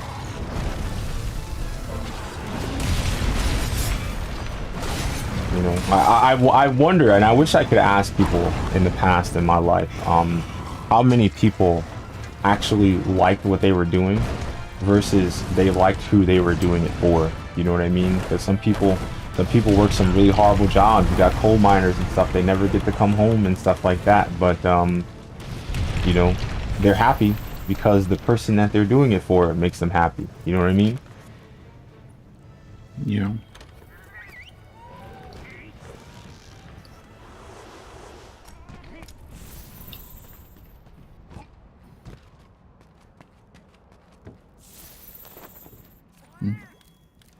The first time I visited the tent, 10 hours into the game. Make sure you're always ready for what comes next. Yes, thank you. It's nice to know.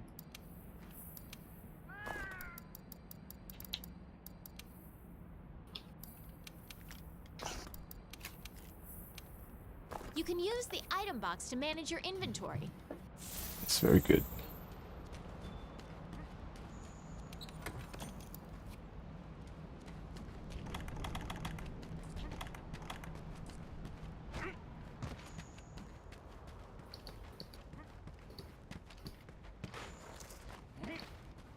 Do you guys care about each other in your country? The people? Yes. I don't know. Not particularly, but neither do we ignore each other. Well, that's nice. It's not as nice, but well, it could be nicer, but it's nice.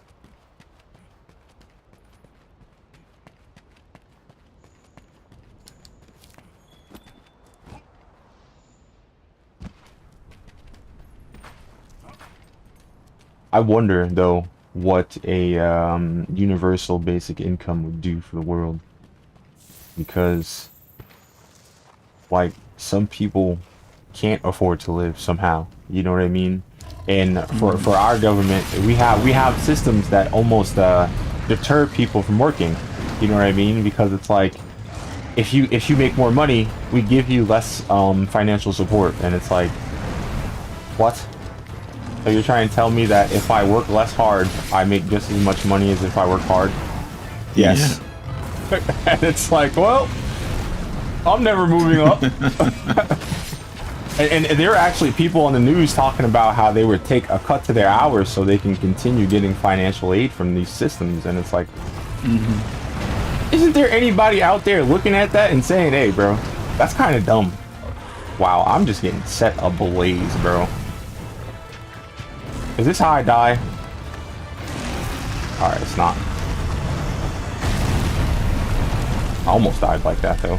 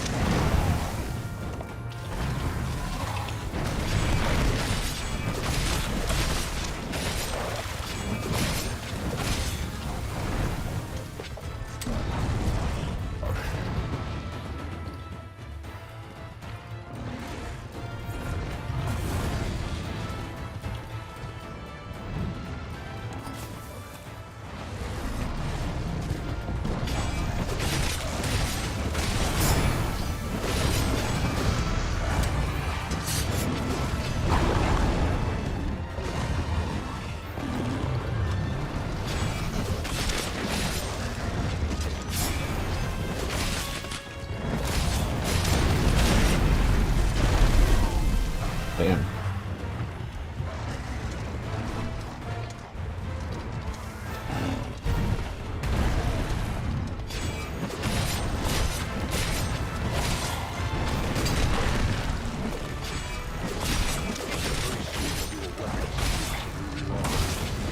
Your sweetest cowards cannot take me back.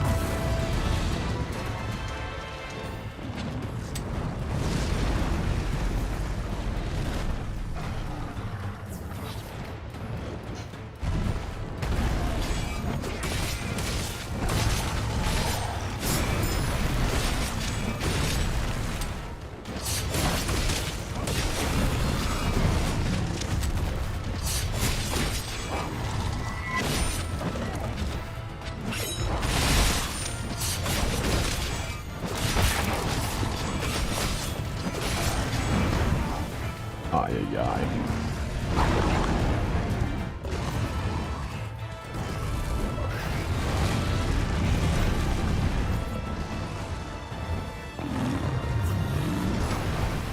Wow.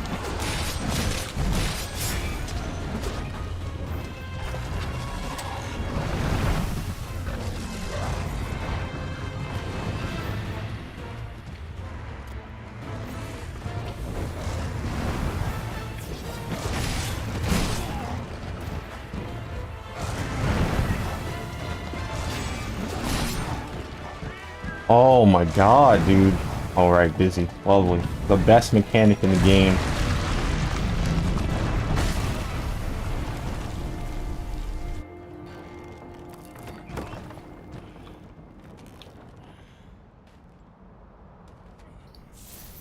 Ay, ay, ay.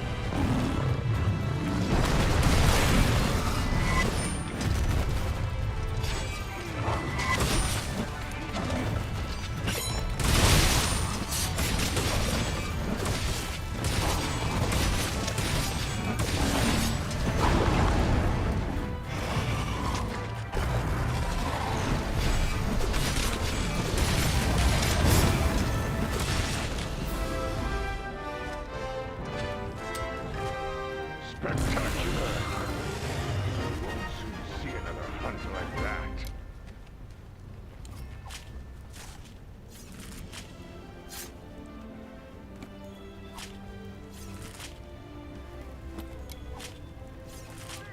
Only one enemy left. Maybe. Not sure.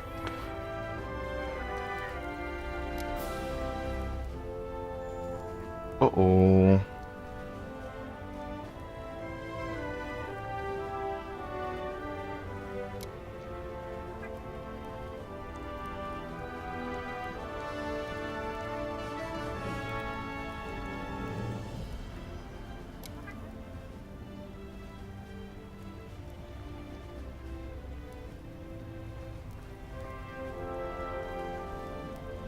Poor battery. It's at 6%. Oh boy.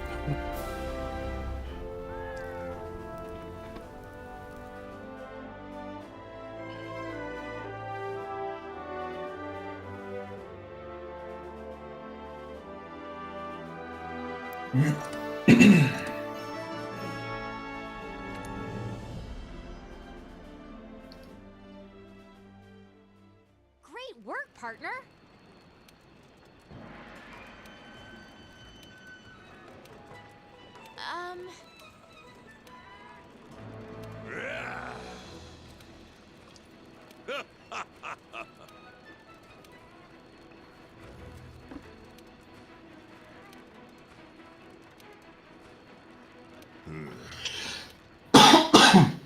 All right. Okay, back to work. Impressive.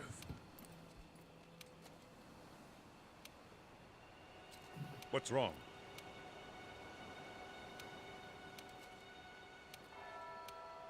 Understood.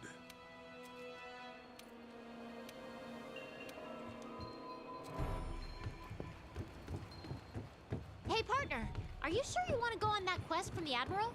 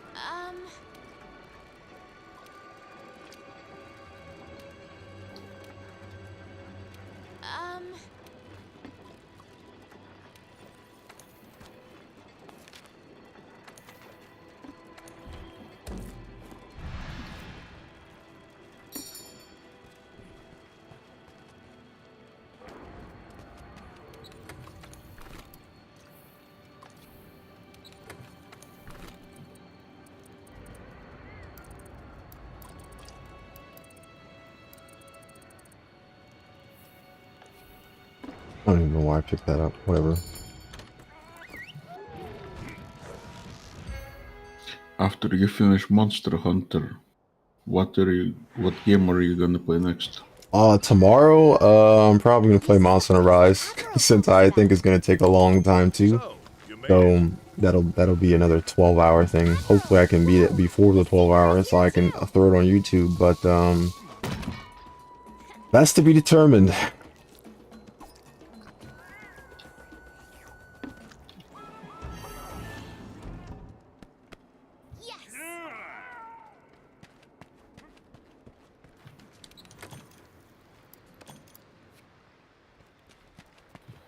But yeah, like I'm gonna try to pick longer games so that you know, I could kind of you know, match how long you're gonna be here. You know what I mean? Mm-hmm. Greetings. Does that schedule work for you? From 9 to 9? It doesn't even matter, honestly. Like I don't mind. Farewell. Like if I have something to do, I'll try to tell you in advance so you don't wait up or anything. But if I don't have anything, I'll just be here. Now then. It begins.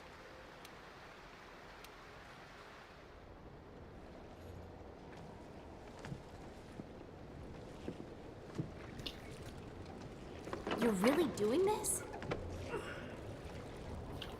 We shall return. Fear not.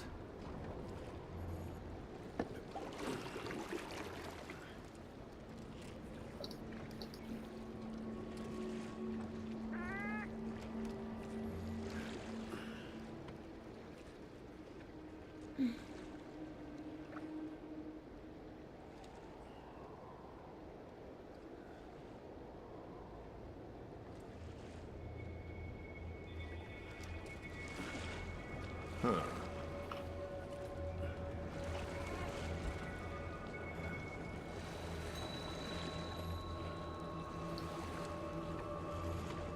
How did you even find this damn place, anyway?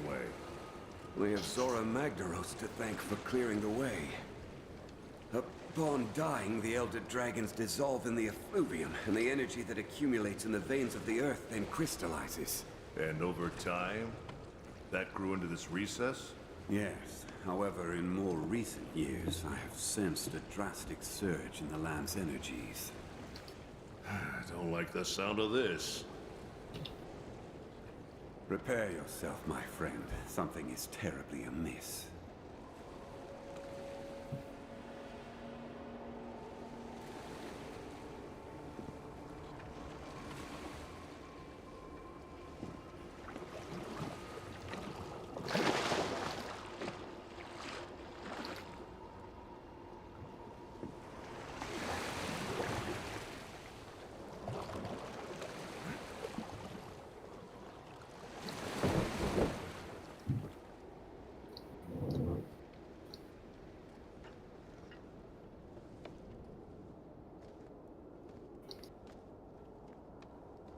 It's inside.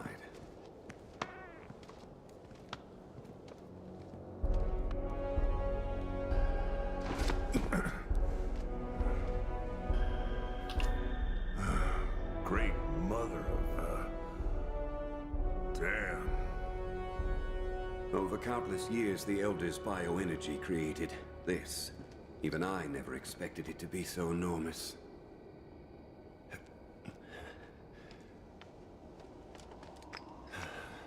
Wait.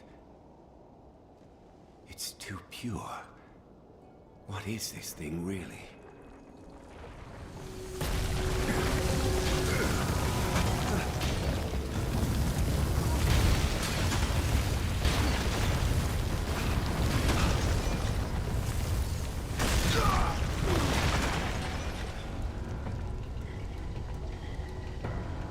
No!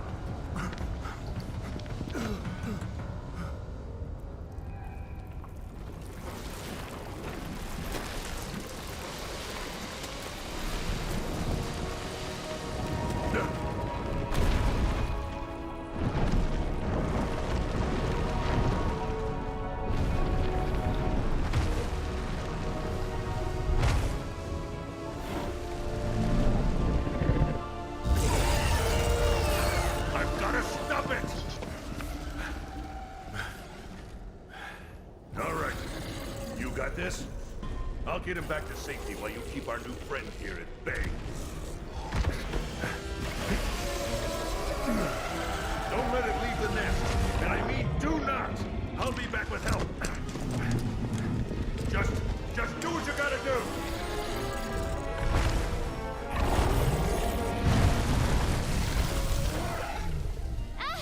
Oh no! This is awful! You got this! Go, go, go, go!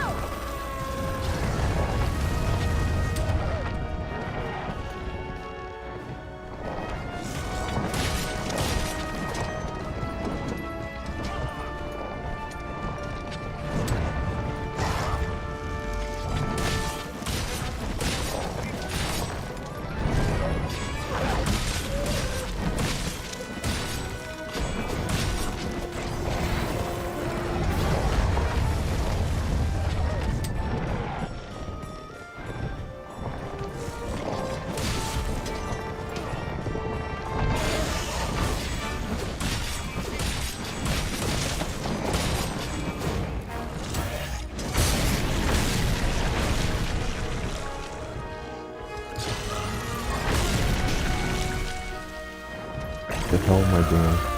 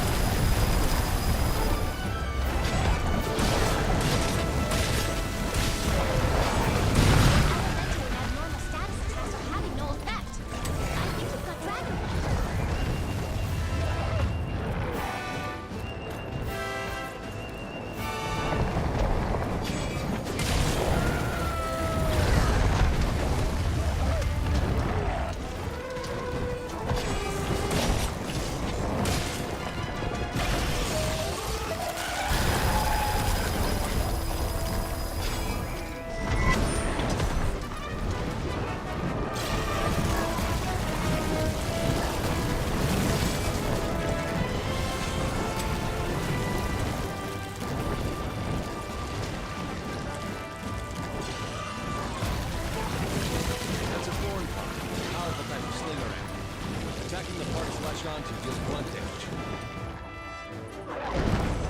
That's a bomb pop. Powerful type of slinger ammo that can do some serious damage.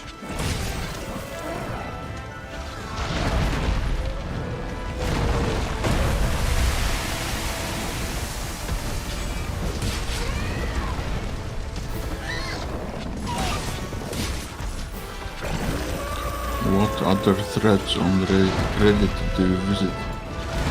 Huh?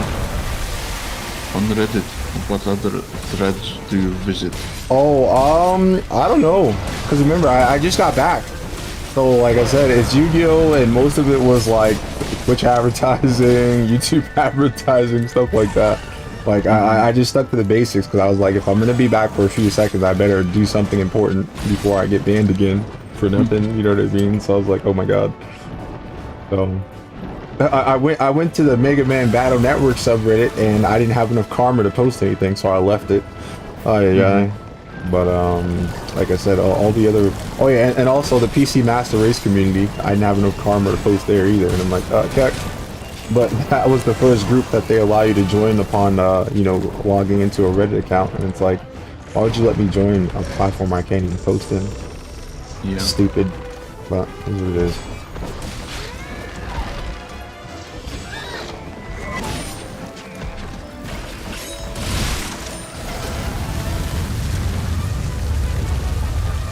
But yeah, I don't know, cause I used to go to what is it? Damn, I don't know if it was called Facepalm or something, but there was one where like a whole bunch of people said like dumb stuff. I don't know. One like I went to like one of the ones where you make friends and stuff like that, but I didn't use it that much because it was like, I know for me, almost everybody I met wanted to talk personally, and I already have years of experience with that, where people just talk personally, but like none of them hang out. None of them want to hang out as a group. It's just like, it's one-on-one all the time, and I don't know. Like one-on-one's cool, but it's like, I don't know. I never really saw too much appeal in being friends with someone who wouldn't be friends with more people than just you. You know what I mean? So, kind of became a bummer.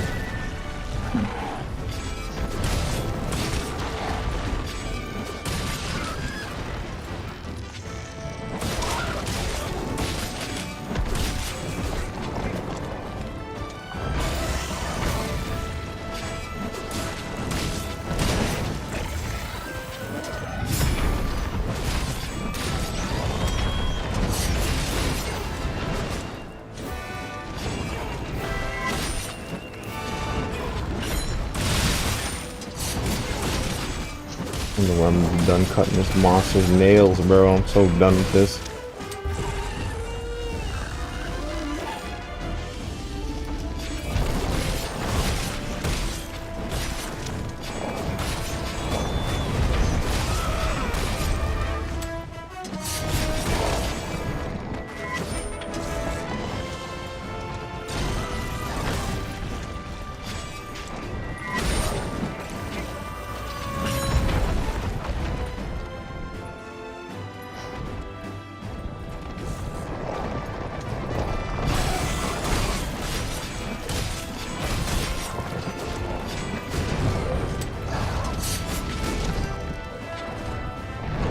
Oh my god, controller.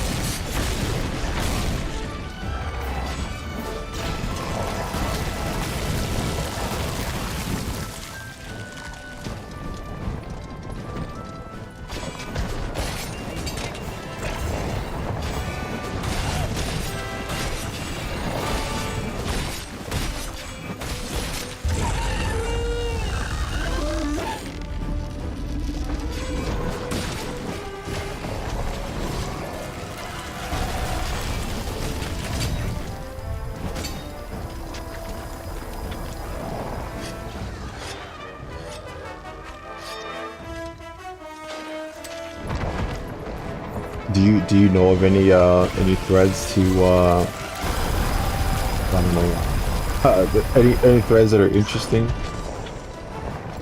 No, not really.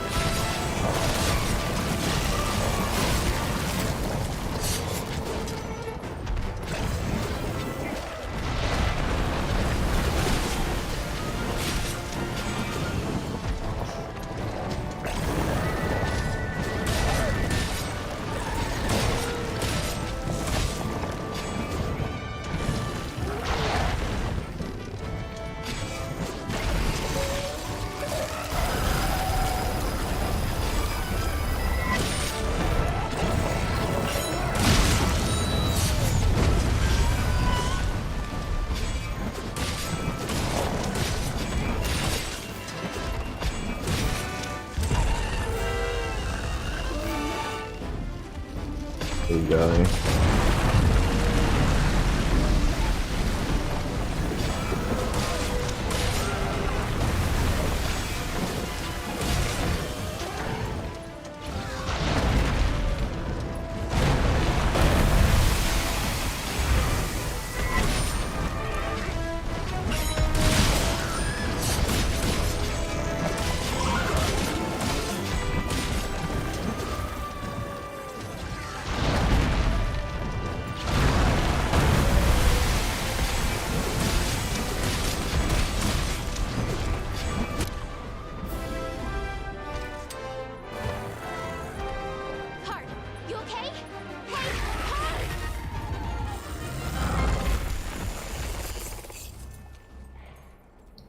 My freaking half of my left hand is asleep. Oh yeah, I've been holding this controller for so long.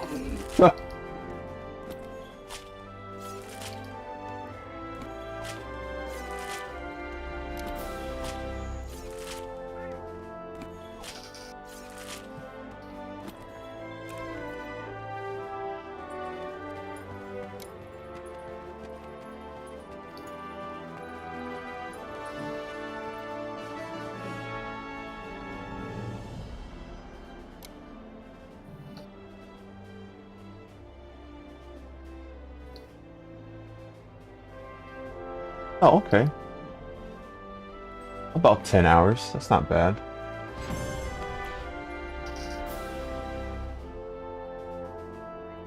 I wonder what took me so much extra time.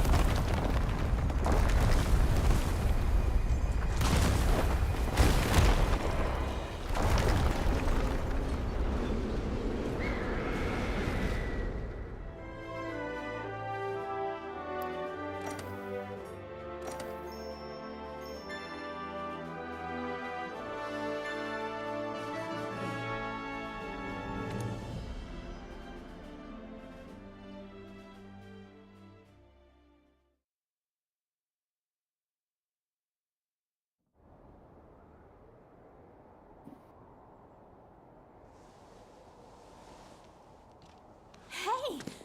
Commander! He's awake! What is it with you? All you ever do is sleep and fall off things. So how awesome were you down there? Stop Too being awesome? annoying.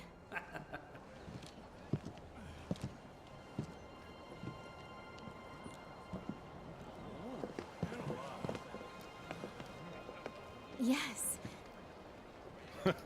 Well, good morning.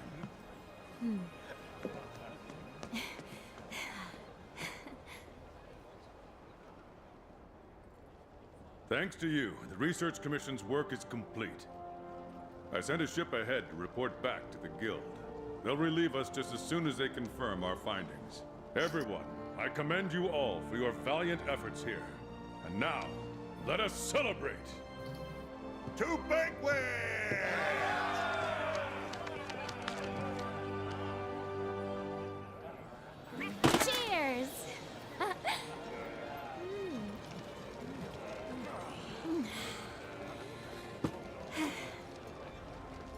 Well, we did it. You know, after we crash landed here, I started to wonder if I made the right choice. But the new world was all the adventure I wanted and more. Oh, she made it. I'm just gonna say hi. Come on. May I? If not for you, I might not be alive. Thank you.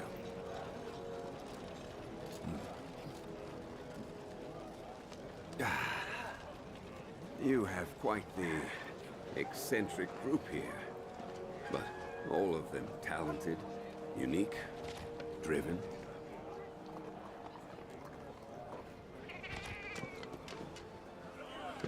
You all seem willful, with your own mind. But when the time comes, you join together and become a force to be reckoned with. I suspect there is no trial you could not collectively overcome.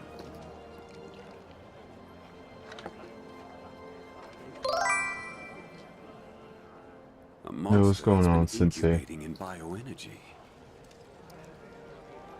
Oh, game over, man. It's over. Lurking so close, yet hiding so well. Serious? You finished it? Yeah, the credits are about to come. Perhaps it was what first drew the aging elders here, to satisfy its cravings for energy. Could be right. Maybe it used some sort of pheromone or something. Oh, yo, what's good, man? Eventually, Not much, the bro. I'm land just became rich chilling. with nutrients. The perfect home for tough Just monsters. having a good time, man. I'm probably gonna beat what you call it? Huh, you know. Okay, We're lucky okay. you stopped that thing. Would have been a disaster if it left its nest. Well then, 3 cheers for you. I'm probably gonna stream Monster Hunter tomorrow. I think you should. Oh, Monster Hunter Rise. Ah, okay, God Eaters 3. You know what's funny? I have to play that game all over in another day because when my mic broke, Received word from the guild. I forgot to upload that stuff to YouTube. So rip. So I have to do some of the stuff again. Because fucking Twitch only likes to keep that stuff for 2 weeks. This concludes your duties with the Research Commission. We thank you again for your service. You are free to return home at your discretion. Yeah. However, the Commission's presence in the New World still has potential to be of great benefit to the Guild. We would ask you to continue your work there, if you are so willing. There you have it. If we decide to stay and take on new research, there are bound to be trials ahead. Dangers. You don't want that, do you? What are you talking about? Of course not. Let's stay. We can do it. Yeah, we won. Yes, we do. All right. Commission, welcome to your new home.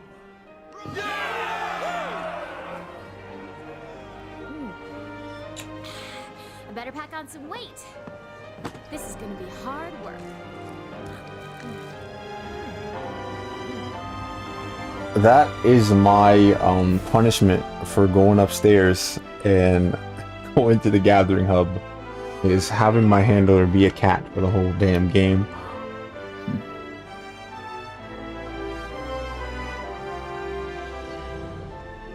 That's crazy, bro. Game's over, bro. 5 viewers. Get out of here. Why? You're so late.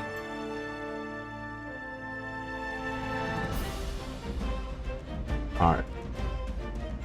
For the sake of you guys not watching credits, I'm gonna get out of here. Well, I'm gonna stay here for the thing to be over, but still.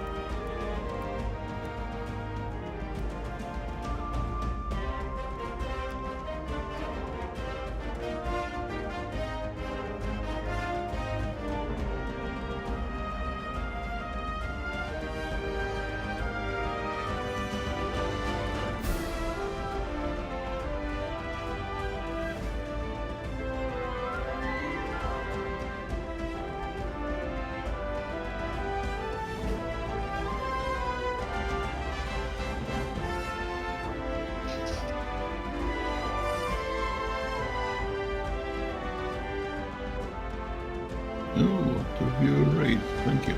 Yeah, I figured it would be better than having people in the damn stream just watching the credits.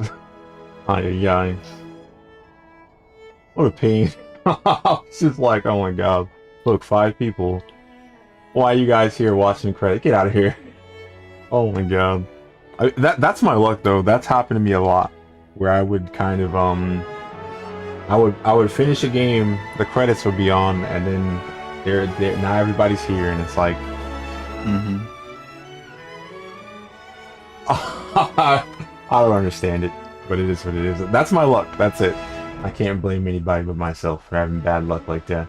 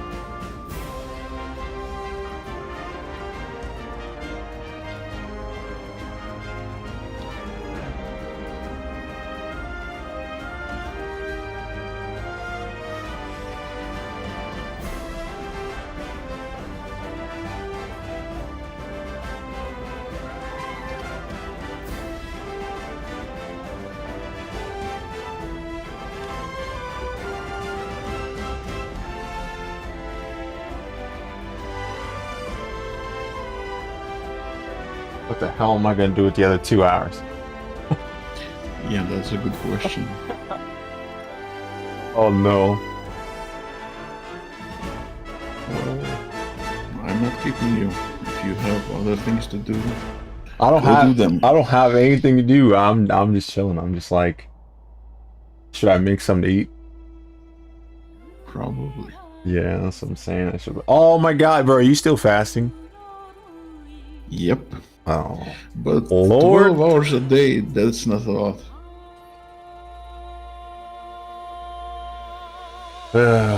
I mean, you know what?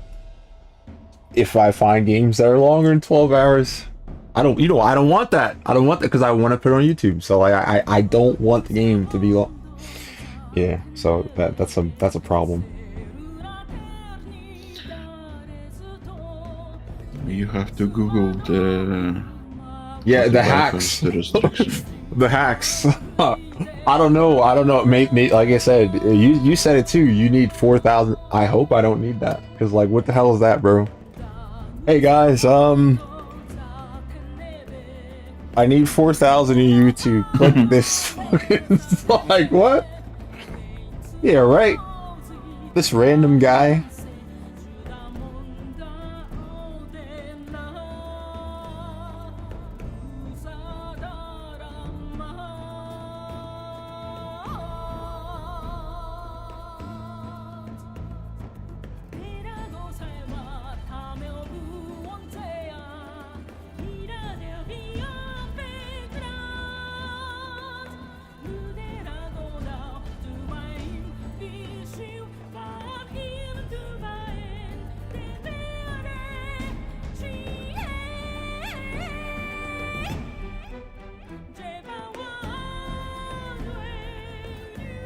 Oh, I forgot.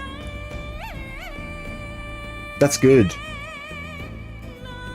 The chat service that I put on, it doesn't move chats when I read out, so I can still see what people are saying. Cause like the normal Twitch chat, if you raid out, it takes your chat box and it turns it into a chat box of whoever you raided, and that shit is terrible. Cause like I said, I wanna, if I ever have like a big audience or whatever, I'd be raid over there, raid over there, raid over there and stuff. But I don't know. It should work out fine though if it's gonna work like this. So that's pretty chill.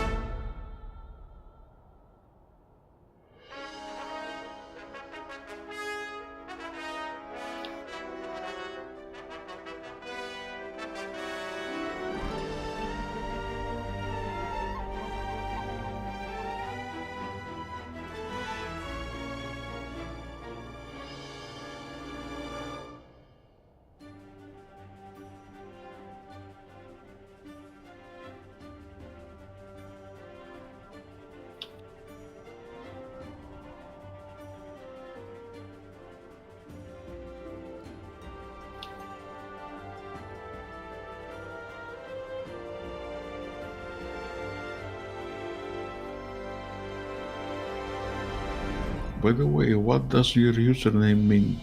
World 3. There's a evil corporation in Mega Man Battle Network by the name of World 3. So it's a Mega Man thing. Yeah, that's it.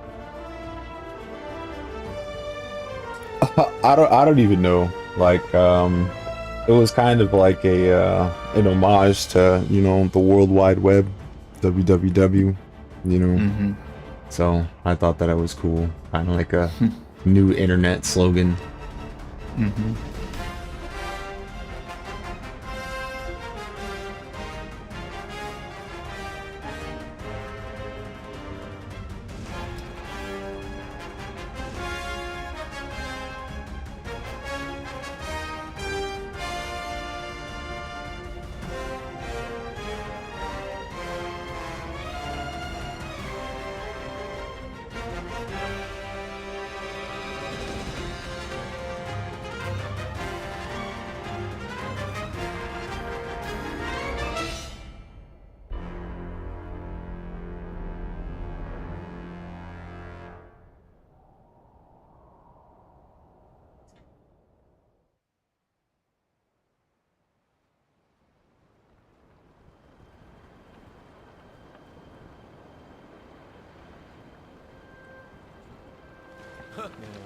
Hey! How's it going?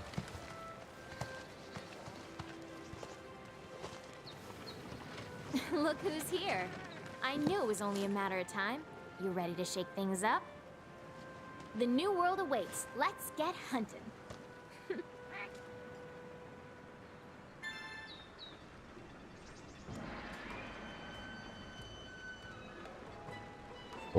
Oh, controller dead again? Oh my god.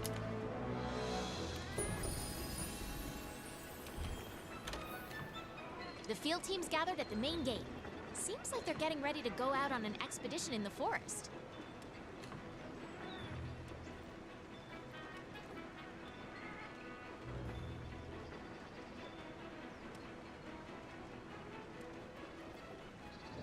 I don't know, maybe I could just like fight random stuff. Until I get to what you call it?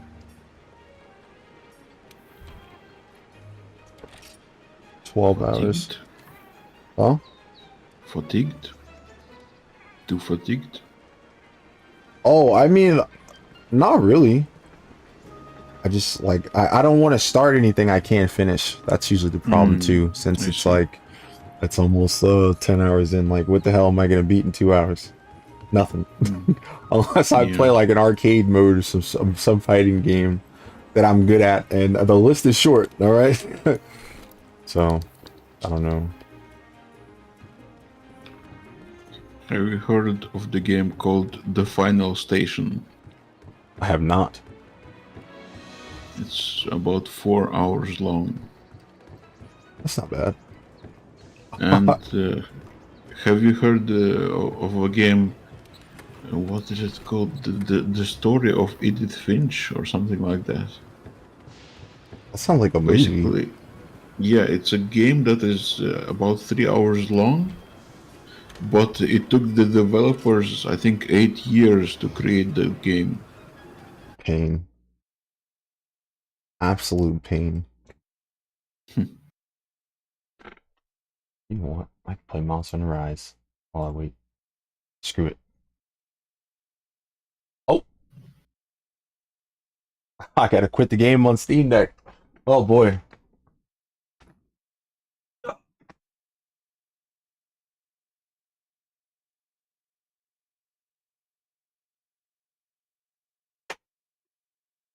That's one thing that sucks about having a Steam Deck, though. Probably can't hear me good because I'm somewhere else. Tired guy.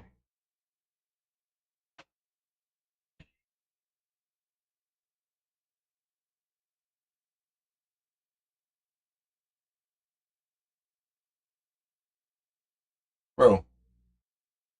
Yeah. No, my Steam Deck. I mean, Steam is acting dumb because.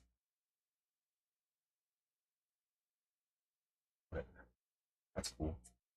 I literally logged into Steam Deck, right? So that I can quit the game and get my save moved. Mm-hmm. And Steam pops up and says refresh sign in because you're logged in somewhere else. Absolute dickheads, all right? What the hell is that for? Oh my god.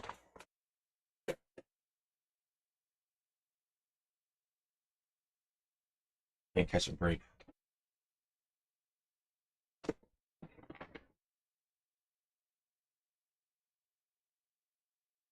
Oh, 1% battery. All right. Thank you for holding out as long as you have, phone. Goddamn trooper. Oh, you god.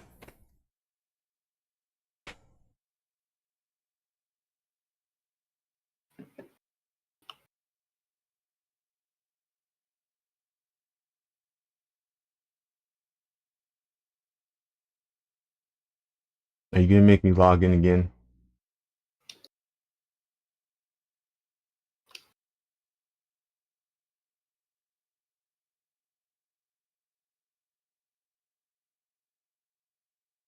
That's so dumb.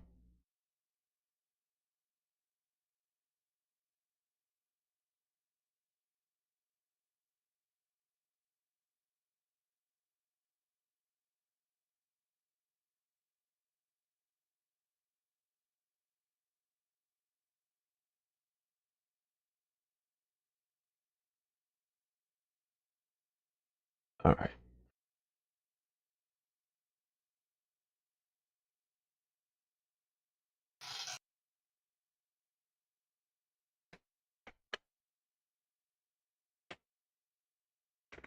Things I have to do to stay here longer. Pain. All right.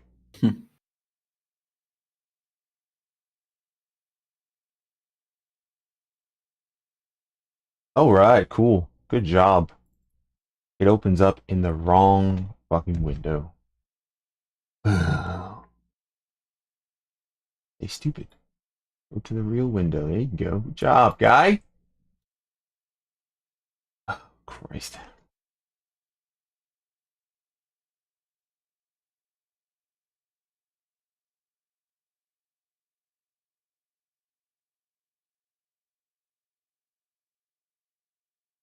But yeah, no, I'm probably in a few hours I'm going to make some food, take a shower.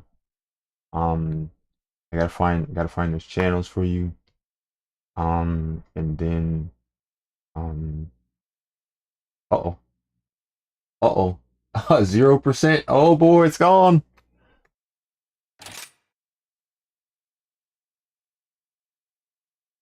I have to charge it all the way up. That's gonna be fun.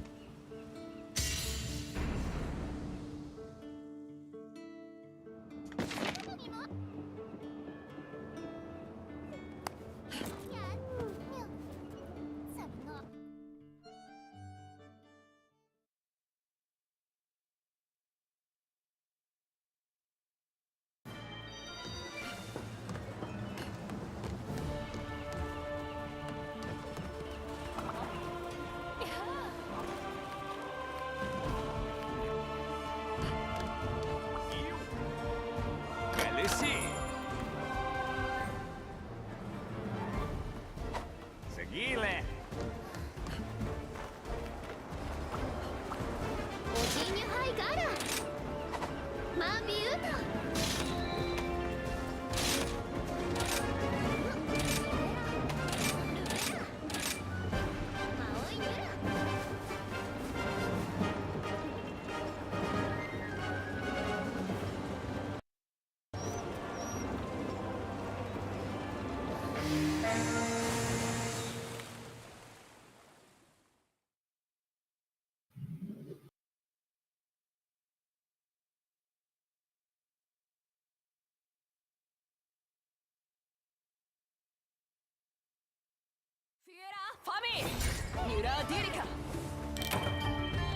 Oh my god, my controller is that dead? Come on.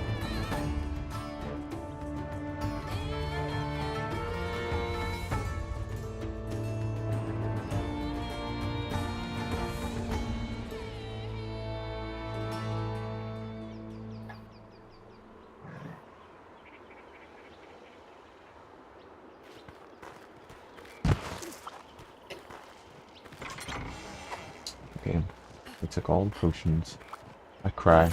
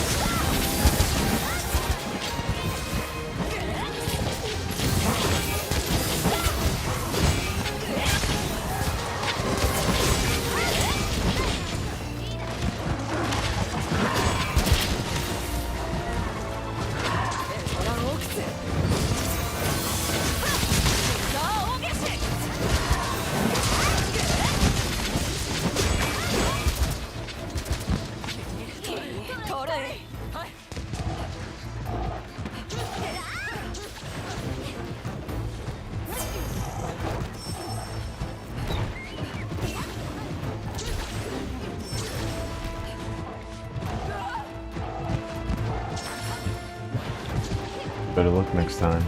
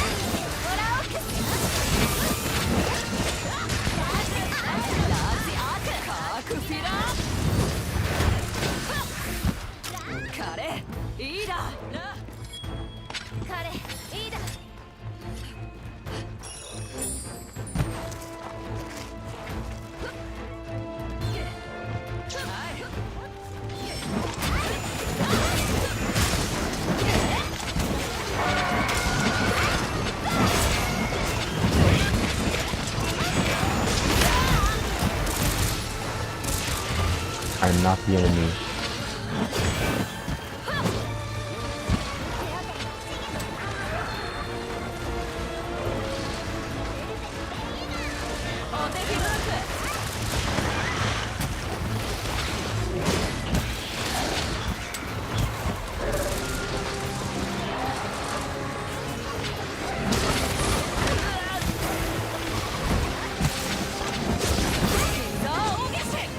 Wow.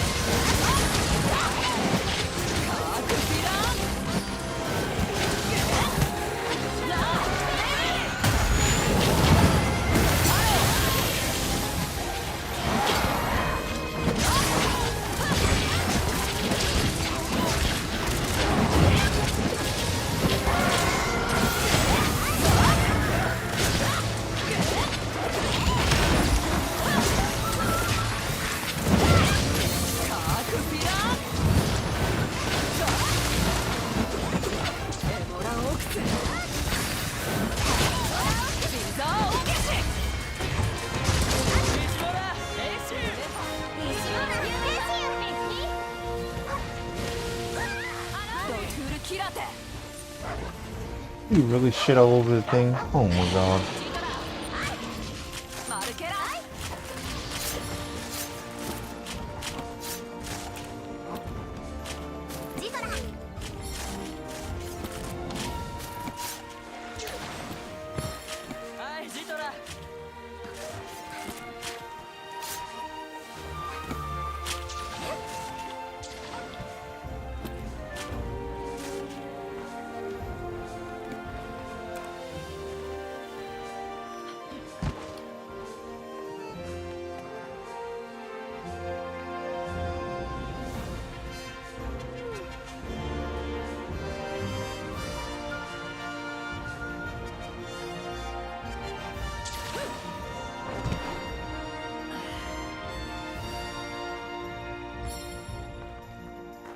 You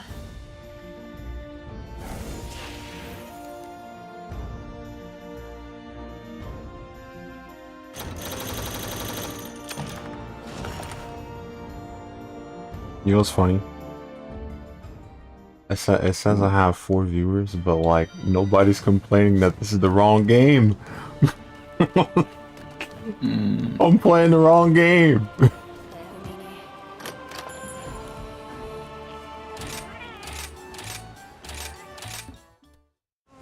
It was funny. I wonder if Twitch will actually count me rating the same person multiple times as a as like the same raid.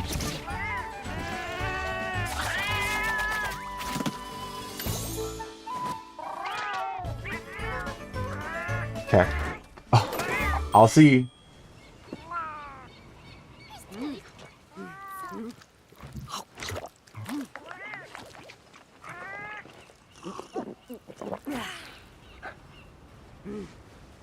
Okay.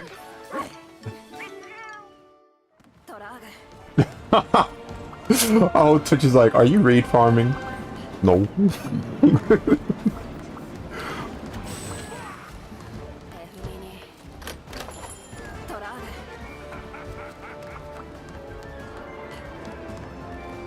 But yeah, have some more lurkers, buddy.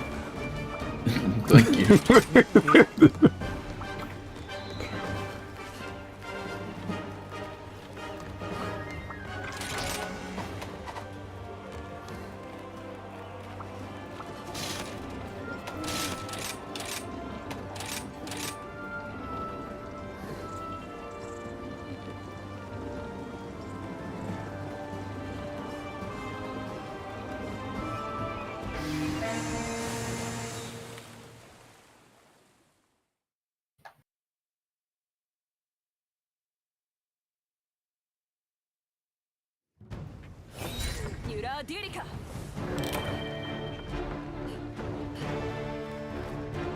They leave me a potion.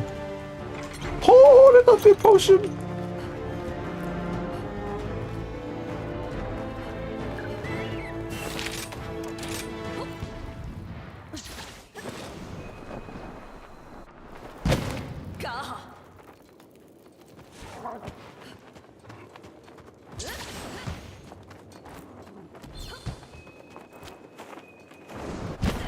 Right.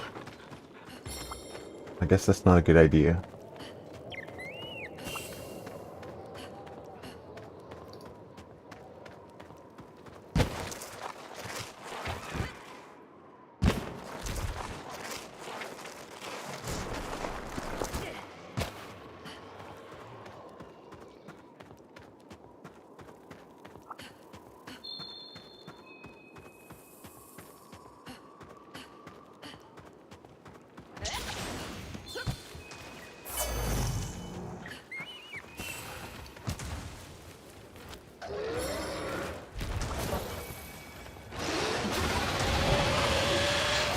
Funky.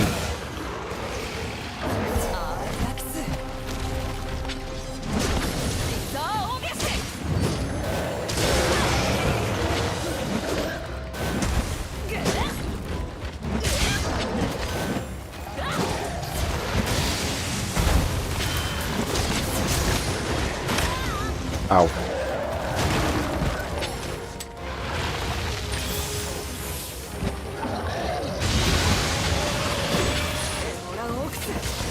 Oh my god.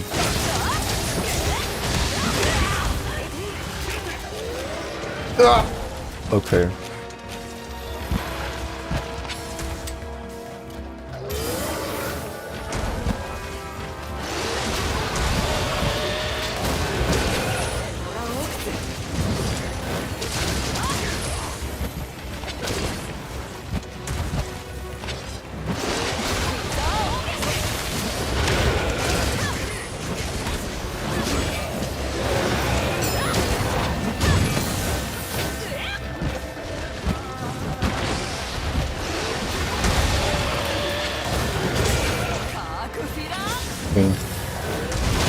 Oh boy, get away! Aye.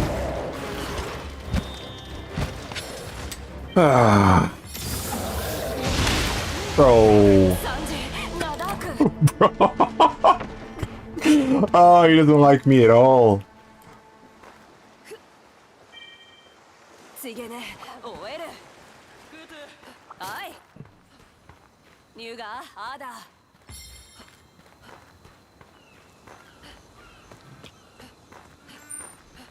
入ら。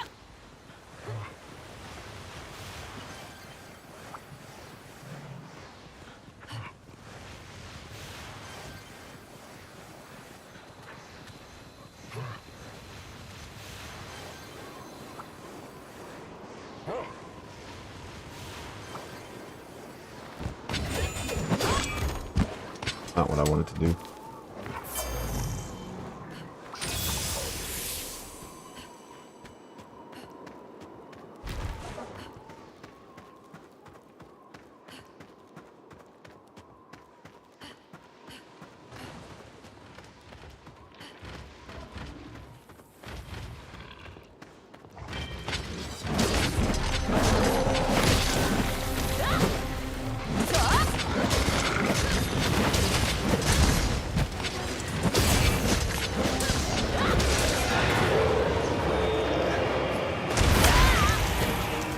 Wow, that hitbox is insane.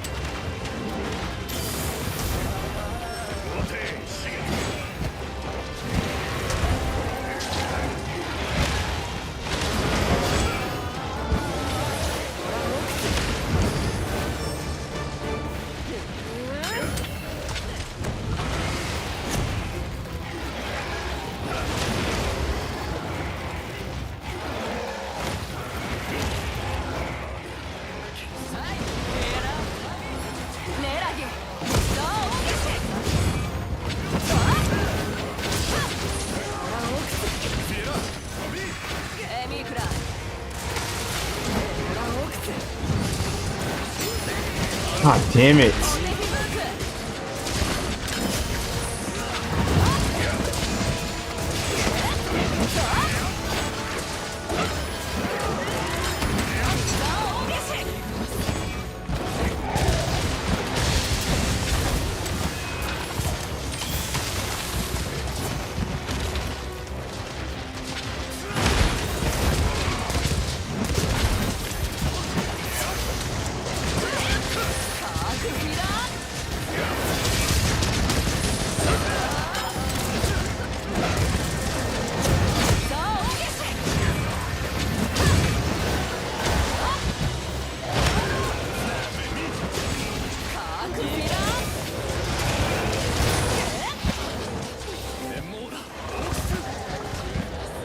I wonder why my frame rate is all over the place.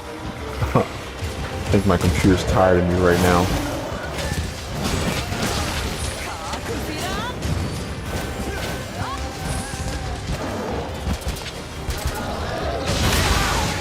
Oh, why?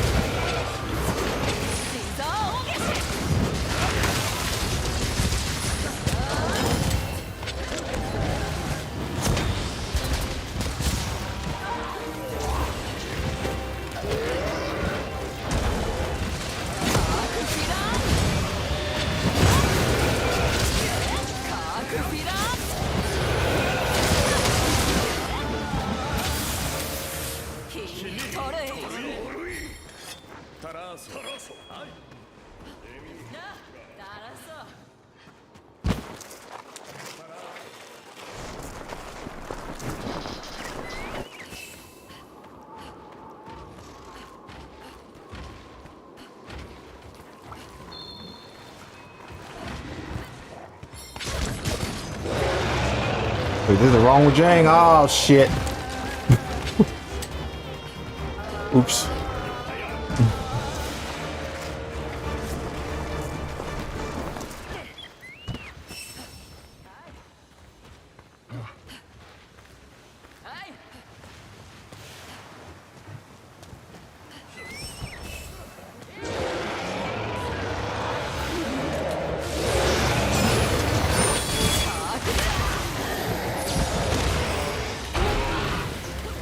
Damn.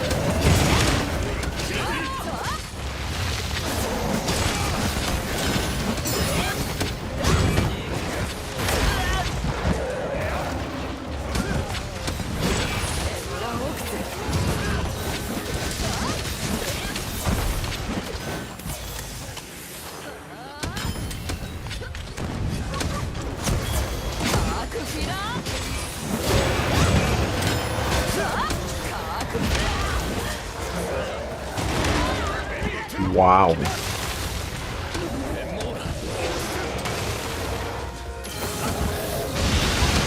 God, I hate that move.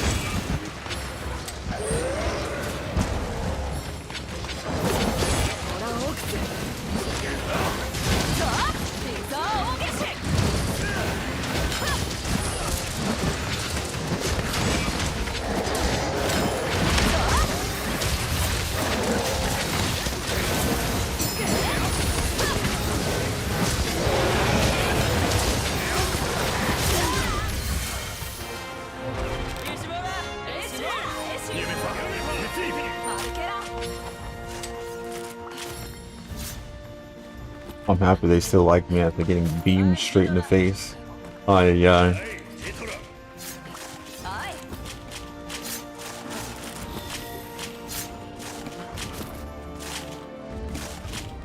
What year are you in on what you call it him?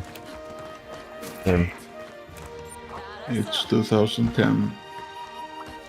And I think the game ends at 2020, but I'm hoping that it will allow me to continue playing post endgame, because otherwise my plan won't work. How was the other guy able to do it then? If it might end at 2010. I think it's like that with all Civilization games. It has a timed victory, apart from other types of victories, and then you can choose to keep playing.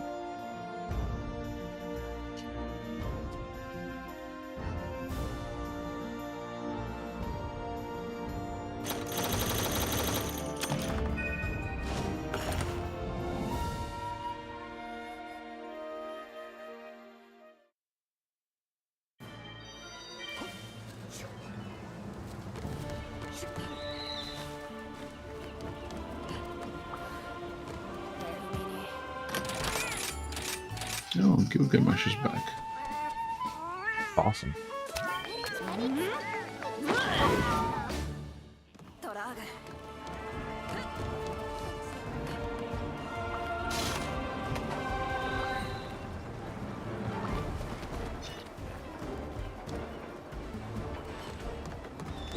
What rank am I? Ooh, 5 more ranks until I can progress through the goddamn story. Oh boy.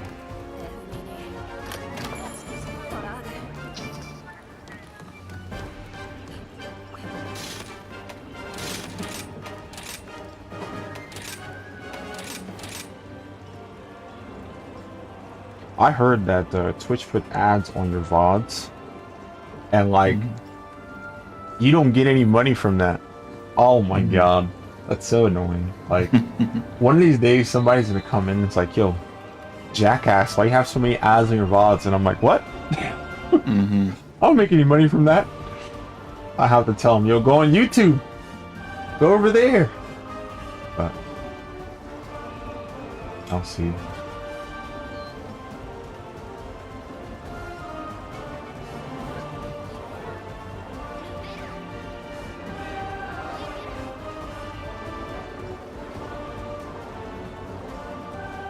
You said that Twitch allows the videos to stay on for 2 weeks.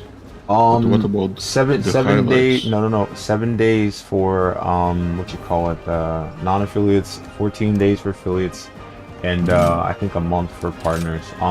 But highlights are supposedly never going to expire. So okay, yeah. So if you want to, it's definitely a power move to highlight your entire stream every time if you need to.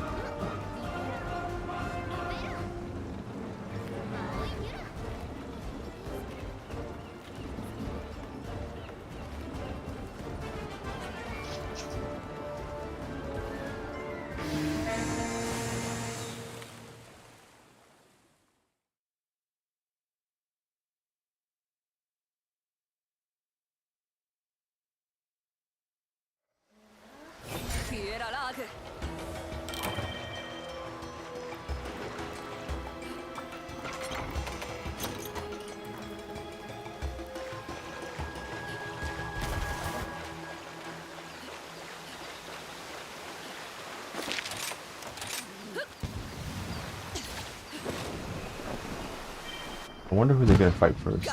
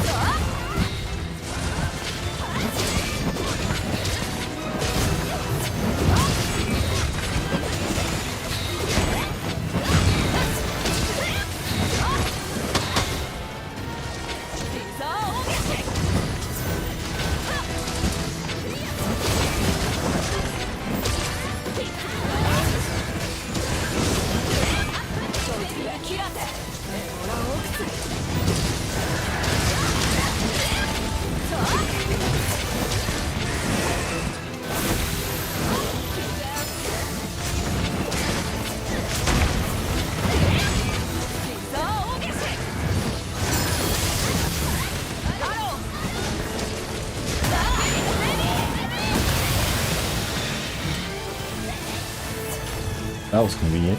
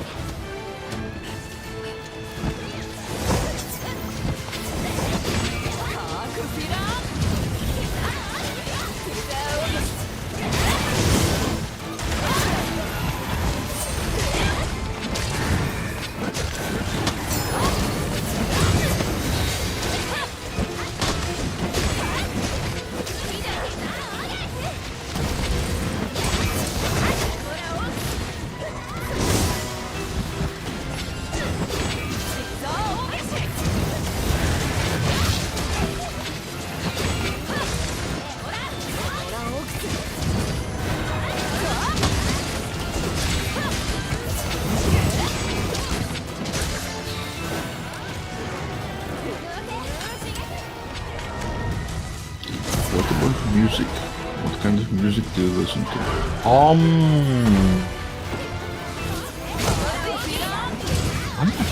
It's a lot, a lot. But it's most of the stuff that I listen to is just to keep me calm. I usually listen to like lo-fi stuff, pop, some hip hop, stuff like that. There's some old like classic pop and rock songs and stuff that I listen to as well, but like they're like pre-70s, you know. It's like, but it's mostly for like nostalgia, you know what I mean? So I remember like good times and stuff like that. For me, like I said, music is more for like setting a mood and like a vibe that you would do. So like, you know, whether it's like being persistent, working hard, something like that, or just something as simple as feeling good, you know what I mean? So if sometimes I can listen to some like what is it called? It's like chiptune, stuff like that. Some like man, I don't know, but some dubstep is good. I don't really like the distorted drums. I don't like that, but I like the mostly electric stuff that goes on in there. I don't know. it's a lot. I have like a whole bunch of like music links on the thing. So like I guess I could just post a bunch of it one of those days. There's a lot of damn, called retro wave, I think. I listen to some of that stuff. Then there's what's the word? Damn it! There's a word for it's like old songs that have been like remade and stuff, and people would kind of, you know, put their own spin on it and stuff like that. I don't remember what it's called.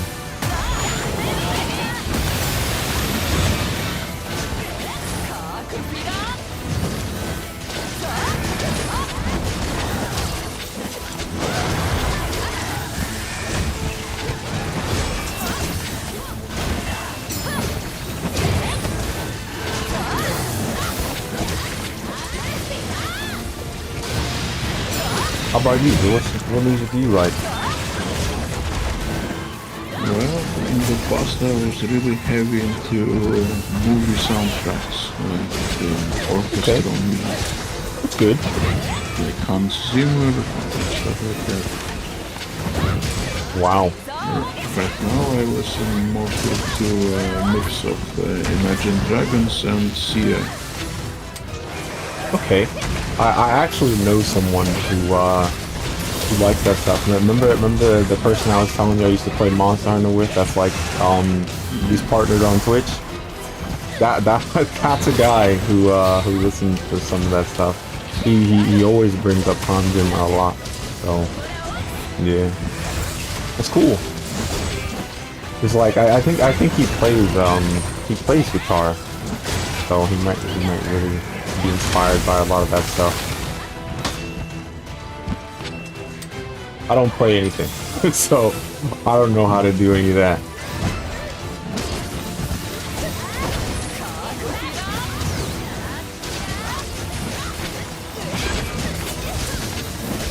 Do you play any instruments? No. But one time in my life I bought a keyboard and I thought I'll become like a pianist. Ooh. I thought it'd be cool, but after maybe 2 weeks I stopped. I thought, no, that is not for me. Too much time, too much effort required. That's fair. I don't have an answer because, like, I think that I would like to play the piano, but like, it scares me because think about it. Like, if you was very good at the piano, wouldn't you enjoy playing it so much where it's like, damn, I'm not going to put this instrument down? I I've heard stories about like my friend's parents and my best friend's father. He knows how to play the piano, but he absolutely hates it. He was taught as a child, but he didn't like it. Why did he learn it? So they stopped trying to teach him or something? Because that might happen too. Some people do learn things to just make people stop bothering them, and that's a shame. Yeah.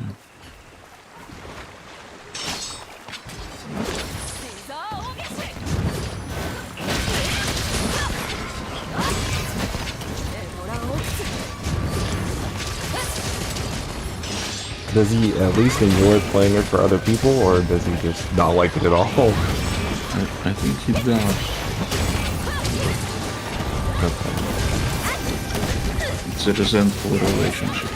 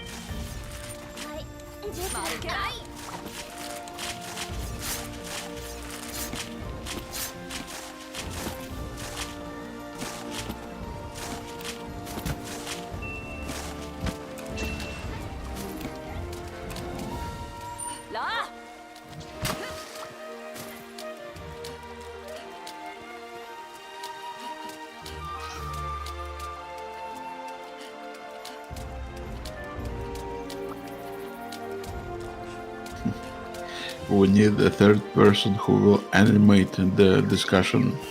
Who will come up with topics to talk about. Well, I mean, yeah, maybe, but like,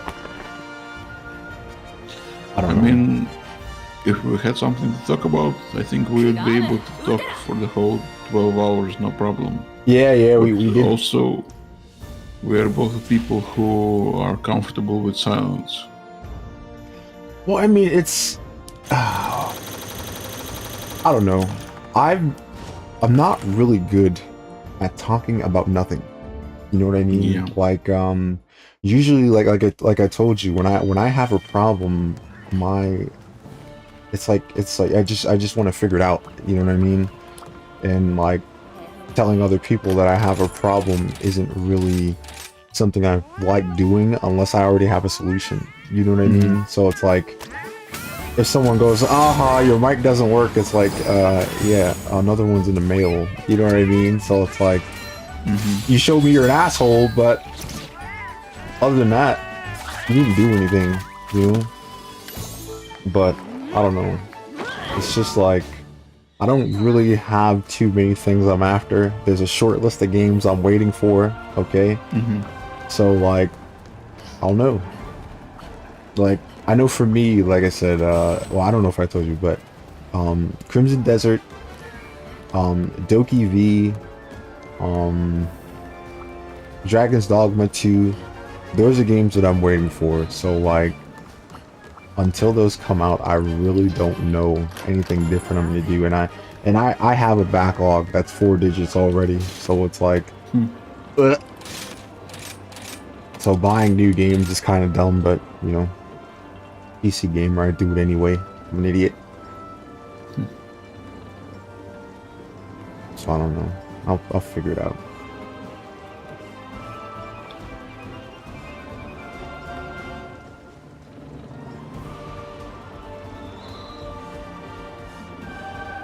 That's crazy because there's some games that I know that I can't beat in 12 hours, but I want to play them anyway. Because, for example, someone took Final Fantasy X and they put all the cutscenes together, and it's longer than 12 hours. Wow. so it's like, oh no. I don't even know how that happens, but like, I can't beat it. I can't beat it in 12 hours, so I'll have to do parts, and it's like, I know how seldom people watch part 2 and part 3 of that stuff, so it's like, so like, I don't know, I'm not really worried about playing it right now. I want to play things that'll get people to watch it, and if they don't like where they're at, they can skip forward and know that they don't have to look for anything, but who knows.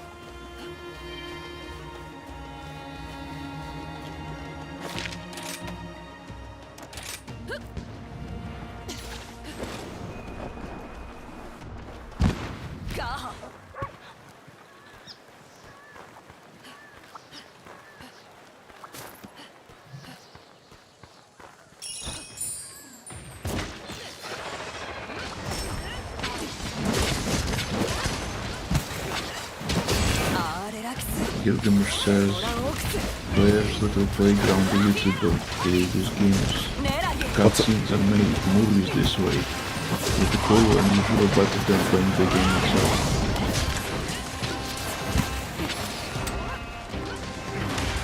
I didn't catch all that.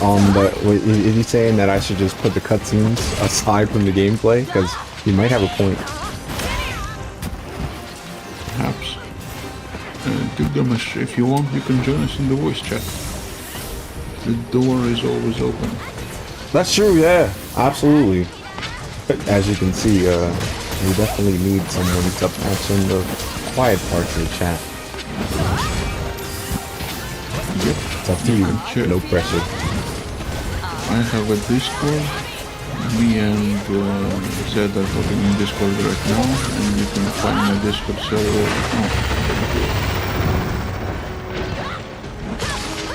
Dinesh has joined the Discord server.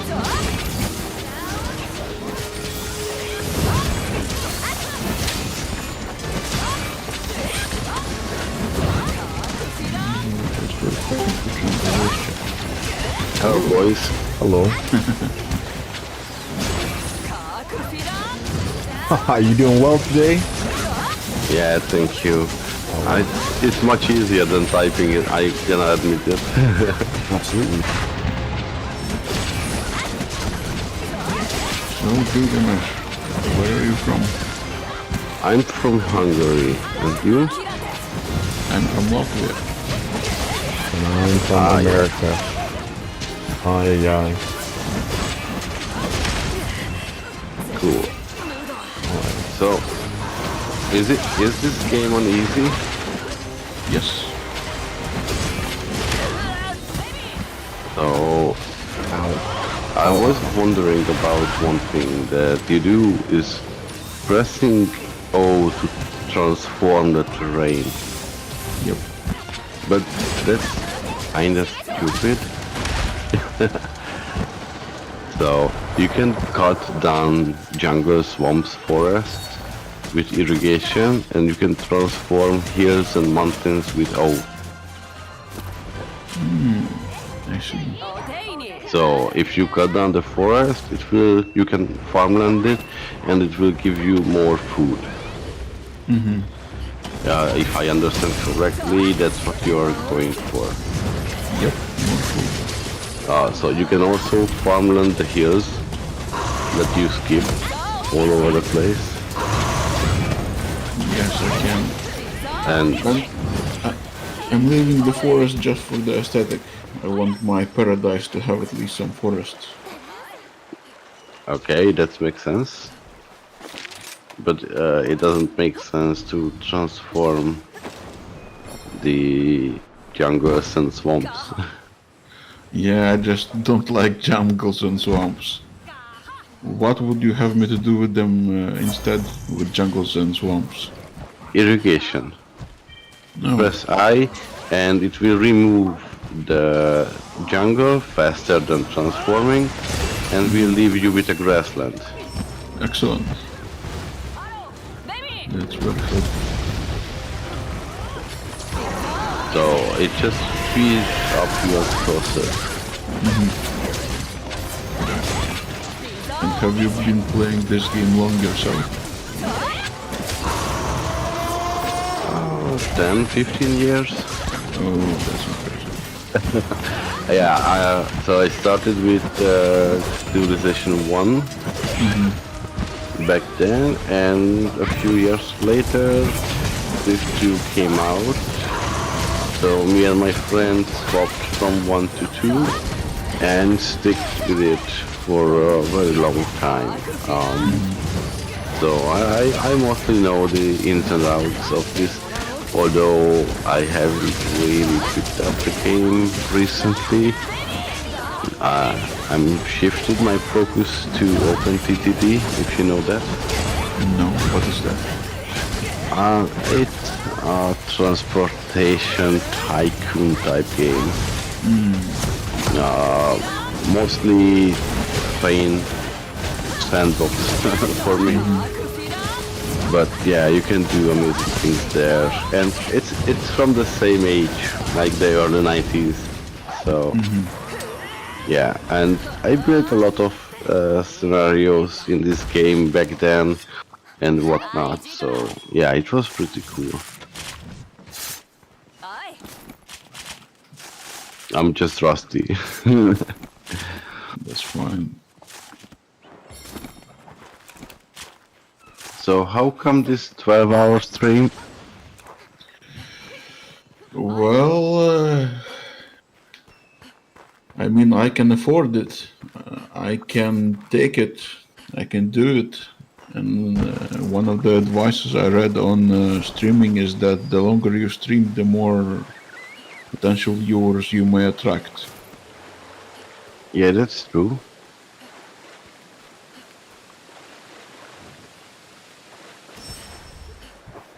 Yeah, when I started streaming, I really had problems with audio, and it took a lot of time and effort to make it acceptable. Let's say that. Yeah, so that's definitely something you want to fix, because there is some static noise behind you on the stream. Not in Discord, but Discord is really good at managing audio. Remember what I told you about how I was thinking about routing audio through Discord to the stream? That's why it's really good at canceling the noise. But like I said, if your laptop can handle it, enabling R noise in your filters would be good. But what do you use for streaming? OBS? No, Twitch Studio. Yeah, I don't know if Twitch Studio has that. Me neither, but I never heard of that. I do Streamlabs. It's basically a fork of OBS, quite similar. And so there you, at the audio output, you can use filters for it. And one of them is noise gate, and the other is compression. Yeah, I don't recall it top of my head, but the point is you can filter out these unwanted noises. You know, like statics, heavy breathing, etc., etc. And you say that is Streamlabs, right? Yes, yes. Well, I mean, Twitch Studio is a primitive tool anyway. It's very basic. I thought I'd start with it, but I guess I should switch to something more advanced. Yeah, probably. Yeah, I use something else. I use Prism Live because I want to stream in a million different places at once, and they let you do it. They give you at least 6 platforms you could stream on at the same time. So I do that. Yeah, for free.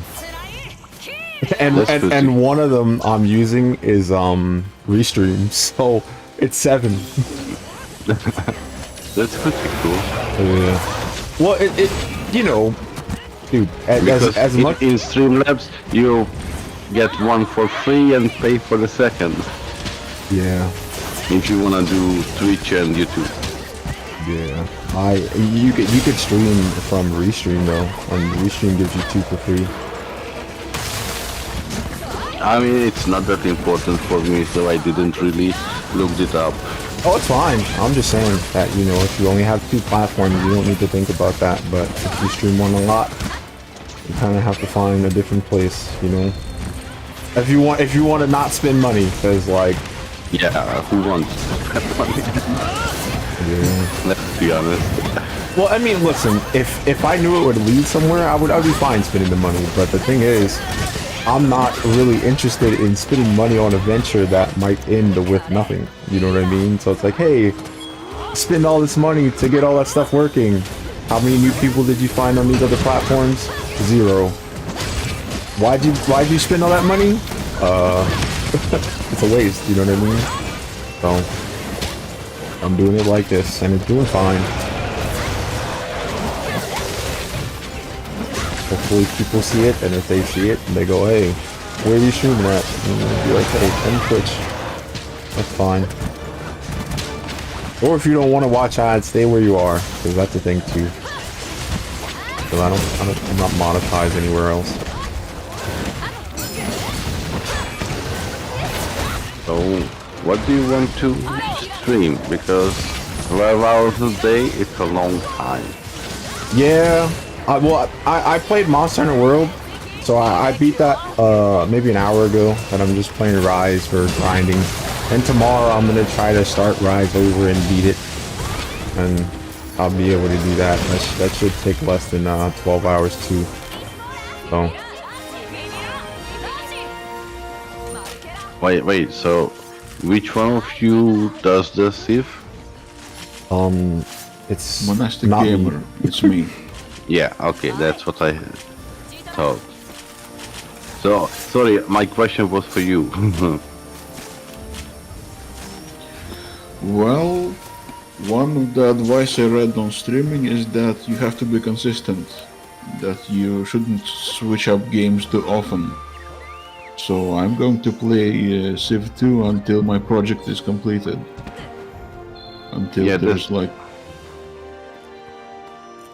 Yeah, I understand, but... So, do you have a plan built up that what and how the progression gonna go forward?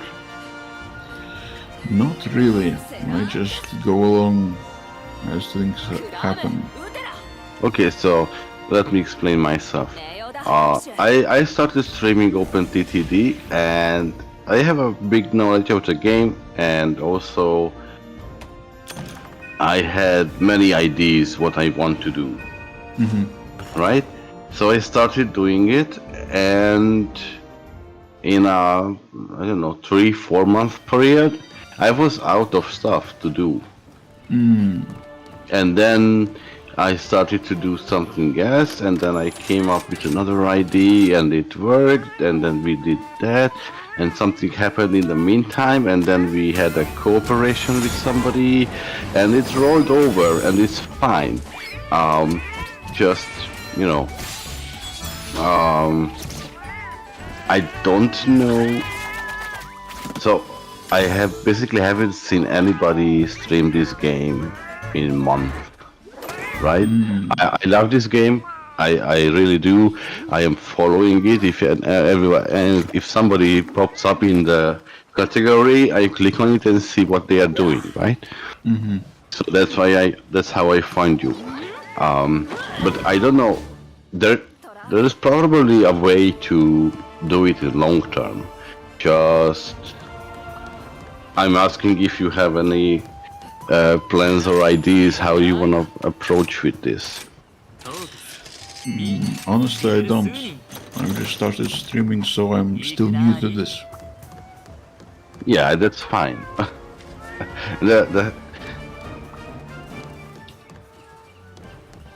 Do you have any suggestions? No, but maybe so. Do you have any idea what do you do after this game is done? If not, then you have that much time until you finish this to figure out something else. So that's why I'm saying that I stream about 3 hours with a break, right? Because I need to go out to smoke. So even that is not really few. Especially I like to do things with speed. I mean, I'm not speed running, just I don't like to mess around. I know how to do it, I'm doing it, and get things done. So if you don't mess around too much, time doesn't fly so fast, and you understand what I'm saying, right? Not really. Not really. So just don't fall into a vacuum where you don't really know what to do. Always have a plan at least, and you can divert the plan if something comes up, but at least have a plan what to do in the next 12 hours, right? Yeah, of course. Aye. That makes sense.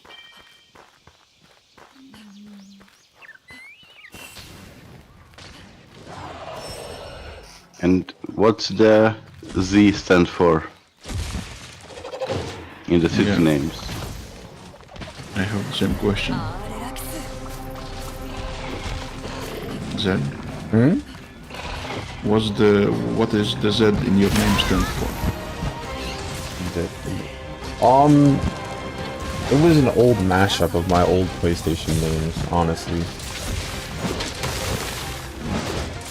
Like, I had a whole bunch of unoriginal names when I used PlayStation. Remember I told you about how there were different regions?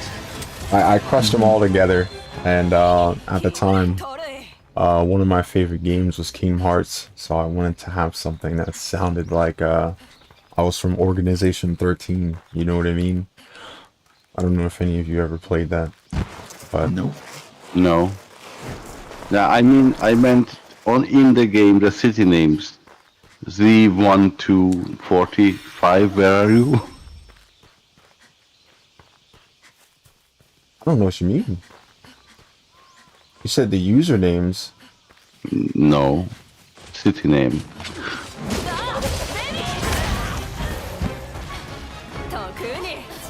Oh, you mean where am I from? No, we established that you are from the US. Yeah. Like, no. like right now it's Z21. This is the city code. I didn't know that there was a city. I don't think I ever put a city thing. Oh, he's asking me.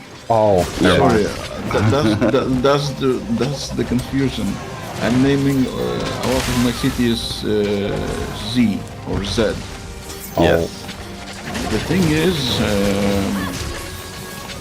the automatic city names have run out. I know. So the first city was Washington, and then again, when I found a new city, it wanted to name it Washington. Again, yes, I know. This is the standard loop for city naming. And I didn't want to do that.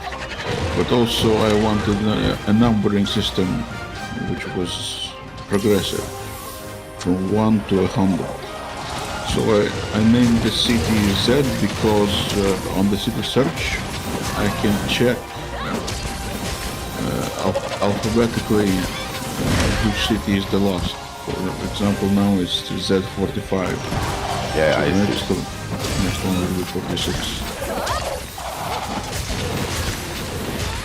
Yeah, okay, it makes sense. Just okay, the Z force to be at the end. Okay, I got you. Did you know that you can build railroads on ocean? No, I didn't. That's so you pick a transport ship, put a settler or engineer on the transport ship, move next to the coast where you have a railroad, sleep the ship and activate the engineer and press R. And it will build a road, and next time you do that it will build a railroad. And this will give the ships infinite movement until they are following the railroad, and once they drop off troops on the other side, then it will stop or lose one movement. I don't recall exactly. I mean, this was something that you could do in Civ 1 as well. Oh. Yeah. Interesting. But I don't want to exploit my game to look cool. I mean, you have nothing to gain. Or you are basically just, finishing some IDs, not winning or losing the game. Yeah. That's already done. That's true. I mean, maybe you could give the Aztecs some tax so they can advance their civilization. Yeah, I'm afraid that if I give them all the technology, they will mute me with nuclear weapons. On the other hand, I don't want to destroy them because I want there to be some free society that is other than my own. So I don't know. For now, I would. You are way too powerful, so they don't really want to nuke you. The problem is that they might start building spaceship. I see. You know, and they put together the minimal requirements and send it to space. But the game will be over in 2 years, so that won't mean that they will win, right? The game ends between 2000 and 2100. Depends on the difficulty. So with difficulty, it jumps 20 years. I see. Where the end is. The message was for me that my president will retire in the year 2020. Yeah, so you play on the second easiest scale. I thought that was the most easy scale, chieftain, but I don't know. What difficulty do you play on? I usually played on the second or third highest, or easiest, depending on how you see that. Because back then I didn't really know how to handle the unhappiness. Like, so if you put it on deity, a population 3 already wants a temple. So you have to reward around that, and there is a wonder that gives you access to all governments. Probably the pyramids, but as I said, I'm rusty. And then you switch to fanatics and push out units, because then they will be content regardless. So that's the way to play on deity. The other way is to play on specific scenarios, because when you have an established empire or country, the difficulty of deity is absolutely mitigated. And the AI doesn't really get better. They're gonna cheat the same amount as they do everywhere. And it's not really hard. I won't... Go ahead. No. I once played, I think, Civ 5 or Civ 6 on deity. And basically, by the time I had archers and spearmen, the neighbors had already mechanized infantry. But still I managed to survive. Basically it was like a war between me and them, where they had 5 units of mechanized infantry and I had 50 units of archers. And I simply overpowered them with mass and numbers, and they eventually gave up and signed the peace treaty. But still, that was quite an imbalance. Yeah, I can't say anything about this because I skipped Civilization 3 and I played a little bit with Civ 4, and then I found a mod for Civ 4, which is the rise and fall of civilization, and there's a fork of that called Europe, and it's a fantastic mod, one of the best, and I played exclusively with that mod because it's just that good. And so Civ 5, 6 is off my radar And basically they are two new. So you see, I rarely play games with made after 2000. There are some exceptions, but not much. So I can't say anything about the later games because I never even touched them. And you said that you stream your games. I stream OpenTTD 99% of the time, and if not, then I do colonization. Also, Sid Meier's. Do you have a lot of followers? I mean, what do you count a lot? Well, 1,000, I guess. And 1,000 hours of stream. 1,000 hour stream? That's impressive. No, I'm just asking. Where can I see that? Analytics. But I mean, on average, how many viewers do you have? Average viewers is so I started doing streams, and it went slowly but steadily increased.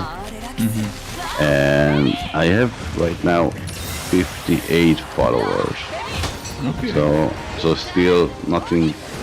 My average viewer at the moment is 1.8, but it fell from 2.5. And basically I had every criteria to be an affiliate except the average viewers. So that's that. But I'm stopped worrying about that. I'm just doing it when I feel like it. So I don't even follow the schedule nowadays. I did it, and it's really helpful if you take it seriously. But, yeah. I'm stopped worrying about all this, and I just stream if I feel like, and don't if I don't want to do that.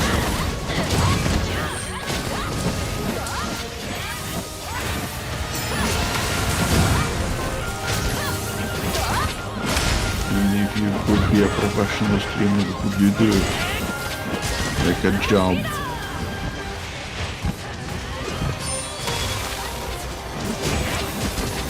It's a good question.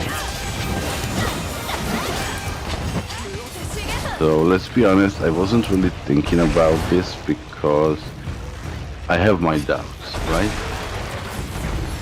And so I am in my game, I'm better than 99% of whoever does the same game, right? Because most of the time they are just noobs who basically doesn't have a clue. They build their audience from other games, and they just pick up my game and trying to have fun, which is absolutely fine, except it drives me nuts, but that's my problem, right? So it's not a hard competition. I found a few people who does stream it, and it's okay. And we are in good terms with each other and all good. But I'm basically better than them. But I know many people who are way beyond my skills. Just don't stream, right? And that's a little concerning for me. So I know that I'm really far from the top of the food chain, but really even more people below me. So I can teach people at a certain level of the game. It has a really deep and complicated. Oh, there you go. Glorious 6,000 years. And usually it is enough, but so if I don't feel confident enough to do it for full time.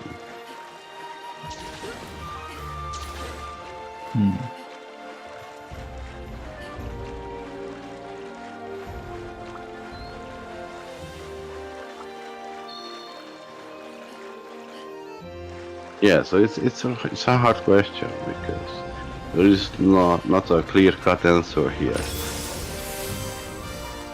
Also build more harbors.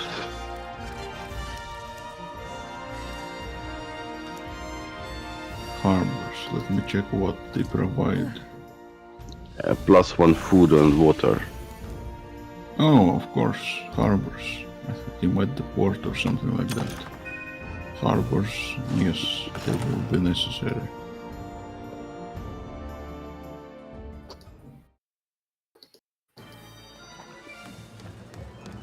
I'm just saying that you really neglect it and build marketplaces, that's what really you don't really need because you have already infinite gold.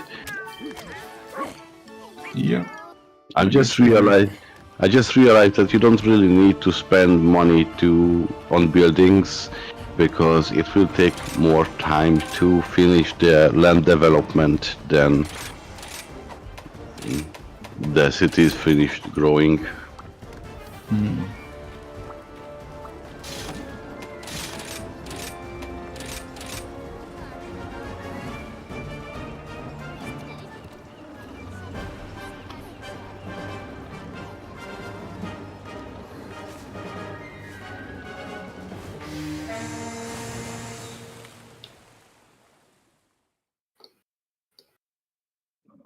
I don't even know if there is, maybe on Civ-Fanatic there is still some scenarios to download for Civilization 2.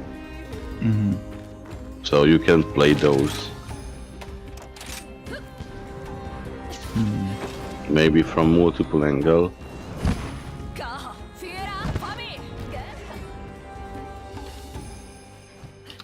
I don't know. I really haven't thought that much into the future. For now, I just want to finish this project and then we'll see. Maybe I'll play a different Civ. Maybe I'll play something like Rome Total War. I'm not sure. Sorry, what was that? Rome Total War. Oh, Total War. Okay. Yeah, so Civ 2 is probably not the best game to pick up a lot of people. Yeah, you're probably right. I chose this game because I like it and I enjoy it. But if I had to choose, maybe I would pick a different game if it brought me more viewers. It's just hard to find a game that both is enjoyable to you yourself and that is attractive to viewers. Yeah, that's true.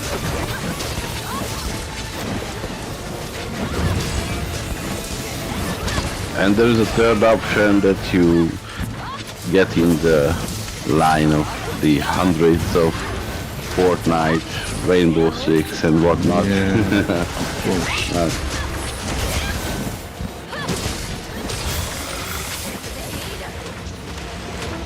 Yeah, that's a rough spot either, so it doesn't really help.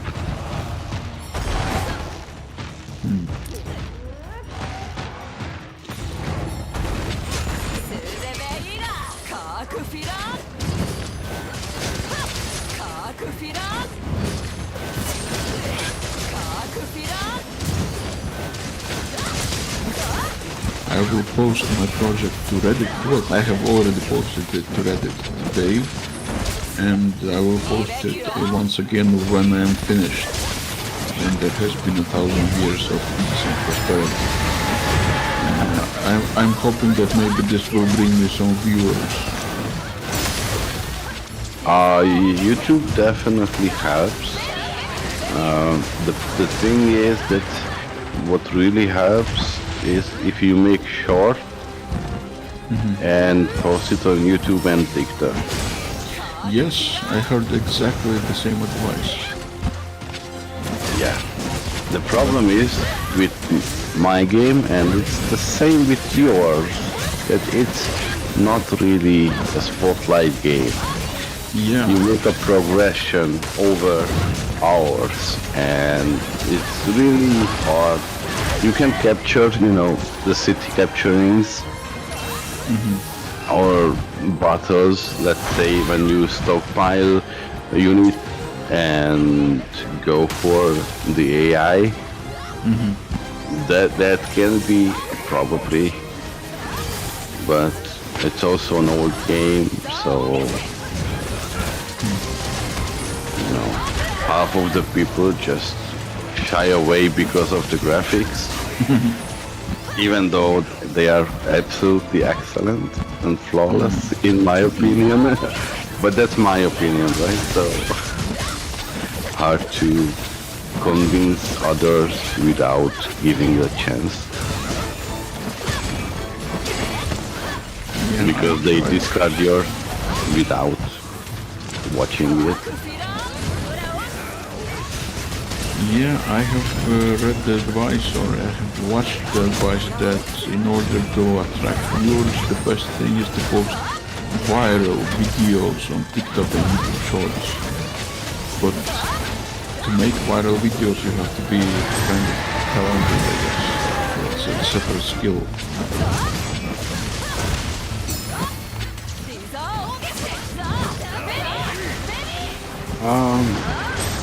Yeah, so the video making in general is quite different than streaming. I made a few shorts, but when I had a train crash, right?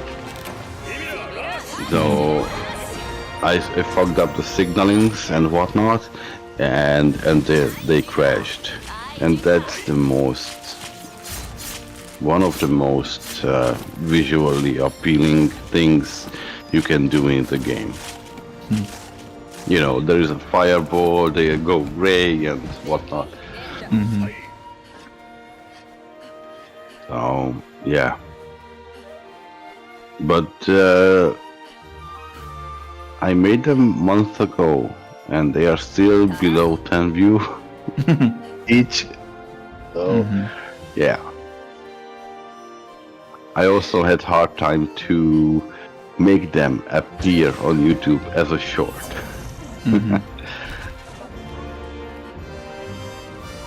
Yeah, I've tried the career of a YouTuber. I tried making videos for YouTube. Basically, if I just upload a video to YouTube, even a good video, it will get like 10 views, like you say.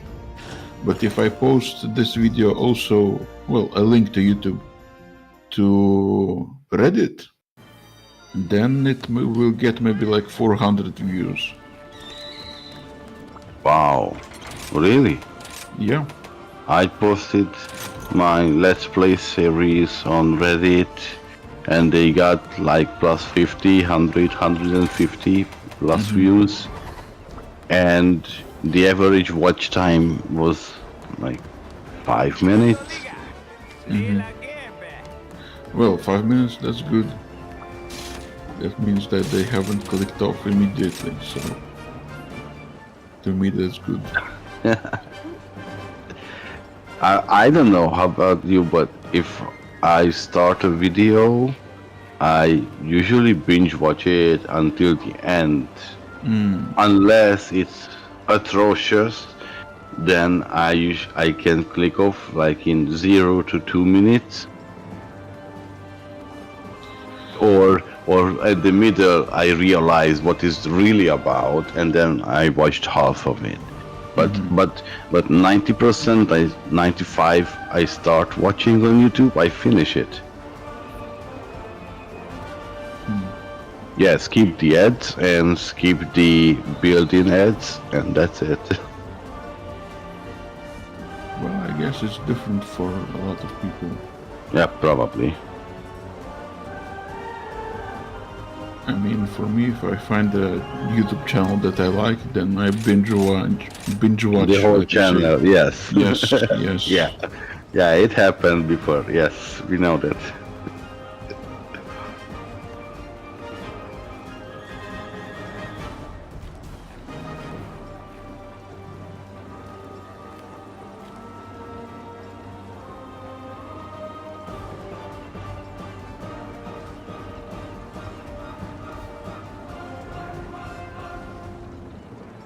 Are you in fundamentalism? No, a republic. Republic. And they are that content? Well, let me show you why. Let me show you why.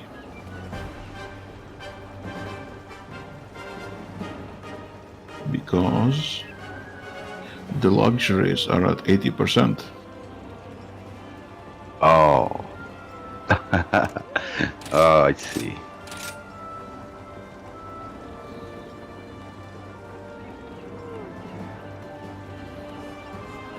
Yeah, that helps.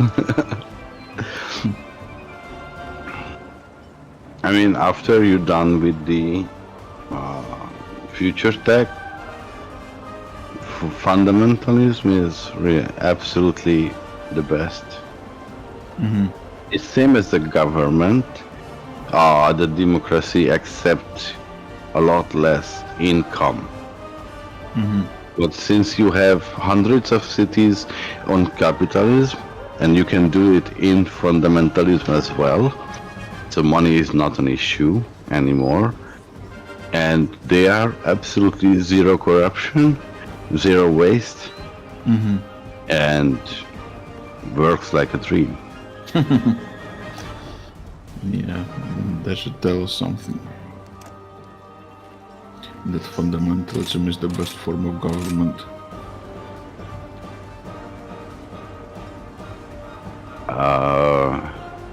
In the game, if you don't need research. With this caveat. I see. Or if you are mostly done with the research and you need to focus on war. Because, you know, that's what they are about. Yeah.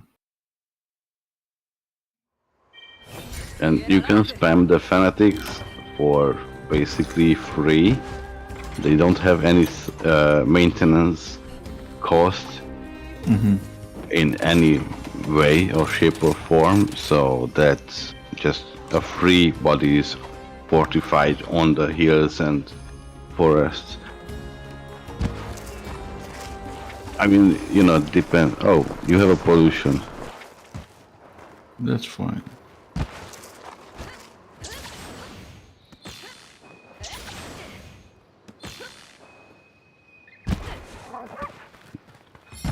So if you are in trouble, and have enough cities, just switch there, pump out fanatics for like 10 turns. That will like maybe 20, 25, 30 units. That's more than enough to stop any advance. And then you can do howitzers and deal with the... Yeah, the only problem is when they are really heavily focused on ships. Because there is no cheap ships and the missiles are quite expensive to build. So better, I used to build up a force, have a few transport, go around and take their cities, so they lose the naval superiority.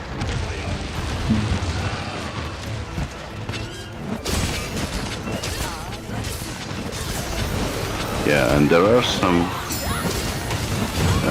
good scenarios if you can find them on the internet.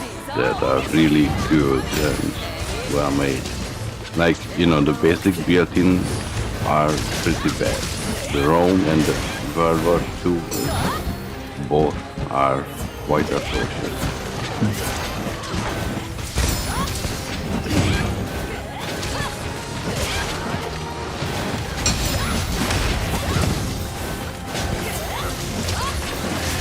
But like playing on a World War II scenario, playing as the neutrals or Spain, that's a long game. but I did that back then, and it worked. Yeah, it's true that I won with Spain by 2030-ish. and even later with the neutrals, but you know, you have enough space there to build up your power base and go steal technologies and build up your cities and then launch an attack and gobble up everybody. The AI is quite buffered to what to do on that map.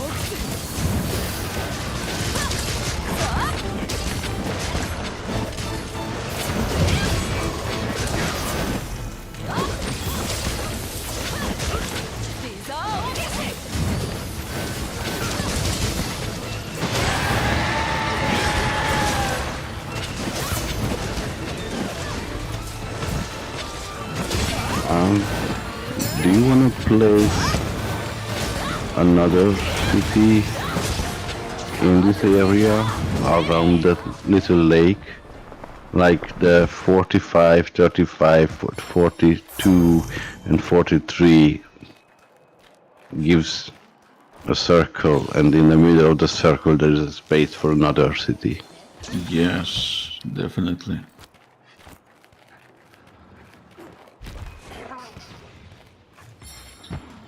I want to build it here so that it has access to the ocean.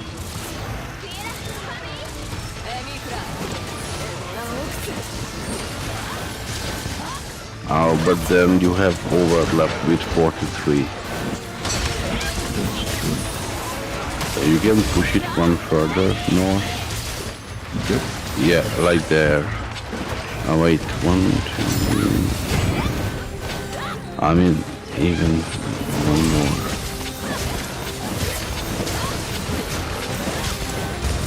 Yeah, there is nothing there, so...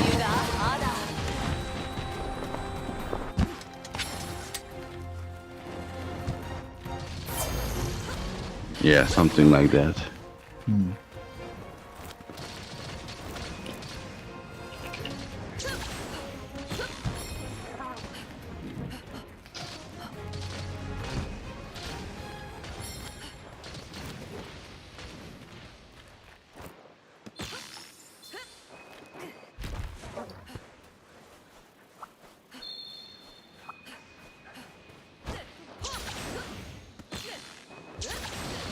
Do you know what is the biggest Giga Chat move in this game? What?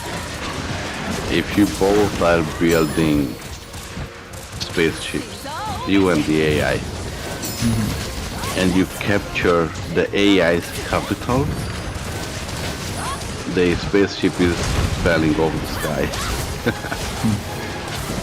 And they have to restart it.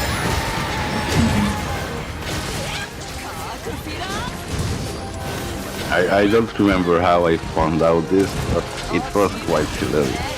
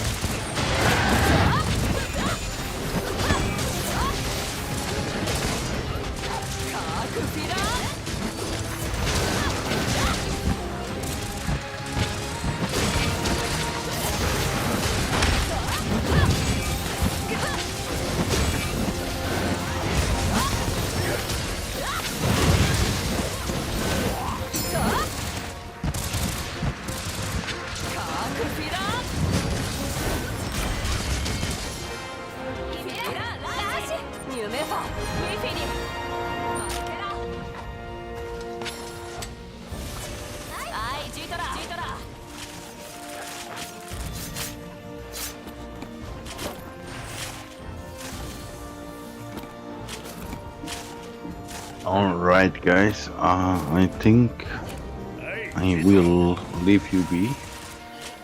Yeah, we will finish streaming in maybe half an hour, so that's good timing. Yeah, thanks for the chat and see you next time, I guess. Yes, thank you too. See you next time. Okay, bye. Bye-bye.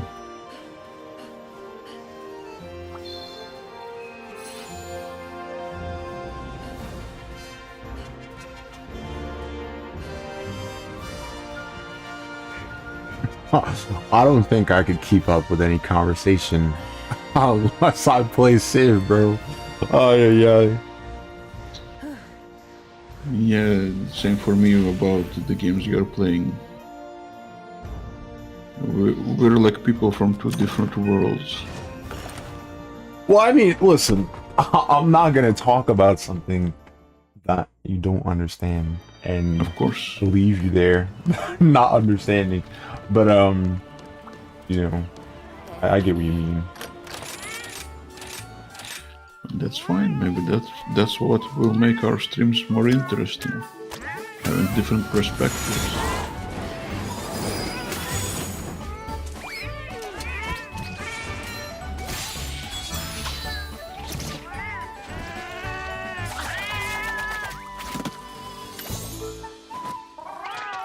Need to remember to keep my phone charged somehow if I'm gonna stream for 12 hours. It'll be a little nicer to raid out with one more person in there, you know what I mean? It'll make people feel a little bit better.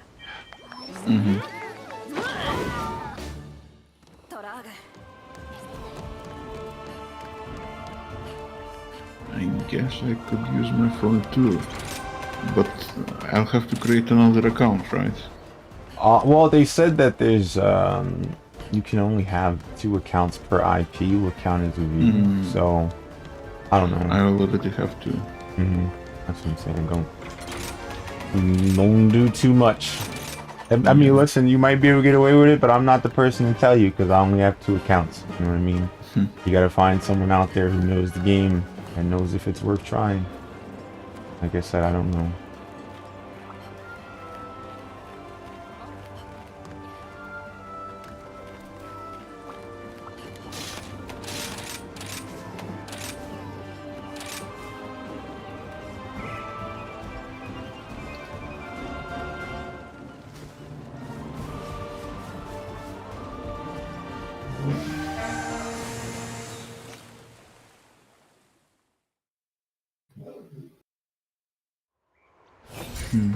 Interesting.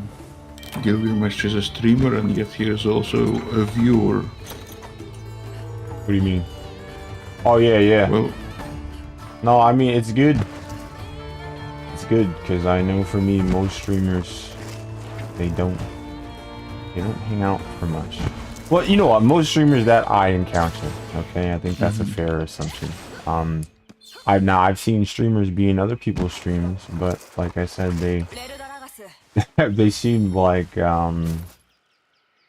they was really just trying to push their own streams up by helping other people so they can shout out and stuff like that. I mean, it's an ecosystem at the end of the day. It's just like I said, I don't know how they find the time to do it, but I'm pretty sure they pick and choose the people they like the most, and then it's kind of it. But it seems so boring. Like imagine that. Imagine you turned off your stream, right?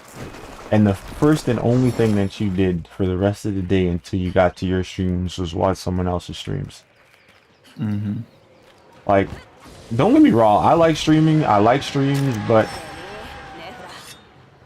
I lose out on being informed by almost everything when I only watch streams. You know what I mean? Because I'm like, I know for me there was a time where I was doing that and I was doing all the support and stuff, and then I missed some of the games announcements.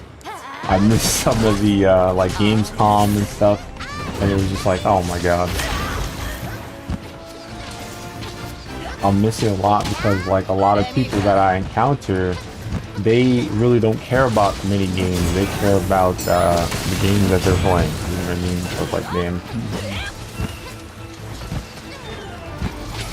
And I like new things. I like technology and stuff like that. So like I started looking into that a lot, and you know, it interests me to talk about that because if I know more about stuff, when somebody asks me about something, I can give an answer. You know what I mean?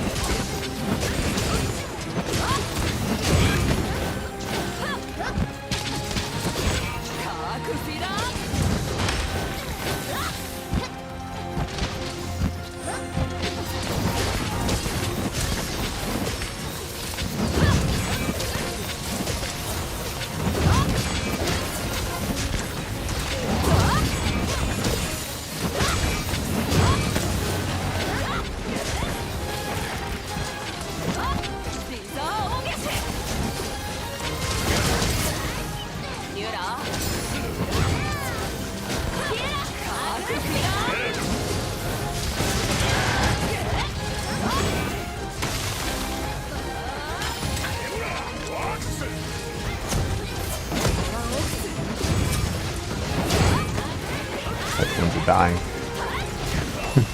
Oh boy.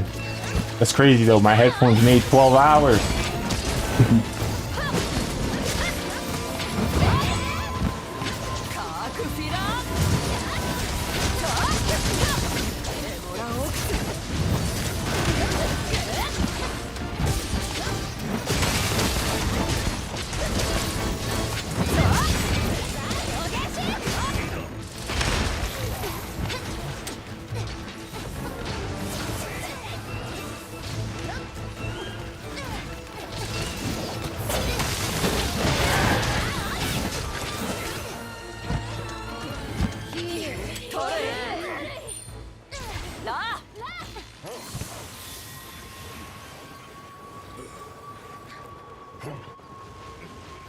I swear I've been hovering between 2, 3, and 4 people, right?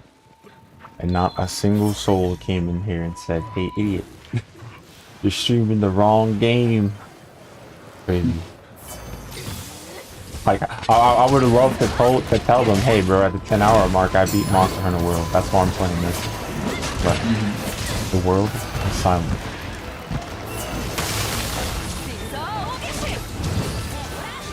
I really need to go and try to submit an application for the Capcom Creators Club. I don't know if they'll have me. What sort of club is it? Oh, yeah, Capcom is a publisher and like a developer. You know, the people who make Street Fighter and Mega Man, stuff like that. Yeah, I know Capcom. Oh, I mean, what type of club is it? Creators Club. It's like, I guess we do like access to a server, and then you have access to like assets and stuff, and you can help them do promotions of video games and stuff like that.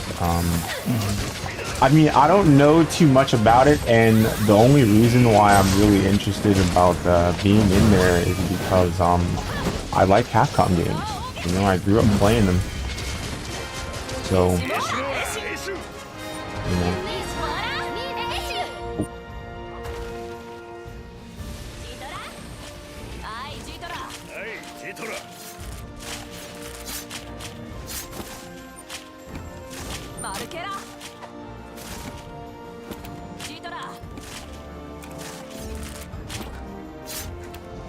Yeah, what would scare me though is if I join the Capcom Creators Clubs and they start making bad games, bro.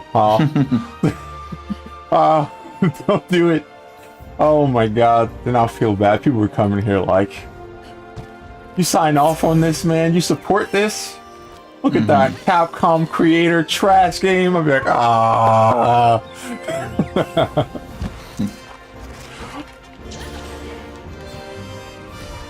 I'm pretty sure if I ever signed up around now, though, they'd probably be like, "Hey, man, you should play Street Fighter 6." And I'm like, no. I'll wait till all the DLC is there. Jesus. Fighting games have so much DLC, it's atrocious.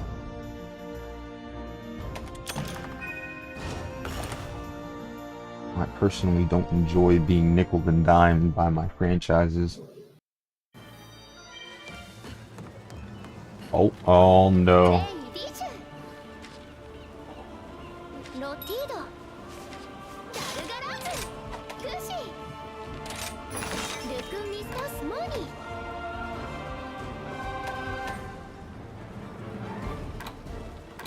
Oh boy.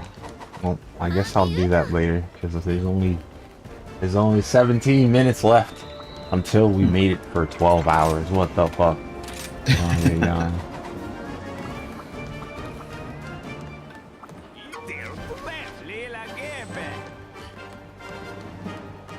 Yeah, but after I'm done, I'm going to probably take a shower, get some food. When I come back, the VOD will probably have been done. Then I can chop up the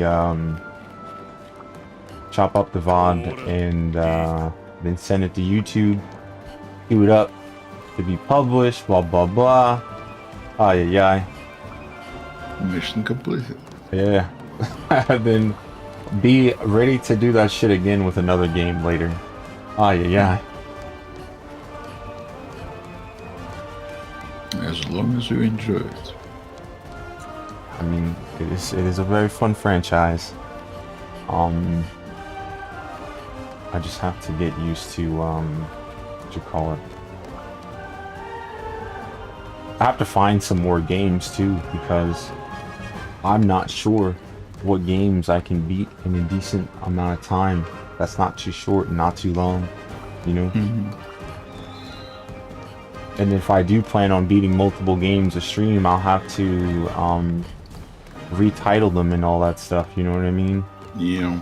And on YouTube, you can't do that. Like, it doesn't work.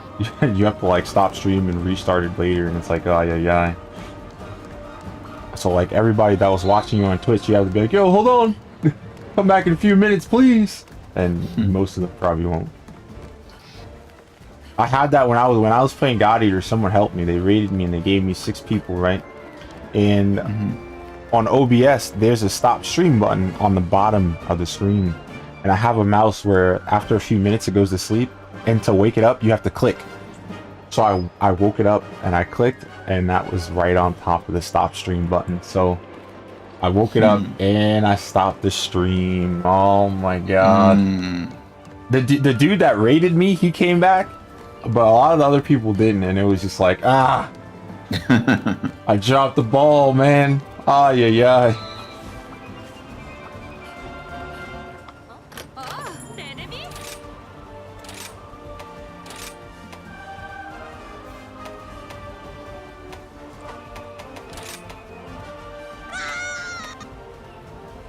Absolutely. Oh no.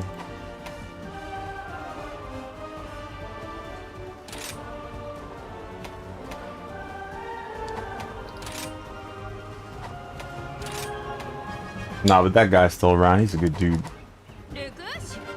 Bro, I'm gonna cry, bro. Why do you guys keep doing this? Every time something happens where nothing happens, this is where you guys show up. No, listen. The credits are on when I beat Monster Hunter World, right? 5 viewers.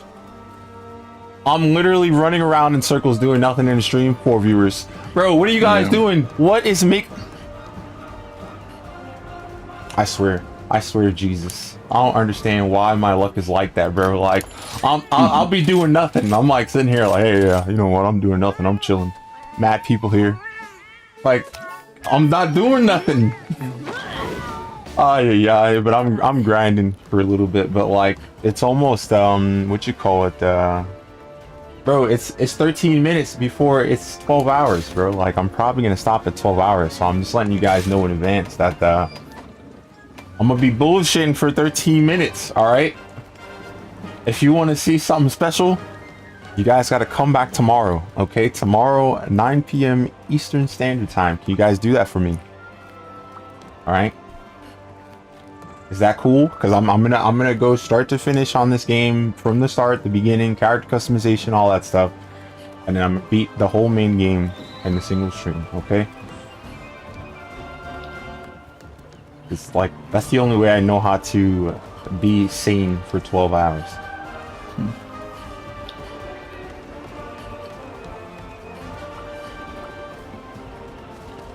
I swear.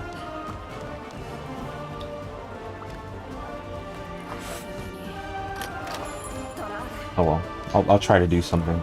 Maybe I'll go past 12 hours. I don't care. I feel bad, bro, because it's like I'll do something and then I'll start the quest and it'll be like two people be here and it's like, oh my god. Yeah. But I sit in the lobby 4. Oh yeah. And listen, you guys in here, it's not your fault. That's my luck. Like, I'm not doing shit, everybody's here. I'm doing something, gone.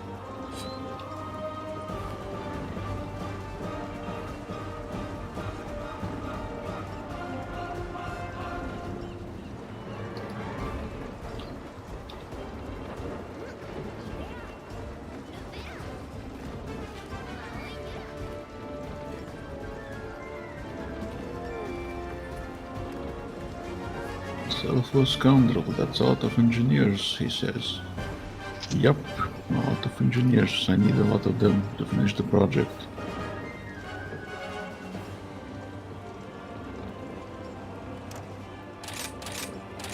Well, I guess I'll be doing this for 13 minutes. Not getting a quest. Oh yeah.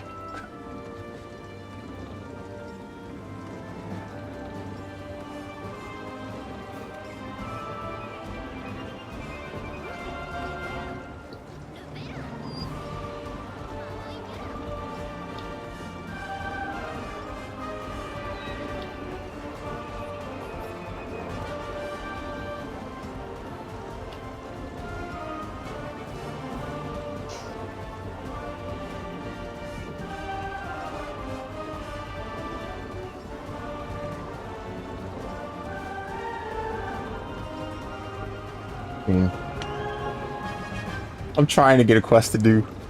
I can't even get a quest to do. Oh no.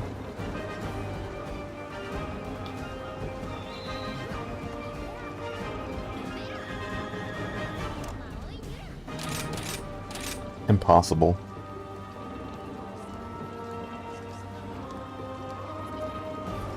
Well, if you guys enjoy me suffering for the last 13 minutes, then pop a seat, bro. Ah, yeah.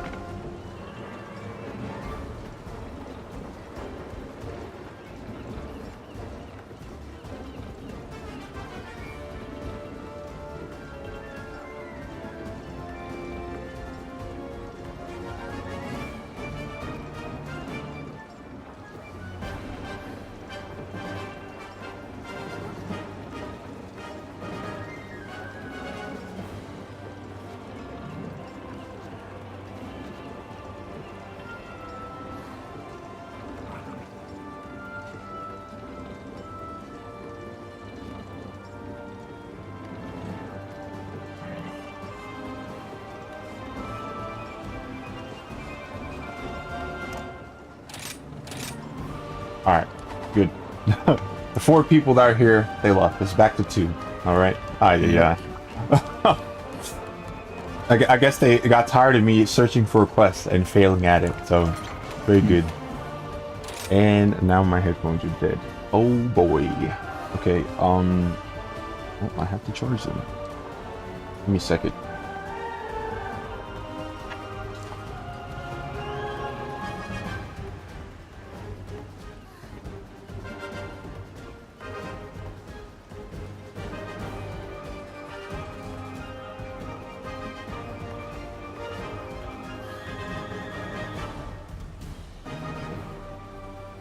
I guess the headphone battery life is just over 12 hours.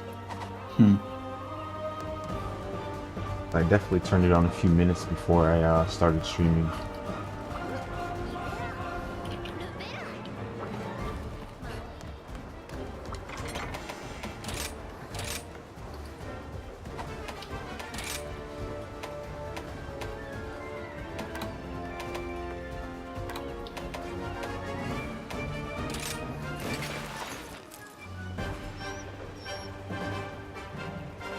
Wow. I had my controller plugged in the whole time, right? And I unplugged it, so I'm plugging my headphones and now my controller's dead again. Oh, Lord.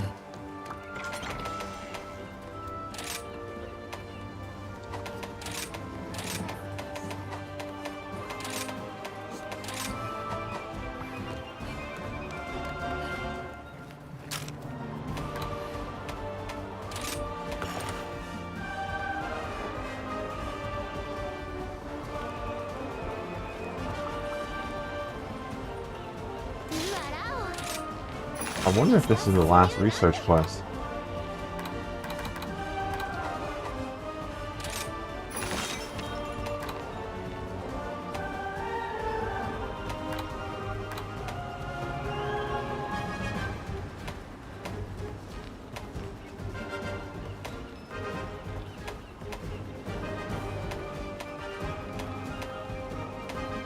Boy, I get to do both of those. Alright. I'm probably gonna stop soon. Well, not soon. I'm gonna stop right now, but I'll be in here. I'll make it to 12 hours in chat. Sure. Not on stream. I will stream for 10 more minutes just to reach the 12-hour mark. Yeah. For me, it's like 6 minutes. But I don't care. The song is 3 minutes. And, close enough. Alright. I will see you guys later today. The people and the friends that we have lost. My dreams have faded.